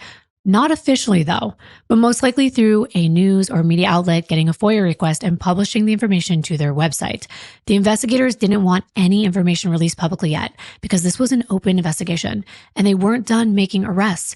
But only people on the inside knew that. This affidavit had a lot of information, but one of the most shocking was the theory the investigators had about the motive for Dan's murder. It was stated that, quote, investigators believe motives for this murder stemmed from the desperate desire of the Adelson family to relocate Wendi and the children to South Florida, along with the pending court hearing that might have impacted their access to their grandchildren, end quote. To break that down plain and simply, they believe Dan was killed on account of Wendi not getting her way in court and being granted the right to move out of Tallahassee and back to Miami, and further to stop Dan from blocking Donna's unsupervised access to Ben and Lincoln. This revelation was huge. You have to understand the public didn't have all the information that you've gained from the past 4 videos we've done. Everyone was in the dark about why this random guy from Miami would want a professor killed. But now it was all making sense. The most shocking was that Wendi's own mother, a grandmother, Donna Adelson, and Wendi's older brother, Charlie Adelson, were both named in this affidavit as unindicted co-conspirators. And that's pretty big news. It's really shocking. And that's not all. The affidavit also announced 2 more people by name, Katie McBanowa and Luis Rivera, who were called suspected co-conspirators. It was clear that the Adelson family is to blame for Dan's demise. They thought they were smarter than everyone else, more powerful than the law, and rich enough to get away with it all. After the first leak, more evidence was released to the public, including the bus footage, surveillance from the gym parking lot, and the ATM camera, all showing that green Prius with Sigfredo and Luis inside. Of course, true crime consumers, websites, and media outlets were eating this up. There was a new story every day with breaking news. But what people on the outside didn't see was the effect it had on the survivors. Dan's family was deeply affected by the aftermath of his murder. They were quickly thrown into the spotlight in a way they never imagined or wanted. They were constantly bombarded with reporters, emailing, calling, finding them, and asking them to respond to the arrest and the information released. Ruth said in her book that they decided to remain silent. They were ordinary people unfamiliar with true crime and definitely not apprised of the American legal system or how it worked. They actually had to consult with a law firm in order to understand their new life. It seemed every time they stepped away from their devices, there was another break in the case. It was non-stop. It would make anyone's head spin. On June 17th, 2016, a Leon County grand jury indicted both Sigfredo and Luis as co-conspirators in Dan Markel's murder. The court documents were finally released, and that's when the public learned about the connection between the hitman and Charlie Adelson's girlfriend, Katie McBanowa. As Kimbyr mentioned, it all made sense. The trials for Luis and Garcia would happen back-to-back 3 weeks apart, with Luis's on October 24th and Sigfredo's 3 weeks later on November 14th. However, Luis's attorney Chuck Collins had other plans for his client. This wasn't Luis's first rodeo. He knew what the consequences may be, so they went for a deal. In the legal world, this is known as a proffer. It's a plea deal, but it includes a tell-all. Luis would plead guilty to second-degree murder, but he was also required to tell the authorities everything he knew about Dan's murder and to testify against anyone connected in the case for future trials. But the craziest part, in my opinion, is that if he agreed, he'd only have to essentially spend an additional 7 years in prison. Yeah, because the deal was he would be sentenced to 19 years for his involvement, but it would run concurrently, meaning at the same time as the 12-year sentence he was already serving. It may sound like he's getting off easily, but there's more to it. The prosecutor in Dan's case, her name is Georgia Kappelman. She is the chief assistant state attorney in the Felony Division D in Florida. She served under the state attorney at the time, Willie Meggs. And guess what? She went to FSU, the same law school Dan taught at. She had a personal connection to the case, and she knew that conspiracies were very complicated, and they needed cooperation from at least one of the people involved in order to bring them all to justice. You know, it didn't surprise me that Luis was willing to break away and go against his friend, because remember, he fired Sigfredo back when they were both working at that masonry job because Sigfredo couldn't stay clean while they were working. So it's no wonder Luis would rat him out. After all, as you'll soon find out, it was never Luis's intention or idea to kill anyone. Sigfredo was the one that was hired.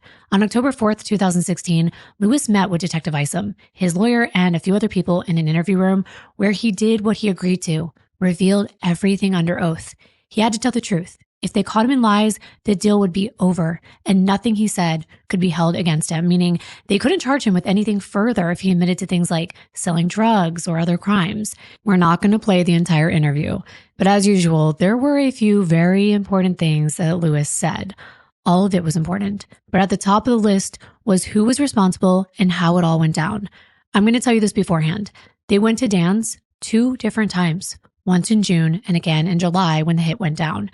The first thing Isom wants to know is whether Lewis knew Dan Markel or anyone with the last name Adelson before the plan to kill Dan was set into place. Here's what he said. Did you ever meet or hear? Like if I heard about him? Did you ever hear of him? No, not at all. Never heard of him? Never knew anything about him? No, sir. No one's ever mentioned that name before? No, sir, not at all. What about Wendi Adelson?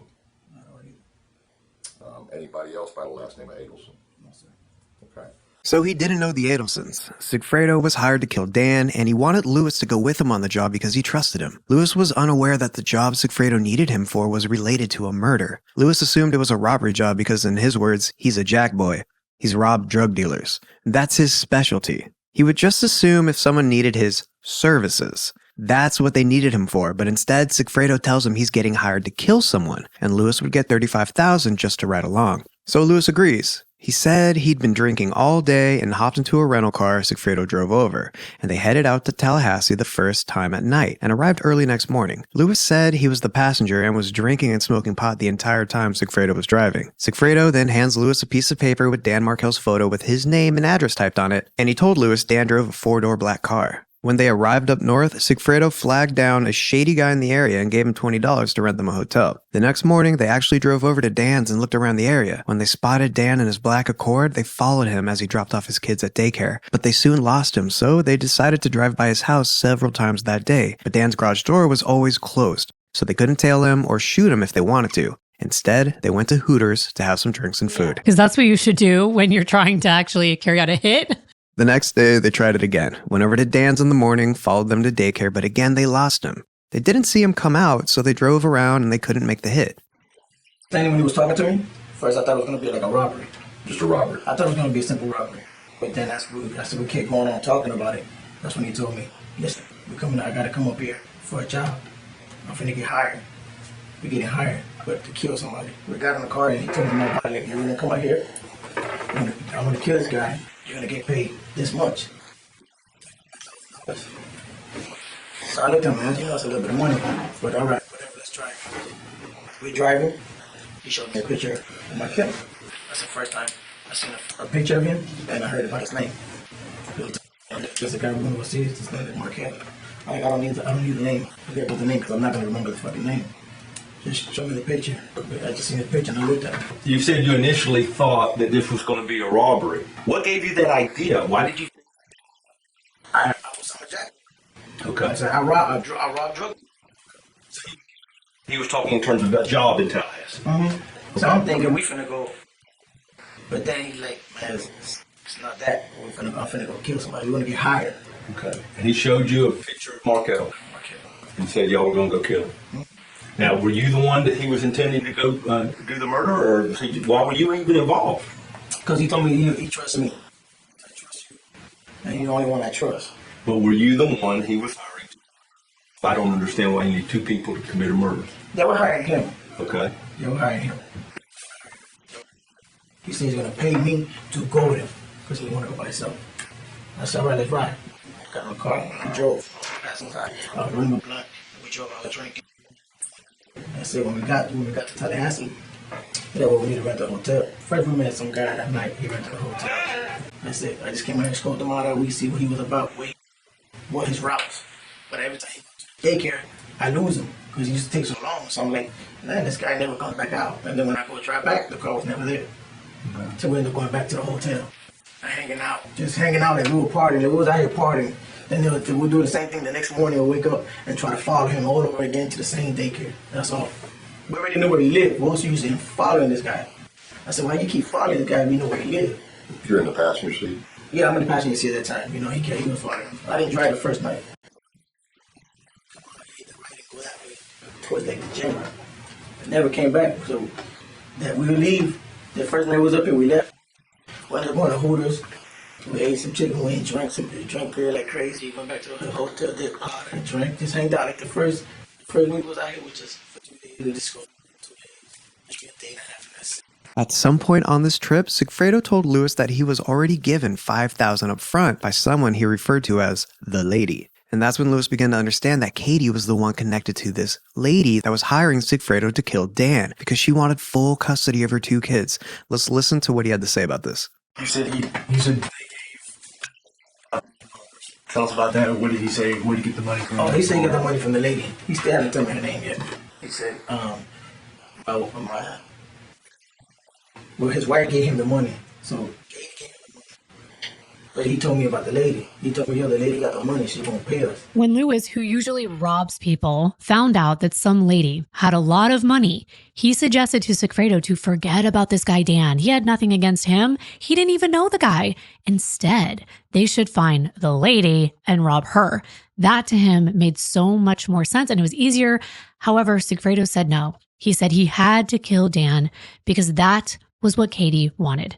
She was the one that hired him, and they wouldn't get any of the money if they didn't follow through.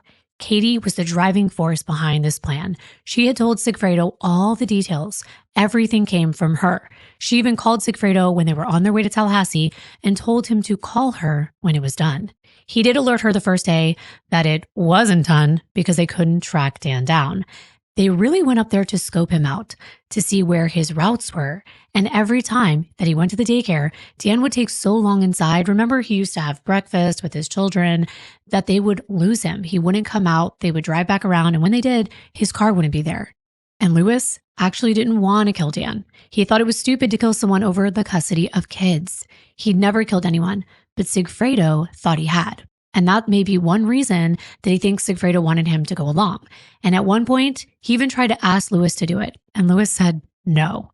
Lewis didn't think this was worth it. He tried to reason with Sigfredo. So, all this driving around, I told him, we should just go around her. That was my intention.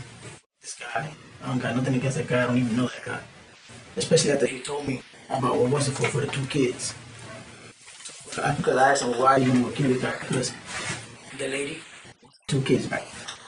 She want full custody of the kids. Because he had all the custody. That was the plan, that was the deal. That's where we went to go kill him. How did 2 of them know all this? Katie, I guess Katie told him everything. Katie told him everything, then that... But you're just guessing that. You don't know that for sure. No, that's for sure. For sure Katie told him everything. Right. How do you know that? How do you know Katie? Because he stayed talking to Katie on the phone. Hey, baby, what's going on? Hey, the lady's gonna have, you sure she's gonna have the money on time? Tell her don't play with it because we're gonna show up in her house. Tell her she better have that fucking money. So when he talked to Katie, you could hear him talking to Katie? Of course. And you knew it was Katie? Right there, right? Could you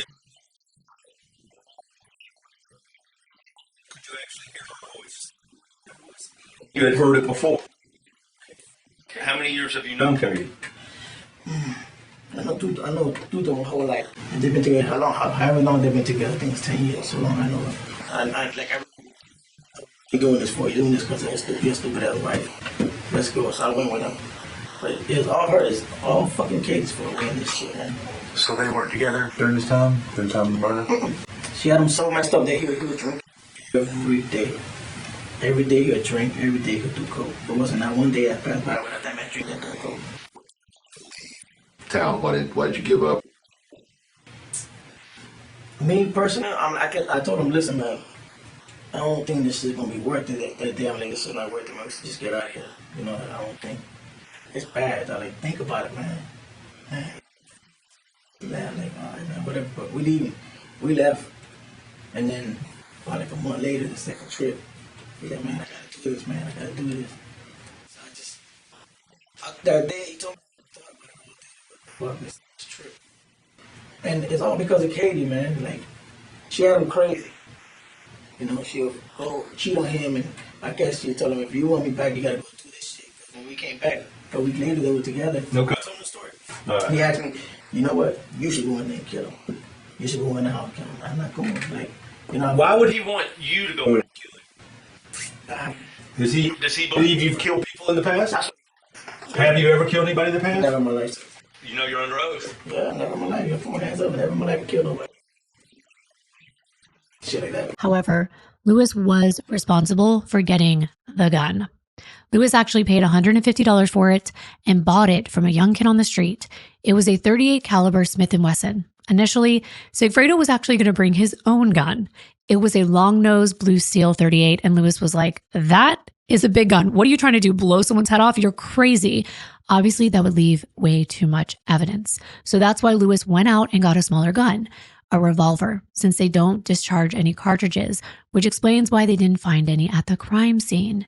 So Lewis admits it was all because of Katie that this went down, that she was messing with Sigfredo's head. He was messed up on drugs because he was so in love with her.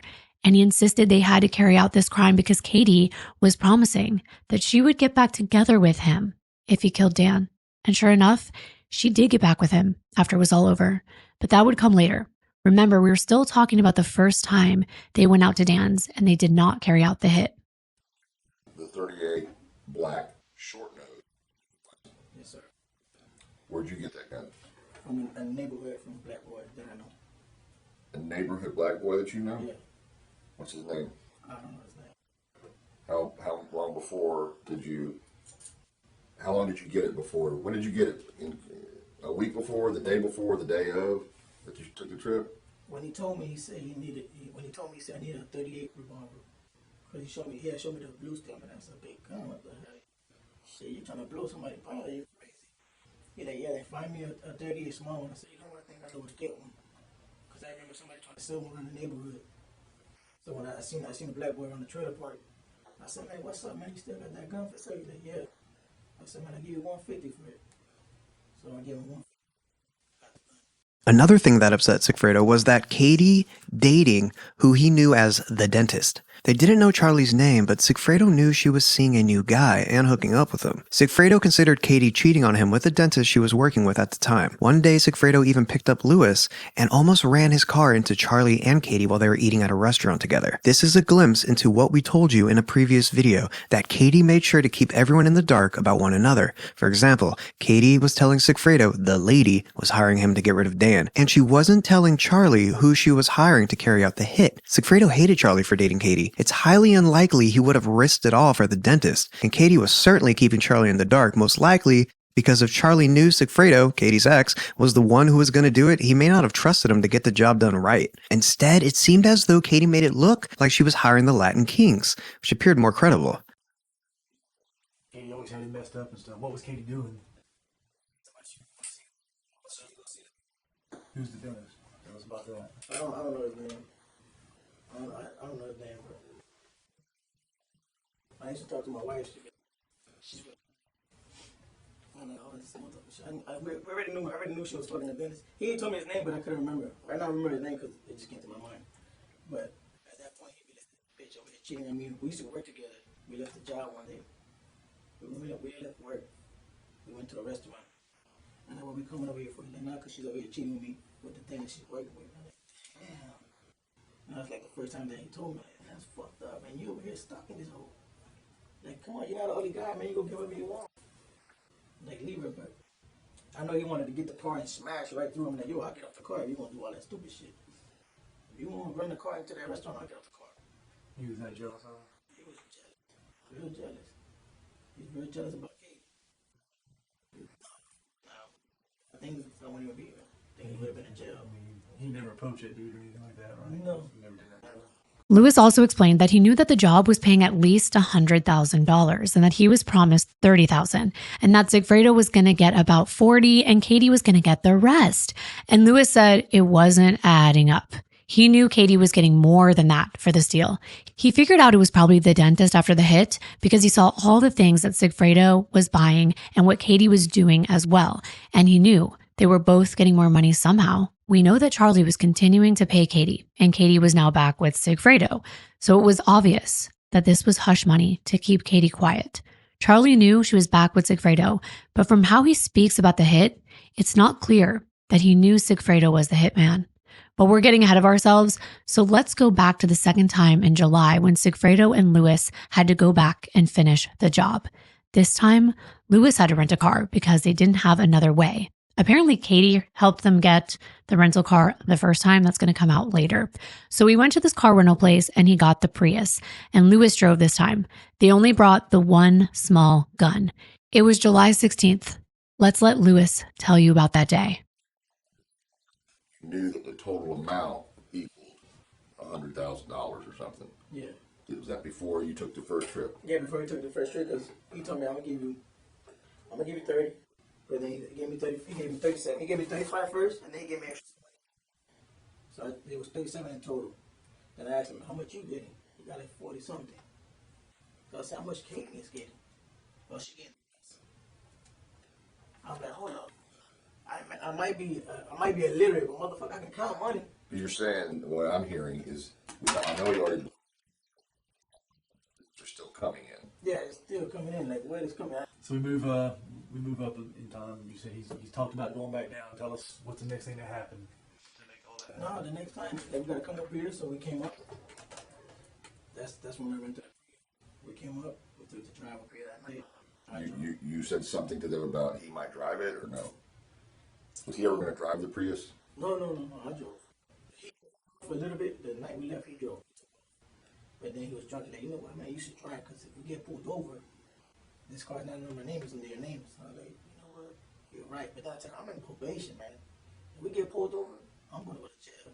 You're saying that to him? To him, and we get pulled over. Okay. So the day we get pulled over, the officer grabbed my license, came back, gave me tickets, like, slow down, put the seatbelt, gave me a speeding ticket. And I'm on my head.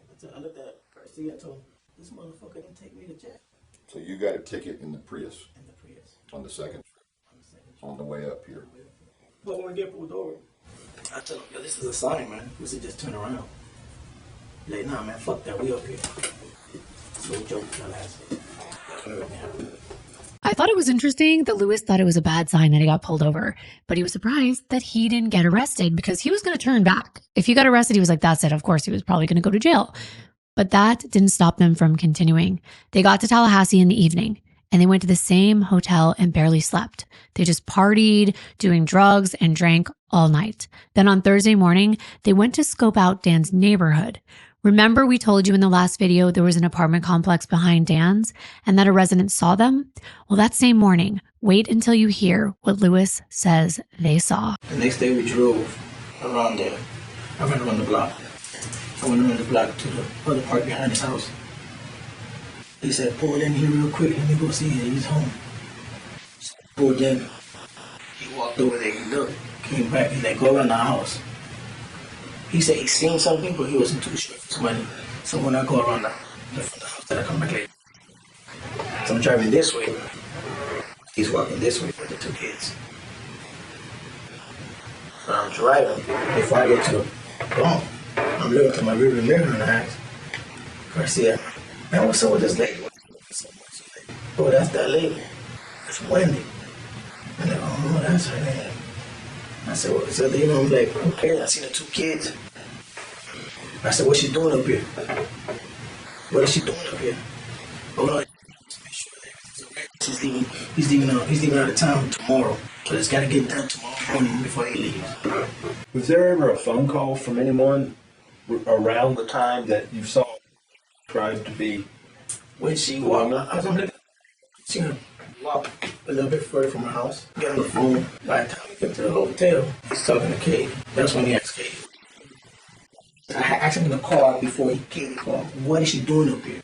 She can't see if everything's right with the kids. I said, man, you gotta know something besides that shit. And she knows that we're up here. She knows you're up here. So what's she doing up here? So when he calls Katie, hey, what's going on? I seen this lady up here. Oh no, she's making sure that everything's fine. That what time is leaving tomorrow on the flight or whatever for you. I said, he's leaving, and she came to see the kids. But I seen her face and everything. I'm like, all right. So this all happened before 12 noon? Yeah, before 12. On Thursday? You ask him, he says that's Wendi. Mm-hmm. She's making sure that we're going to do this or whatever. That she want to make sure that we were lying. That he was lying. Because I ain't shooting them until she seen me. Until she seen me that day. When we left, we called Katie. Yo, everything all right with this lady? She's like, yeah, everything's straight. Don't worry about it. Just make sure you get that shit done. You hear that? Yeah. Or he tells you that? No, I can hear it.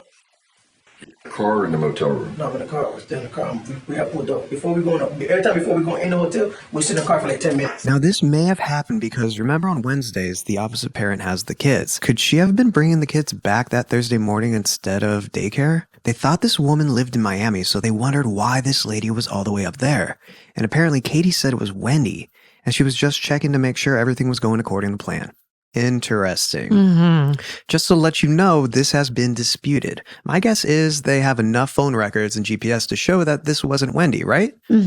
But for whatever reason, Sigfredo and or Katie were making Lewis think it was Wendi so they'd follow through. That night, they knew they weren't going to do it. They'd wait until the morning of July 18th to follow Dan like they had before, hoping they'd catch up with him this time. So that night, they would drive around looking for drugs, and that's when Sigfredo, who had been drunk and high this entire time as well, accidentally shot a hole right into the floorboard of the Prius and ended up hitting the gas line. That car wouldn't drive. They were able to get in touch with the same guy who had sold them drugs and gotten them that hotel, and he came to pick up Sigfredo and bring him to AutoZone so he could fix up the Prius, which he did. That night, the drug dealer once again got them a hotel room, and they partied all night. This is the same night when Lewis took a pic of that owl and posted it to Instagram. Katie saw it and called Sigfredo right away and told him to tell Lewis to take it down. Yeah, the road. We're driving up into the... I thought somebody already had his number. Yeah, Garcia got his number. Garcia was trying to call him. I told you we walked him in the road. What's up, dog? He linked my phone. I need to hey man, we need some party. They follow me. So that's when we follow him. That's when Garcia, I don't know why, I don't know what he was playing. I don't know what the fuck he was doing. I'm trying to pull him out that joke. Like, yo, what's up, man? Yo, right? I don't know where I look in the car, nigga. I was just laughing because he's so stupid. I'm like, you just a car. He's like, oh man, I don't know. I said, we don't got no gas. How the hell we don't got no gas? So we stopped. He looked under. He's like, oh shit. I said, you shot the line? Are you serious? So we pushed the car outside the road. That black boy came. He's like, man, y'all come with me to the Adelson side. I'm not going nowhere. I'm staying in the car. I'm in the car. Man, we gotta check the car. I'm like, man, get out the car. He's like, man, get out the car. Fuck, what you scare of? It's not scary to being cautious, man. I wasn't trying to get seen by nobody. So I got off the car, I'm outside the car, and while they jack in the car, I'm like, this nigga's stupid, man. I don't know what happened. The hoes, he saw something here. I didn't want to tell him what happened, you know? I said, I don't know, I hit something. But he had to fix some small little holes. So, then, what do you do that night after you're at this new hotel? We're just hanging out. I parked the car in the back, just... I didn't do nothing. I was throwing a picture of the owl, like I told you. Posted it on Instagram. You saw an owl, a bird, that landed in the parking lot at the hotel and scared him. And what happened after you took a picture? What you did? I took a picture and put it on Instagram. And then what happened? Katie called stupid. Tell him to take that shit down. If you're stupid or what. So, you know, I'm like, well, I took it down. That next morning was when the hit went down. Let's hear it in Lewis's own words. Next morning was a Friday morning. We're at Markel's house. I parked by the porch again. When he came out, I followed him. I see him to the daycare. He gets to the daycare. I'm just it was a building. At that moment when I'm pulling in the building, he's coming out. He comes out, we follow him again. This time we follow him all the way to the gym. Not for a while, for like 45 to an hour at the most. We got there. So when he came out of the gym, I followed him home. As I'm following him home, he goes around the back. I go around the front. We met him right in the garage. I was like, I'm maybe like 3 or 4 feet away from his car. Garcia jumps out on the car where he's driving. Dan Markel was on the phone. I'm like, hey, shot him twice. Got in the car. We left. We watched this on the cameras and showed you all of the surveillance from the gym parking lot and the bus camera footage. They didn't talk about what happened after they began their drive back down. But when they were out of town, Sigfredo called Katie and told her it was done and that she better have their money. Katie says, okay, I know, all right. Don't worry, you'll have it tomorrow. At some point, they dumped the gun over a bridge. Lewis even drew a picture of this bridge for the detectives. After this, Lewis said they just went their separate ways when they got back in town. But the next morning, Lewis is at the barbershop and he said he gets a call from Katie now. And that was actually unusual. She never usually called him. And she'd been wondering where Sigfredo was because she's supposed to be paying him. Let's listen in. Hey, we dumped the gun. We dumped the gun towards a bridge. I can't remember that bridge. I wish I could remember if I can show you. You already dumped it. We know we can narrow I down can here. do a picture. You want to see it? I mean, this morning thinking about the bridge. That's how much I've been thinking about the bridge all night. Just like that. That's what the bridge look like. That would be me. I I pulled up right there to the side. I see I jumped off. It's grass. He didn't go all the way through it. He threw it from there. So I can't. But you could see the water from the car? Yeah. I can see it. You crossed the bridge and stopped. The bridge ends here, and it got. You know, I got the little metal. Okay. So there's a concrete metal guardrail. Concrete wall. Okay. You had to jump. But the bushes weren't so high that you couldn't see No, the just water. grass. Grass. Okay. For this, I want to go back to your driving out of Tallahassee, and you said before that He called Skate. He grabbed him and we dumped the gun. And then he called her and he said, everything is done. Make sure you have my money. I'm on my way. When we get back to the house, he calls, yeah, my money. he calls her and says, Yeah, he called and told her it's done. I think way before we're done. Or after we're done. But she didn't show 100%. He called her and said, hey, it's done already. do you hear her on the other end? Yeah, I can hear it. She goes, okay, I know it right. Okay, I know her. Yeah, like I'm like, yo, how the fuck does she know? Like, you know, how would she know? That's Katie's voice. Yeah, it's Katie's voice, 100% it's Katie's voice. I can't call Wendi, I don't know her voice, I know Katie's voice. So I'm like, all right, I said, I looked at him like, did you really just call this guy and say you're done? Like, where your mind is at? Never spoke about this again. Never told nobody. The next morning, so Saturday, I'm in the barbershop. Katie calls my phone. Where's Tuto at? Stupid motherfucker don't answer the phone. Just like that. I'm like, I don't know. Give me a minute. I call Hero. Hero go pick Tuto up. So I think Hero picked them up, dropped them off at Katie's house.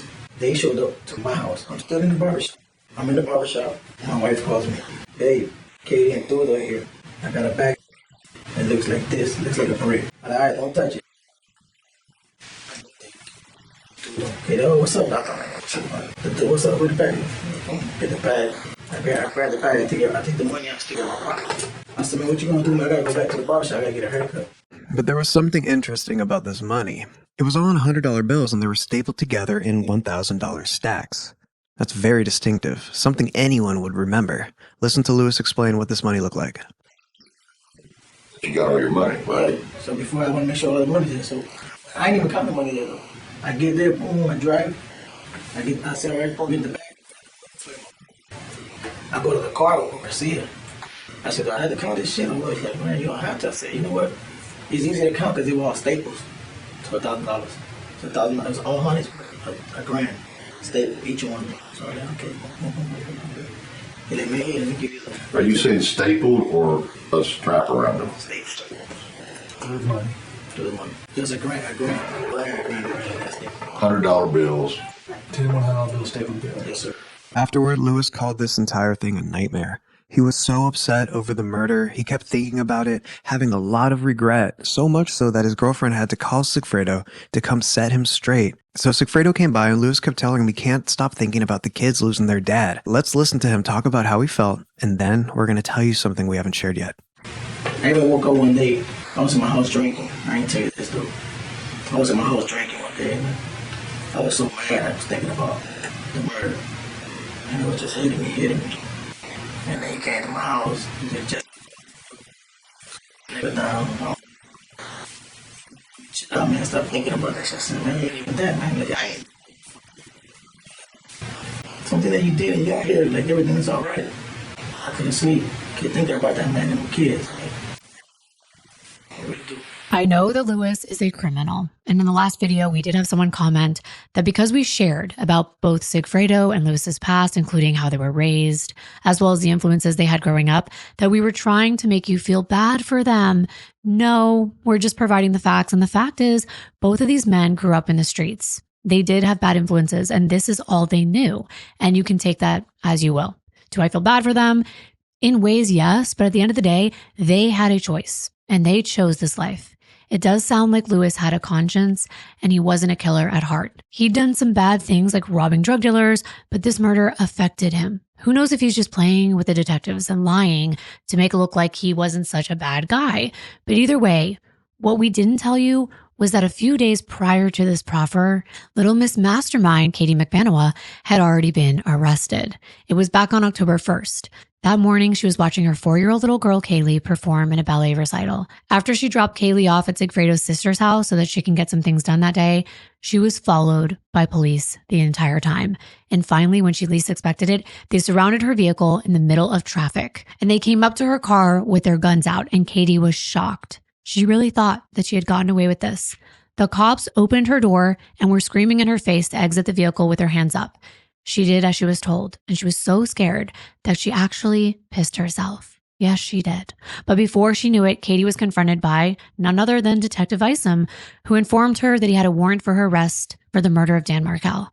Katie immediately asked to call her attorney, and they actually allowed her to do so. And her attorney planned to meet her at the jail. During that time, Katie was being handcuffed and put into a police car. Isom gets a phone call. Who do you think it's from? I don't know. It's from Charlie Adelson's attorney. That was fast. Mm-hmm. And he told Isom that he was aware they had just arrested Katie in the middle of the road in a very dramatic manner. And he said, listen, if you have plans to arrest my client, you don't have to do it like this. Just let us know and he will surrender. Well, damn. Of course, Mr. Maestro doesn't want to feel out of control. He's so used to doing things his way. He didn't want to have to be embarrassed when they came for him. And apparently, he knew he was probably next. Wow.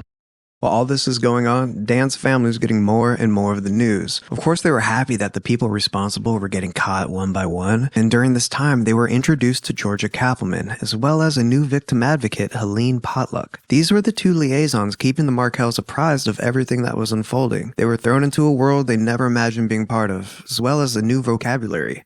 They were learning all about the American legal system, which they now had to be a part of since they knew trials would be coming. In her book, Ruth said they had to learn new words like defendant, hearings, jury selection, deliberation. She was also made aware that Dan's case was very complicated.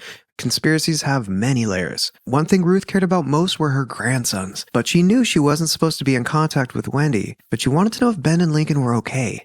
At this point, she had no idea what they were aware of, and of course, with all this information coming out, that they were literally living with the enemy, of course Ruth was scared, so she got permission from Isom to email Wendi through the victim advocates. She wrote, "Dear Wendi, it has taken more than a few days to get on my feet. We are concerned. How are Benjamin and Lincoln? How are you? Please keep us posted. Ruth." And you'll probably guessed this already, but she never got a response. You'd think by now Donna and Wendi would have been arrested because apparently the feds believed there was enough connection to arrest them, but the state attorney disagreed. But he was about to retire. So there were a lot of people hoping the next person in line would take his place would move things forward. There wouldn't be a trial for Lewis since he pled guilty, so now the court was preparing to try both Katie and Sigfredo, and Georgia Kappelman would be prosecuting. Right, and she was from Tallahassee. Not only that, her father, Bill Kappelman, was a very well-known quarterback for FSU, and the community loved Georgia. And remember how many people knew Dan or knew of Dan? It was going to be so hard for a defense attorney from South Florida and criminals from there to appeal to a North Florida community. And of course, the defense wanted to get a change of venue, but that wasn't going to happen. Preparing for trial takes a lot of time, and time was ticking by with still no trial. By January of 2017, Meggs retired and Jack Campbell took his place. What they were hoping was that Katie would take a deal and confess to everything, but she wouldn't budge. She was even offered immunity in exchange for what Lewis gave authorities, the truth. But Katie insisted she was innocent, and she wasn't going to admit anything that she didn't have a part in. Eventually, Georgia made motions to try both Sigfredo and Katie together. Neither one of their defense attorneys wanted this, but there had already been so many delays that it was going into 2019. Judge James Hankinson decided to grant Georgia's motion to combine the trials, and the date was set for September 26, 2019. We really don't want to bore you with this entire trial. You can go watch everything. I will leave a link below for the Law and Crime playlist where you can experience the entire thing yourself. We already have. There were two defense attorneys, one representing Katie and one for Sigfredo, and they'd go back and forth cross-examining all of Georgia's witnesses. Katie was not facing the death penalty, but her boyfriend, the father of her children, Sigfredo, was. It was front page news in Tallahassee. Dan's parents and sister were in attendance. Katie and Sigfredo wore suits and had cleaned up well. They looked nothing like they had in their mugshots. They even put Sigfredo and Katie in a pair of glasses. Yeah, I always looked at that and I'm like, okay, like it's going to make a difference. It's kind of laughable. Right. We'll just throw a pair of glasses on them and we'll hope that people will just look past all the evidence. They even had Katie wearing a wedding ring even though she and Sigfredo were never legally married. And all of this was to make it appear like she was an innocent, upstanding citizen. Georgia's opening statement laid out everything you already know and set out the prosecution theory that Katie had been solicited by her boyfriend at the time, Charlie Adelson, to find someone to kill Dan. Charlie would fund the hit, and Katie would get a portion of the money. Why? Well, Georgia revealed that Wendy's mother despised Dan and wanted the problem taken care of. We think it's important to at least let you hear Georgia say some of this herself. So let's hear a portion of that in her opening statement. Donna Adelson despised Dan Markel and was desperate to find a way for Wendi and these two kids to move down to where she was located in South Florida. Donna Adelson in these emails refers to Dan Markel as a religious zealot, a bastard. She says, let's show this F blank, blank, blank, blank, blank, what will make him absolutely miserable. And specifically, one of the last pleadings filed prior to Dan Markel's murder is in reference to Wendi Adelson's mother, his mother-in-law, Donna Adelson. And in this pleading, he alleged that the children's grandmother, Donna Adelson, was disparaging him to the kids. And he was petitioning the court to order that Donna Adelson not be allowed to have unsupervised contact with his children, her grandchildren. A ruling was never made on that motion because Dan Markel was murdered before the hearing was conducted. Wendi Adelson was interviewed, as I mentioned, and she will tell you that she sure hopes someone didn't do this on her behalf. She'll tell you that Charlie, quote, looked into hiring a hitman, but decided buying her a TV as a divorce present would be cheaper. So Wendy's brother, Charlie Adelson, has made references to hiring a hitman to kill Dan Markel, and now hitmen have murdered Dan Markel. It makes sense, doesn't it? Well, according to Sigfredo's defense, not at all. Yeah, his argument is that this was all orchestrated between Charlie Adelson and Luis Rivera. Even though, let me be clear, we've never seen any proof that the two of them had any communication, but Sigfredo's attorneys insisted that Luis, being the primero of the Latin kings, he was a leader, he was very smart and dangerous, and he knows how to cover his tracks, that he was lying to the investigators to get his own freedom, when all along, he was actually Charlie Adelson's drug dealer. And he had his own ties that didn't involve Sigfredo, which honestly, when I was listening to this, made no sense. We know the connection is Katie. It's obvious. But Sigfredo's attorney is trying to make the jury believe that Luis is lying and that he was the one that actually shot Dan. Why else would he be given so much money just to ride along in the car? It didn't add up. So let's listen. So wait a minute. Let me get this straight. Supposedly, Sigfredo Garcia was hired and given $100,000. And he decided, because he's such a wealthy guy, to bring you in to do nothing other than drive you up to Tallahassee twice for 35 grand? You know, 2 and 2 has to equal 4, okay? Luis Rivera also wants you to believe that Katie Magbanua was solicited by Charlie Adelson, okay? Now, the evidence is going to show that my client has children with Miss Magbanua. He loves her. That's his girlfriend. That's his wifey. But they were going through a rough patch. And you know who she was dating?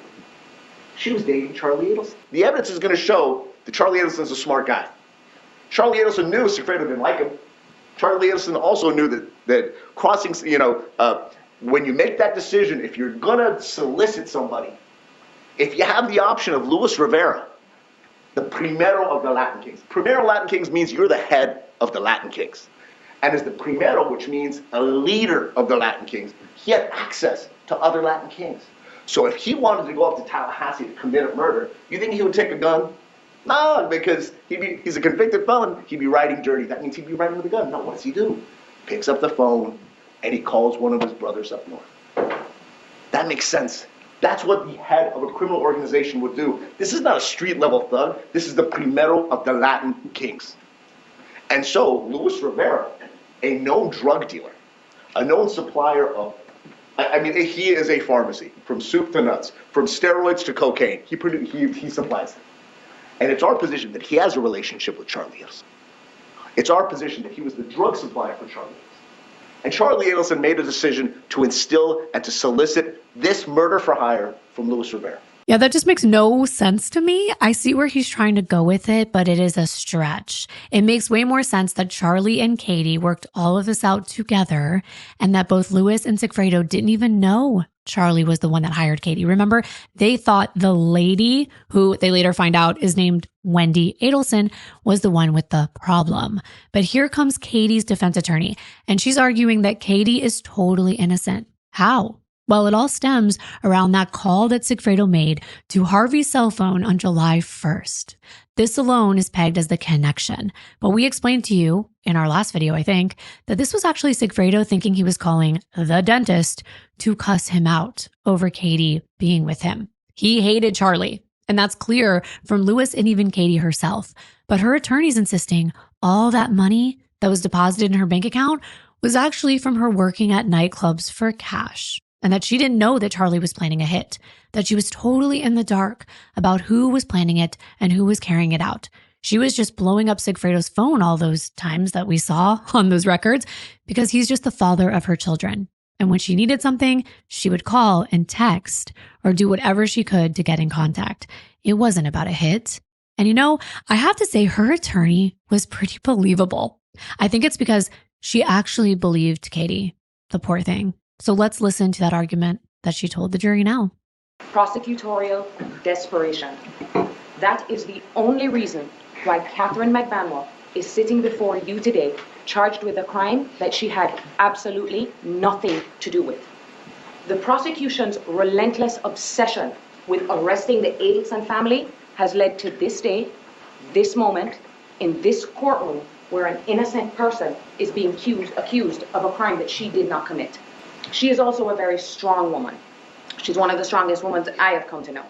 But her major downfall is her taste in men. And at the end of this case, you are going to see that the only thing she is guilty of is having horrible taste in men. See what I mean? It is a little convincing. The jury doesn't know everything that we do, so they could believe that poor Katie was only guilty, as her attorney said, for choosing crappy men. That's the only thing she's guilty about. To drive her innocence home, Katie decides to testify, to take the stand herself. And it truly does appear like she's telling the truth, that she didn't have any part in what happened. But Georgia is so good at what she does. They had plenty of connections between Charlie and Katie that didn't make sense. And as she cross-examined Katie on each and every one, the cash, the gifts, even the fact that Wendi said her brother never gave gifts to his ex-girlfriends. And yet, after Dan's murder, not only was Charlie still giving Katie gifts, but he also put her on the payroll. Katie argued that that was just a favor. But Georgia was like, why would Charlie do that? Was it to keep you quiet? To keep you happy? But of course, Katie plays dumb, saying things like, I don't know, I don't recall. Let's listen. Did you have anything to do with the murder of Dan Markel? No, ma'am. Did you get the father of your children, Mr. Garcia, to commit a murder on behalf of Mr. Charlie Adelson? No, ma'am. Do you remember Charlie Adelson at that Dolce meeting telling you that you should call the number and tell the person that he is, or you are willing to help out the person, but it was a one-time deal and it was just for charity? I only remember that because a portion of the tape where you had some transcript, and I might have read that part, but I don't remember that from that day. Okay. And so if he was going to keep this person quiet through the guise of an act of charity, that would be kind of similar to how he kept you quiet, right? No, ma'am. I mean, he gave you a lot of gifts, didn't he? Which gifts? Well, he gave you a paid-for trip to Santo Domingo for you and Mr. Garcia. Is that true? No, that's actually for my children and I visiting his parents, his mom, my mother-in-law. Did Charlie pay for it? Yes, ma'am. Did he call in prescriptions for you, Mr. Adelson? Did he call in prescriptions for me? Yes, ma'am. Yes, he has before. Okay. Did he pay for a meal service for you? Yes, I remember that. On May 20th, 2015, do you recall sending a text to Mr. Adelson asking him for money? I don't remember that. Okay, and do you remember Mr. Adelson giving you $1,400 6 days later? I don't remember that. Is that something you would remember? Yes, if he gave me that amount of money. But your testimony is you don't have any recollection of him ever giving you any cash. Yeah, I don't remember that. And you never saw any cash in his place when you were over there? No, I don't remember that. Did he offer to let you use his boat? He's offered, yes, but I never took it. What about his limousines? I paid for the limousine service. I mean, I had the cash for it. So you paid for all the things that we just talked about in cash? I don't remember. I don't recall. If I made some with my credit card, made some with my, paid some with cash. And how much cash did you typically have on hand? It depends. Like whatever amount that I make in the club and like I start saving up, then I put it away. So I can have between $2,000-$3,000 on me. When you say put it away, what do you mean? Like put it in my bank. Okay. Like I'll save it up in my house and then I'll put it away when I get a chance to go to the bank. Okay. But all these things that you have paid for, like, let's just take the breast augmentation, for example. You Yes, indicate ma'am. you paid for that. Yes, ma'am. But if you're putting your cash in the bank, there's no cash withdrawal to correspond to you paying cash for that breast But I augmentation. I'm not going to deposit money that I'm going to use already. I already saved up that money for my Okay, so you would breast save the augmentation. money separately, not deposit it. Well, I and then knew, pay yeah, cash. because I already had my consultation in the beginning of that year, the beginning of 2014, so I was already saving up. Okay, So why that would when I get them. Go ahead. You were saving up for the breast augmentation. Yeah. But I you already had needed Charlie Adelson to put you on the payroll so that you could get insurance for your kids. I was saving because I've always wanted my breast augmentation. Okay. And the insurance for my kids is because my son had a disability, so I had to do a bunch of therapies for my son. Okay. And you heard that Wendi Adelson testified that she's never known her brother to give any gifts to any ex-girlfriends. Did you hear that? No, I don't recall that. Okay. Well, what makes you so special that Charlie Adelson wanted to give you all these things after the end of your relationship? All these things, like you make it seem like he's giving me all of this stuff out of the blue. Yeah. I do make it seem like that. Why is he giving you all this stuff? I don't know. Why did he put you on the payroll? Is that as a favor? Yes, ma'am. Not as payment for a murder? No, ma'am. Not to keep you happy? Why wouldn't he just pay me the cash? Why would I have to get a check from somewhere? I'm going to ask the questions, okay? Yes, ma'am. All right. So he put you on the payroll 2 months after the homicide, yes? 2 months after the homicide, I will started. Yes, ma'am. All right. And were you involved in a sexual relationship with Mr. Adelson at that time? I'm not 100% sure. Like at the time frame, I believe so. Okay. So you were still sleeping with him after the homicide? I believe so. And was there an actual job opening at the Adelson Institute that you filled with this position? No, ma'am. All right. So it's a position that he created for you. Yes, ma'am. And Georgia even ties a nice bow around the fact Katie was the mastermind connecting the two parties, the Adelsons and the hitmen, but never letting either side know who was who. It's pretty smart. Georgia even asked her, so when was Sigfredo aware that Charlie was a part of all this? Let's play it. When did Sigfredo Garcia find out that Charlie Adelson was involved in this conspiracy? When did he find out? Yeah. I believe when he got arrested. What about when you came home after meeting with Charlie Adelson at Dolce Vita? Did you tell Mr. Garcia that you'd met with Mr. Adelson? I don't know about the time frame again. I don't know if when I came home I said that I spoke to Charlie. Would you agree in the calls and texts that follow that meeting with Mr. Adelson, Mr. Garcia is really angry with you? Yes. Yes. Okay. And he said in that text that we listened to recently, or somebody read from the stand, whatever is going on with you and your homie is your business. You guys work that shit out. Don't text me. Who's your homie in that sentence? I believe he was referring to Charlie. Right. And he was angry to find out that Charlie was involved, wasn't he? I believe so, yes. The Adelsons weren't in the courtroom, though this was the father of Ben and Lincoln who was killed. Strange, right? But Wendi was.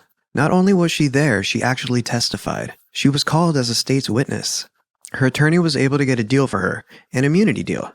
She would testify, and what she said on the stand could not be used against her later in court. But it's not full immunity from charges. She can still be charged if the state were to find evidence connecting her to this conspiracy. And she wasn't exactly a willing participant in court. She's what would be referred to as a hostile witness, someone there because of legal obligation, a subpoena. And she was an attorney, so of course she didn't want to do anything that would cause her to lose her license. But the whole time she would refuse to answer the easiest questions from Georgia. She wouldn't even admit to things like that her family was wealthy. She'd respond like, what do you mean by wealthy? It's just like, answer the question. It's so simple. Let's play that clip. Are you asking me to speculate? No, I'm asking if they're wealthy. If you don't know, you say you don't know. It depends how you define wealthy. Okay. Are they millionaires? No. She wouldn't even agree that they were wealthy. I mean, come on. It's obvious they were, right? I mean, she had a tennis court growing up in her backyard. That speaks wealth. Yeah, exactly. And relative to others, that's wealthy. She put on such an act. And remember, her mother always said that Wendi was a great actress when she wanted to be. That's right. She also said she liked living in Tallahassee. That is such a lie. I'm sorry. I couldn't take it. And I was like listening to her, I'm like, okay. She even disagreed that her parents were overly involved in her life and her divorce, and we know that they were involved. We've heard it from Donna herself in all those unhinged emails. We've heard it from the people close to Wendi, like her ex, Jeff, who claimed her parents still treated her like a baby. We heard enough to know that this is all a lie. She even tried to convince the jury she was happy that the judge refused to let her move to Miami with the kids. Yeah, right. When we all know she was the one that petitioned the court to allow it. Instead, she smiles, saying that she was pleased she got to keep the job she liked as a professor at FSU. And were your parents very involved in trying to facilitate that relocation? My parents were supportive of me moving to South Florida. Would you describe your parents as being over involved in your personal business? As compared to other people's parents? Yeah. I don't know. And you mentioned that you did develop a desire to move to South Florida. Did you file a motion to that effect on January 14th, 2013? That sounds, I did file a motion. I don't remember the exact date. Okay. But that sounds about right. All right. And in that motion, did you make some allegations that Mr. Markel was making things difficult for you at work? I did. And was that motion granted or denied? That motion was denied. All right. Denied with prejudice? I don't remember. Okay. If you have it, I'm happy to take a look. Okay. But in any event, you were not able to move at that time? I did not move. And were you upset about being stuck in Tallahassee? I was relieved. You were relieved. You wanted to stay in Tallahassee? I was happy at my job. This is just laughable because remember, according to her own book, she made fun of having to live in Tallahassee and she felt like her job was subpar compared to Dan's because she was a spousal hire and she only got hired on account of Dan's deal with the school. So none of this made sense, but the jury doesn't have all of this information. She's also pretended she didn't even recall the motion where Dan was seeking sanctions against Wendi herself and her mother. Remember that? And her lawyer. And it's almost impossible as a lawyer herself not to remember a motion, especially against her and her own family. But again, she plays dumb. She even says she doesn't think her mom or anyone took Dan's motion seriously. Wow. She cannot be serious. So let's listen. And the motion to preclude your mom from having unsupervised contact with your kids, that was still pending at the time of his murder, correct? That's possible. I mean, I don't think anyone took that motion very seriously. Okay. Did your mom take it seriously? I don't think so. Did Dan Markel take it seriously? I don't know how Danny felt about a motion. If he wrote the motion, he was probably taking it seriously. My favorite part was when Georgia confronted Wendi with those emails from Donna that we read to you in a past episode. These emails included Donna calling Dan Jibbers. Georgia asked if this was a nickname that they'd come up with, and Wendi said, oh yeah, it was a name given to Dan when he was being difficult, but it wasn't meant to be derogatory. Notice in the emails that your mother referring to, who I think is Dan Markel, as Jibbers. What does that mean? Jibbers was a nickname that I gave Danny when he was being really difficult and causing me a lot of pain. Was sort of a nickname I gave him to make him feel less threatening. So it was a derogatory thing? I wouldn't say it was derogatory. Did you call him that to his face? No, I called him Danny to his face. Okay. So Georgia caught her in a lie because the judge was like, well, how do you spell Jibbers? And Miss I don't recall said she wasn't sure because she doesn't think she's ever written it down. And Jibbers would be what? How would you spell that? I don't know that I ever spelled it out. In the emails, I think it's spelled with a J, but I guess you could spell it with a G. Jibbers. That would be one way to... Well, Georgia blew that one up by interrupting Wendi with this. Ms. Adelson, you had Mr. Markel's phone number programmed into your phone as Jibbers, didn't you? That's right. If you didn't catch that, Georgia was like, Wendi, you have Dan's number programmed into your phone as Jibbers. And Wendi looks like a deer caught in the headlights. That's her favorite look. And she's like, right, that's right. And she says it with a straight face while she's saying it. Wow. Georgia asked Wendi if Charlie ever mentioned hiring a hitman to kill Dan. And Wendi actually says no. So Georgia asked if he ever joked about it, saying that he looked into hiring a hitman, but it was too expensive, so he bought her a TV instead. Wendi admitted that that was true. Let's hear her talk about that. Did he mention hiring a hitman to kill your husband? Objection, hearsay. No. Did he ever joke about he looked into hiring a hitman, but buying you a TV as a divorce present would be cheaper? He did make that joke. He tended to repeat himself, and sometimes he would make jokes that weren't very funny about all kinds of things. All right, and was that TV, did he buy you a TV as a divorce present? He did. And was that TV the same TV that was being repaired at your residence at the time that your husband was murdered? It was. Who made the arrangements for that TV repair? I did. Your mom didn't make those arrangements? I don't believe so. Interesting that she said her mother didn't arrange the Best Buy appointment. And we know Donna called Wendi to let her know the details about the repair. And also that Best Buy called Donna to confirm the appointment. Georgia asked her point blank if Wendi was involved in a plot to kill Dan, and she said no. And she also said no to knowing anything about anyone conspiring to kill him. Charlie ever say that he considered all possible options to take care of the problem being Dan Markel? No. Were you involved in any way in a plot to kill Dan Markel? No. Do you have any knowledge other than the statements you've said your brother made or the jokes your brother made? Do you have any knowledge of anyone being involved in a plot to kill your husband? No. The thing is, we have Jeff Lacoste on the stand pretty much rebutting everything Wendi said. First, he says she was bitter about not being able to move to Miami, and that on July 13th, Wendi confided in Jeff that her brother was looking into options to take care of Dan. And a couple weeks after Dan was murdered, she even admitted that she went with Charlie to a celebration dinner where Wendi threw up at the table. This was supposedly because Charlie confirmed that he had Dan taken care of. And she even tried to suggest that Jeff was a suspect. Remember that? Were you aware during the course of your relationship with Ms. Adelson about her efforts to relocate to South Florida with the children? I certainly was. And was Ms. Adelson happy about the fact that she was not able to relocate? No, she was quite bitter about it, actually. It was, as I said, a topic that came up, that tone came up on those first 2 dates. All right. Did she make any statements to you in reference to her brother considering options to take care of this problem with her not being able to relocate? Yes, she did. Yes, ma'am. On July 13th, 2014, Wendi and I were speaking, and she asked me if she could share something with me confidentially. I told her sure. She mentioned, or she said, that Charlie had explored all options to take care of the problem, and that he had looked into having Professor Markel killed. It would cost about $15,000. I later talked to Investigator Isom and said that could have been $50,000. They sound an awful lot alike. Okay, so you're not sure if she said 15 or 50. That's right, but I'm confident she made that statement. I just can't remember the exact dollar amount. And she did state that was during the relocation battle the previous summer is when that had taken place. All right.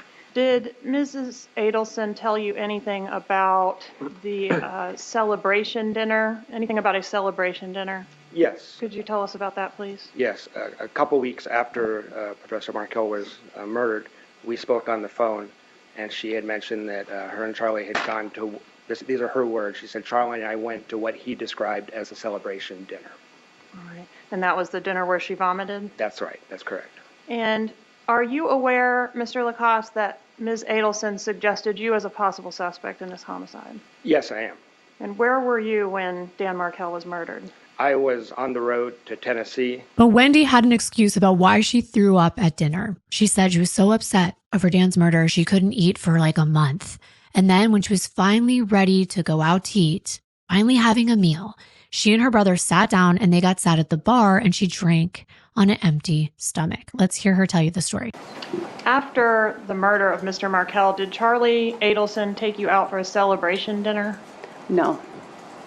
Do you recall any dinner where shortly after Mr. Markel's death where you were with Mr. Charlie Adelson and vomited?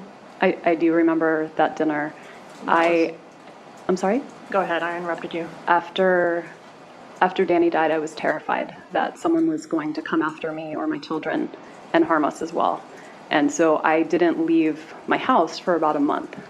And when I finally felt ready to leave the house and have dinner, I told my brother that I wanted to have dinner, that I was ready to finally go to a restaurant and eat a meal again. And I'd barely eaten for a full month, just out of grief and shock.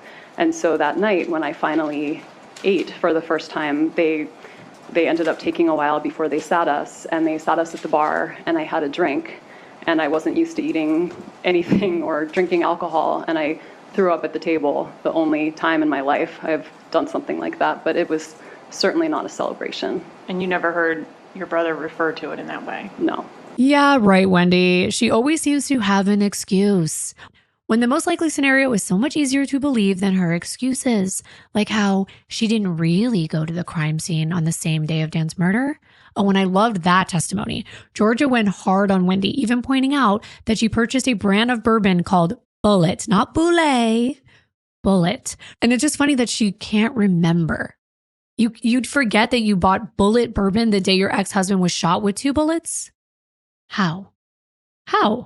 You wouldn't. It's impossible. And Georgia also wants to know why Wendi went so far out of her way to go to a liquor store near Dan's home where the murder had just occurred, when she could have gone to so many others closer, and why she visited the crime scene at that moment.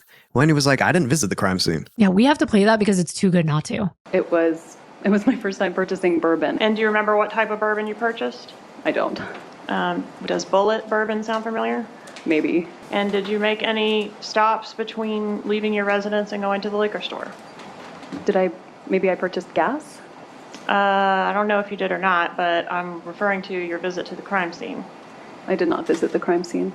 You did not pull up to the crime scene tape on Truscott Drive? No. I was driving on Centerville Road, and sometimes I would take the shortcut through Truscott. Yes, ma'am. But when I was driving on Centerville Road, I saw some sort of tape or obstruction, and so I didn't turn. No one is stupid. We can see all of the connections. She's very careful with her words. She's an attorney after all. And when confronted about whether she moved to Miami right after Dan was killed, she acts as though, in her words, she only packed a weekend bag, when we know that her and her parents packed up her whole house. And she never came back permanently. All lies. She was living there for 5 years at this point. Did you move to South Florida after their father was killed with the children? So after he was killed, I packed a weekend bag and went to South Florida for what I thought would be a couple of days, maybe a week. My son's birthday was July 29th, and I thought we'd be back in Tallahassee by then. Did you ever come back? I did come back a few times, but not permanently. Okay, so you ended up moving there permanently. I wouldn't say it's permanent, but I'm living there right now. Okay. Well, it's been 5 years. It has been a while. I've been exploring options for employment in many different places. Okay. And when you initially left to go to South Florida, was that the same day as the funeral service for your husband? No. Was it the day after? It might have been the day after or the day after that. I don't remember. I love how she doesn't know things, even though this is her life. You know that she knows every detail, every single one. She even tried to explain away changing the boys' names too, soon after Dan was killed. Plus, Ben's middle name, which we know is effed up. She tried to claim that middle name that Dan went into detail about on his blog that was in honor of his grandma, Wendi said it was actually to honor her grandmother. You just have to listen to this because I can't take the lies. And the statement she made about how she was confident that she would not be charged in connection to Dan's murder. How can you be so overconfident? Okay, here we go. Did you change your children's last name from Markel to Adelson? I did. When was that done? After Danny died, there was a lot of press coverage, and CNN put pictures of my children's faces unblurred on national television. Newspapers put their names without any consideration to the fact that they're children. And I appreciate that, but the question is when did you change their names? When they started school, I registered them under my name, hoping it would keep them safe. And was that approximately a year after their dad was killed? It was whenever I registered Ben for school, so it was soon after. But I didn't legally change their name until after that. And did you also eliminate your older son's middle name? When I legally changed their names, I did. And you just dropped that from the name? I did. Okay. And that was a name that came from Dan Markel's deceased maternal grandmother, is that correct? The name started with an A, which was to honor my grandfather, Aaron Adelson, and the second half of his name was to honor Danny's grandmother. Okay. So we lost an honor to both families. Now, you are testifying today under a state subpoena, correct? Correct. And that state subpoena gives you immunity for your testimony, right? Yes. Can you explain to the jury, since you're an attorney, what immunity is? Immunity is freedom from prosecution. So that means that anything you say today can't be used against you if the state decides to arrest you later on. The state isn't going to decide to arrest me. What is so funny? That's just so cold. And honestly, I can't wait until she is arrested because, well, let's not get too far ahead of ourselves. Let's just wait. So wrapping up this trial, they had Lewis take the stand and tell the same story you heard him tell Isom in his proffer. The prosecution had over 40 witnesses and showed close to 200 pieces of evidence, including all the recorded conversations, not just the ones we showed you in the last video, but so much more. And then it was in the jurors' hands, 10 women and 2 men. And wow, was there drama behind the scenes. The group of jurors already got a late start that day. It was 4 p.m. once they got into the deliberation room. They were served dinner while they talked about the case amongst themselves. They didn't rush, they took their roles very seriously, and they had a lot to think about.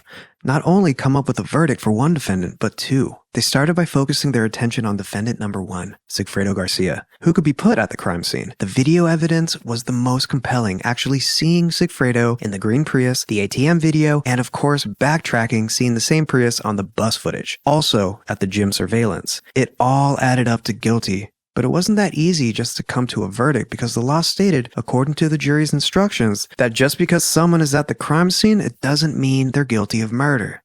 The jury members were so split on whether it was Lewis or Sigfredo that actually pulled the trigger. Both were pointing the finger at each other. Many of the jurors believed Lewis would lie to save himself, and they weren't sure they believed his testimony. I mean, he was a criminal mastermind after all, and he had been in a gang practically his whole life. He was street smart. But the law also provided that if both Sigfredo and Lewis were at Dan's with the intent to carry out a hit in a conspiracy, it didn't matter which one decided to pull the trigger. Exactly. Under Florida statute section 777.043, in reference to conspiracies, quote, a person who agrees, conspires, combines, or confederates with another person or persons to commit any offense commits the offense of criminal conspiracy, end quote. So there's that part. You are guilty by association, but actually more so the agreement itself, which was apparent here. And then the statute goes on to say, at trial, prosecutors must prove that 1, a defendant intended that a particular crime would be committed, and 2, an agreement existed between the defendant and at least 1 additional person to commit a particular crime. The jurors understood this, and they realized it didn't matter who pulled the trigger. Lewis and Sigfredo agreed to kill Dan. Therefore, if one of them carried it out, the other one would be automatically guilty of the crime of murder. So for now, they thought they had Sigfredo's case figured out, and it was pretty easy for them all to get on the same page. Guilty. But then it was time to look at Katie. And this is when things got complicated. The best evidence in their perspective was Katie taking the stand. So first they discussed her testimony, trying to gauge everyone's perspective on whether they believed that the state proved she was involved or not. So they took their turns sharing their thoughts one by one. And one thing was for sure, no one thought that Katie was totally innocent. Actually, all of them agreed that Katie's testimony seemed self-serving, which is exactly what it's meant to be. They weren't buying the act. The biggest clue was in the paper trail, the money. Especially since it seemed to increase following Dan's murder. Every juror believed that Katie was being paid by the Adelsons, but there was one juror who didn't. In Stephen Epstein's book, he referred to the juror as a 25-year-old college-educated woman who challenged the other jurors on whether the mere fact Katie was being paid by the Adelsons connected her to the crime. She wasn't sure that the state had met their burden of proof, and things started to break down in the deliberation room. They ultimately became divided. And it only takes one. That's right. It's not quite the same situation, but it reminded me of the movie 12 Angry Men. I thought of that too. Yeah, I love that movie. One juror had planted the seed, and that's when a second juror tried challenging her, saying that Katie had delivered the money to Sigfredo and Lewis the day after the murder. But the same pushy juror said, there's no proof of that. However, one of the other jurors was like, that's not true. There is proof. They took out all their notes and reminded the other jurors about Sergeant Corbett's testimony about Katie's phone pings. And we showed you this evidence in the last video. Katie's phone had pinged at the same location as Lewis and Sigfredo's the day after Dan's murder. They were all shown on a map, and their 3 phones were pinging off the same tower. But this one juror said that she didn't recall that, and she wouldn't budge. She literally looked at them and she said, "Show me." So the jurors got together, they got the bailiff's attention to alert the judge that they were requesting that forensic map. But it turned out that map was computerized. It wasn't printed out, and therefore it was not available for them to look at. The judge told them they need to rely on their memory and their own notes. It was already 8:30 at night, and it was time for them to go back to their hotel room. It wasn't possible for them to come to an agreement that night. And they had to be up at the crack of dawn. Breakfast was actually served at 5 a.m., and they'd be back in the deliberation room by 8. That morning, all hell broke loose in the deliberation room. That 25-year-old holdout juror was not having it. She didn't sleep the night before, and now she was ranting about how terrible she felt putting a mother and a father behind bars and leaving their 2 younger children alone without parents. This wasn't part of examining the law. It was starting to become personal, and the other jurors were getting worried. This holdout juror was letting her emotions get in the way. These 2 defendants chose this. It's their fault, not the jurors' fault, and they had to buckle down and look at the law. She even tried to argue that Sigfredo was holding down a real job now. And sure, maybe he'd made some bad choices in the past, but things had changed. But none of that mattered. But here she was appealing to the other jurors' emotions. But it didn't work. The other 11 knew they had one job: to look at the law and apply it to the facts of this case. And you know, I hate to bring this up out of nowhere, but I can't help it. My favorite scene from Legally Blonde is when the professor writes a quote from Aristotle on the blackboard and states, "The law is reason free from passion." It conveys the idea that the foundation of a legal system should be based on rationality, impartiality, and fairness, rather than influenced by personal biases and emotions.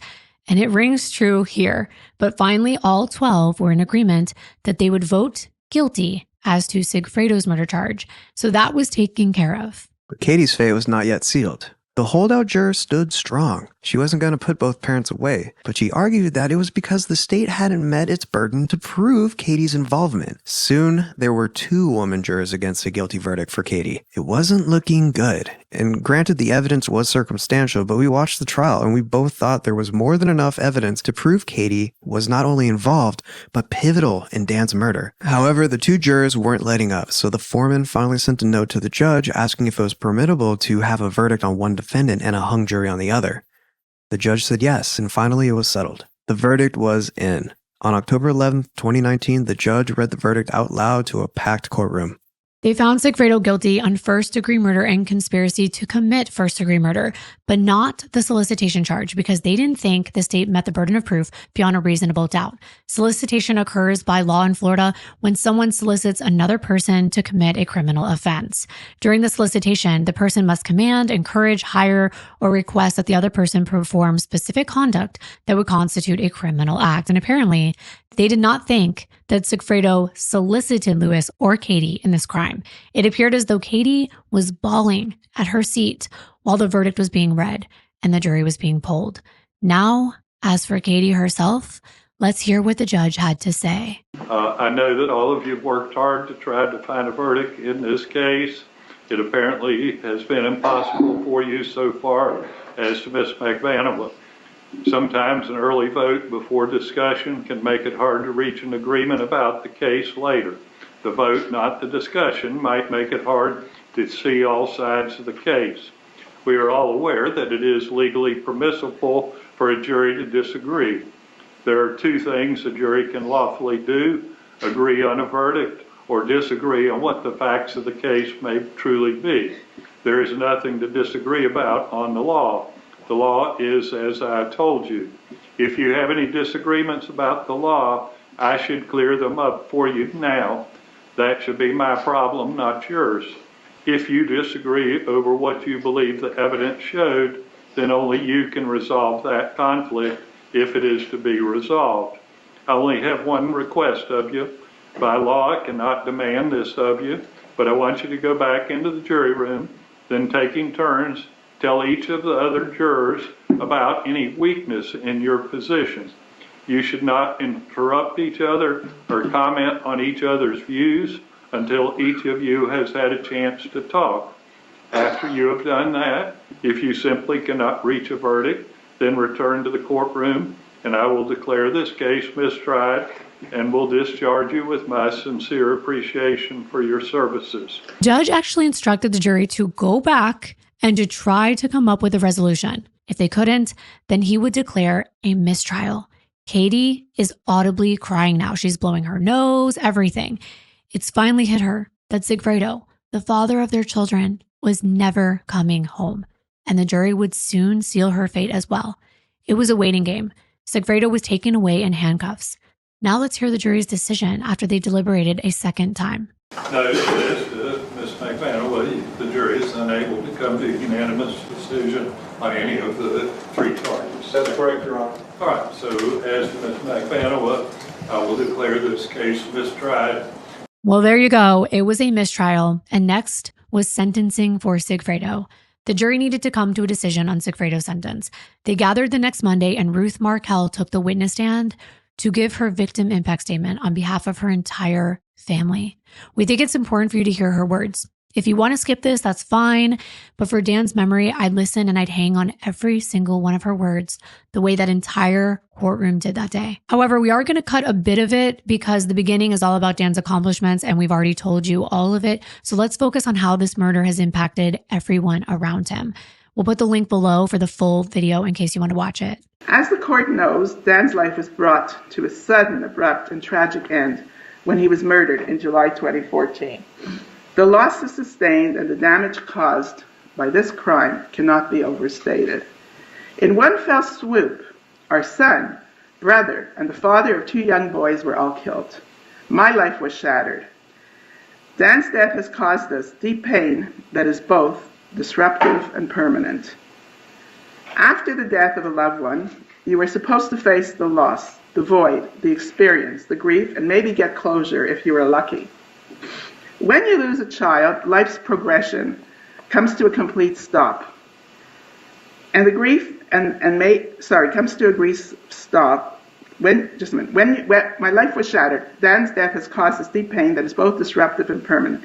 After the death of a loved one, you were supposed to face the loss, the void, the experience, the grief, and maybe get closure if you were lucky.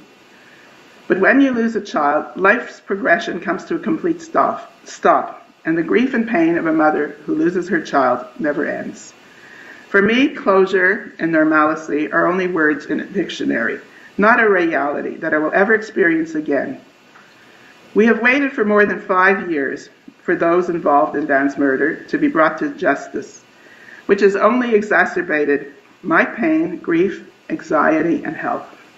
It is very cumbersome to navigate and participate in the legal processes encountered in the days, weeks, and years following the murder. From the day I learned about Dan's death, I experienced a life sentence.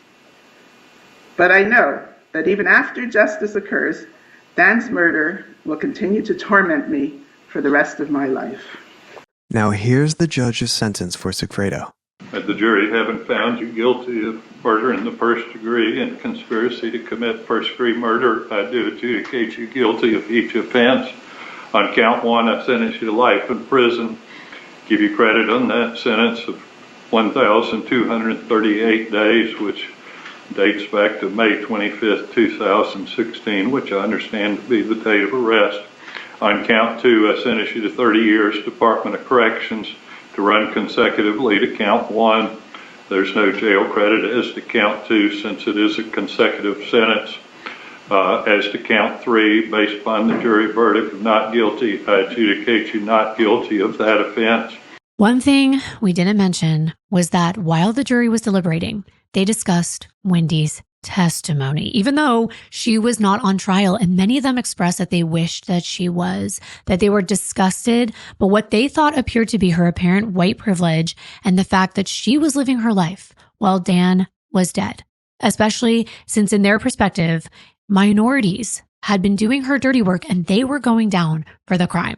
One juror had actually written "lying bitch" on her notes during Wendy's testimony. They didn't believe her when she said she wasn't driving near the crime scene, and some were disturbed by what they referred to, according to Stephen Epstein's book, as her cavalier response and laughing at the thought of the state ever charging her with this crime. It's clear that she's the reason Dan is dead. The jury even agreed that they believed Wendi knew about the plot before it was carried out. See, even a jury who had way more time and evidence than we can possibly have to rely on believed that she was in on all of this. And all of them relayed to each other that they would have no problem finding both her and her brother Charlie guilty if they were given the chance. Well, as we said, Charlie was already anticipating his arrest coming next. But first, Katie's retrial was scheduled for April 13th, 2020. But when I say 2020, you probably know what came of that. No one knew at the time that the pandemic would close courthouses. And a month before her retrial was supposed to take place, it was postponed again. And then the judge presiding over Dan's case and Katie's retrial actually retired. Judge Robert Wheeler was assigned to replace him. And he has a reputation for being one of the most fairest criminal court judges in the circuit. Once he was appointed, he had to hear the concerns of Katie's lawyer, who was actually a cancer survivor. It was too risky for her to proceed during the pandemic, so the retrial was postponed to October 4th, 2021, and then again to February 14th, 2022, because of the new Delta variant that was now rampant in Leon County. And with all the time in between, Katie's attorneys filed a motion for Katie to be able to go home while they waited. Well, that motion was denied. She wasn't going anywhere. In the meanwhile, Georgia was getting forensic experts to clean up the audio from the Dolce Vita restaurant. We showed you some of this transcripts without the audio in the last video because even cleaned up, it wasn't that great. But at the time, Georgia knew she needed a solid piece of evidence against Katie. She finally found an expert, Keith McElveen, who worked with the CIA analyzing recordings for over a decade. And he had 12 patents for technology he developed to enhance audio. He was doing his best work on the Dolce Vita audio to showcase what Katie was saying during the conversation. Eventually, in February of 2022, right before her retrial, the prosecution filed a motion to delay again. They needed more time for their expert to work on the audio. The defense wanted the delay as well. They were convinced the audio would exonerate their client, but she was hiding a secret. We'll get into that in a moment. The judge granted the delay, and the new date was scheduled for May 16th of 2022. What no one on Katie's team knew was that Georgia was planning something big. And on April 20th, 2022, her first step in that plan was being carried out. She was presenting evidence before a grand jury about none other than the maestro himself, Charlie Adelson. And one of the most telling pieces of evidence was that now newly enhanced Dolce Vita audio. The exact version they showed the grand jury was what we put up on the screen the last video. It looked like this, with the words on the bottom of the screen, except they played the audio too. With so much of Charlie's words discernible now, they didn't even need Katie to testify against him. It was as good as a confession in both her mind and the state attorney, Jack Campbell. They were in agreement. There was enough evidence to prosecute and convict Charlie for his part in Dan's murder. That's what got them here in front of the grand jury. Without the media or anyone aware of it, a grand jury indicted Charlie Adelson on April 20th, 2022. An arrest warrant was procured and all they had to do was get him. Now, I've seen a video on YouTube that's supposed to be showcasing a tour of the home where Charlie was arrested, but I dug a little deeper and I noticed the arrest affidavit and Stephen Epstein's book both list 2518 Whale Harbor Lane in Fort Lauderdale as where he was arrested, not the nicer, bigger home that's online with a full video tour. That's another house that he owns. And it is really nice, but that's not where Charlie was when the feds came knocking. That newer home was purchased during 2020. But the one we're going to show you on the screen on Whale Harbor is where he was in his underwear when 20 FBI agents and local officers surrounded the premises at 5 o'clock that morning, weapons drawn. Then they used floodlights to illuminate the entire home and a bullhorn to demand Charlie come out with his hands up. But it was anticlimactic as Charlie never emerged. So they actually resorted to calling him on his cell phone. And surprisingly, Charlie answered and he walked outside as directed. He calmly walked out in his boxers, shielding his eyes from the light.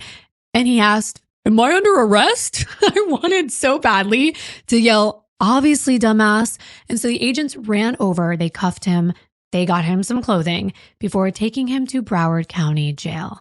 And man, was he looking rough in his mugshot.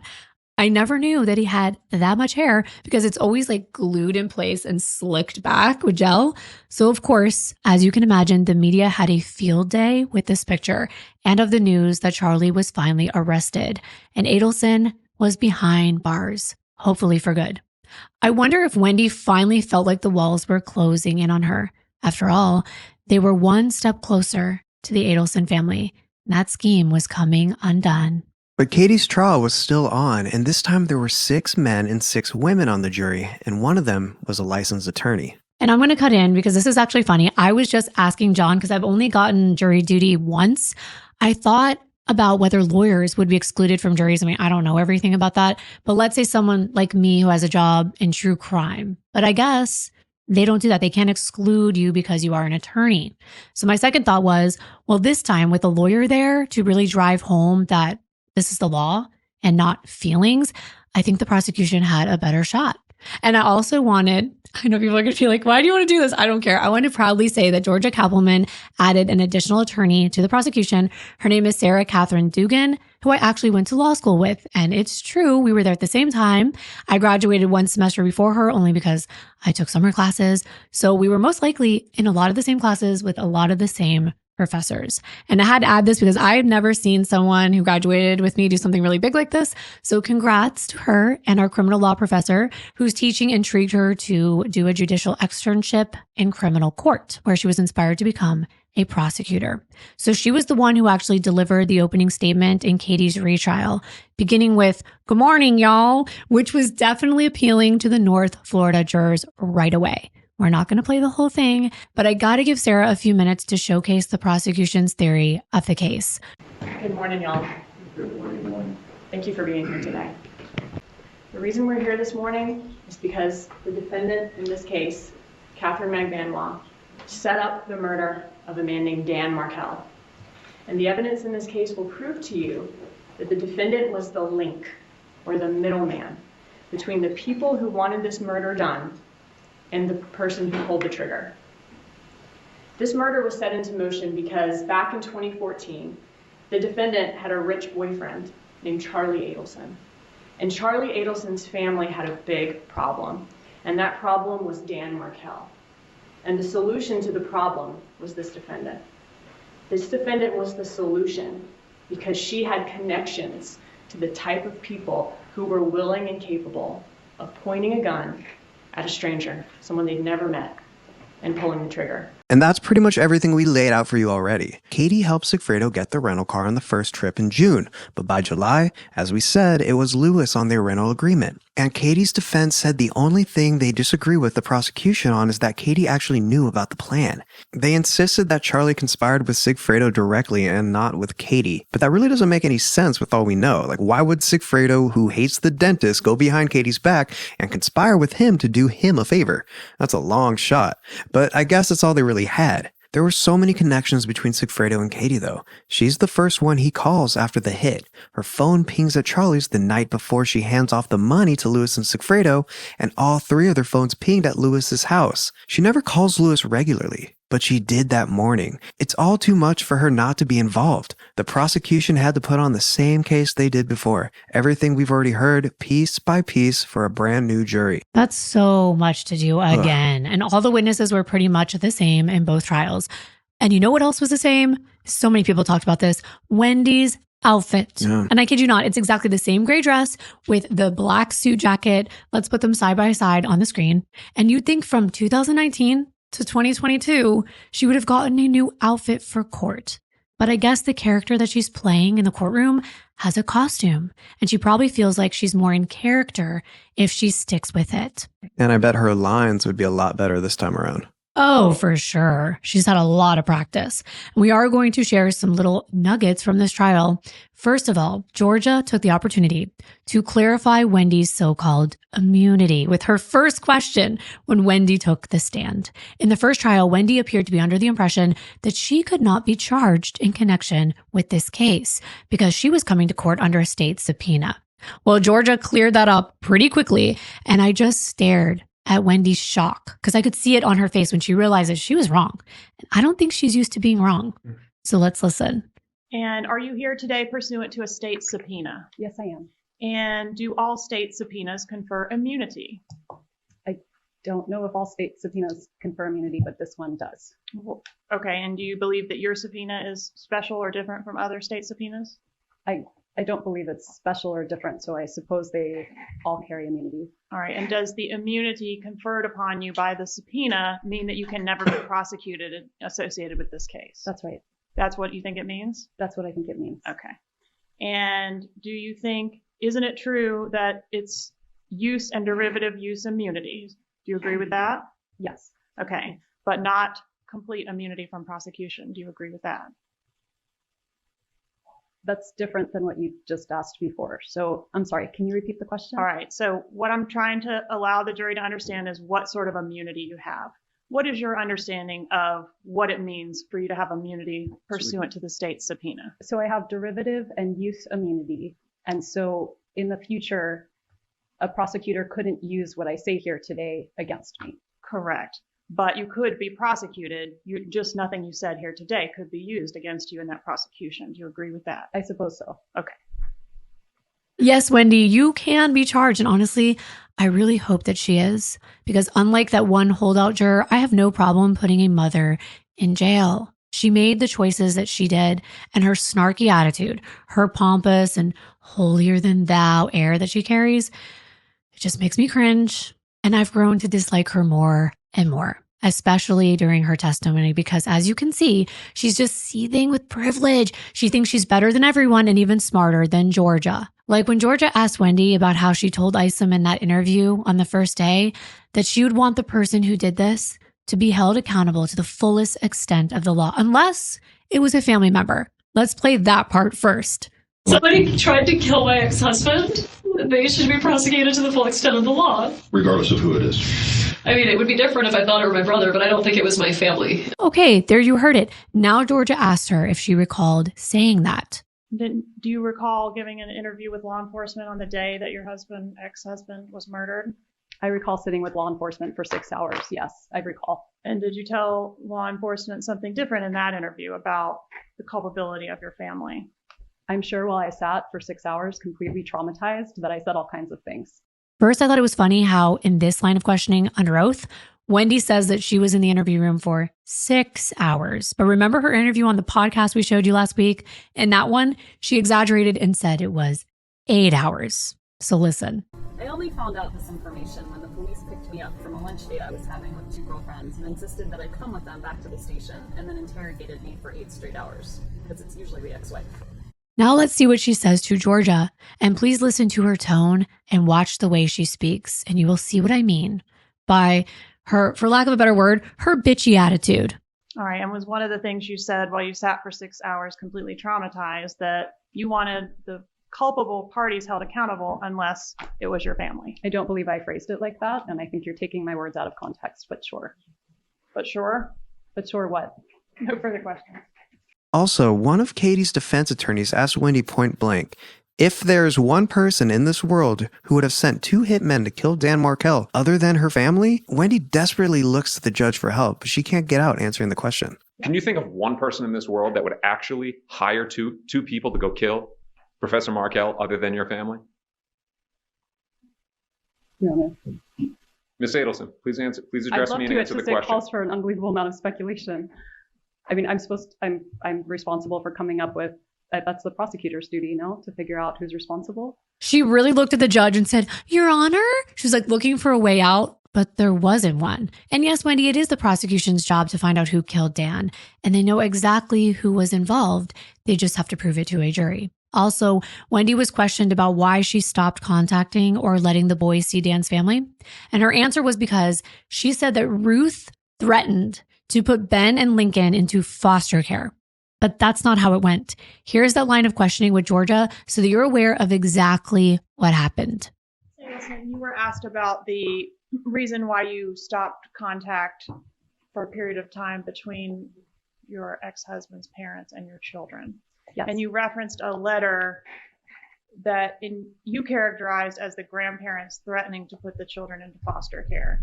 Is that an email that was sent from the Markels to my office? Yes. Okay. And that was in reference to, in the event that you and the people that care for these children, who at the time were very young, were arrested, that the grandparents wanted to make sure, because they live in Canada, right? They do. They wanted to make sure that a specific organization could be contacted to care for the children so that someone was there to care for them until a relative could get there. I don't remember the bit about a relative getting there. Okay, well, they weren't just going to leave them in foster care, right? I don't know. But the specific nature of the email, you will agree, was in the event that there's some kind of mass arrest, because they don't know who's getting ready to go to jail next, right? I mean, they're not privy to the investigation any more than you are, right? Law enforcement investigations, they're secret. Sure. Okay. And their concern, would you agree the concern ultimately in the email was for the care of the children? The concern was to make sure the children were under good care, but as their mother, I know they're always under good care with me. Right, but and there's no need for foster care. The email contemplated you not being available to care for them. That's not possible. Because it's not possible for you to get arrested. Correct. Because I've done nothing wrong and I believe in our justice system. This is only to make sure that the boys were safe in the event that Wendi and her family, the evil in-laws, were all arrested, that the boys would have a place to go in the interim before the Markels could come from Canada to Florida and get the boys. And Wendi still thinks that she won't be arrested. And there was so much talk about WhatsApp in this trial that there's speculation that Wendi and Charlie talked over WhatsApp and that it wouldn't be able to be tracked, that it's much harder to decode messages that were made there. And Wendi admits she has WhatsApp, but she couldn't recall if she had it at the time of Dan's murder and if she corresponded with her brother on there. And that's interesting because all this time I've been wondering if we will learn that there's communication that no one has found yet or that they have found. And Wendi just doesn't know it yet because it takes a while to build a case. And remember that stapled cash? Well, one of Charlie's ex-girlfriends, she testified in this trial that she knew him really well. They dated on and off for 7 years, and she spent a lot of time at his Whale Harbor Lane home. She described him as her best friend and inseparable when they were together. When asked if she had ever seen Charlie with large amounts of cash, she said yes, thousands of dollars actually. So let's listen. Did you ever observe Charlie Adelson to have large amounts of cash? I mean, I don't really know what large would be, but yes, I saw cash with him. Thousands of dollars worth of cash? Yes. Where did he keep the cash? He obviously kept cash in his wallet, and he kept cash in a safe as well. A safe in his room? Yes. All right, and that was at the Whale Harbor residence? Yes. Okay, and was it a safe like the size of this speaker on our table or like the kind that's like the size of a refrigerator? A larger one. And was there anything unusual about the way that Mr. Adelson packaged his money? Thousands and thousands of dollars kept in stacks of hundreds. The thousands that I saw were $100 bills. $100 bills. And were they stapled together in stacks? I believe so. I saw like a staple, but this was so long ago that. Would it refresh your recollection to review your prior statement given on July? No, I remember it. Like, okay. I mean, there were staples on it. I just don't know. Like, I never saw the money in the safe, so I don't know. Okay, but you saw money out of the safe being counted, right? Right. Okay, and that money was in stacks of $100 bills stapled together. Yes. See, there was a safe, and it was a larger one, and he kept money in stacks of hundreds stapled together. She said the staples were on them. That's pretty telling since we know that Lewis said the cash he and Sigfredo received was stapled. And I was going to say that this is like really uncommon, but then I looked it up, and there were a lot of bank tellers that collect money that have staples in it. I mean, that's only 10 bills, right? Yeah, but I mean, I would think like a paper clip would be more reasonable because you're making a hole inside the money and it's actually dangerous. Like people can cut themselves when they're... Anyway, I thought that was a huge connection nonetheless because it's not that common. If the jury can't see the connection, I would be really surprised. But Charlie isn't on trial here. But still, Katie's phone is pinging at his house the night of the murder and with the two hitmen the next morning. And by the way, the reason they were able to make a deal with Lewis is because they compared his story to the facts and the evidence. Everything added up. Even the bullet hole in the Prius, they tracked it down. It had been sold to another company, but they located it through the VIN. And sure enough, it had a hole in the passenger's side floor. All the pings on the phone matched his story, the dates, everything. They didn't just take his word for it. Also in this trial, Katie's best friend Yandra actually had a photo that she took of Katie's kids on the night of Dan's murder, and she had posted it to her Instagram. Katie had never asked her to babysit like that before. And to drive her point home that Katie was in the middle of all this and that Charlie had not been in contact with the hitman himself, Georgia was actually able to play a clip from Katie's previous testimony at her last trial when Georgia specifically asked her if Sigfredo even knew if Charlie was the one behind the hit. Here's how she answered. Did Mr. Garcia even know that Charlie Adelson was the one paying for this murder?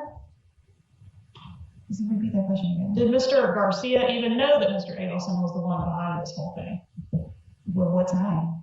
Ever? Really not. I know it's hard to hear, but Katie said she did not believe that Sigfredo ever knew that Charlie was behind all this. That cuts through her whole defense argument in this trial. That's their whole case. In the first trial, they were focused on Lewis being the one that Charlie was in contact with, since Lewis was already behind bars. But in this trial, it switches to Sigfredo because he's now behind bars, another scapegoat. But clearly, the defendant herself had just stated they were not in contact. The money was the last thing the prosecution focused on, making sure the jury knew Katie was not just getting paid well at nightclubs. That wasn't why she kept depositing all that cash. So they called one of her bosses from Fate nightclub, who testified that the employees made about $500 a weekend at most, and only about $200 a night if it was a good night. And that most of the patrons paid with credit cards, not cash, and the employees would later get that on their paychecks. He said it usually wasn't even enough for them to cover the cost of the credit cards being run. And altogether, it's important to understand it doesn't add up. And Katie was only working there for maybe 3 months. And we know how long she was putting all that money in her bank account. We think the most telling testimony was from Luis Garcia's longtime girlfriend, who he considered a wife, Jessica Rodriguez. She'd known both Luis and Sigfredo for a solid 12 years, and she had initially crossed paths with Katie through Sigfredo around 2013. Jessica believed that Katie and her bond was quite strong, but it soured later on, particularly after the case gained media attention as Katie began ignoring Jessica's attempts to reach out through messages and calls. But Jessica was there when Sigfredo and Katie came by with the bag of money on the morning after Dan's murder. Her testimony was very damning. She had just given birth to her and Lewis's daughter, Lulu, at the end of June. She had actually seen the green Prius before the July trip, and then this is what she said happened the morning after Dan's murder. She's off camera for privacy reasons. When was your youngest child born? June of 2014. Did you ever see him in possession of a green Prius? Yes. After your child was born, so similar to the time frame I'm talking about, I'm trying to narrow it down to the time that he took that trip. After that occurred, was there a time when someone brought a package to Luis Rivera at your home? Yes. Who brought the package? Tuto came knocking on the door. He brought the package. All right. And was there anybody else present when Tuto brought the package? Yes. Katie. Who else? Katie? Yes. Is that Catherine Magbanua? Yes, ma'am. When this package was delivered, did both Tuto, Sigfredo Garcia, and Catherine Magbanua, the defendant, did both of them come into your residence? No. Okay, tell us about that. So Tuto knocked on the door. I opened it. He came in. He said he had a package for Tato. He went to the room to drop it. I said, "Who you with?" He said, "Katie." I went outside. We had like a little patio hallway, and I screamed over, and I'm like, "You're not gonna come and see your niece? Like, why are you in the car?" And then she got up, and then she came in. So she did come in and see the baby? Correct. All right. And at some point, did you call Luis Rivera to tell him they were there? Yes. During the time that Catherine Magbanua was coming up to see the baby, did she ever acknowledge the package or say anything about the package? Yes. What did she say about the package? Basically did, to my knowledge, if I remember correctly, did you give him the package? But Tato wasn't there. Okay, so he hadn't arrived yet when she Correct. made the statement. Okay. And so who is she asking, did you give him the package? Tuto. All right. And did she seem like, what was her demeanor like? How was she acting? She was fidgety. Okay. Like in a rush. Okay, what do you mean by in a rush? Did she say anything to indicate she was in a rush? No. Okay. But she just was acting like, what, like she was ready to get out of there? Yeah. All right. And just to clarify, she specifically asked Garcia something to the effect of, did you give him the package? It's pretty obvious that Katie was involved and that everything her defense was trying to argue happened to cover her ass isn't true. The last piece of evidence was the Dolce Vita audio and video. The jury wasn't allowed to see the transcript that the grand jury had seen and what we showed you, and we will put it up on the screen right now, but they were able to listen through with individual headphones. But after all the witnesses had come forward, it was once again the jury's turn to deliberate and to decide if the state had met their burden this second time. They began just before 1 p.m. on May 27th. Right before 5 p.m., the jury requested the Dolce Vita audio in its entirety. The judge ushered them into the courtroom and they took their seats and listened to the 40-minute audio, then went back to the deliberation room again. Finally, that night, after 8 hours of deliberating, the jury reached a verdict. Let's listen. In the case of the state of Florida versus Catherine D. Magbanawa, case number 2016 CF 3036 and 2018 CF 497, we, the jury, find as follows as to count 1. A, the defendant is guilty of first-degree murder. We, the jury, find as follows as to count 2. A, the defendant is guilty of conspiracy to commit first-degree murder. We, the jury, find as follows as to count 3. A, the defendant is guilty of solicitation to commit first-degree murder. And it is signed and dated by the foreperson. Well, that's not a surprise to me, but it definitely seemed like a surprise to Miss Magbanawa, who you can hear crying, now knowing that she too won't be going home to her kids. And is it sad? Yes. And I'm getting personal. This is TMI, but I spent almost a decade away from my father growing up because he too made bad choices and went to prison. And yes, it's sad. But a parent should have thought about that. And Sigfredo and Katie should have as well. I'm really sad for their kids, that they had parents who were selfish about money and put them in such a terrible position. But enough with the emotional stuff. Katie was sentenced to life in prison without the possibility of parole. She really should have taken a deal. But she took her chances, and you may wonder why. Well, remember I said that she had a secret? The secret she was hiding was the truth. She lied at both of her previous trials. Yep. And you will hear her admit to that. So recall I said I felt bad because I thought her lawyer actually believed her. I think she did. And she was fighting hard for her client. But now the state had to prove that Charlie was guilty, and Katie was the closest person to him during the time of Dan's demise. Therefore, they needed her. So on September 29th, 2023, Katie turned state witness and signed a proffer agreement, the details of which promised her nothing on the record, although it's safe to assume that after the prosecution gets the rest of their convictions for Dan's murder, that Katie will probably be recommended for parole to the parole board because she's finally willing to cooperate and bring the rest of the players down. As part of her statement, she explained that she couldn't take the previously offered immunity deals because she didn't want to testify against the father of her children. By lying in court in her previous 2 trials, she thought that she still had a chance of getting away with murder. But now she's desperately trying to save herself any way that she can. Katie had just turned into a state's witness. She was set to testify at Charlie's trial, which began on October 23rd, 2023.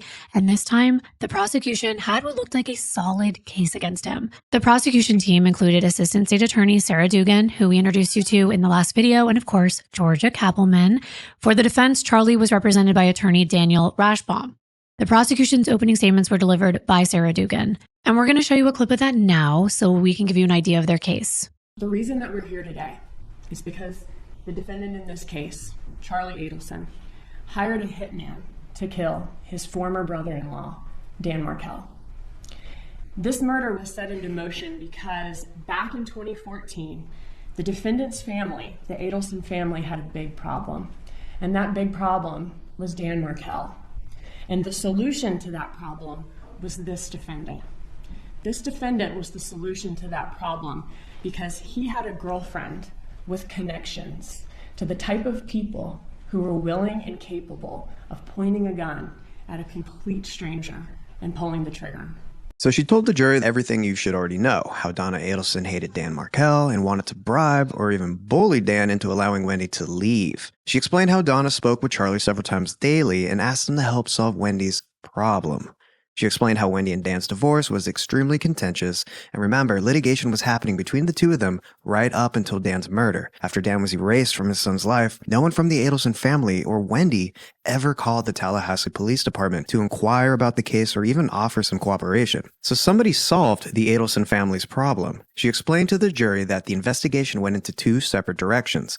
One was to identify the killers, and the second was to identify the motive. Those 2 directions converged when they discovered Katie Magbanawa. Ms. Dugan went on to explain how the conspiracy to kill Dan worked. It's what they refer to as a train format, with one person only speaking to the person in front or behind them, Once they identified the two killers, Lewis and Sigfredo, they intentionally delayed arresting them to get the Adelsons to speak. At this point, the Adelsons believed they got away with murder. There was no reason for them to discuss it in person or on wiretapped phone lines. Therefore, the bump with the FBI agent was carefully crafted to give the Adelsons something to talk about. As far as the public knew, the only clue the investigators had was the mention of the green Prius, which was used in the crime. The FBI agent purposely only mentioned Katie, not by name, but mentioning Charlie's ex-girlfriend, and also mentioning Lewis's brother. They didn't mention the car or anyone else involved, including the Adelson family, and this was cleverly constructed. What was so interesting is that during the recorded phone calls, the conversation went exactly the way the investigators suspected, like a train. It only went in one direction. It either went from Donna to Charlie, Charlie to Katie, or Katie to Sigfredo, and back the other way. This was vital to understanding everyone's role. Never once did they hear Donna talk to Katie, for instance, or Charlie call Sigfredo. Now, when the defense attorney gave their opening statement, they dropped a bombshell, one that the prosecution wasn't expecting, but it did tell them one thing. They knew in order for the defendant to assert his defense, Charlie Adelson would have to take the stand. So, of course, they were definitely preparing for a cross-examination of a lifetime. The defense began by telling the jury that they had the missing puzzle piece to Dan's murder. One of the things that became clear was that the defense was also defending two people who weren't indicted, two people who weren't sitting at the defendant's table, but two people who would be talked about intensely throughout the trial. And I bet you could guess who those two people are. Wendi Adelson and Donna Adelson. In fact, throughout the opening statement and cross-examinations, the defense team often referred to Wendi Adelson as an unindicted co-conspirator. At times, it appeared that Charlie's attorney was actually defending Wendi more than he was defending Charlie Adelson. Attorney Rashbaum began by telling the jury that Dan Markel's murder was an utter tragedy and a loss to his entire family, his sons, and his community. But he explained Dan wasn't murdered in a murder-for-hire plot. Instead, the defense argued Dan was murdered in an elaborate extortion plot by a nefarious character tied to a woman that Charlie had dated, good old Katie. According to the defense, Charlie had an attraction for exotic women with challenging pasts who are drawn to his affluent and flashy lifestyle, women who saw him through the lens of hero worship, who had dreams of becoming his wife and leaving their struggles behind. They saw Charlie as a solution to all of their economic struggles, and this formed the plot, the alleged plot of extortion. They asserted that Katie McBanoa was a single mother who struggled to pay her rent and provide for her and Sigfredo's children. She saw Charlie as her way out of the hard life, and within a few months of dating, she began asking Charlie to define their relationship. She wanted things to move forward, and she wanted the title of girlfriend and later the title of wife. But when she saw that slipping through her fingers, she came up with another plan. The defense attorney told the jury that 3 killers had already been convicted in this case: Lewis, Sigfredo, and Katie. There were no other killers to be found, and certainly not his client, Charlie. He was just an innocent pawn. Now, I have to say, I believe some of this. I do think that Katie saw Charlie as all of those things, and I think he wanted women to see him that way because he purposely chose vulnerable women that he could manipulate. And I do think Katie wanted more from Charlie. There's proof of that in this trial. She was always trying to impress him, impress his family, and hope that he would take their relationship to the next level. And I think that is why she even offered to help Charlie and his family with their family's problem, Dan. I just don't think she knew that Sigfredo and Lewis were not the guys for the job. They were messy, unprofessional, under the influence, and it's illegal. But at the center of all of this is greed, control, and selfishness. Each one of these people wanted something and were willing to break the law to get it. But in Charlie's defense, his attorney argued that the state is merely guessing how everything is connected, that those guesses led to assumptions, and the assumptions were wrong. He told the jury he loved jigsaw puzzles because the only way they worked is if every piece fit, and the state tried to force the wrong pieces together. He promised the jury he would show them why the puzzle pieces didn't fit. He told them 2 crimes occurred on July 18th, 2014, and the prosecution only knew about 1. He said Charlie was very close to his mother and his sister Wendi.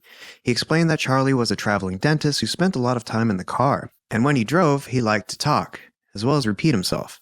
The people Charlie spoke with the most were his mom, girlfriend, and sister.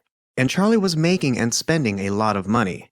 He was working hard, sometimes 7 days a week, and when he could go out, he would flash a lot of cash, he drove his Ferrari, and gave the impression of being a wealthy bachelor. Around 2012, Wendi began confiding in Charlie and told him that her marriage was in trouble. She was unhappy, and she was going to marriage counseling. She told him she was considering a divorce and wanted her brother's opinion. Charlie said he wanted her to be happy, but she has to decide. The defense claimed he had nothing to do with Wendy's divorce. He was only interested in supporting his sister emotionally. First of all, the jigsaw puzzle defense was kind of lame. I think it was a nice try on being creative, but this isn't the time or the place. And of course, he told the jury about the TV joke. That's been the center of a lot of this, that sometimes Charlie would make, and that he would make these inappropriate jokes all the time that only he found was funny. And if he found it funny enough, he would repeat it. He told the jury about his hitman and the TV joke that he repeated to friends, family, and the women he dated. One of those women was Katie McBanawa, but that the joke about the hitman and the TV is just one of the puzzle pieces that didn't fit into the prosecution's theory, which I think is not really correct, but they tried to make it fit according to the defense, and they made it appear that it was some kind of code. Really? I don't know. This is a stretch for me. It's the prosecution making it look like the code. That's what the defense is saying. And it's not Donna making it look like it's a code. TV is definitely a code. Because it's kind of laughable. We're going to play that back for you really quick. It's the part where Donna's like, this TV is going to be $5. What is the tiny statue? What did they ask for? I don't know. This TV was probably about $5. They asked you for $5,000. Mm-hmm. So you're telling me that TV isn't a code? Sounds like it. It would mean that this bump was about a TV. Because if it's not a code, then she's really telling Charlie that they want a TV?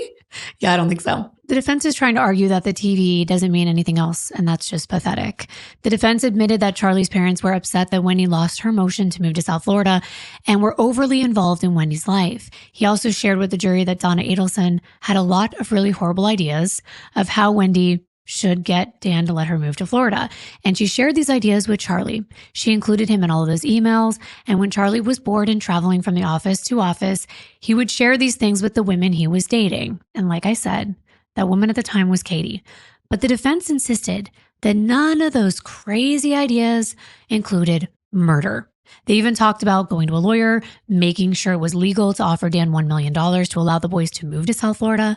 So the defense attorney argued that the fact that Wendi rejected all of those ideas is proof that none of them were involved. Charlie also shared these horrible ideas with Katie, and he also shared how much money he had. And that's key. Let's listen, because this is what the defense is trying to argue, that this was the beginning of Katie's crime of extorting Charlie, and that this was not a conspiracy.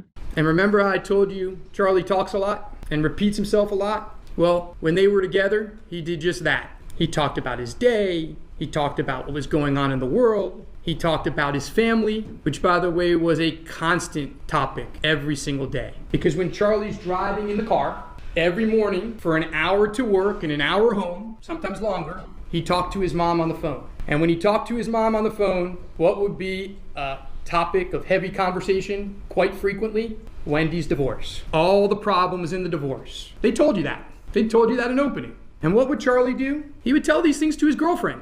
And what were some of the things he told her? Well, he told her about the $1 million offer. He told her that he could pay it in cash. She said, that's a lot of money. He said, no, I have it in cash. And I'm going to get it back. He told her several times the joke. Over time, you're going to see through text messaging that Katie wanted a deeper relationship. And you'll see that Charlie didn't want that. You'll also learn, and the timeline is important, they meet in September, they start dating in October of 13. You're going to see that over time, it takes a couple months, Charlie starts to learn a little bit more about Katie's ex, Sigfredo Garcia. And what you're going to learn is that Charlie Adelson never meets Sigfredo Garcia officially, but by all accounts, he was not a good guy. So his defense is saying Katie saw all of that money, knew Charlie was good for it, and she began bragging to other people. And Sigfredo, who hated Charlie, got word that he had a lot of money. So what did they do? Well, the defense wants the jury to believe they took it upon themselves to kill Dan, knowing how much Charlie hated him. And then everyone would assume that Charlie and his family were behind it. And then Sigfredo and his men would threaten to come forward and lie air quotes, lie that it was a hit if Charlie didn't pay them off and keep quiet. I think it's creative. I think it's a creative defense. And the defense also said that the night that Dan was murdered, Katie came over to Charlie's to comfort him, and she arrived around 11 p.m. with a confession of her own. Let's hear the defense attorney explain. She says that a friend of hers had shot Professor Markel. She tells him over and over that she had nothing to do with it. With these people, she was talking too much. And her friend and these people learned about the problems that his family was having with Professor Markel. They learned about the $1 million offer, and they got it in their minds to do this. As you can imagine, his life has just forever been altered. He asked, who are these people? She won't tell him. It's not safe for you to know. He's screaming at her. She won't tell him. Charlie had a guess. You will hear in detail what happened that night. You will learn that Charlie Adelson was told if he didn't pay within the next 48 hours, he or one of his family members would be next. You will learn that Katie repeatedly said that she had nothing to do with it and acted distraught. You will hear how she said that she would help him. You will learn about the initial payment. It wasn't $100,000. It was more than $100,000. He took out everything he had in his safe. You're going to learn about that. The state doesn't know it. It was more money. But you're going to learn he didn't have $1/3 million. So he had to pay every month. They don't know about that either. Payments every month. Does that sound like a murder for hire? Or does that sound like extortion? You're going to hear about these gifts, and you're going to learn that the gifts were just that. They were gifts. Because as time went on, he became more and more certain that Katie was not involved. He became more and more certain that she was helping him. And he wanted to keep her happy too because he needed her. He needed her help. I suppose Charlie's attorney crafted a pretty creative defense, right? I mean, he's saying that Katie received a payment every month because she was helping Charlie. She was making sure the killers didn't come after him. And as long as he paid, he was safe. He says he had to make payments since Charlie didn't have the entire $333,000.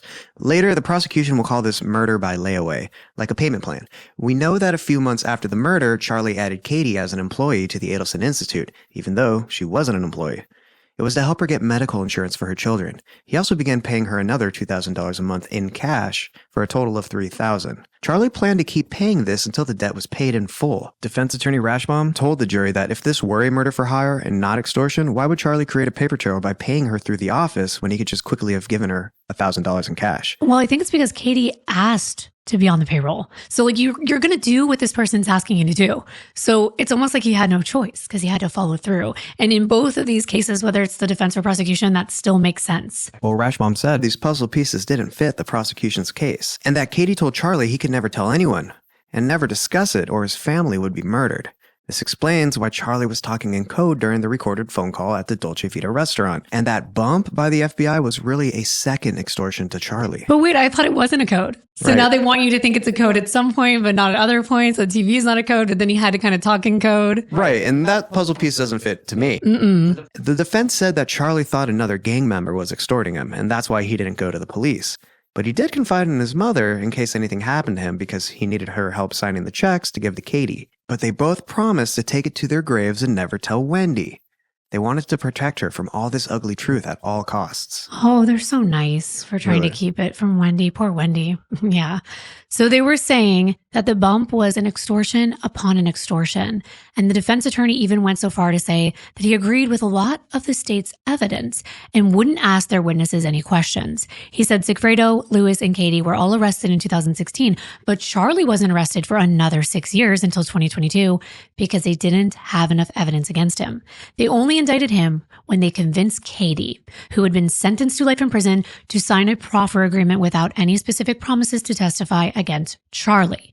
He told the jury that Katie had a motive to lie in court because it was the only way she would ever get out of prison and see her children again. He ended by telling the jury that case against Charlie is a case of guesses, assumptions, and lies from someone who was already convicted of murder, Katie McBanowa, someone who lied at 2 other trials to save herself. So why would she be telling the truth now? It really is quite a good argument. It even made me kind of pause and think about it after I heard it. Even with all that we know, I was like, could it be true? Could Katie have been so mad at Charlie because he didn't want more? He didn't want to marry her and maybe plan this with Sigfredo? Because they're criminals? I don't know. And they are trying to hang this over Charlie's head to get him to comply. But when I sat and thought about it, I thought of Occam's razor. When thinking of an explanation, the simplest is most likely the correct one. And I know Charlie's a manipulator. His license plate even said Maestro. It makes more sense that he would hire a hitman. And I don't think he cared about the paper trail because he thought he was so smart that he'd never get caught. Remember back to the Dolce Vita audio and all of his legal concepts that were all wrong? Yeah. The state presented the same case they had the other 2 times with a few new faces. For one, there was a new judge. I like him a lot. His name is Stephen Everett. And Wendi finally wore a different outfit this time. Her testimony was very similar to what we've heard in the past. However, Wendi claims she met Dan in Washington, D.C. and didn't mention J-date. And sometimes it frustrates me that the jury only knows what they hear within those 4 walls of the courtroom. But that's also a good thing with how much the media twists things. And then we have social media. But over the 3 trials, there's very little evidence against Wendi. Most of it seems circumstantial and weak as far as what has been presented. It's possible that Charlie and the Adelsons planned this murder behind Wendi's back, but we don't have all of that information. And as you will find out at the end of this video, there will be a huge bombshell revealed. And with that, we may learn much more. This is the 3rd time that Wendi has testified in her ex-husband's murder trial. On the stand, she played dumb per usual and wouldn't admit to anything until the prosecution handed her evidence. She would simply say it's been 10 years and that she didn't remember. Wendi refused to answer any questions unless the prosecution had the document with context they could show her. This legal strategy minimizes the impact of her testimony against her brother. Sometimes she would spend 5 to 6 minutes refreshing her memory of things that seemed difficult to believe she couldn't recall, especially given the fact that this was her 3rd time testifying against Dan's murderers. For example, the emails Donna had sent her, we probably know by heart. Yet Wendi is always surprised by them, as though she hadn't had years to examine them. Here, watch this part where Georgia asks if the divorce negatively impacted her family while showing her Donna's emails. So that paragraph, isn't that paragraph going into detail about how the issues surrounding your divorce and litigation is financially impacting in a negative way your parents' business? That's what my mom says here, yes. Okay, and it also says, additionally, this loss of income affects my family because my older brother, also a dentist, purchased the practice from my father in mid-July 2012. He has a monthly payment to make to my father based on the sale of the practice. It isn't fair to him to have decreasing monthly income statements from the practice due to my parents spending so much time here in Tallahassee. So this is an argument that your mom is proposing, right, to help you, give you an idea of what might persuade the courts to allow the relocation. Do you agree with that? Yes, that's what she was doing, yes. Okay, and she's indicating that both your parents as well as your brother have suffered financially as a result of you not being able to relocate. Yes. Wendi made each aspect of this argument her mom is proposing as difficult as possible to admit. She always answers that, oh, it's what my mom said, as though it's not what was really happening. But especially when Georgia asks if Donna was controlling. Listen and watch Charlie shaking his head in the courtroom while you're listening to this. All right. Is your mom overprotective of you? Yes. All right. And is it fair to say she's, a little on the controlling side? I don't think she's controlling, but she's definitely overprotective. Did she ever try to micromanage your life?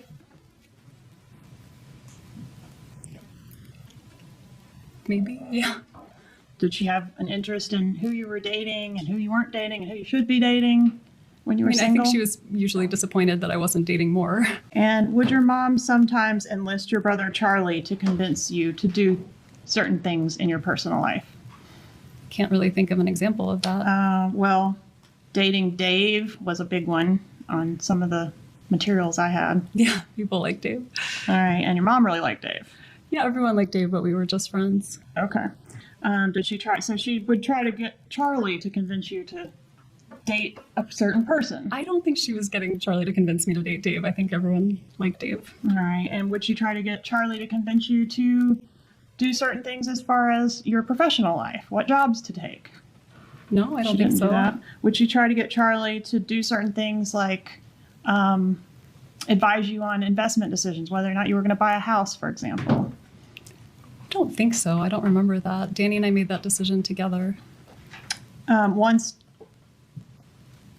you had left Dan and you were living separately, Did you look into purchasing a home here in Tallahassee? I did, yeah. And did your brother Charlie convince you not to do that? I don't remember him convincing me not to. The only reason why I didn't was because I was waiting on the money from Danny from the settlement and he didn't pay it, so I couldn't afford the house. And your mom didn't want you to buy the house, did she? That's not true. My parents were looking to buy a house in Tallahassee as well. Okay. You see how Charlie is shaking his head when they're talking about Donna asking him to persuade Wendi to date a guy named Dave that they all liked, but that Wendi only saw as a friend. Charlie was just shaking his head like it never happened. And the whole part about her parents looking for a home in Tallahassee, that's not exactly true. In fact, once Wendi had lost the motion to relocate to Miami, she was the one looking into buying a house in Tallahassee. And Donna was frantically trying to get Wendi not to purchase that house. The implication by the prosecution was that her family knew something that Wendi perhaps didn't know. And that was that Dan Markel didn't have long to live. Charlie did in fact talk Wendi out of purchasing that home. He sent his mom a text message letting her know that Wendi would not be purchasing a home in Tallahassee. And Donna was ecstatic with Charlie's result and called him a miracle worker. A few months later, Dan was dead. That exchange was on Halloween 2013. Several other things happened that day. That's the same day Charlie allegedly asked Katie if she knew someone who could harm his brother-in-law. It's also the same day Dan filed a motion to have both Wendi and her attorney disbarred for fraud on the court. According to the prosecution, October 31st, 2013 was the day Donna and Charlie planned Dan's eventual murder. Yet when asked whether it was true that her family had more reason to dislike Dan than anyone else, she tries to explain this by saying, well, that was in the context of the hours upon hours the police were interviewing me. Let's listen to that. Didn't you say, it's like my parents have more reason to dislike Danny than almost anyone else? Is that what you said? That is what I said. And that's because he hurt you, right? And I was saying that in the context of talking to law enforcement for hours and hours and trying to help them figure out who might be responsible. Right. And who did you tell them might be responsible?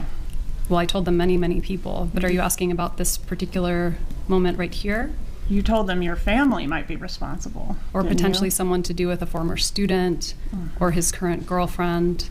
I mentioned lots of people that I thought could be responsible. Okay, and of the lots of people that could have been responsible, your family was one. Yep. Because they might have done this thinking it would help you.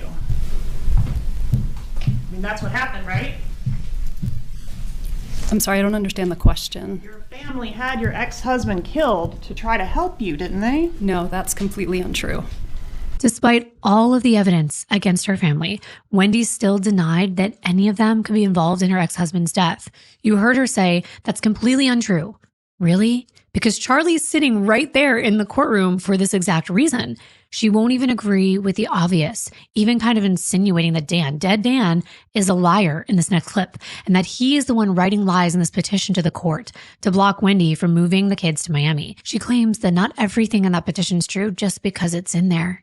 On page 82, it says the sole stated reason the wife seeks to relocate is so that she can be closer to her parents. Was being near your parents the sole reason that you wanted to relocate? No.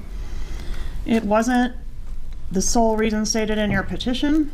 It wasn't the sole reason stated in my petition, and it wasn't the sole reason that he and I talked about before I filed the motion to relocate. Why was he so adamant and so confident that this was the real reason you wanted to be down there? I think there's a lot of things in these pleadings that are not true, so just because it says something doesn't make it true. Sure, but did he know that your mom was just grinding on this issue of trying to get you down there? He would have had no idea. That wouldn't have been known to him? I don't think so.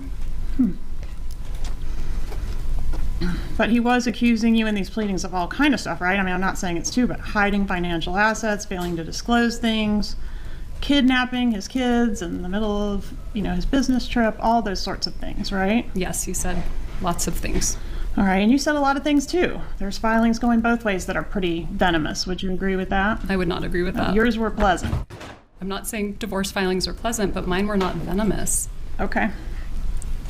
Did your mother, Donna Adelson, review the filing in which Dan Markel is accusing you of this theft and all this stuff? I don't remember if she did. What about the one where Dan Markel is asking that your mother not be permitted to have unsupervised visitation with the kids. My mom never saw that because after he filed that, he then asked my parents to babysit the kids. And my mom baked him banana bread, gave him a hug goodbye. So there was nothing truthful about that pleading that he filed, and my mom never saw it. Why do you think he filed that? He was really angry at me for leaving him. Okay, so he didn't really want to limit your mom's visitation with the kids. No, and he that's asked for her to evidenced babysit after he filed that. Evidenced by the banana bread. I love Georgia's dry humor, and you'll hear more of that in this trial, but I laughed when she's like, evidenced by the banana bread. Wendi was lying to the jury here because the prosecution had an email that Wendi sent to a dozen people that had the motion attached, including her brother Charlie and her mother. Plus, we know Donna told Charlie everything. But when Wendi was being confronted with all this evidence, she said she didn't know if her mother even looked at that filing. And she tried to make it way less significant than it really was. Georgia suggested that Dan's murder was supposed to be a 70th birthday present to Wendi's father, Harvey Adelson. Did your dad get any big gifts for his 70th? I don't remember. So there was no big lead up and discussion about some big gift that you were involved in, at least? I don't remember. I don't remember if I gave him a present. I hope I did. Do you remember what anybody gave him for that birthday? I really don't. Was the murder of Dan Markel your dad's big gift? I mean, that's, of course not. That's a horrible thing to say. What about the grandchildren, getting full unfettered access to the grandchildren? My Could that parents have been had the full big gift? unfettered access to their grandchildren always. Not when they lived in Tallahassee. Well, whenever they could come up and see them, they did. They were 50% of the time with Dan Markel, right? Sure, but whenever they were with me, they had full unfettered access. On the occasion that we're talking about, Dad's birthday, was that one of the times that when you came back to Tallahassee, your parents rode with you and then rented a car and drove home in the rental car? It was. And how long a drive is that? It's about 7 hours. During that 7-hour trip, or at any time when you were in South Florida, was there any discussion of a murder at all? No, absolutely not. Any discussion of what to do about Dan? No. Any further discussion about bribing, converting to Christianity, any of those strategies? No, that ship had long sailed. Any discussion on that trip about the pending motion to preclude your mom from having contact with the kids? No.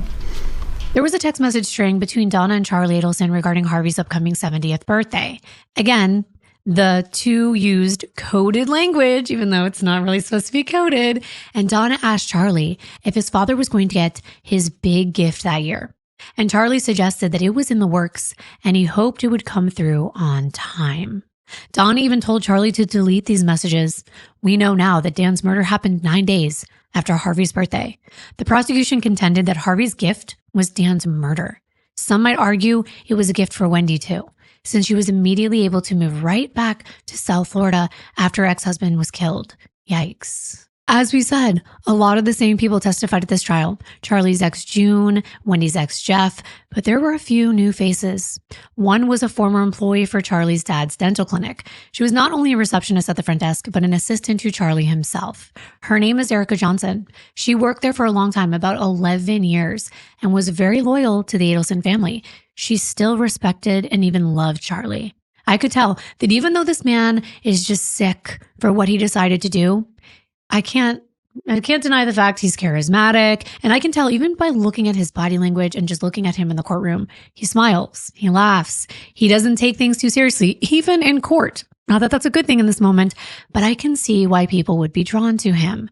We don't want to see the better parts of bad people, but I'm sure there were some good things and likable things about Charlie. Whether that was fake or not, we'll never know. But wait, because coming up, there's another witness who sheds some more negative light on Charlie. But first, let's hear from Erica. As soon as she sits down at the witness stand, Charlie is all smiles. Here she comes. She smiles at him first. And then as she's sitting down, Charlie is just beaming. Erica's really being called to refute that Katie McManoa ever worked at the Adelson Institute, just to drive that point home. But I think it was interesting how devoted Erica seemed to Charlie and his family. I also wanted so badly to know what her lapel pin said. I wondered if it had special meaning, if it had been maybe a gift from Charlie. Can any of you make out what it is? Let me know in the comments. Georgia asked Erica about an incident on June 1st, 2016, when law enforcement officers came into the office and asked for employment records for Katie. Erica said she didn't have access, and she knew Katie didn't work there, but she called the maestro himself, not knowing the phones were tapped. So let's listen. Did you work at the Adelson Institute for a number of years? Yes. For about how long? About 11 years. And were you employed there from 2013 to 2016 during those years? Yes. And what was your job there at that time? Front desk. Okay. Were you also kind of worked as an assistant to Charlie Adelson and the front desk? Yes. Who at the Adelson Institute had access to employee records? The owners of the business. So the Adelsons. Okay. Meaning Donna, Harvey, or Charlie? Correct. When police asked you for the records, did you call Donna Adelson? No. Or Harvey Adelson? No. Did you call Charlie Adelson? Yes. Okay, and when you called Charlie Adelson to let him know that law enforcement was there and what they were asking about, did you step away from them a little bit to the back of the office to make that call? Yes. Now, at the time, did you know that the call was being recorded? No. Have you had an opportunity to listen to that call in prior proceedings and also before court today? Yes. And was it your and Charlie Adelson's voices in that call? Yes. From your memory, is it an accurate recording of that conversation that day? Yes.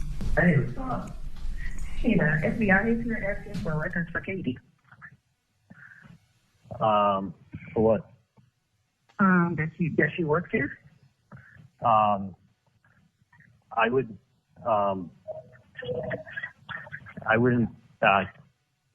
give anything.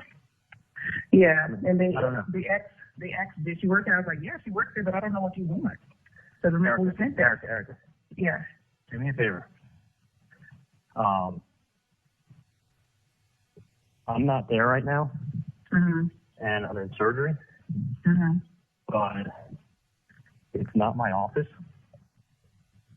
It's my dad's office, Mm-hmm. so I can't give anything out. Right. So, I don't have access to it. I don't know where anything is. Okay. So you don't have access to anything. So I don't know where anything is either. Yeah, so I would do this. I would not speak to anybody. Mm-hmm. You can do whatever you want, but it's my dad's office. Yeah. So I don't have access to any of that stuff. Okay. So they can talk to my dad, and I'm sure they'll be able to get whatever they want from them. Okay, understandable. So if I had it, listen, you can talk to whoever you want. I shouldn't say don't talk to anybody. No, I'm going to do whatever you tell me. Yeah, I shouldn't say don't talk to anyone. Talk to whoever on the planet you want to talk to. But it's not my office, and it's not your office. Right. So you don't have records to give them, and I don't have records to give them. So I'm sure they'll be able to help them out in any way they can. Okay. So that's what I'll tell them. Tell them that it's not my office. The office was sold back to my dad actually a long time ago. So tell them that you're talking to the wrong Dr. Adelson. Right. So what you need to do is tell them that you will get in contact. Because tell them, it's not your office. You can't get out records. They said within 20 days of Florida statute, provide above cause with reason. Are they there now, or do they just stand? They're there, but I'm in the back. They're just waiting for me to come back. Oh, and they want records? Yes. Do me a favor. I'm going to call you from a landline on your cell phone, okay? Okay. All right, bye. We heard you say at the beginning of the call, you're referencing Katie. When you said Katie, were you talking about Catherine McBanois? Yes. And how did you know Catherine McBanois? She was a patient at the office and his girlfriend. Okay. A patient at Adelson Institute and Charlie Adelson's girlfriend? Yes. Had you ever seen Catherine McBanois work at Adelson Institute? No. Did Adelson Institute have a cleaning service that came? Yes. And was it a husband and wife team that cleaned the office? Yes. And was Catherine McBanois part of that husband and wife team? No. See how she said Katie did work there when she's on the phone with Charlie? And he conveniently asked to call her back from a landline and to call her cell phone. And of course, we don't have those calls because those phones were not tapped. But she admits Katie didn't work there and that Donna handled the payroll. But there's more, as we said that there was some loyalty here, which comes in when Charlie's attorney cross-examines Erica. Let's listen to that. And the reason why you called him is because his parents, Harvey and Donna were out of town, right? Yes. The reason why you went to the back of the office when they came is because there were patients in the office, right? Correct. And you were nervous about this all going on with patients in the office, right? Absolutely. And Charlie, when he called you back, that was his big concern, right? The patients being in the office, right? When he called you back, was there anything crazy that he told you? Nothing. And when he would work there, he'd work mostly with you, right? Yes. You liked working with him, right? Loved. And you'd work late at night? Yes. And sometimes you'd go out to dinner late at night after, right? Yes. First, he wanted to make sure the jury knew that there wasn't anything crazy being said when Charlie called Erica back. But then he asked if Erica liked working with Charlie, and she said loved. She loved working with him. And the camera pans over to Charlie, and sure enough, he's sitting there smiling. Then Charlie's attorney goes on to ask if Erica used to work late and go to dinner with Charlie after hours, which he did. And it was the reason that Katie got into fights with him, because he'd be out with Erica at dinner. But then the defense asked if Erica continued to work with Charlie after all the allegations. Let's hear what she has to say. By the way, you say you loved working with Charlie Adelson. Did you continue to work with him after the allegations in this case? Yes. Did you ever worry about working with him? No. You continued to work with him until he got arrested, correct? Correct. And you can see she's just smiling and even waving as she's leaving the courtroom. What do you think of that? I mean, I said that I think he's charismatic and we know that he's a ladies' man, quite the charmer. And that brings us to this next witness that we wanted to showcase, which is an old friend of Charlie's. But what do you think? I mean, this person has worked there a long time. She practically maybe grew up knowing the people that she's working with. It's over a decade. Yeah, it could be that. Maybe they, had a little inter-office romance, a little quid pro quo. I mean, I don't know about that. Yeah, I think that they knows? were more professional, but I just think maybe being there as long as she was, you see the best in people. And maybe you can't believe that they would be involved in this. Right. And I'm sure that he treated all his employees great, right? As we've known before that he was very generous with the things he had and he was very nice to the people he liked. And I think we're going to hear from someone right now. And this is a guy friend. So his charm didn't exactly continue to work on his guy friends. So I do think it's important to get a perspective on Charlie from the outside, someone who actually knew him. And this witness is Ryan Fitzpatrick. And before we show you this testimony in court, I think it's important to provide some context about who Ryan is, because he's actually said in interviews that he did following the trial that he was given a lot of crap for this testimony, mostly because he remained Charlie's friend for a bit after Dan's murder. But as he explained on a couple podcasts he was on, Dan's murder wasn't even talked about by Charlie. There was nothing happening or known for a long time. And once it all came out, his perspective finally changed. Ryan is also a little rough around the edges. And later, when we do show you him on the stand, you'll hear some of the statements he made that weren't exactly very nice. Even though Charlie's on trial for murder, conspiring to commit murder, and many people dislike him, there were a few things in particular that people took issue with in Ryan's testimony, but let's not jump ahead. Ryan did an interview with Judy, the YouTube lawyer. I don't think we need to play too much of it because I'm just going to break it down for you, but I will let him speak for himself so you can gauge his personality. He explained to Judy that he and Charlie met through friends while they were both in college. They went to different schools. Ryan went to the University of Florida and Charlie went to the University of Central Florida. He said that Charlie was very giving, generous, and he did a lot for people. Charlie, successful, charismatic guy,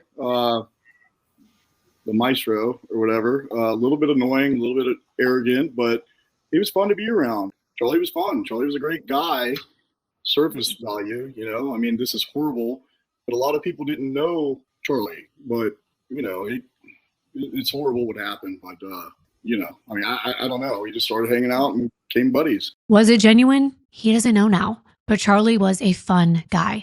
This was back around 2012. It was more of a party, social, like surface level hangout with Charlie at the time. But as time went on, they became like best friends. And that's mostly because they went into business with one another.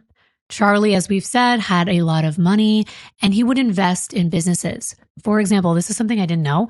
Charlie owned a bagel place called Nosh. He was an investor, and then Charlie ended up running a legal funding business, according to Ryan, and Charlie extended some funding to Ryan. Eventually, Ryan was working in an office behind where Charlie did some of his surgeries. So they were very close. When it came to women, Ryan confirmed what others have said, that Ryan never took any of the girls Charlie dated very seriously. He mentioned Charlie dating what he referred to as low-hanging fruit. And maybe these types of women, in his perspective, were easier for Charlie to manipulate. Ryan mentioned meeting Katie only in passing and didn't pay much attention to any of the girls Charlie had around.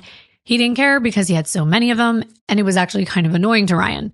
Ryan said he never had a substantial conversation with Katie, and that now he can see that she's a pathological liar, so he doesn't think you can actually have a real conversation with someone like her, and that Charlie wasn't good to the women he was with. That's sad. I wonder why they stayed around. Was it money? I don't know. The flashy lifestyle? Or maybe he just hadn't found the one. I can tell you why I think that later if I remember, but let's listen to Ryan. Only met Katie in passing, and to be honest, I didn't pay attention to any of the girls that Charlie had around. It was just like, whatever, like, hey, how you doing? I'm not like, hey, want to get to know you. I didn't care because it was just. Yeah, he had so many, right? Yes, he did. The maestro did. Yes, ma'am. And it was just annoying to me. I'm like, I don't want to get to know this person. I mean, I don't know if you could have substance with a pathological liar like her. You know what I mean? She's all over the place. 3 different stories every time she testified. It was like, what are you talking about? But now you're here to tell the truth. Yeah. But is that the third extortion or the second extortion? I'm not sure. I can't figure that out. Hey, low-hanging fruit, I guess. Maybe the good-looking ones or the nice ones wouldn't fall for his bullshit. So remember earlier I said there's a reason why I think that maybe it was because he didn't find the one? Because eventually he did kind of settle down and have a child with someone. And it seemed like, from things I have heard later on in phone calls and whatnot, that him and his new girlfriend, partner, were really into each other. So it could have just been that he hadn't found the one yet. Things began to change with Charlie over time, especially after Dan's murder. Even though no one talked about it at the time, Ryan said, looking back, there were changes he saw in Charlie. For one, the fact that no one mentioned Dan's murder seemed a bit odd. Ryan says he still can't believe it's real that someone would have a person murdered over a custody battle. But as we all know, being viewers of true crime, it happens a lot more than people think. The first time Ryan noticed anything odd with Charlie was when the first arrest happened when Sigfredo went to jail. Ryan was in the back office, Charlie was doing surgery, and he recalls Charlie freaking out. That's not the reaction you'd expect if your sister's ex-husband's killer had been caught. Charlie was acting nervous, and as time went on, Charlie kind of pulled away and began acting more self-absorbed, and what Ryan called narcissistic. Ryan's example is that Charlie wouldn't just call you up and ask how you were, it was all about him. He also began seeing the signs of manipulation, like, oh, I'll do this for you if you do that. It was always for Charlie's benefit. He tried to manipulate everyone. Ryan called it a habitual behavior trait, but it wasn't until Katie got arrested that Ryan started thinking Charlie was involved. His behavior was nervous, erratic, much like a guilty person. This is when Ryan really began noticing a difference in Charlie's demeanor. As things progressed, Ryan began to realize that he had been fooled. He couldn't see Charlie as someone capable of something like this. He said you can't really judge someone, but Ryan feels naive and almost believed Charlie's BS. Ryan was his buddy. It was hard to realize that someone you cared about so much was a narcissistic, sociopathic monster who did such a horrible thing. It's like being in an abusive relationship. You think about the good times and not the bad things that happened to you. Ryan said he's not the person he used to know. I was with Charlie working the day, I think it was October 2016 or May of 2016, something like that. I was with him that day, and he was in surgery, and I had an office in the back of the dental office that he was doing surgery in. And he freaked out, and I was like, what's going on? And he's like, oh, so-and-so just got arrested. I was like, here we go. And it was just miserable being around him after that point moving forward. Looking back with some of the comments that he made and things that he said, I mean, we knew. And I mean, he used to travel. I mean, I've been around the world with him, but there were times when he was out of the country and we would be like, don't come back. Like, you're going to prison. Like, it's extremely obvious what you've done, you know, with his behavior, his agitation, his nervousness. Like, it was annoying. Yeah, it was horrible. Hard to be around him. It was annoying. He was agitated, very self-centered, very narcissistic, very, just everything was about him. You know, he would never call me up and say, hey, how's your day going? It was about him and his problems. And I would be like, well, you created these problems. Like, you know, your problems are what you made for yourself. So it was a very labored relationship. I experienced the manipulation, you know, later in our relationship as well. So just the manipulation of like, oh, I'll do this for you, but you're going to believe my bullshit, or you're going to listen to my crap, and you just feel like, whatever, you know, like I'm just saying it was a personality trait that he had where it was like, and you mentioned the control, it was manipulation. Just like he tried to manipulate all of us in court. He tried to manipulate the cops. He tried to manipulate June. And, you know, I mean, it's just a habitual behavior habit. Yeah, I can tell Ryan really did care about Charlie. And it is shocking, like he said, to realize that Charlie isn't the person you thought he was. That would be a huge blow. You might even begin to look back and question everything. But the part of this interview that I personally found intriguing was when Judy asked about Charlie's family. Ryan wasn't super close to Charlie's parents, and he only met Wendi a few times in passing. But with what he did know, he said when he met Wendi, he thought she was hot, smart, but superficial, elite, and above everyone else, or she acted like she was. But he mentioned smart, and he wanted to make sure that it was clear that she was like genius level in his perspective. That means something to me.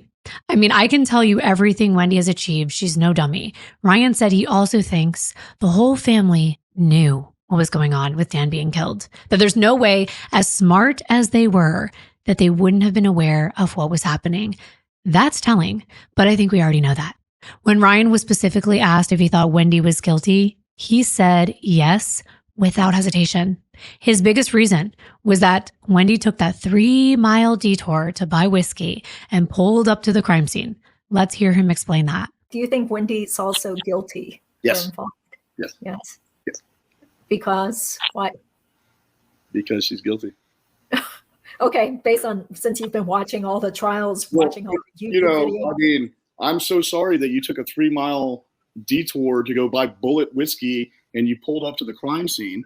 Oh, yeah. Explain that, Wendi. No, I think she's a piece of shit like the rest of them, and she's guilty just like Donna is. And hopefully Georgia Kappelman will continue her amazing job of prosecuting these criminals. She's definitely guilty. I think she's the mastermind. But I don't remember. Look at me. Yeah, I think that's when I realized that I didn't believe her anymore. Because I was convinced at first that she was innocent in all this, but there's just too much for her to not have known, in my opinion. Ryan said he thinks Wendi is the real mastermind and that she hung Charlie to dry in the first 20 minutes. In that first interview with police, she just threw him under the bus, especially when Wendi said on the first day of her testimony in this trial that this was the first she'd ever heard of the extortion. Do you want the culpable parties held accountable for murdering the father of your children? Absolutely. I'm grateful they're already in jail. But not if it's your family. It's not my family. I mean, somebody hired them, right? Not necessarily. Somebody paid them. I learned something this morning. Yeah, me too. I don't know if people caught on how pivotal that statement was to showing that she was throwing Charlie under the bus. Because if she didn't know anything about this extortion, it's as though it didn't exist. And that was her brother's defense. Ryan hopes that Georgia Kappelman will bring everyone to justice. And at the end, he mentioned Wendi's boys. As expected, Ryan reported they were smart little boys, they were handsome, and at only 7 years old, I assumed it was most likely Ben, he said one of them beat him at chess. I wouldn't doubt it. I mean, he did have Dan and Wendi as parents, and even Don and Harvey raised their kids to be outstanding academically. So we told you that Ryan testified against Charlie. He felt he had a duty to tell the truth. Ryan explained that he knew Charlie and grew close to him for the time they met in 2012 until Charlie's arrest, and that he was familiar with Charlie's parents. He knew that the family, including Charlie, were not fond of Dan Markel. When asked if Katie was more special than Charlie's other girlfriends, Ryan said no, she didn't stand out. The reason Georgia wants to make sure this is well established is that, remember from our last video, we explained Katie continued to receive gifts and money and was also on the payroll following Dan's murder. If she weren't any more special than his other girlfriends, It would be a payoff for the hit. We knew that they were not even together anymore. And Katie was back with Sigfredo in the months following the hit. One important aspect of Ryan's testimony beyond what I just explained was that the way Charlie kept his money, how he found out about Dan's murder, and whether he had any knowledge of the extortion claims. How Charlie acted after Katie's arrest, and of course Charlie's jokes. Let's listen. Do you or did you at some time have a relationship with Charlie Adelson? Yes, ma'am. Were you guys friends? Yes, ma'am. How close were you? Very close. What time frame were you close friends with Charlie Adelson? From about the time that I moved to South Florida in around about 2012. And then as years passed, we grew a lot closer. Until when? Until about 2018, 19-ish. All right. Did you spend a lot of time together? Yes, ma'am. Did you talk to him daily? Yes, ma'am. Did you know his family? Yes, ma'am. Meet his girlfriends? Yes, ma'am. Was the defendant, Mr. Adelson, very close to his sister, Wendi? Yes, ma'am. If you know, how did the Adelson family, feel about Dan Markel? Not fond. And did that include Charlie Adelson? Yes, ma'am. I mentioned the girlfriends. Did Mr. Adelson have a lot of girlfriends? Yes, ma'am. Was one of them Catherine McBanoa? Yes, ma'am. Did you ever have an occasion to meet her? I think in passing I might have met her once or twice, but I didn't have a personal relationship with her, no. Did she stand out to you as being someone special or of more importance to him than any of the other women in his life? Objection leading. Abstain. Please rephrase your question. It's a yes or no question. Did she stand out to him as being somehow special or different from the other women in his life? No, ma'am. Are you familiar with the defendant's practice of stapling his money? Yes, ma'am. Do you know the denominations or how he would staple it? 10 100s would be 1,000. Easier to count that way. At the time that Dan Markel was murdered, how did you learn of the murder? I can't remember. They never spoke about it, so. And when you say they never spoke about it, who was that? The family never spoke of it. So you didn't learn about the murder from your close friend? I do not believe so, no. Not directly. Right after the murder, did Mr. Adelson tell you that his girlfriend, Catherine McBanoa, was extorting money out of him? No, ma'am. Does that seem like something he would have mentioned to you? Yes, ma'am, probably. I imagine so. Did he ever make a statement to you about murder? Charlie, as you've heard in testimony and depots, he made a lot of tasteless jokes, and he said something along the lines of, you get away with anything, you get away with murder, and you keep your mouth shut. When was that statement made? Jeez, years ago. Before or after this murder? It would be after. Are you familiar with the arrest that occurred in May of 2016, I should have clarified. Katie's arrest? Yes. Yes, ma'am. And did his behavior change at that point? Yes, ma'am. And did he seem relieved and less stressed out after she got arrested? No, ma'am, he did not. What was his demeanor after her arrest? Nervousness, agitation, stress. So he seemed to get more stressed out after she was arrested? Yes, ma'am. Was he weird like that before, like between the time of the murder and the time of Catherine McBanoa's arrest? To say he was weird. Like that, like the behaviors you just described? No, ma'am, not that weird. So there's confirmation once again that the money Charlie had was stapled, that he acted weird and nervous following Katie's arrest. And again, if you weren't involved, you'd be happy. You'd be relieved that the person who killed your sister's ex-husband was behind bars. But no, Charlie was worried because the walls were closing in. Plus, you heard Charlie's joke after Dan's murder that you can get away with murder if you keep your mouth shut. Well, he should have taken his own advice because all he did was talk to his family and Katie, code or not. But remember, we said there was something about this testimony that rubbed some people the wrong way. Well, Charlie apparently sued Ryan and some other people, but that lawsuit was dismissed. However, when Georgia asked Ryan if they had a falling out, he said yes in the summer of 2018, and that he's not a big fan of Charlie. But further, that he's not only said mean things about Charlie to his face, but also on social media. It was when Charlie's attorney cross-examined Ryan when things got a little heated. And that's because Charlie's defense attorney came out the gate accusing Ryan of stealing money from Charlie, which led to that lawsuit. And that Ryan threatened to go to police and tell them Charlie was involved in Dan's murder if Charlie didn't drop the lawsuit. Isn't it true that you stole from Charlie? No, not at all. Okay. It's not true that you took checks that were supposed to be made out to the business and took them for yourself? That's alleged in a lawsuit that's been dismissed. So. Was that lawsuit dismissed because Charlie Adelson got arrested in this case? Why I never hired an attorney, because I wasn't worried about it. When was it dismissed? After his arrest in this case or before? I found out last week, so I don't know. I don't care. Do you think it was dismissed after he was arrested in this case? That's speculation on your part. I have no idea. I didn't think about it. Didn't lose any sleep over it. Was a lawsuit for hundreds of thousands of dollars? About $2 million. But I don't have that anyway, so I didn't worry about it. Before he filed that lawsuit, he demanded that you repay him, right? I guess, if that's what he says. Well, did he text you and demand repayment? Yeah. He said he was going to start taking what you owed him out of your paychecks. Do you recall that? Yeah. And you didn't like that? No. So you threatened if he tried to recover any of the stolen money for you, you would go to law enforcement and tell them that he was involved in Professor Markel's murder. I don't know if that's what I said verbatim at all. I found this part humorous. I just want you to watch as Georgia laughs and smiles when Attorney Rashbaum brings his huge accordion folder of papers to her table to rifle through them and try to find evidence of this text message exchange between Ryan and Charlie. Even Sarah Dugan has a smirk on her face. I had to laugh at him bringing all of that to their table. Georgia mouthed, "Oh my God." He only needed one folder. So let's go back and see what he asked Ryan. Do you recall saying to Charlie Adelson, "I don't owe you shit. I'll be on the phone with the FBI today. Get your affairs in order before prison, punk. You're going to rot in jail, you mom, fag."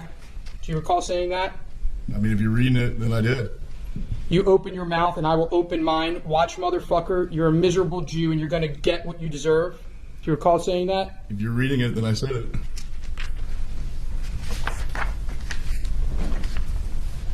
I dare you to threaten me again. I'll be on the phone with the FBI before you blink, you murderer. Do you remember saying that? Yep. Get fucked. I'm going to get you in jail. Do you remember saying that? I guess, if it's in there.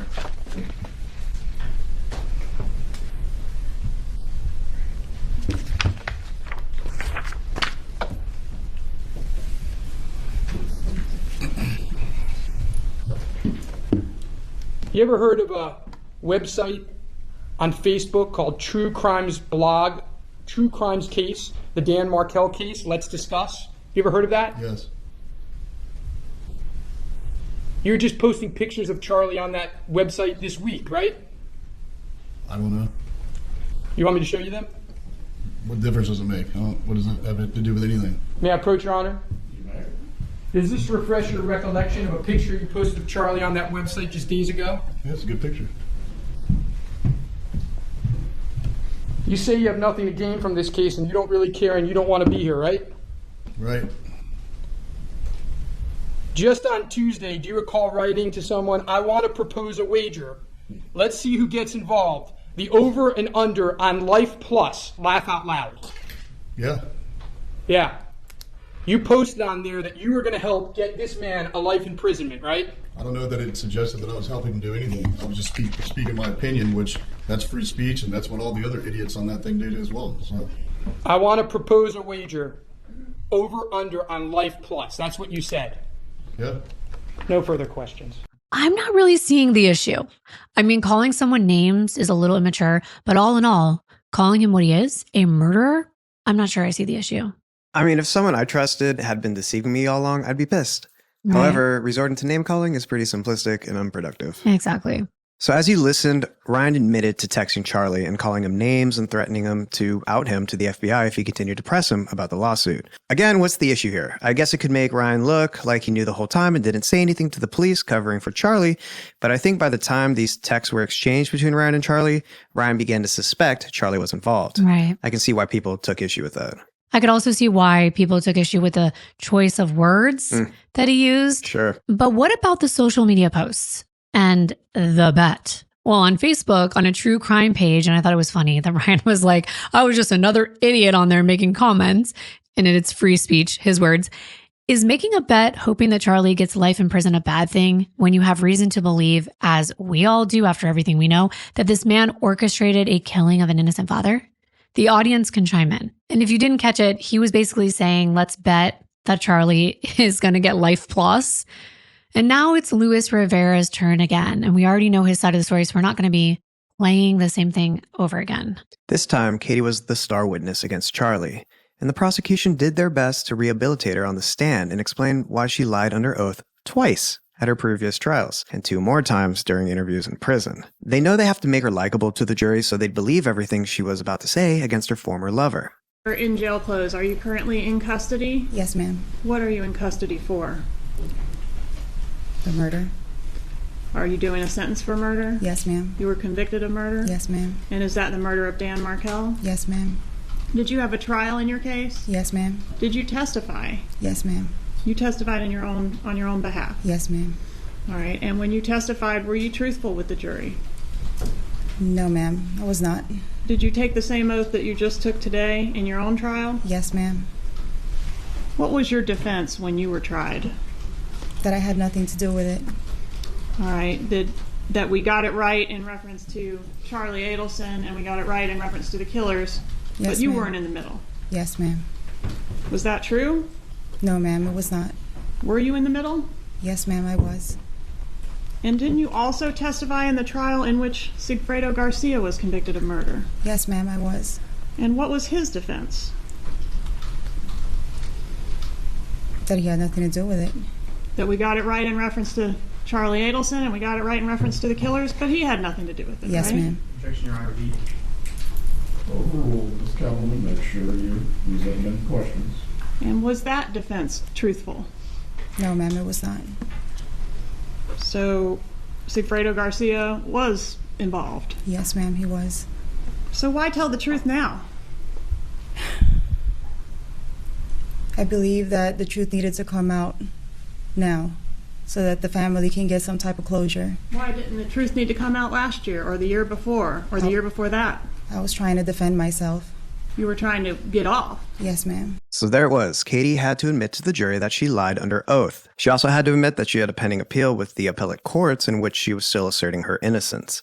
But she told the jury she was telling the truth now because she believed the truth needed to come out. Dan's family needed to have closure, and her primary motivation for arranging Dan's murder was purely financial. So how did it all start? Remember we told you that Halloween was a pivotal time in this case? Here's how Katie explained the plan being put into motion. So was this photo taken before or after the murder? Before. Who came up with the idea to kill Dan Markel? Charlie. So Sigfredo Garcia didn't come up with the idea? No, ma'am, he did not. Luis Rivera didn't come up with the idea? No, ma'am, he did not.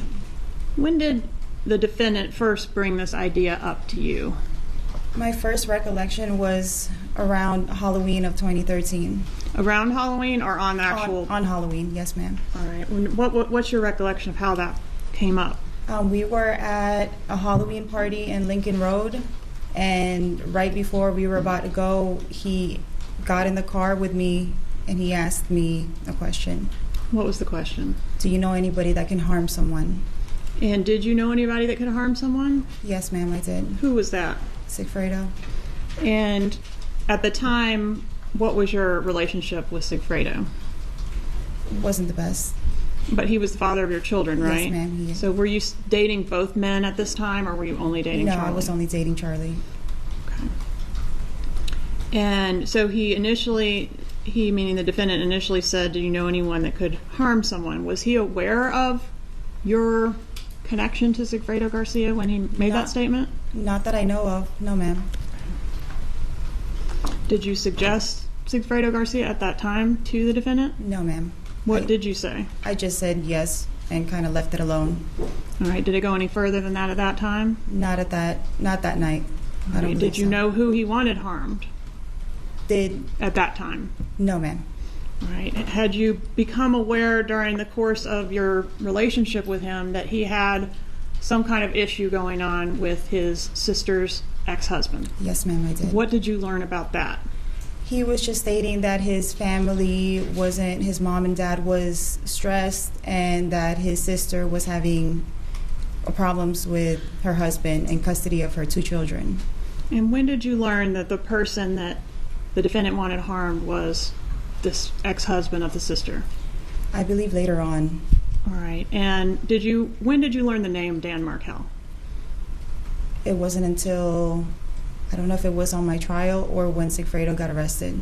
Okay, so even when he was killed, you didn't know the name of the person that was being killed? Yes, I never knew his name. How did the defendant refer to this person, if not by the name Dan or Danny Markel? Wendy's husband.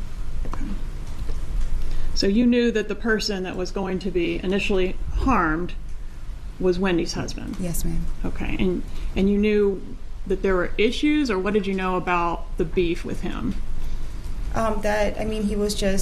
He painted this picture that this was a terrible man and making his family go through a lot custody-wise with his sister.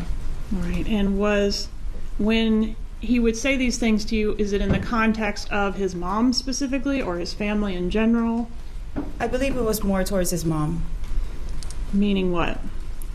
That his mom hasn't been sleeping, his mom is not eating. I know his dad wasn't the best health either, but he would refer to his mom a lot. So there you go. According to Katie, it was all Charlie's idea. As we have thought, he wanted to make the problem go away for his family, especially for his mother Donna, whom Katie said Charlie mentioned the most. And Katie also admitted she never told Charlie who would be doing the job, as we suspected, since she knew that both Charlie and Sigfredo hated each other, so that makes pretty good sense. Of course, neither would agree to this plan, but Katie was in it for the money, so she kept that part a secret. Katie said she never told Charlie who was going to be doing the job. Did you ever tell the defendant who it was that was going to be doing the job? No, ma'am, I did not. Why didn't you say the name Sigfredo to Charlie Adelson?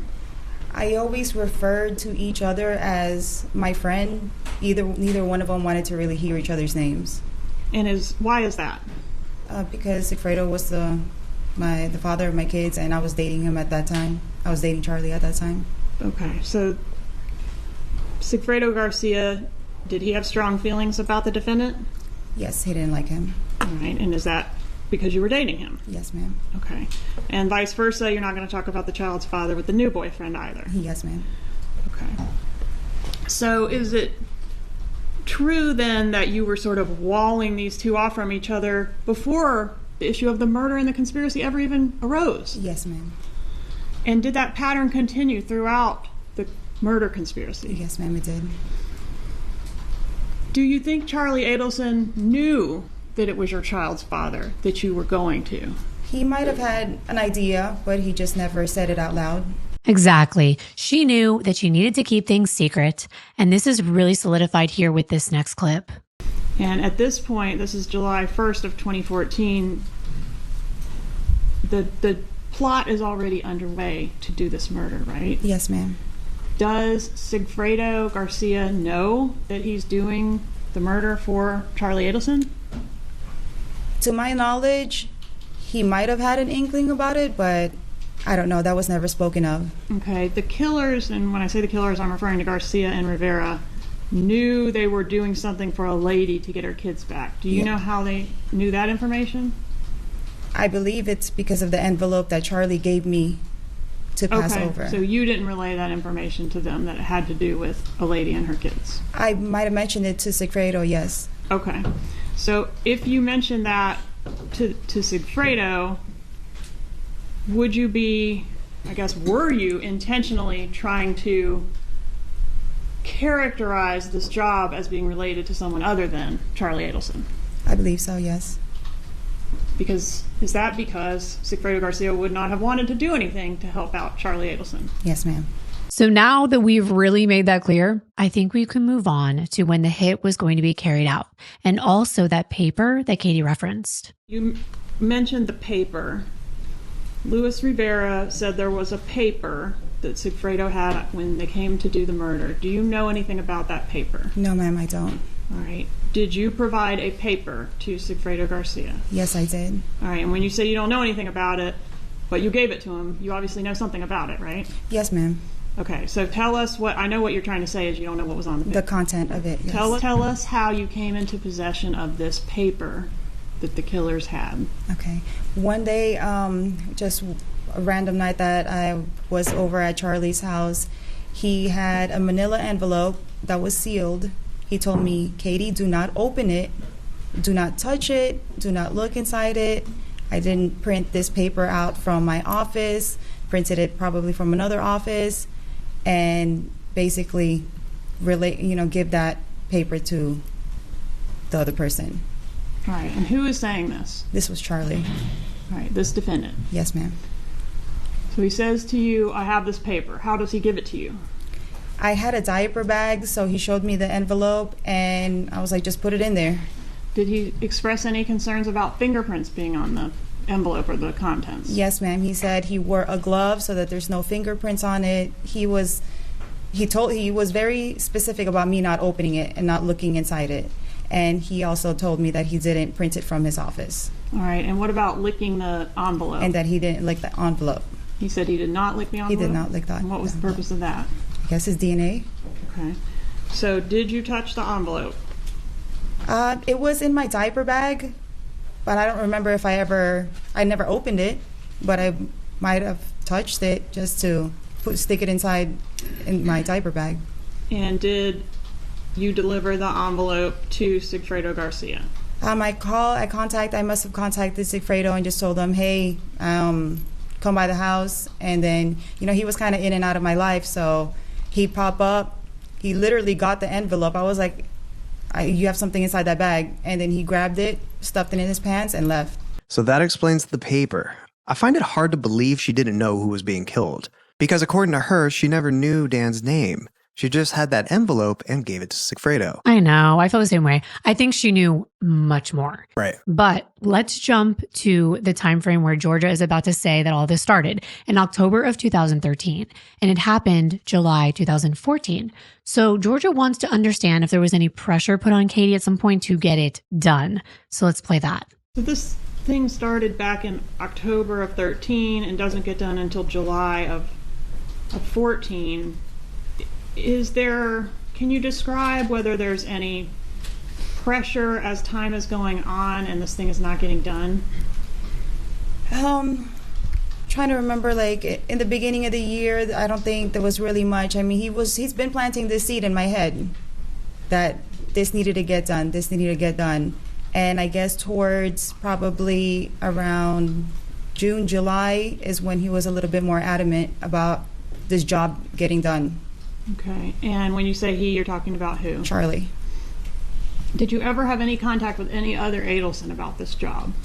No, ma'am. Georgia wanted to know whether Katie had ever spoken to Wendi or if there was a connection between them. Katie explained that she had met her a couple times, but they weren't in contact. They did not have a relationship. Georgia shows Katie a picture of her and Wendi together and asks her about this. Is this you on the left side of the screen? Yes, ma'am, it is. Right. And where was this picture taken? This was in South Beach. I believe the building that they were living at where Charlie's parents were living at. Is that the Icon? I don't think that was the Icon. It was somewhere in First and Ocean. Okay, so a different residence. Yes, ma'am. All right, and this photo, was this the first time you'd ever met Wendi, or had you already known Wendi before this photo? I met her one time prior to this because I believe this was in Father's Day. So I met her around spring break when I had dinner with her and Jeffrey. Okay, so the Yardbird restaurant? Yes, ma'am. All right, so this was the second time you'd met her? Yes, ma'am. Did you have a relationship with her outside of her being Charlie's sister? No, ma'am, I did not. Did you communicate with her by phone or through any apps or anything like that? No, ma'am, I did not. Did you receive any communication from her specifically about the homicide? No, ma'am, I did not. Did Wendi ever give you any money or other gifts? No, ma'am, she did not. Did anybody pay you for your part in the murder other than Charlie Adelson? No, ma'am, they did not. All right, and the payments from Charlie Adelson, did those include the checks that were signed by his mother from Yes, the Adelson ma'am. Institute? Yes, ma'am, it was. Did you perform any job at the Adelson Institute? No, ma'am, I did not. You didn't go up there and clean on the weekends? No, ma'am, I did not. Now we're going to jump to the night of Dan's murder. As you've heard in previous trials, Katie's defense attorney argued that she never knew did not have anything to do with the money being transferred. But now we are finally hearing what's supposed to be the real story. And did you get payment for the murder that night? I believe it was the following morning. Were you in a panic when you arrived at his house? Was I in a panic? In a panic. I wasn't in a panic, but Charlie was. Okay, explain that. How was he acting? When I opened the door, he was kind of frantic, and he had a gun in his hand, and he was just all over the place. Was that normal behavior for him? Not having a gun in his hand, no, ma'am. All right. Did you know him to have a gun prior to that? Yes, ma'am. He has a gun safe. All right, but he just didn't usually carry around in his hand? Yeah, he's never had it in his hand. What was he saying to you when he was in this frantic state? I can't really recall because he had given me some Xanax, so it was a little blurry that night, and I just fell asleep. I think we both fell asleep. So, all right. Can you tell the jury whether the excitement that he was showing had to do with the murder or something else? Yes, ma'am. It had to do with that. Okay. Was anybody else there at his residence when you arrived? At that day, no, ma'am. Okay. Did you ever see his parents at the residence? No, I didn't see his parents. Okay. How was the money packaged when you got it? I think you said you got it the next morning. Yes, ma'am. Okay. How was it packaged? It was in a plastic. The money was in a plastic bag, like a Ziploc bag, that was inside a brown bag, and then like a grocery bag over it. And was the money stapled? Yes, ma'am, it was. Can you explain how it was stapled? Like what size bills and what increments were stapled together? I believe it was stapled in, I never counted it, but it was like in a stack and it was stapled in the corner. All right. Were they $100 bills or something else? They were $100 bills, and there was some 20s and 50s. Okay. And was the money damp? Yes, ma'am, it was. Explain what you mean to the jury. A couple days after that, I went and I opened the bag and I called Sigfredo and I told him, I was like, there's mold on this money. And he's like, well, blow dry it. And I was like, well, why would there be mold on the money? And he's just, I don't know, just blow dry it. So I believe his parents or his mom might have washed the money. You mean like physically washed the money? Yes, ma'am. And why do you think his mom did it? Because he was always adamant about telling me he didn't have any money in his house. And he told me that his parents had just stopped by right before I got there. So all of a sudden he had money to put in the trunk of my car the following morning. Money, I'm sorry I interrupted you. I'm sorry. Was the money already sorted out and packaged when you first saw it, or was he doing that? No, it was already stacked and sorted out. Okay.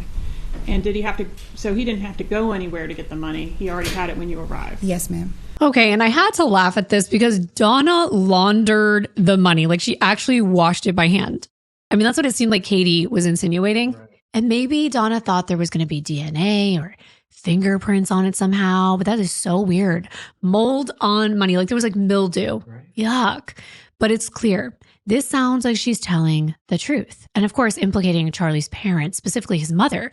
The defense is going to try to paint this as Katie extorting Charlie, and that she went over there and told him her secret, that her friend, who we know is Sigfredo Lewis, killed Dan, and now she needs money, and that she threatened Charlie to give it to her because her friend needs to see that Charlie's cooperating, or he will do the same thing he did to Dan to Charlie. But Georgia makes sure to ask Katie if there was ever a fight between them that night. I mean, she already said that he gave her Xanax and they both fell asleep, and that this was never a plan that Sigfredo came up with on his own. But here's that interaction now. Was there any argument that night about the money or the next morning? With me and Charlie? Yes. No. I guess you did stay there that night? You may have already said that. Yes, I fell asleep. Was there any argument with the defendant at all about anything that night? No, ma'am. Not that I can recall. Did you threaten him in any way? No, ma'am, I did not. Did you, the night that you went to get the money, did you threaten Charlie Adelson in any way? No, ma'am, I did not. Did you try to extort money out of him? No, ma'am, I did not. The money that he gave you, is that something that had already been discussed or agreed upon in reference to this homicide? Well, I believe yes, because it was going to be payment for this. You weren't, well, were you sent with a message from Sigfredo to tell him he better give it up or else? No, ma'am. Did you relay to the defendant that his family was in danger if he didn't give you whatever it was you were asking for? No, ma'am. How did Sigfredo Garcia and Luis Rivera get paid for their part in this murder? That morning, when I woke up, I was like, oh my God, I gotta go. So I drove back down, and I was trying to look for Sigfredo and having a hard time that morning. And then eventually I made it to the alleyway of where Luis's building was. Was that on North Miami? Yes. In like 135th. Where he lived with Jessica? Yes, ma'am. Okay, go ahead. And I was just waiting in the car, and all of a sudden Sigfredo just like popped up and got inside the passenger seat. All right, so they got their money from you? Yes, ma'am. Sigfredo did. And Rivera got paid as well, didn't he? I believe so, yes. At any time after, I know we talked about the night of the money, that you got the money, but at any time after that, did you ever blackmail Charlie Adelson? No, ma'am, I did not. Did you ever threaten him in any way? No, ma'am, I did not. Did you relay any threats on behalf of Sigfredo Garcia? No, ma'am, I did not. Did anyone ever make you extort any money or other favors out of Charlie Adelson? No, ma'am. Before the murder, had you bragged to Garcia and or Rivera about my new rich boyfriend? I didn't even know he had money like that. Well, I mean, he had a good job, and he had a nice house, but I wasn't aware of how much money he has. Okay, but he definitely had more than Sigfredo Garcia. Oh, yes, ma'am, he did. Okay, and did you brag to Garcia like, oh, I got a new, better guy? I'm pretty sure he saw that I was happy and I was, going out to dinners and hanging out with him, so. Okay. But did you tell them specifically he's got a lot of money? No, I did not. Did you tell them specifically he's got this issue with his sister's ex-husband? I believe I mentioned it. Yes, okay. I did. And when you talked to them about he's got this issue with the sister's ex-husband, was that in the context of hiring them to do the murder, or just in general? Okay, so they were aware that he had this issue. Well, Sigfredo was, yes. Okay. Did you ever talk to Rivera about it? No, I did not. Okay. And when you talked to Sigfredo about it, did he ever say, well, I think I'll just drive to Tallahassee and kill the guy, or anything like that? No, ma'am, he did not. Is that something he would have mentioned to you if that was his idea? Sigfredo doesn't say a lot of things to me, and he likes to keep a lot of things away from me. So he would have never asked me that or told me that. Okay. But in this case, I guess, okay. So is it possible that Sigfredo and Rivera came to Tallahassee and did this killing without any communication from you or Charlie Adelson, just on their own? No, ma'am. And then extorted Charlie Adelson through you to get money because they had killed the guy? No, that'd be impossible.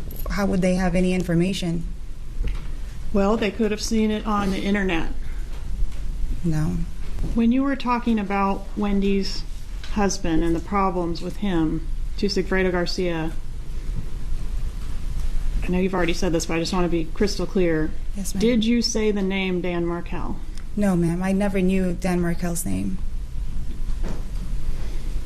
How was the name Dan Markel, the location and name of the target for this killing, provided to the killers? I believe it was all the information that was given to Sigfredo, which I got from Charlie, was all in that paper. Paper provided by this defendant? Yes, ma'am. Inside the envelope. Out of all the theories, this one seems like the truth to me because it just makes sense.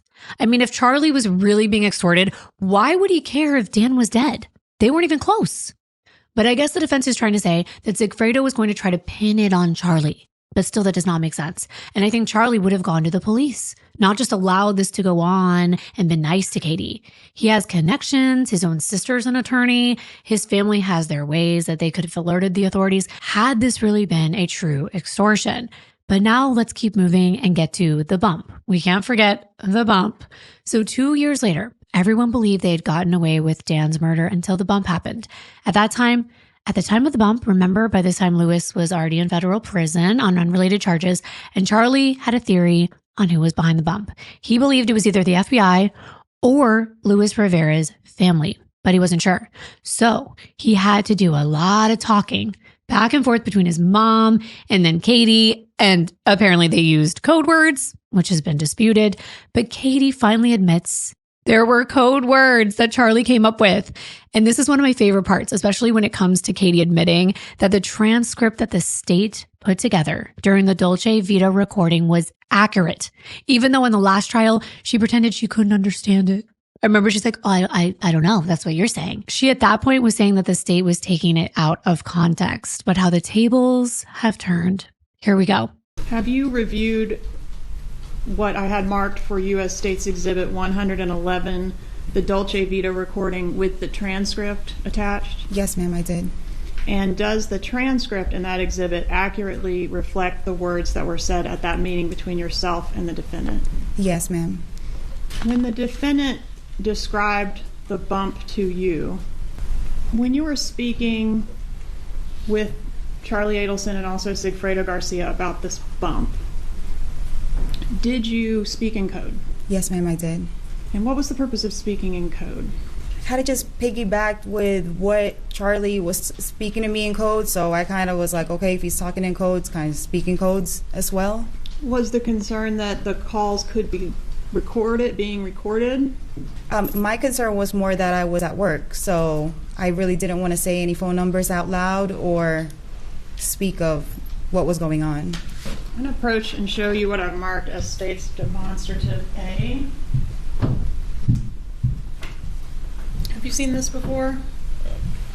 I don't know if you have. No, ma'am, I have not. All right, and it's got several items listed here as code words with the actual meaning next to them. Yes, ma'am. Would you take a moment to just, and the ones in red are the ones used by you, the ones in yellow are used by Charlie Adelson. Okay. Will you review this exhibit and just tell me if it's accurate as far as what the code means? Yes, ma'am, it's accurate. Now she says, this paper that we're showing you on the screen if you're watching is accurate. And to break this down in an easy to understand way, the defense for Charlie called an objection at this point to a couple of these words that we can't see yet because they're only being shown to Katie. I think they only left the ones exchanged between Charlie and Katie during the calls and the Dolce Vita. There's a bunch of them, mostly related to the bump. For example, in reference to the undercover agent, Charlie would say patient, client, or even tenant, because Katie worked at a real estate agency at the time. And he called that paperwork that was given to his mother, the listing, the paperwork. And this was just some of the code words. I was waiting for the word TV to be talked about, but as you can see, there are lines that are blacked out. And those are the words they were probably covering at this moment until later on. Now it was time for Katie to be cross-examined. The defense attorney wanted to highlight what a liar Katie had always been and how she was only telling this new story against Charlie because she had no other choice. And he did do a pretty decent job. He was pretty convincing. We're going to edit this clip a little bit so that it's a little quicker than it would take to get through all of the lies. The real reason you didn't cooperate, and you made it clear, is because Charlie Adelson had absolutely nothing to do with the murder of Professor Markel. Isn't that the case? I didn't cooperate because in order to give up Charlie, I'd have to give up Sigfredo. Well, let's talk about the testimony in your first trial. And don't worry, we're going to get to your proffers as well. Okay. But let's talk about the testimony in your first trial. You were asked, did you get the father of your children, Mr. Garcia, to commit a murder on behalf of Mr. Charlie Adelson? Answer, no, ma'am. Do you recall saying that? Yes, sir. You were asked, do you have information that Charlie Adelson was involved in this? Answer, do I have information? I don't have personal information. Do you recall that? No, sir, I do not. You don't recall saying that in your first trial? No, sir, I do not. Would you like to see a transcript of it? Yes, I will. Does that refresh your recollection that that's Yes. what you said? Yes, sir, it does. During your second trial, do you recall being asked, Charlie didn't ask you to do anything weird? Answer, no, ma'am. Like get someone to get a hitman to commit a murder of his ex-brother-in-law? No, ma'am. Do you recall those questions and that answer? Yes, sir, I do. Because you couldn't implicate Charlie, you went to trial, and the first trial hung. Isn't that the case? Yes, sir. A few weeks before your second trial, Charlie was arrested. Isn't that the case? Yes, sir. The state waited and waited and waited for you to cooperate, and then they arrested him on the eve of your trial when you made it clear you weren't going to cooperate, right? Yes, sir. So you went to trial the second time, and this time you were convicted. Yes, sir. And you were convicted of first-degree murder and other charges, right? Yes, sir. A few weeks after your conviction, you were sentenced to life in prison without the possibility of parole, plus another 30 years. Do you recall that? Yes, sir. And you were transferred from the jail in Leon County to the state prison where you would spend the rest of your life, right? Yes, sir. Away from your family, Yes, sir. away from your children. Yes, sir. And you realize that there are only two ways to get out of that prison, right? What are the two ways? Well, one way was in a coffin, right? Yes, sir.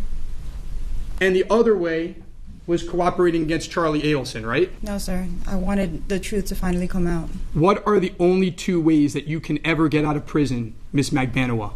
My appeal? Oh, well, we'll get to that too. You have an appeal pending right now, right? Yes, sir. That claims that you're innocent. Yes, sir. Let's just make this clear to the jury. Ms. Kappelman has called you as a witness against this man who's presumed innocent. You've just testified that you did a murder, and you have an appeal pending right now in this county claiming your innocence. Isn't that true? Yes, sir. All right, that's enough. It's clear that she lied, and a pretty significant gotcha moment by the defense. All it proved was that Katie was the type of person who would lie for her own personal benefit. The prosecution had already established that in the first few minutes of her testimony. And you heard the defense refer to Katie's plan to get Sigfredo to lie on her behalf. She would call Sigfredo's mom from prison and have her put Sigfredo on speaker from another phone so they could talk. By law, Katie was prohibited from speaking with or contacting her co-conspirators. Sigfredo never testified, and there is a theory on why that is. It involves him protecting his mother from prosecution for facilitating communication between two convicted felons. But that's just theory. There are no direct evidence or explanation for why Sigfredo chose not to testify on Katie's behalf. This looks bad for Katie and the prosecution. But before Georgia gets her chance to press him for answers, Charlie's attorney gets to lay out his theory. And there had already been 2 other trials, and the defense had a preview of the prosecution's case. They were ready to address every single piece of evidence against Charlie with a carefully crafted story. And this is one of the most riveting testimonies that I've ever heard, or at least in a while, from a defendant. We can't play it in its entirety because I think it would take at least a day or 2 in order to get through the whole thing. But of course, we will highlight the best parts. First, Charlie didn't look too nervous when it was his turn to take the stand.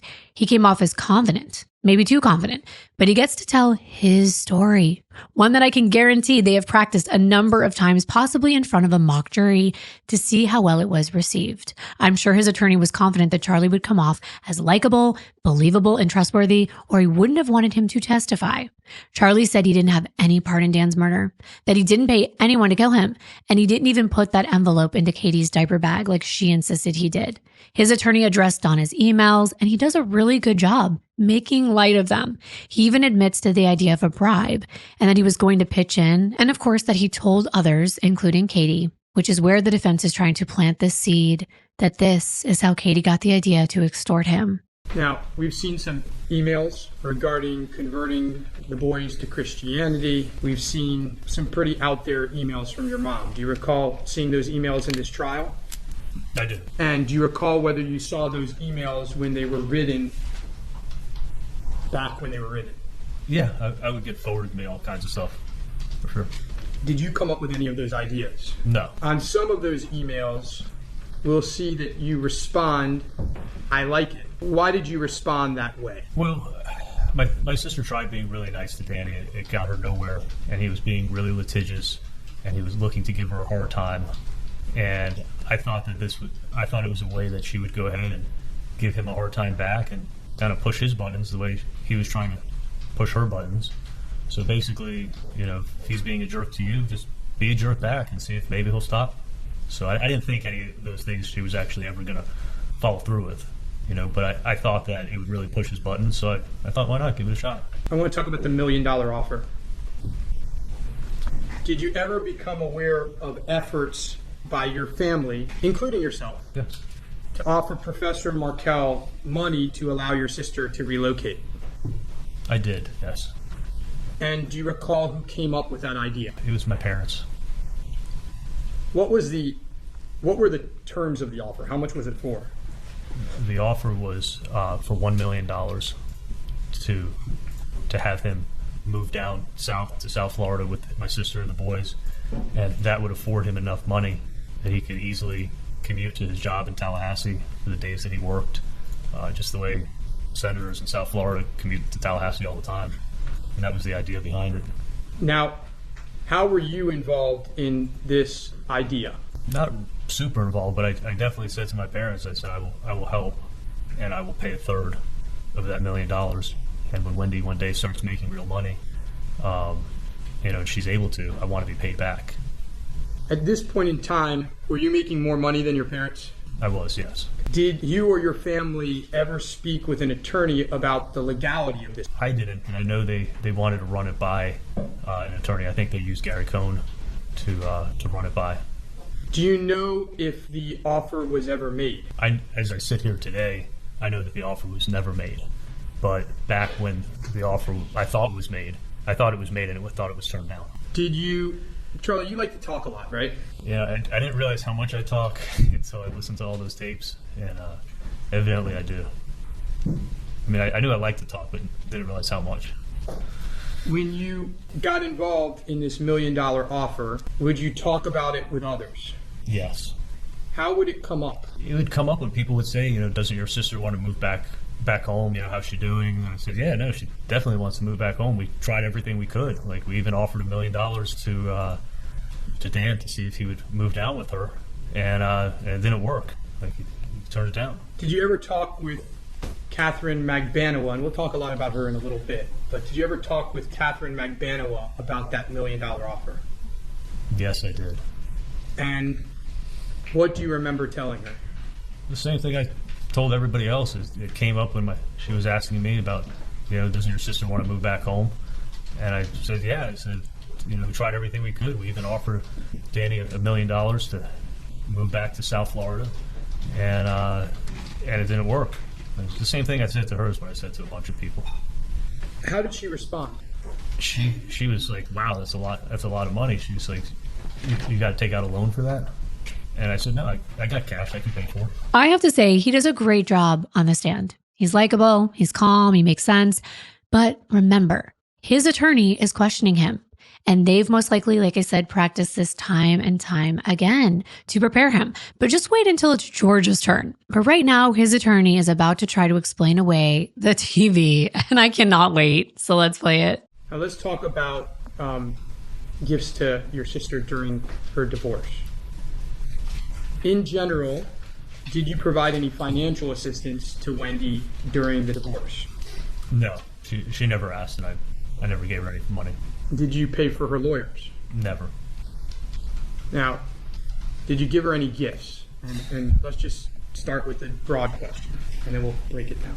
Did you give her any gifts? Yes, I've given her gifts during the divorce. Okay. Do you recall giving her a TV? Yes.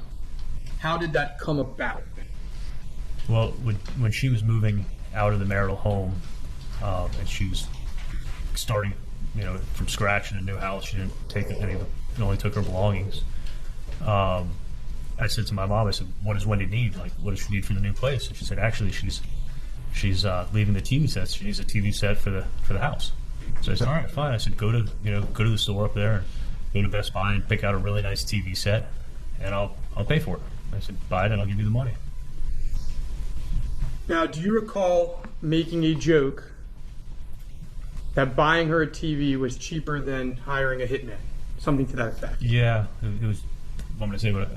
Yeah, tell me what the joke was. What happened was, when I gave her the TV set as a divorce present, it was the stupidest thing I ever said in my life. And I said, I was going to get you a hitman, but the TV set was a lot cheaper, so I went with the TV set instead. And I said it as a complete joke, and it was stupid, but I do that a lot. Did you make that joke to others? Yes. Did you make that joke many times throughout 2013 and 2014? I made that joke when she was having problems and she was fighting and she was upset. I recycled the joke. And it was stupid. Did you ever say that joke to Catherine McBanowa? Yes, I did. Just to be clear, did you ever look into hiring a hitman? No, never. Did you see that deep breath at the end? Yeah, he had to let that all out. Yes. It's just like, because that was a really hard question to answer. And it's out of the way now. So I think that was a sigh of relief and it must have felt really good for him. But now let's hear about Katie and why he was attracted to her. Initially, did you learn anything about her ex-husband? No. The only thing I knew is that she'd been with somebody for about 10 years and that she was now single. After you dated her a couple times, what did you like about her? Well, and aside from the initial things, what attracted me to her was she had a very busy life also. And my life was so busy, it was hard for me to be in a relationship where someone wanted to go have dinner at 5 o'clock and hang out with me a couple days a week. So she was working full time, had 2 kids. So she was fine seeing me once or twice a week. And we both had very little time. Now, you said that your first date was sometime in early October 2013. Yeah, it wasn't even a real date. We just went and had dinner. There was a restaurant in the building. And we finished late, and I said, "You want to grab dinner?" We ate at the building. Did you ask her just 2 weeks later if she could find someone to kill Professor Markel? No, not at all. Did you have a Halloween party with her or go trick-or-treating with her, and after the party say, "Hey, do you know anyone who can take care of my ex-brother-in-law for me?" No, absolutely not. Now, back to the relationship. Over time, did it become more serious? Over time, in the beginning, it's always like you're just trying to see who each other is. And then as time went on, she wanted to get more serious. I'd say probably by the springtime, probably around March, she started asking me. Now, did you consider her to be your girlfriend, though? She was my girlfriend, yeah. Did you consider yourself to be exclusive? After the first 3 months together, yeah, for sure. Did you ever see a possibility of marriage with her? No, I didn't. During the time that you dated her, how often, let's be clear, we're talking about now the beginning of 2014. Right.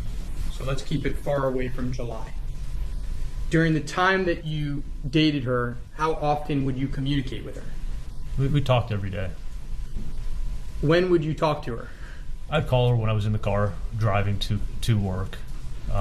We'd text throughout the day, and then I'd always talk to her at nighttime. Did she go to family events with you? She did meet my family a couple times, yeah. She met your sister how many times, if you recall? 2 times.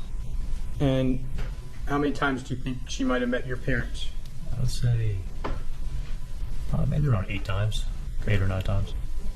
Was she a patient of your dad's? Yes, she was. We're going to get into this in more detail later, but let's be clear right now. Did Catherine McBanowa ever work for your dad or for you at the Adelson Institute? No, never. Now, I think you alluded to this a little bit earlier, but as time went on in 2014, did she want to be more serious? Yeah. And what did you think about that?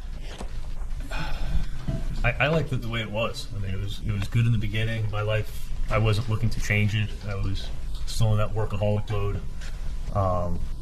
But she started asking me, what are we? What are we doing? Sounds like he wanted a booty call. Yeah, exactly. He wanted someone available on his time, not someone that he had to go on real dates with. He wanted someone that was okay just coming over late nights and just chill. Nothing wrong with that. But we all know that Katie was hoping for more. And even Charlie said that. He did. And he never considered her as someone he wanted to marry. Of course not. And he said he didn't ask her if she knew anyone that could have hurt someone just 2 weeks after they met. But if he saw her as someone to facilitate what he wanted, and he wanted someone to kill Dan, don't you think that's possible? I feel Charlie is quite the opportunist. Yes, he is. And there were some texts between Katie and Charlie where Katie apparently wanted more from him in January, February, and March of 2014 before the murders, and how Charlie didn't want to rush into things. But she even got excited when he told her that he mentioned her to his mother. So let's hear about that. Do you recognize these text messages? Yes, I do. Are they accurate reflections of your text messages? They are, yes. In this exchange, what is Miss Magbanawa asking you about? She asked me if I wanted things to be different, and she was saying how much she missed me. And did you want things to be different at this point in time? No, I wanted things to stay the way they were from when we just started dating. Now, if you turn to Defense Exhibit 36, text messages from February 5th, 2014. What is she asking you? What does she start by asking you about? And you don't have to read it. Just tell the jury generally what she's asking you about. What is she concerned about? She's asking if I'm talking too much to other girls. And what do you tell her in response generally? I say, no, I'm not. And again, in this text message, she's asking you whether she's telling you that she wants more, right? Yeah. And how do you respond? I ask her, are you thinking about getting back with your ex? And then what do you say after that? Oh, yeah. I say, you're the coolest and most fun girl, that I'm always happy when I'm around. And then I said, I know it's not easy, and I think we're doing a good job at not rushing things. So, and what were you trying to tell Miss Magbanawa in this text message? I was trying to say, I like you and I have a good time hanging out with you, but I don't want to rush things. Now, moving to text messages in March of 2014. Ms. Magbanawa texts you, you've mentioned me to your mom, and you say yes, and she says, I love you. Aw, baby. Why was this a big deal to her? I guess when I'd spoken to her, I brought up that I'd mentioned her to my mom, and she thought I was making things more serious. So I think she got excited over that. Aw, poor Katie. She had the wrong idea, but it's true. She wanted more. Would that have led her to trying to extort Charlie, though? Or would it make more sense that she would want to come through and get rid of Dan to impress Donna, to get in her good graces and stay close to Charlie? That makes more sense to me. But it does make you think, and his defense attorney made sure to address Charlie's father's big birthday gift. Was it killing Dan Markel? Let's see.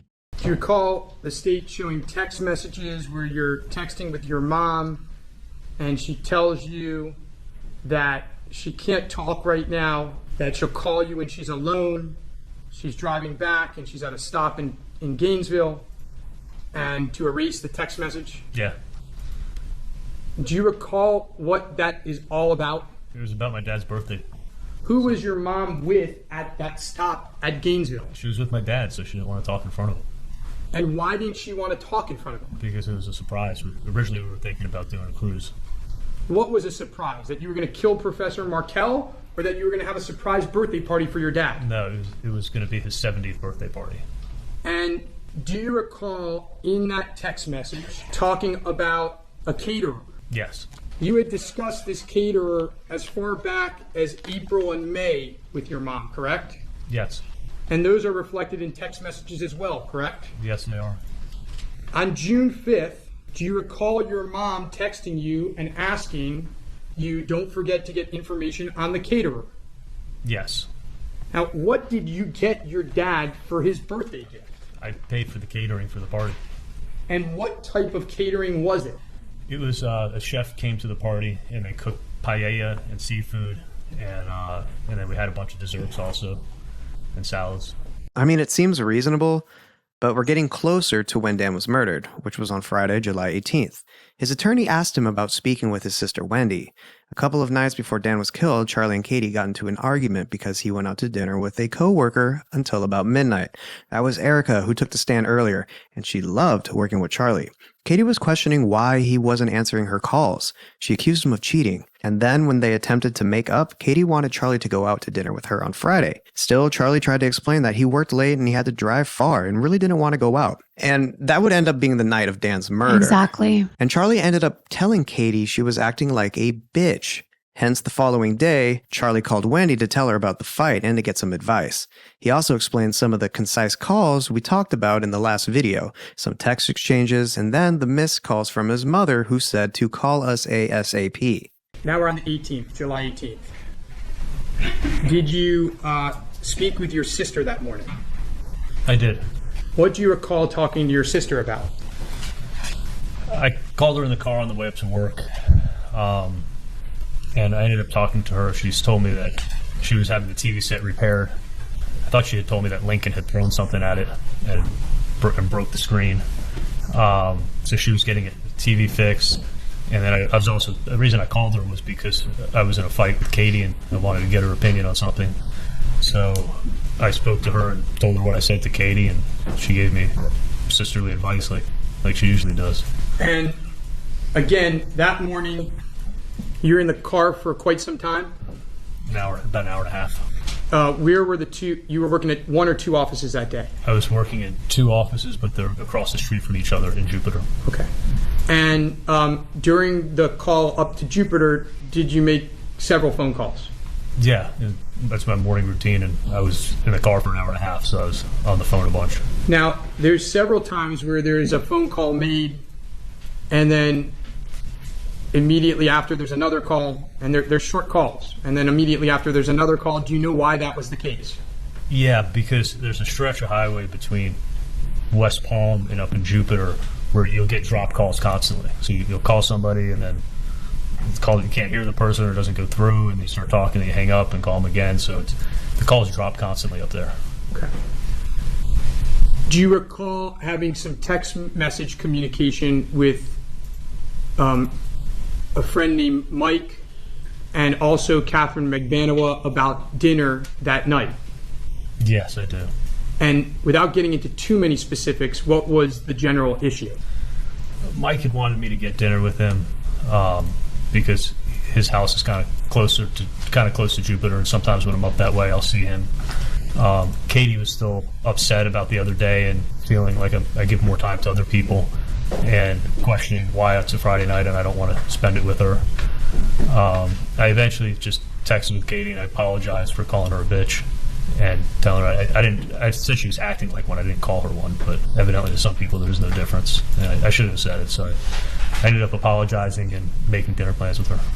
So you chose to make dinner plans with Katie that night, correct? Yeah. And where the dinner plans were going to actually happen, did you get that far in making specific plans? No, but I said I just want to do something casual in Fort Lauderdale. I don't want to get all dressed up and head to Miami. Okay. Now, the second office you're working in for a little period of time, right? That evening. In other words, let me rephrase. Yeah. You had a bunch of surgeries in that second office, right? Yeah, they're usually packed. And do you recall from a text message that around a little after 6 you were about to start a big procedure? Yes, I do. Okay.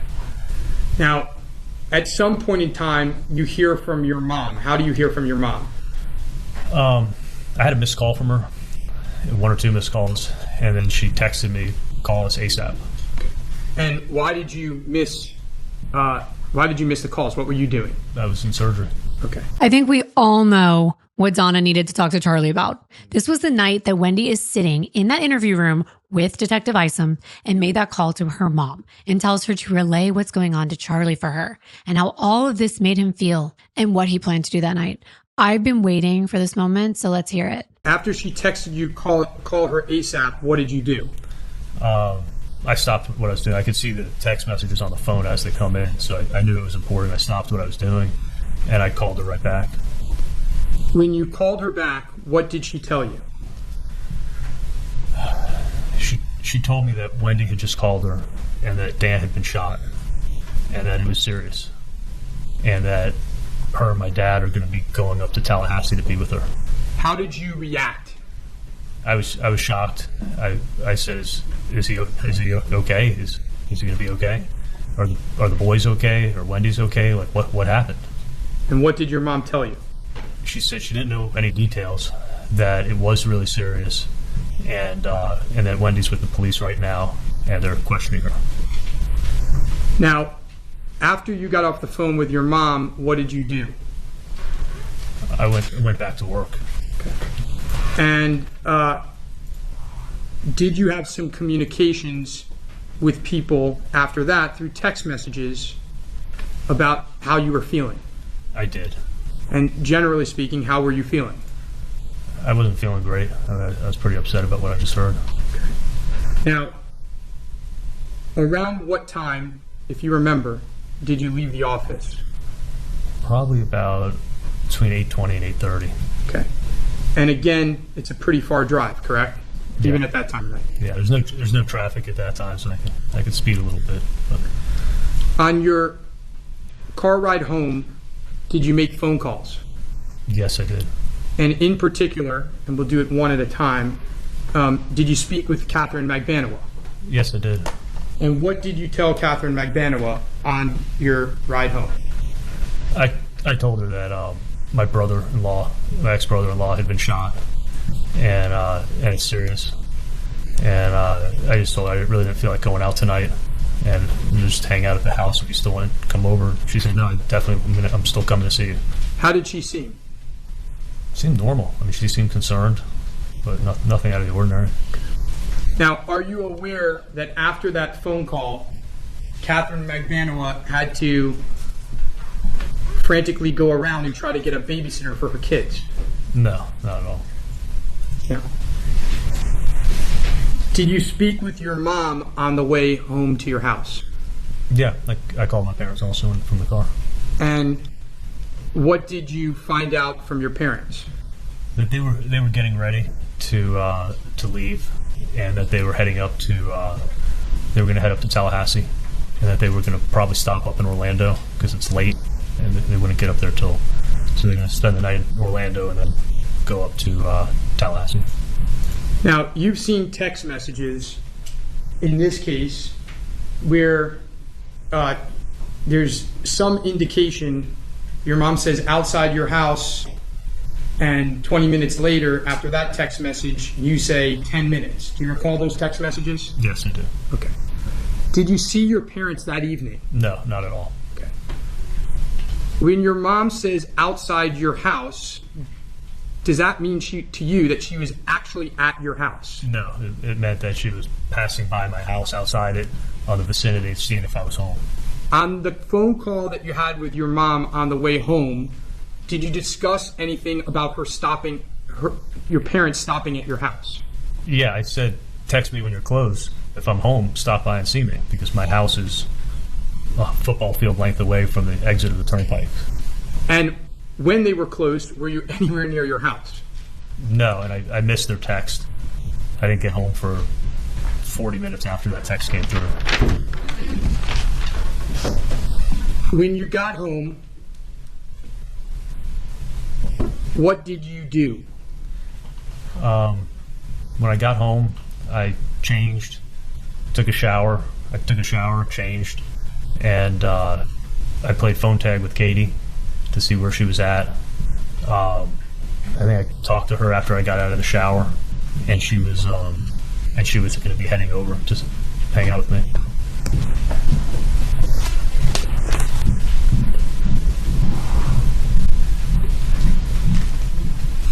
You have a text with your friend Mike that said you went to the gym.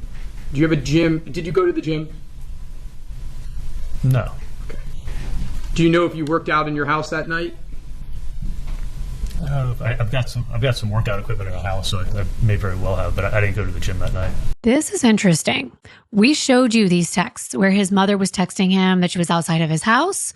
Presumably, this was when she dropped off the soggy money. Because as Katie said, Charlie usually didn't have that much money with him, and it was wet. And since we know that Donna and Harvey ended up in Tallahassee after this would have been the only time that money could have been dropped off, knowing that the hit had just been completed.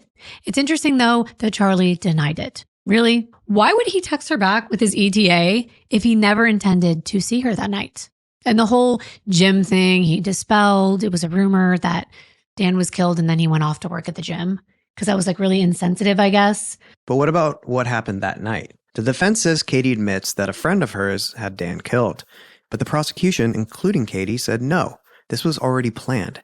Charlie knew, and this was to get money for the hit. But let's hear Charlie's version of the story. You said you called Katie after your shower. Why did you call her? To see if she was still planning on coming over and what time she was going to be there, because it was already like 10:15. And did she come to your house that night? Yeah, she said she was going to be leaving shortly. And I think I even said either text me or call me when you're on your way. Did she actually come to your house that evening? Yes, she did. Okay. Around what time did she arrive? She got there about 11 o'clock. What happened when she arrived? When she arrived to my house, she came in through the garage, entered into the kitchen from the side door like she always does. And she just looked panicked and upset. And she walked straight in and gives me this big, tight hug and asked me, like, are you okay? And I said, yeah, just a horrible day. But she looked more upset than I've ever seen her. And I'm like, are you okay? And she's like, no, I'm not. I'm like, what's wrong? She's like, just come sit down. I need to talk to you. Where did you go? We walked into the living room. And what happened when you got to the living room? We sat down on the couch. And she started to talk to me. And she said, listen, this is all my fault. But I had no idea anything was going to happen, but this is totally my fault. I spoke in too much detail about your family's personal problems, about your sister, Dan Markel, and the $1 million offer. What did you say? I'm like, what are you talking about? And she's like, my friend killed Dan. And he wants to be paid $333,000. How did you react? I was like, what did you just say? And she's like, my friend killed Dan and he wants you to pay $333,000. What happened next? I stood up and I started cursing it. I'm like, what the fuck? Are you kidding me? And she's like, no. I'm like, who did this? Who's your friend that did this? And she's like, I don't want to say. I can't say. And I said, who was it? And she just kept saying, I'm not going to tell you. And I was like, was it Sigfredo? And she's like, no, I'm not telling you. And I just walked in my bedroom and sat down on the edge of my bed. What happened when you got in the bedroom? She came into the bedroom, followed after me. She sat down next to me. She started telling me, like, I'm so sorry. This is all my fault, but I didn't know any of this was going to happen. And I'm like, Katie, I'm not going to be part of this shit. Like, I'm not going to be part of paying for a murder. This is insane. And she's like, look, if you don't pay in 48 hours, they will kill you. And I said, Katie, I feel like I'm getting extorted now. How did she respond to that? She got really mad at me. She got angry. And she's like, look, I'm not extorting you. She's like, I got dragged into this the same way you got dragged into this. She's like, it's my fault for running my mouth the way I did, but I'm not extorting you. Like, I'm trying to help you. So she's like, she goes, what are you going to do? You're going to go to the police? She goes, you go to the police, they'll kill you. Did she tell you that they would just kill you, or they would also kill other people? She said, come after you, come after the family. Like, Charlie, you don't have a choice. Just pay the money. You said you had the cash. You said you were going to pay a third. Like, just do it. Like, I'm trying to help you out. What did you do then? I said, Katie, I don't have $333,000 in cash. And she's like, you said you did. And I was like, no, I cash isn't. I can write a check for $333,000. I don't need to take out a loan. And she's like, well, you have a ton of money in your safe. And I said, Katie, I don't have that much in my safe. I do have a lot.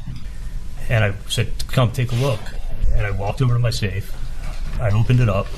And I'm like, here, take a look. And I took it out of piles and put it on the dresser next to us. And I said, go ahead and count. Because that's not $333,000. And did she count it? Yes, she did. How much money did she count? $138,000. So it wasn't $100,000, it was $138,000. Correct. What did she do with $138,000? She had a big purse. She put it in her purse. And she asked me, she goes, how can you get the rest? And I'm like, hey, that's all the cash I've saved up from forever. And she said, can you go to your parents and get it? And I was like, if I go to my parents, my dad will go to the cops in a second. Like, there's no way I'm going to be able to stop my dad from going to the police. Like, I could never say anything to him. What happened next? She asked me, she said, well, can you pay like $3,000 a month? And I said, yeah, I can do that. Now, at this point in time, did you have any idea that she was part of the extortion? No. She kept saying it was all her fault and that she didn't know any of this was going to happen. And she was upset. What did she do next? She took her purse, her keys, and her phone, and she's like, I'm going to go call my friend and see if this works for him, and I'm going to try to help you out. And she walked out of the house, and my bedroom was right next to the front door. She walked out of my bedroom outside of the front door and closed the door behind her. When she went out of the house, what did you do? I just paced around my house, and I remember sitting in the living room. I got a wood coffee table, and I was just sitting on the coffee table just in shock, thinking, what the fuck just happened? What happened when she came back in the house? She came in the house, and she was being the good guy and telling me that she's going to look out after me, and she's so sorry this happened. The same thing she was saying beforehand, and that she was going to make sure that nobody pays me a visit. And she's like, I spoke to him. You can pay $3,000 a month, or you can pay the rest off. She goes, but the $3,000 a month you're paying doesn't go towards the balance. What did you do after she told you that? I just said fine, and I walked downstairs into the kitchen, and I was shaking, and I took a bar of Xanax. Where did you go? And I walked outside from the kitchen through the sliders to the backyard. I closed the sliding glass door behind me. I think she got the picture. I wanted to be alone. And I just sat outside behind my house for a while. Now, when you came back into the house, what was she like? She was just apologizing and just telling me that her friend's crazy and she's so sorry, and she ran her mouth too much about everything and about the $1 million offer, and she was telling me that she was going to protect me. Did she take a Xanax as well? I don't know if she did. She may have, but I didn't give her one. Did she spend the night that night? She did sleep over that night. Now, why didn't you kick her out? I was in the state of shock, and I didn't think she had anything to do with it. I didn't even want to believe that she had anything to do with it. When you came back in the house, what happened to you next? The Xanax was really starting to set in. It's probably about a half hour I was outside. I remember going into the bedroom and sitting down. I sent a text to my parents to see if they were up in Orlando yet or where they were. And then I laid down in bed, and I passed out pretty soon after that. So do you believe him? No, I don't believe him. His body language is all off to me, and it's super scripted, and it's so obvious that this is a made-up story. It doesn't even sound right to me. It doesn't make any sense. You'd really take a Xanax after some chick is about to steal your cash and her psycho friend killed someone? There's no way. There's no way you'd be able to go to bed after that. No way. But let's finish this out with what's next. Before we really close out with George's cross-examination, what happened the next morning, Charlie? The next morning, when did she leave? She left about 8:30 in the morning. And how was she in the morning? How was she acting? She was apologizing and telling me how sorry she is, and she was blaming herself and saying it's all my fault for running my mouth, and telling my friend about this. And she was just telling me that she was going to protect me and that I wasn't going to get a visit from anybody. What did she tell you anything in particular before she left the house? Yeah, she told me, whatever you do, she said, please don't tell anybody about what happened. Like, don't tell anybody about this. Never talk about this. Never talk about it on the phone. She said, never call me up and start talking about this. And the last thing she said to me is like, can we just pretend like this never even happened? She leaves the house, and we're going to get into specifics, but that day, July 19th, where do you go? I don't leave the house. I was home all day. What were you thinking and what were you doing when you were home on the 19th? I was sleeping a bunch. I think I took probably some more Xanax, just trying to relax, and I was just real upset. That morning, did you speak with your parents and with Wendi Adelson? I did. I talked to my parents that morning. And what did you find out?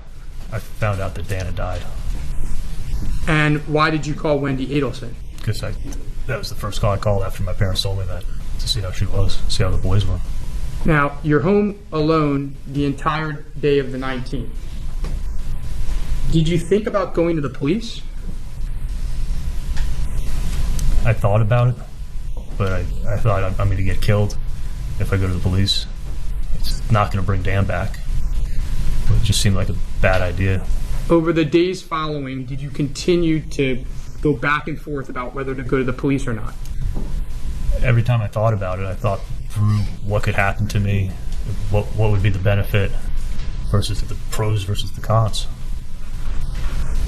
And why didn't you go to the police? I thought if I went to the police that they'd kill me. So he doesn't go to the police because he thinks they're going to kill him. And then he proceeds to pay Katie for the next few months, buy her presents, and even put her on the payroll. Even though they're not together anymore. There's no reasonable person who believes that. No, there isn't. I mean, a reasonable jury isn't going to believe that. I don't think so. It doesn't make sense. Well, let's let Georgia get to him because this is one of the best cross-examinations since Jodi Arias and Juan Martinez. If you know, you know. Here's Georgia's cross-examination now, and I love how she opened this up. It's exactly what I was saying earlier. Have you ever heard the saying that the simplest explanation is always the most likely? Have you heard that? I've heard that theory before, yeah. Was your explanation to the jury over the last little over a day the simplest explanation? It was the truth. You have a thorough explanation. Would you agree with that? I told you what happened. Do you agree that the only problem with having an explanation for everything is that there's just so many explanations? There's no explanation. I explained what happened. I want to go through some of that. You claim that you were extorted on July 18th, 2014 by Catherine Magbanua and also in the background some Latin kings, probably Garcia and Rivera, right? Is that accurate? No, I wasn't extorted by Catherine Magbanua. You weren't? That's not what I believed in 2014. Okay, I'm sorry. I understood you to say you believe that today. Today I do, yes. All right, so who extorted you? I believe that it was Catherine Magbanua's friend that she ran her mouth to. Okay. And that's 2014. Right, but as you sit here today, you think it's Magbanua, Garcia, and Rivera. Is that accurate? No, that's not accurate. Okay. Who extorted you? As I sit here today, I believe that it was Catherine Magbanua, and I believe Sigfredo Garcia, but I don't know for sure. Georgia went on to challenge Charlie's new version of events. She pushed Charlie to have an answer for every piece of evidence, including the fact that Lewis testified to being paid with stapled money. And several people close to Charlie testified that he was known to staple cash in $1,000 increments. She thought his explanations were a little too convenient. Yeah, and the money thing was telling, but he has another excuse, another explanation, a convenient one, that of course the money came from him. Katie was extorting him, duh. And the money, the $138,000, was that stapled into $1,000 increments?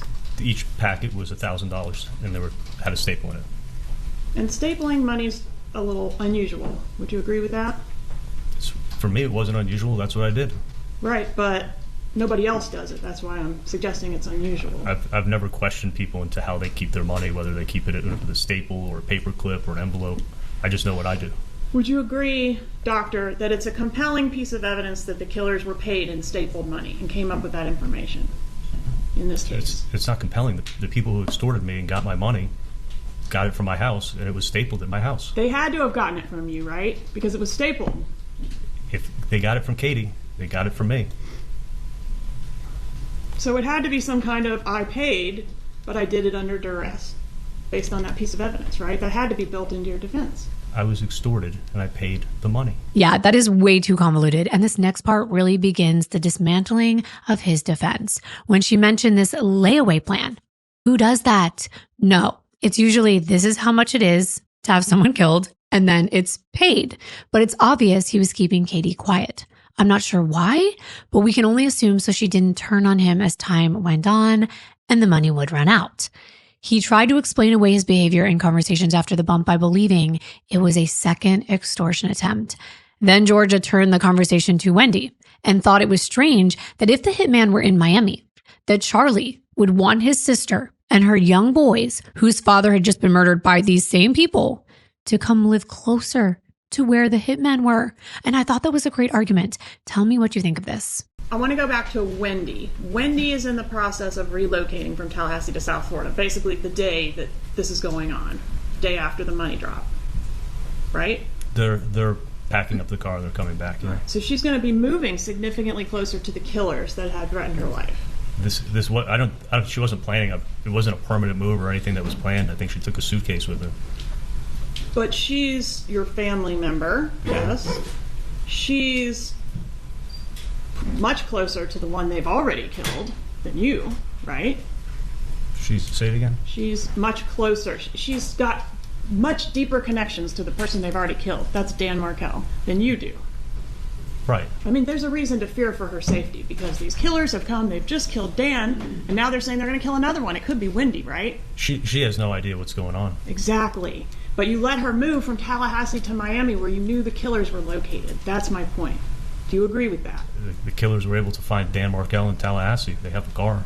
They were. But would you rather live in Tallahassee or in Miami if the killers are in Miami? I think if these people want to find you, they'll find you. Okay. I mean, I don't think. I mean, looking at Luis Rivera, I don't think a distance would stop him. Georgia asked him repeatedly if he resented Wendi for not being more appreciative of everything that he had done for her. As he mentioned in the text messages with his mom, she repeatedly pointed out why his arguments held no logic and that Wendi had to have known. She even went to the crime scene. And this is too good not to play. Do you and Donna have to protect Wendi? No. Does Wendi appreciate everything you and Donna do for her? You got to ask her. I mean, she's my sister. I love her. I try to give her my best advice I can. And if I care about her, and I give her my advice, whether she takes it or not, is up to her. She's a grown woman. Let me ask it another way. Do you feel, or isn't it true that you don't feel that Wendi appreciates everything you and Donna do for her? And my sister had no idea what I've been through in the last, God knows how many years, and what I wake up worrying, am I going to get killed? Am I going to get arrested? And she knows none of it. She's just going around her life, and I had somewhat of an innate anger towards her. Mm-hmm. You know, probably unjust because she didn't know what happened. But yeah, I was upset. And weren't you saying on the wire that she doesn't appreciate what you and Donna have done for her?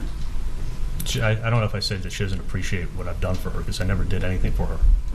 Okay, so that was my next question. What have you done for her? Nothing? Other than give her advice and care about her, be a big brother that loves her. Would you say Wendy's a little bit spoiled?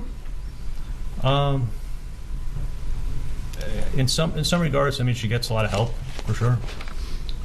Is she a little less savvy about how the world works than you are?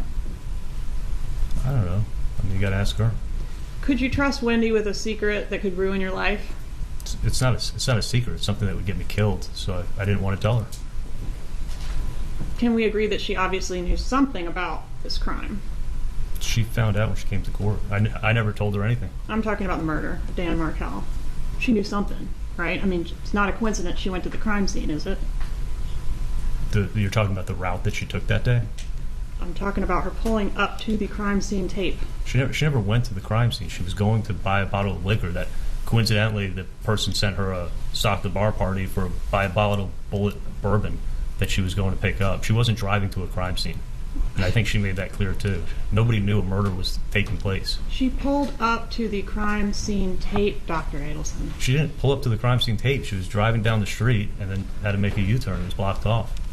But she wasn't going to. She couldn't help herself. Nobody knew a murder was going to take place. She exposed you all to some degree by those actions, didn't she? No, not at all. And then she threw you under the bus in her interview, didn't she? Nobody knew a murder was going to take place. She knew her husband had just been shot, and they were asking her who would want him dead, and she said your name. Are you mad about that? No, she said a lot of people's names. Well, she said yours in the first 25 pages of a 5-hour interview. Isn't that true? I wasn't there for the interview. But you've reviewed it in preparation for your trial, haven't you? I actually don't know if I've seen her interview.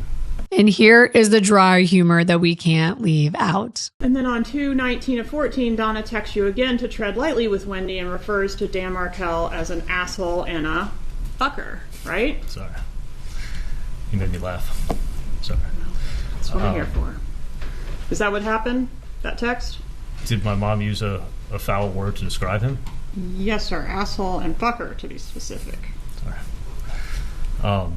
She used the curse word correct. Is that pretty strong language for your mom, or is that how she speaks? I mean, it is pretty strong language, but I think I've been called a lot worse. His face gets me. Why is this so funny to him? He's enjoying this. He's acting like a child. He is a child. It reminds me of when I was in a criminal law class. I admit my professor introduced the but-for clause, and I sent a mass text message to the class on iMessage because we had a connected one, and I get kicked out for saying what's a but-for because I'm immature and I'm guilty of that. But this is a man on trial for murder, and he's laughing when she says the word fucker. Like he thinks that's funny. That's like what a child would do. But back to Charlie, he never went to any of Dan's memorials. And he said it was because he was feeling horrible. But he wasn't even close to him. He didn't even really like him. But he made it seem like it would have been too hard. Georgia wants to know when Charlie found out what exactly happened to Dan. And she also made sure to rub it in his face that his legal theories that he talked about at Dolce Vita to Katie were wrong and how his defense doesn't even make sense. Here's that now. Do you think everyone involved should be convicted? I think everyone involved should be convicted. Even the person that hired the hit? I think anybody who played a role in it, but I wasn't a part of it. Do you regret that Dan Markel suffered for 14 hours before he died? I feel horrible. He was supposed to die quickly, instantly, right? Are you asking me? I am. No, he wasn't supposed to die at all. This was horrible what happened. Did it surprise you that the cops were able to identify the Prius? Did it surprise me? Yes. I'm not a cop. I don't know how cops investigate. Did it surprise you to learn that it's not a requirement of law to put the person at the scene of the crime to be guilty of a crime? Listen, I'm not a police detective. Was the police work in this case thorough? I'm sure the police did the best they could. Did you think that you had done everything properly such that you could never be detected or caught for this? I wasn't part of this murder at all. You have it wrong. Catherine Magbanua said that you think you're untouchable. Is that true, Doctor? That's not true at all. Did your parents drop off money to you on the night of the murder? I never saw my parents there. You could look at our cell phones and you'll find that out, that we never saw each other. I did look at the cell phones, and what is on there is your mom texts you, quote, outside your house. No, I mean, look at the tower information. I think you testified that that meant she was just passing by on the roadway. She was approaching the area, yeah, to see if I was home. All right, and do you know what your response was to her text? Yeah, like 20 or 30 minutes later, I said 10 minutes. I'm 10 minutes out, is what you said. I think I said 10 minutes, but yeah, I'm not home. Doesn't that indicate you're going to meet them at your house in 10 minutes? No, I told her to let me know when you're going to be in the area. Was the money that Catherine Magbanua got damp? I never gave her any money that was damp. The money I gave her came out of my safe. Was it damp? No, I took it out of my safe. I put it on the dresser. She put it in her purse. Why did Garcia and Rivera, or whoever did it, I guess I should say, why did whoever did it need to kill someone to extort you? You gotta ask them. Well, why couldn't they just come put a gun to your head and say, give me all the money in your safe? Thank God they didn't. Thank God they didn't? Thank God they didn't. I would have gotten killed. If Garcia hated you, why would he drive to Tallahassee twice to kill someone you hated? It sounds like he was part of the extortion, or Katie put him up to it. Doesn't blackmail or extortion usually involve the extortionist having some kind of dirt on the victim? I know how this was done to me. I know I'm just telling you what happened to me. I'm not an expert in it. If they had come in and threatened to kill you, would you have given them the money in your safe? If someone came and put a gun to my head, I would have opened up my safe and I would have given them the money. I still don't get how killing Dan Markel advances the ball for them to extort money out of you. Do you? Yeah, I have a theory. They could extort me for life, and I don't think they knew exactly how much I had in the safe. She knew I had a lot of money in the safe. But this way I could get extorted for life, and that's what happened. And I was stuck paying $3,000 a month. But you could have gotten extorted for life just by the threat of death by Latin King, couldn't you, Doctor? I mean, this was as real of a threat as you get. I mean, these guys aren't messing around. Right?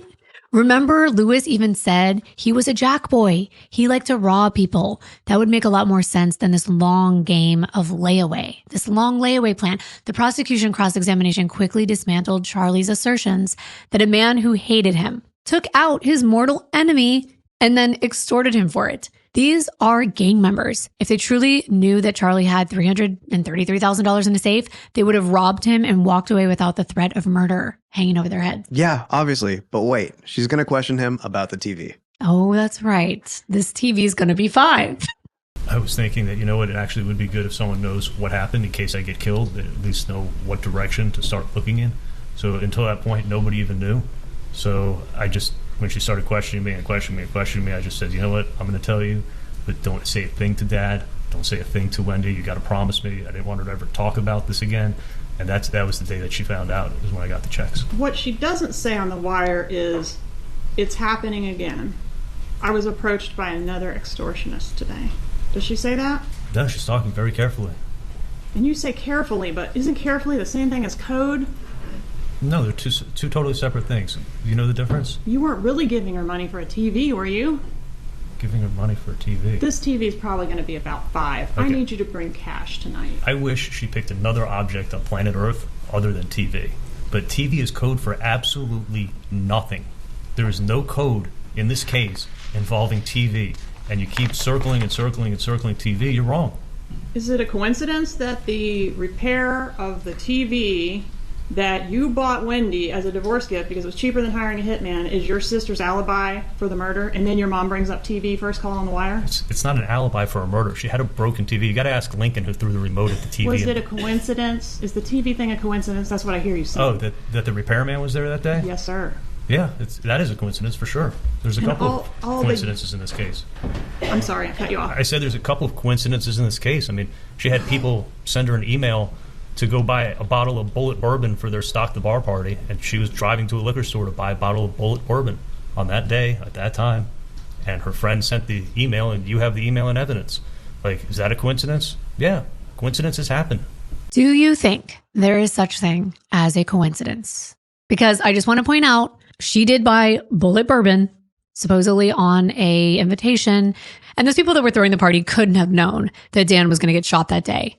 But she didn't have to go to ABC Liquor near Dan's house. That doesn't seem like a coincidence, but could there be? Sometimes seemingly unrelated events may align in unexpected ways. That's true. I mean, there have been coincidences. Of course, but I think it's natural to question the significance of such occurrences. That's true, especially in this case of a murder. And in the end, Georgia delivered the death blow to Charlie's case. Later in her closing argument, she spent 2 hours mapping every single detail out and connecting all the dots. It was so good. It was like a movie. It was so good that even though the defense had 7 years to come up with a story to match all the evidence, and they had 2 previous trials to incorporate the witness testimony and try to sell a theory on the missing puzzle piece, it just didn't make sense. Because really, every case has missing pieces. That's why the jury uses their common sense to review the evidence that they've been given and use it to determine which sets of facts leads to guilt or innocence. The defense used their closing arguments to remind the jury that Wendi was innocent of killing her husband, or even knowing he was going to be killed. But Wendi wasn't on trial. Why waste a minute on Wendi? Well, even the prosecution found it odd and mentioned in rebuttal, in addition to the fact that the law states that you cannot speculate about doubt, it has to be beyond a reasonable doubt. After an 8-day trial, the jury was finally sent into the deliberation room at the end of the day on November 6th, 2022. And it only took them about 3 hours to come up with a verdict. Has the jury reached a unanimous verdict? Yes, Your Honor. If you please could hand the verdict form to the bailiff. The verdict form is in its proper order. Madam Clerk, please publish the verdict. In the Circuit Court of the Second Judicial Circuit in and for Leon County, Florida, the State of Florida versus Charles Adelson, case number 2016 CF 3036B, verdict. Count 1. We, the jury, find as follows as to count 1 of the indictment, first-degree murder. The defendant is guilty of first-degree murder. Count 2. We, the jury, find as follows as to count 2 of the indictment, conspiracy to commit first-degree murder. The defendant is guilty of conspiracy to commit first-degree murder. Count 3. We, the jury, find as follows as to count 3 of the indictment, solicitation to commit first-degree murder. The defendant is guilty of solicitation to commit first-degree murder. So say we all this 6th day of November, 2023. Wow. It actually seemed like Charlie was surprised. Yeah. I think he really expected to win and be acquitted even. I guess the maestro couldn't orchestrate his fate on this one. I mean, I'm not surprised it didn't take him that long to convict Charlie Adelson for Dan Markel's murder. Charlie was sentenced on December 11th, 2023. Both Dan's parents gave moving victim impact statements. Phil Markel stated that losing their son was horrific enough, but to lose access to both their grandsons was a heavy heartbreak, especially because Wendi changed the children's middle names and last names. The Adelsons made sure the boys had zero ties to their father or his family. He thanked the prosecution team and the judge for their hard work and time. Then he asked the court to give Charlie the maximum sentence allowable by law. Charlie, known for his love of talking, went for a minimalist statement. He told the court, quote, "I would just like to say that I maintain my innocence." Wait, I have to actually see him and hear him say that because I actually forget that he said that. So let's play that clip. Mr. Adelson, I'm going to give you the opportunity to make a statement if you wish. You do not have to speak. However, this is your opportunity if you choose to do so. I do. You may stand.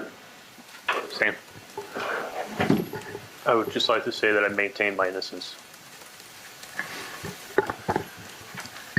Well, Judge Everett sentenced Charlie to life in prison without the possibility of parole for Dan's murder. please rise. I'm now going to pronounce the sentence. With the jury having found you guilty of all three counts that you were charged with in your indictment of first-degree murder, conspiracy to commit first-degree murder, and solicitation to commit first-degree murder, I am going to adjudicate you guilty of all three at this time, and you are going to be sentenced as follows.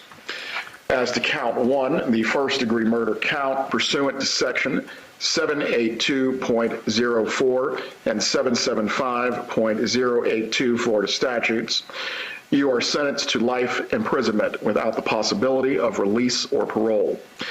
As to count two, you are going to be sentenced consecutively to 30 years in the Department of Corrections for conspiracy to commit first-degree murder.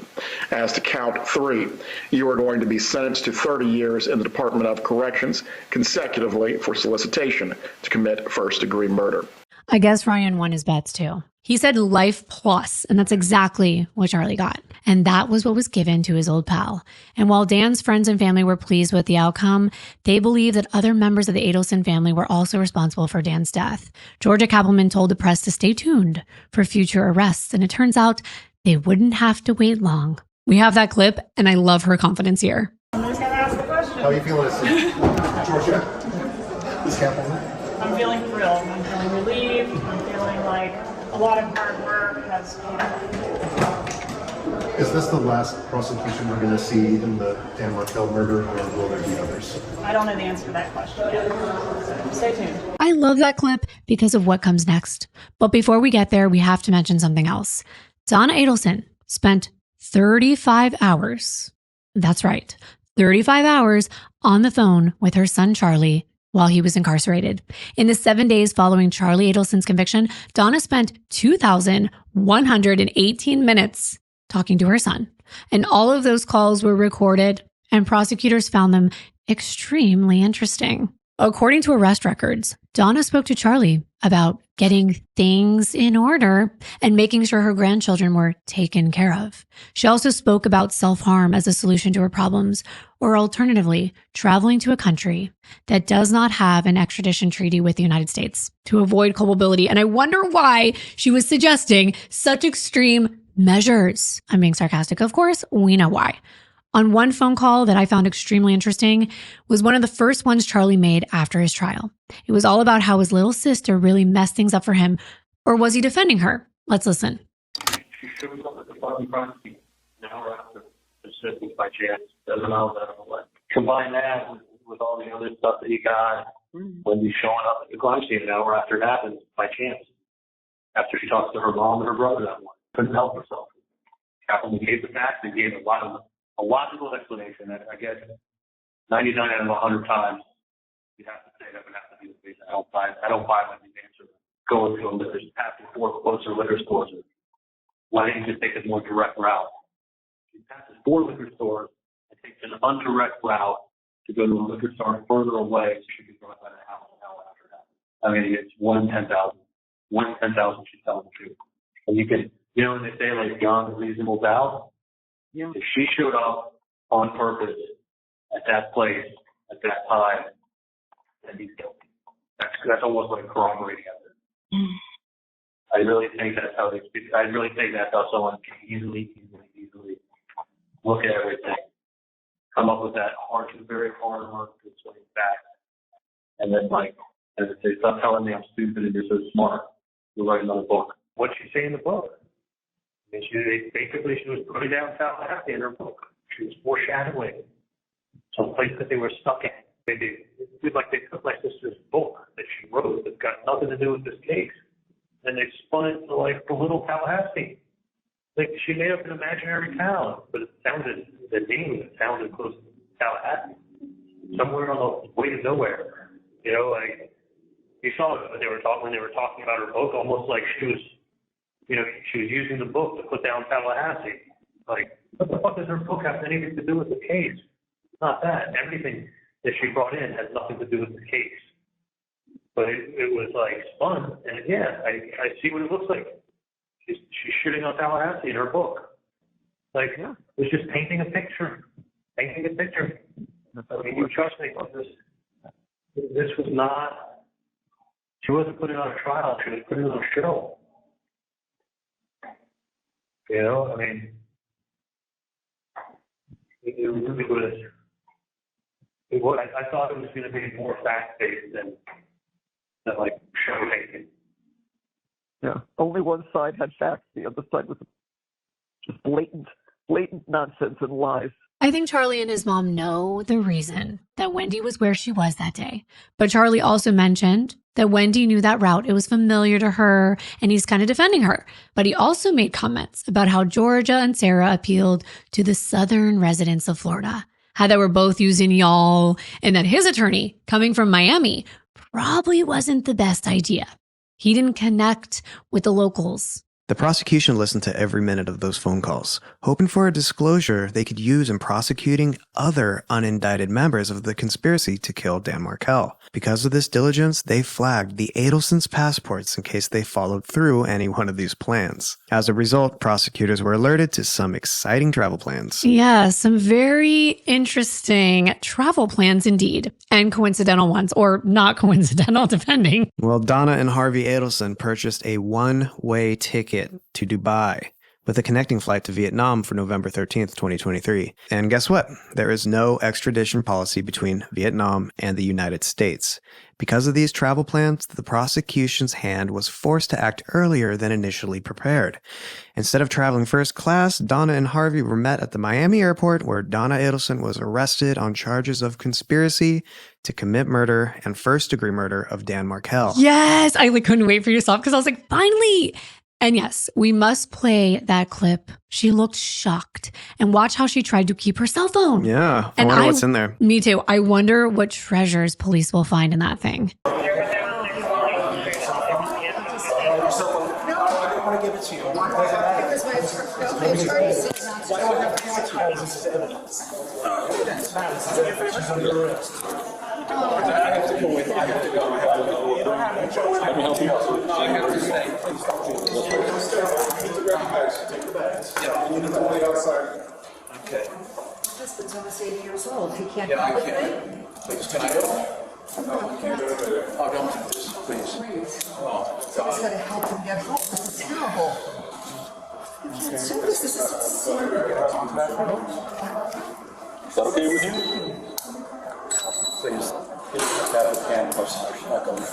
And please don't hate me for this. I beg you, but I have a heart. And in no way is what I'm about to say diminishing the disgust that I have for this family. But because of Harvey and Donna's age, a part of me, a very small part of me, felt some weird sympathy when Donna was begging the police to let her husband get home. And I hate seeing anyone upset. It's just my empathetic part. So it kind of pulled on my heartstrings when I was watching Harvey kiss Donna. And he didn't want her to be taken away. But she chose this. So I have no sympathy in the end. None. But I do have emotions, of course. But also, did you notice how they were ripping her jewelry off of her fingers? One officer was yanking Donna's rings off. Once Donna was put into a police car, she asked for water. Then she had to be bottle fed. Which was humiliating. And I think it will be one of many very humbling moments for this well-to-do woman. I'm sure of that. Because actually, in a funny twist, The next day, she has her first court appearance, and she's wearing a green anti-self-harm vest in front of Judge Wendi Glazier. And if you're not from South Florida, like I am, this may not mean much to you, but I had to laugh because Judge Glazier is seen on TV a lot locally and also in a show called Chaos in Court, which is an in-depth examination of some of the most stunning and emotional courtroom moments caught on camera. She's kind of like a modern day Judge Judy, and she just went viral not too long ago all over the internet because she recognized a former classmate from middle school when he came before her for a court appearance. His name is Arthur Booth. He was being charged with multiple counts of burglary. I want to play that clip for you now. Most of you have seen this before, and it is kind of one of those very emotional moments. Mr. Booth, I have a question for you. Yes, ma'am. Did you go to Nautilus for middle school? Oh my goodness. Oh my goodness. I'm sorry to see you there. I always wondered what happened to you, sir. Oh my goodness. This is the nicest kid in middle school. Oh my goodness. He was the best kid in middle school. I used to play football with him, all the kids, and look what has happened. I'm so sorry. Oh my goodness. Mr. Booth, I hope you were able to change your ways. Good luck to you. Oh my goodness. What's sad is how old we've become. Oh my goodness. Good luck to you, sir. I hope you're able to come out of this okay and just lead a lawful life. Arthur is said to have changed his whole life around after this encounter with Judge Wendi Glazier.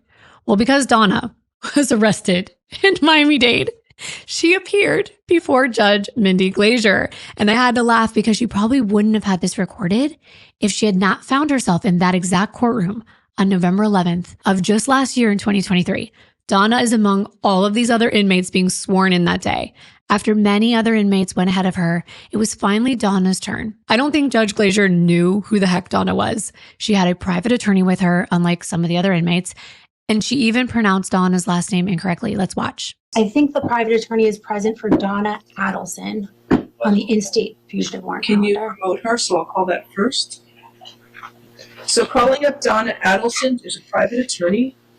Ma'am, you were arrested on a warrant from Leon County, Florida. The charges are public order crimes. It says attempted solicitation, conspiracy to commit a capital felony, homicide, willful, it says homicide, maybe attempted homicide, I'm sorry. Attempted solicitation or conspiracy to commit homicide. It looks like 2 counts of that. So your attorney is here. There's Donna, just waiting in her green vest. Donna's attorney seemed a bit confused. She was asking for extradition, but it was an in-state warrant. Good morning, Your Honor. Marisol Descalzo on behalf of Donna Adelson.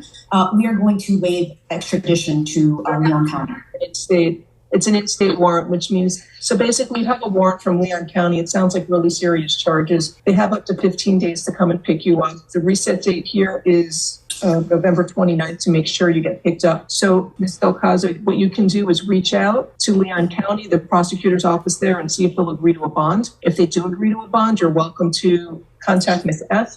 She can send you a sample order we use, and with that order, we can sign. Judge, I think it's unlikely there's going to be an agreement on this. What's the solicitation case? Anyway, okay, so you want to hear something funny though? She looks like a lady that was on my airplane yesterday. Did you come in from Paris? I did not. I wish. She looks like a lady who was on the airplane with me, for real. I don't know if you heard that, but Judge Glazier was like, you know, she looks like a lady that was on my plane yesterday. I wonder if she really was. I don't think so, because she's like, did you just come in from Paris? And she was like, oh, I wish. I don't think Donna knew that this was being recorded. She's like, oh, I wish. It's like, I'm sure you did. On December 11th, 73-year-old Donna Adelson was arraigned in front of the same judge who sentenced her son Charlie to life in prison a month earlier, Judge Everett. And Donna wasn't exactly on her best behavior. Her lawyer, Ms. Descalzo, had filed a motion claiming Donna's treatment in jail had been inhumane and that the jail wasn't allowing Donna to speak with an attorney privately to prepare for her defense. Of course, the judge had some questions and comments as well. Mrs. Adelson continues unable to participate in her defense. She's not permitted any papers. I cannot mail her anything. I did have a call with her on Friday, but only because Mrs. Kappelman facilitated it for me. And on that call, it was not a private call. Ms. Adelson was forced to put me on speakerphone with guards listening. There is just no way that Mrs. Adelson can prepare for her defense in this manner. All right. There is one question that I had specifically as to this issue. And I noticed within your pleading that you had quotes from your client and also some observations of what has been taking place with the correctional staff. Are you alleging that you have no ability to access your client or that there is limited contact with your client? No, Your Honor, I'm not saying that there is no ability. The direct observations that are contained within my motion were not observed by myself, but Daniel Rashbaum, Charlie Adelson's attorney, had a visit with Charlie Adelson, and he was able to swap it out for Miss Donna Adelson the week of, I think, November 27th or 28th. So he was able to have that conversation with her in person. I've had a conversation with her, like I said, over the phone. I have been told that I can do a 60-minute increment visit with her in person. There is no video visitation ability. So I would say that my ability to meet with her is limited. It's not non-existent. However, my ability to share, for example, discovery, paperwork, the motion I filed with Ms. Adelson is non-existent because she's not permitted to have paper. You heard that Donna isn't even allowed to have paper. Well, there's a reason for that. Donna, as you know, had mentioned self-harm in the past on a phone call with Charlie, and also when she was arrested. So she was under surveillance in jail. Her level of confinement and restrictions put on her is to ensure her own safety. Here's a representative from the jail explaining this, and also Donna's outburst where Judge Everett has to scold her. As far as this particular issue goes, there is no impediment to her speaking with her lawyer, seeing her lawyer, over and above using a tablet. The tablet has a headset that can be used as a ligature. Otherwise, she's free to enter the jail. Chief Mack is here. He's assured me that they can have a visit. I don't understand the problem that is perceived, but there is no impediment to an attorney-client visitation. The level of confinement and also the current restrictions that are in place, are these because there were, at some point, statements alluding to self-harm during the jail phone calls? And at booking here. When she was booked into the jail here, she made a statement that she wanted to die. Now, before she was arrested in Miami, she also had a phone call with her son, who's obviously in jail here. 25-minute phone call. I personally listened to it. She very clearly spoke about a plan to kill herself using sleeping pills. One moment. Ms. Adelson, please keep your comments to yourself. Let your lawyer argue on your behalf. Spoke of a plan to kill herself if she could not escape the country before arrest. In some cases, defendants who are considered a risk to themselves or others may be provided with special garments or restraints to prevent self-harm or harm to others. These measures are typically implemented based on an assessment of the individual's mental health.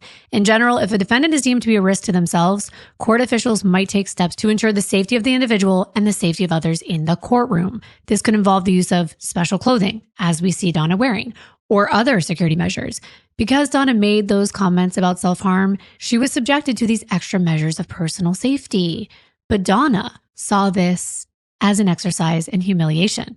And we told you she would experience many instances where she would be humbled. This woman who threatened to flee the country and who was then found with a one-way ticket to a country without a U.S. extradition policy believes that she should be placed on house arrest and not have to be put in jail at all. The arrogance of this woman to mastermind the murder of her grandchildren's father and be granted the special privilege of house arrest is truly astounding, that she believes she's entitled to it. It goes right over my head because I'm like, who even tries to assert that? The Adelsons. Exactly. Recall we mentioned her attorney filing a motion. Let's go into this because, as Kimbyr said, it's pretty astounding. Donna's attorney, Marisol Descalzo, filed an emergency motion on Tuesday, December 5th, 2023, before this court appearance, and she cited numerous complaints of allegations of cruel and unusual punishment. When Donna was first arrested at the Miami International Airport, she was transported to the Miami County Jail. Donna has complaints ranging from travel-related trauma during her travel back to Tallahassee to the treatment by guards and the staff. Donna's attorney doesn't believe that she is at risk of self-harm and is requesting an independent psychological evaluation or release to house arrest. She believes her client's Sixth Amendment rights are being violated because Donna cannot communicate with her attorney and assist with her defense. The motion requests explicitly that Donna be housed in a general population where she can have access to communication with both her family and attorneys. But the most enormous ask is just as egregious as believing that you have the right to murder someone for inconveniencing your access to your grandchildren. Exactly. Donna believes, as we mentioned, that she has the right to be placed on house arrest, despite being arrested while allegedly trying to flee to a non-extradition country. Her attorneys allege that the evidence against Donna is circumstantial at best. That TV is going to be 5. They reminded the court that Donna has a presumption of innocence, is entitled to a fair trial, has a right to counsel, and has the right to be free from cruel and unusual punishment. Poor Donna. She finds jail to be cruel. Maybe Donna should have thought of that before all of that. Yeah, especially because Donna believes the special precautions taken to keep her safe are not up to her standards of living. Like, Right. Of course not. It's laughable. No one promised prison was going to be comfortable. And once Donna arrived at the Miami-Dade County Jail, she was placed in a psychiatric unit because of the charges against her. And this was their standard custom and practice. Donna was placed in an isolation cell with a small sink, a mattress on the floor, a blanket, and access to a toilet. But she was not allowed access to clothing, cups, silverware, books, or toiletries, and was only allowed to shower one time. The motion goes on to allege that she was not allowed to use the phone or speak with family members. After 96 hours, she was evaluated by 2 psychiatrists and then transferred to general population, where she was finally able to have contact with her family. But this all changed on November 20th, 2023, when Donna was then transferred from Miami, because remember, we're going to Leon County to Tallahassee. So then she was placed back to a transport vehicle without water or snacks. The motion goes on to state that there were several hours into the journey where Donna tried to get the attention of an officer because she needed water and she needed to use the restroom, but that she was not able to get their attention. Approximately 4 to 5 hours into the trip is when officers finally checked on Donna, and she was shaking, dehydrated, and unable to stand or move. And as a result, the officers had to call paramedics at a rest stop. Now, things only got worse for Donna once she arrived at the Leon County Jail. Because she requested paramedics, she was placed in the jail infirmary under direct observation, which she should be, because if you're having dehydration and you're not doing well and you're old, you're 73 years old, like that to me doesn't seem unreasonable. But this consisted of a small solitary unit with a toilet, sink, and mattress, and what they allege was a dirty blanket. You're in prison. Like, they might not have blankets to go around, but when she requested reading material, she was denied. Apparently, the motion stated that she was also required to eat with her hands. The next day, she was questioned by mental health officials about her medical condition and any medications she was taking before her arrest. According to the motion, Donna felt uncomfortable during this interaction because she could not see the official's face and wanted to verify that this person was an authorized healthcare professional. Can you imagine? You're like, I need to see you. I need to make sure. I mean, I kind of understand that, but like, what rights do you have in prison? According to Donna, the healthcare professional took offense to these questions and allegedly stated, "You are a fancy white lady who murdered her son and now thinks she has rights." Wow. Then the official reportedly joked with the guard, stating, "She will learn that fancy white lady murderers have no rights here." Dang, but like nobody has rights there. Right. Then while addressing Donna, the worker allegedly stated, "Do you see where you are and do you see where I am? I'm out here because I'm not a murderer." Donna's attorney alleges that since that interaction, the jail staff has treated Donna with cruelty. They allege that Donna has also been denied access to her necessary blood pressure medication and has been prevented from showering for days at a time. Because she is still housed in the solitary unit, she has only been permitted one 5-minute phone call with her husband. The motion goes on to allege that a psychiatrist working at the jail told Donna she no longer belongs in a solitary unit. Donna is alleging that her treatment is cruel and inhumane. Her attorneys allege that being placed in a solitary unit interferes with her Sixth Amendment rights to participate in her defense. Based on those grounds, they want the court to grant Donna house arrest. Why do inmates think they deserve anything at all? Because sometimes I even say, especially if the crime is unusually like heinous, like the one out in Kansas City right now this past week or so, where the mother put her 1-month-old baby in an oven and burned her to death. I sometimes say that I think the same thing should be done to those criminals. And you might not agree, but if there were harsher punishments, people would think twice. Oh, an eye for an eye. And Donna is complaining about what she eats, how she eats, the phone calls. That seems pretty petty considering Dan can no longer breathe. but that's just me being passionate about victims getting the justice they deserve. But her attorneys believe that Donna is a crucial component in preparing her defense. They're alleging her detention conditions are unconstitutionally punitive. And for those reasons, in addition to her cruel and inhumane treatment, the judge should grant her the request. Donna's motion for house arrest was denied, which is not surprising. However, the judge did order a full psychological evaluation to determine if she should be moved out of that solitary unit. The motion may have brought a sense of justice to the family and friends of Dan Markel to know that the mastermind behind his murder is complaining about the conditions of her incarceration. And as I said, perhaps she should have thought about those things, actually you said it, before she did this, before she casually planned a murder that has ricocheted into countless untold suffering. We know from Charlie's trial that Donna has been described as a sociopath and a malignant narcissist. These are non-professional opinions of those who have met her. A malignant narcissist is a term that is sometimes used to describe a specific and severe form of narcissistic personality disorder. For the record, as far as we know, Donna has never been diagnosed with any of these afflictions, but let's look at the definition anyway. Even though we are not professionals, I think we are intelligent enough to examine the disorders and simply think about what we have observed thus far. It's a disorder categorized by a pervasive pattern of grandiosity and a constant need for admiration, and a lack of empathy for others. These types of people are often described as individuals who not only have an inflated sense of self-importance, but also engage in manipulative and exploitative behaviors. They may be more likely to harm others to achieve their goals, and their behavior can have severe consequences for those around them. An argument can be made that some of these things describe the actions of Donna Adelson. Exactly. And we're not doctors, we're not psychiatrists or psychologists, but an argument can certainly be made that this woman fits the mold. We know from many emails introduced during Charlie's trial and others that Donna was controlling and manipulative, and she lacked empathy for anyone who stood between her and her demands. Donna desired that Wendi and her 2 grandchildren live with her in Miami. She had no concern or regret for pressuring her son Charlie to get involved in a murder-for-hire conspiracy to kill Dan Markel. Her actions cost her son his freedom. Charlie has a 5-year-old son. She's taken another father away from another grandson. She has no concern or regret in murdering the father of her first 2 grandsons, as it held no significance to her own life. She wants to get her way. And as if a father could be replaced by a grandmother, she has no concern or regret in casting a shadow around her daughter's name for the rest of her life. Going forward, there will always be those who believe that Wendi was involved in Dan's murder. That will affect every aspect of her life, from dating to employment. And Donna had no concern or regret for the long-term suffering and psychological trauma that she's inflicted on Dan Markel's 2 sons. Now, her only concerns are for herself once again, because she finds jail insufferable. She's had someone murdered so that she could have daily contact with Dan's sons. Yet when her freedom is in jeopardy, she's so easily prepared to abandon the family that she had killed for.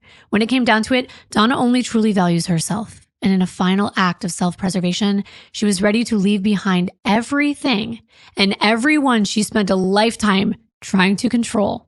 How tragically ironic is that? Like, she was ready to flee and not even have contact with them anymore if it meant that she and her husband could have freedom. That's crazy. It makes perfect sense. There's so much more to come for Donna. So much has yet to be revealed, but we aren't going to go any further for now. And what do you think is going to happen to Wendi? Oh boy, that's going to be another video that we will do when that happens. I really do think she's going to be arrested. I just found out in another trial I'm watching that they can pull information from WhatsApp, and it's been mentioned multiple times that Wendi and Charlie both had WhatsApp. So I'm thinking in my mind, of course, where else would I be thinking, that they are going to find some incriminating evidence inside the WhatsApp. Well, next week, we'll be back to our regularly scheduled programming with a very compelling and interesting and crazy case to discuss. Yes. So thank you all so very much for being here with us today. And we hope that you stay tuned and subscribe if you haven't done so already, and push the notification bell so you don't miss out on our next episode. Thanks so much. And we'll see you in our next video. Bye.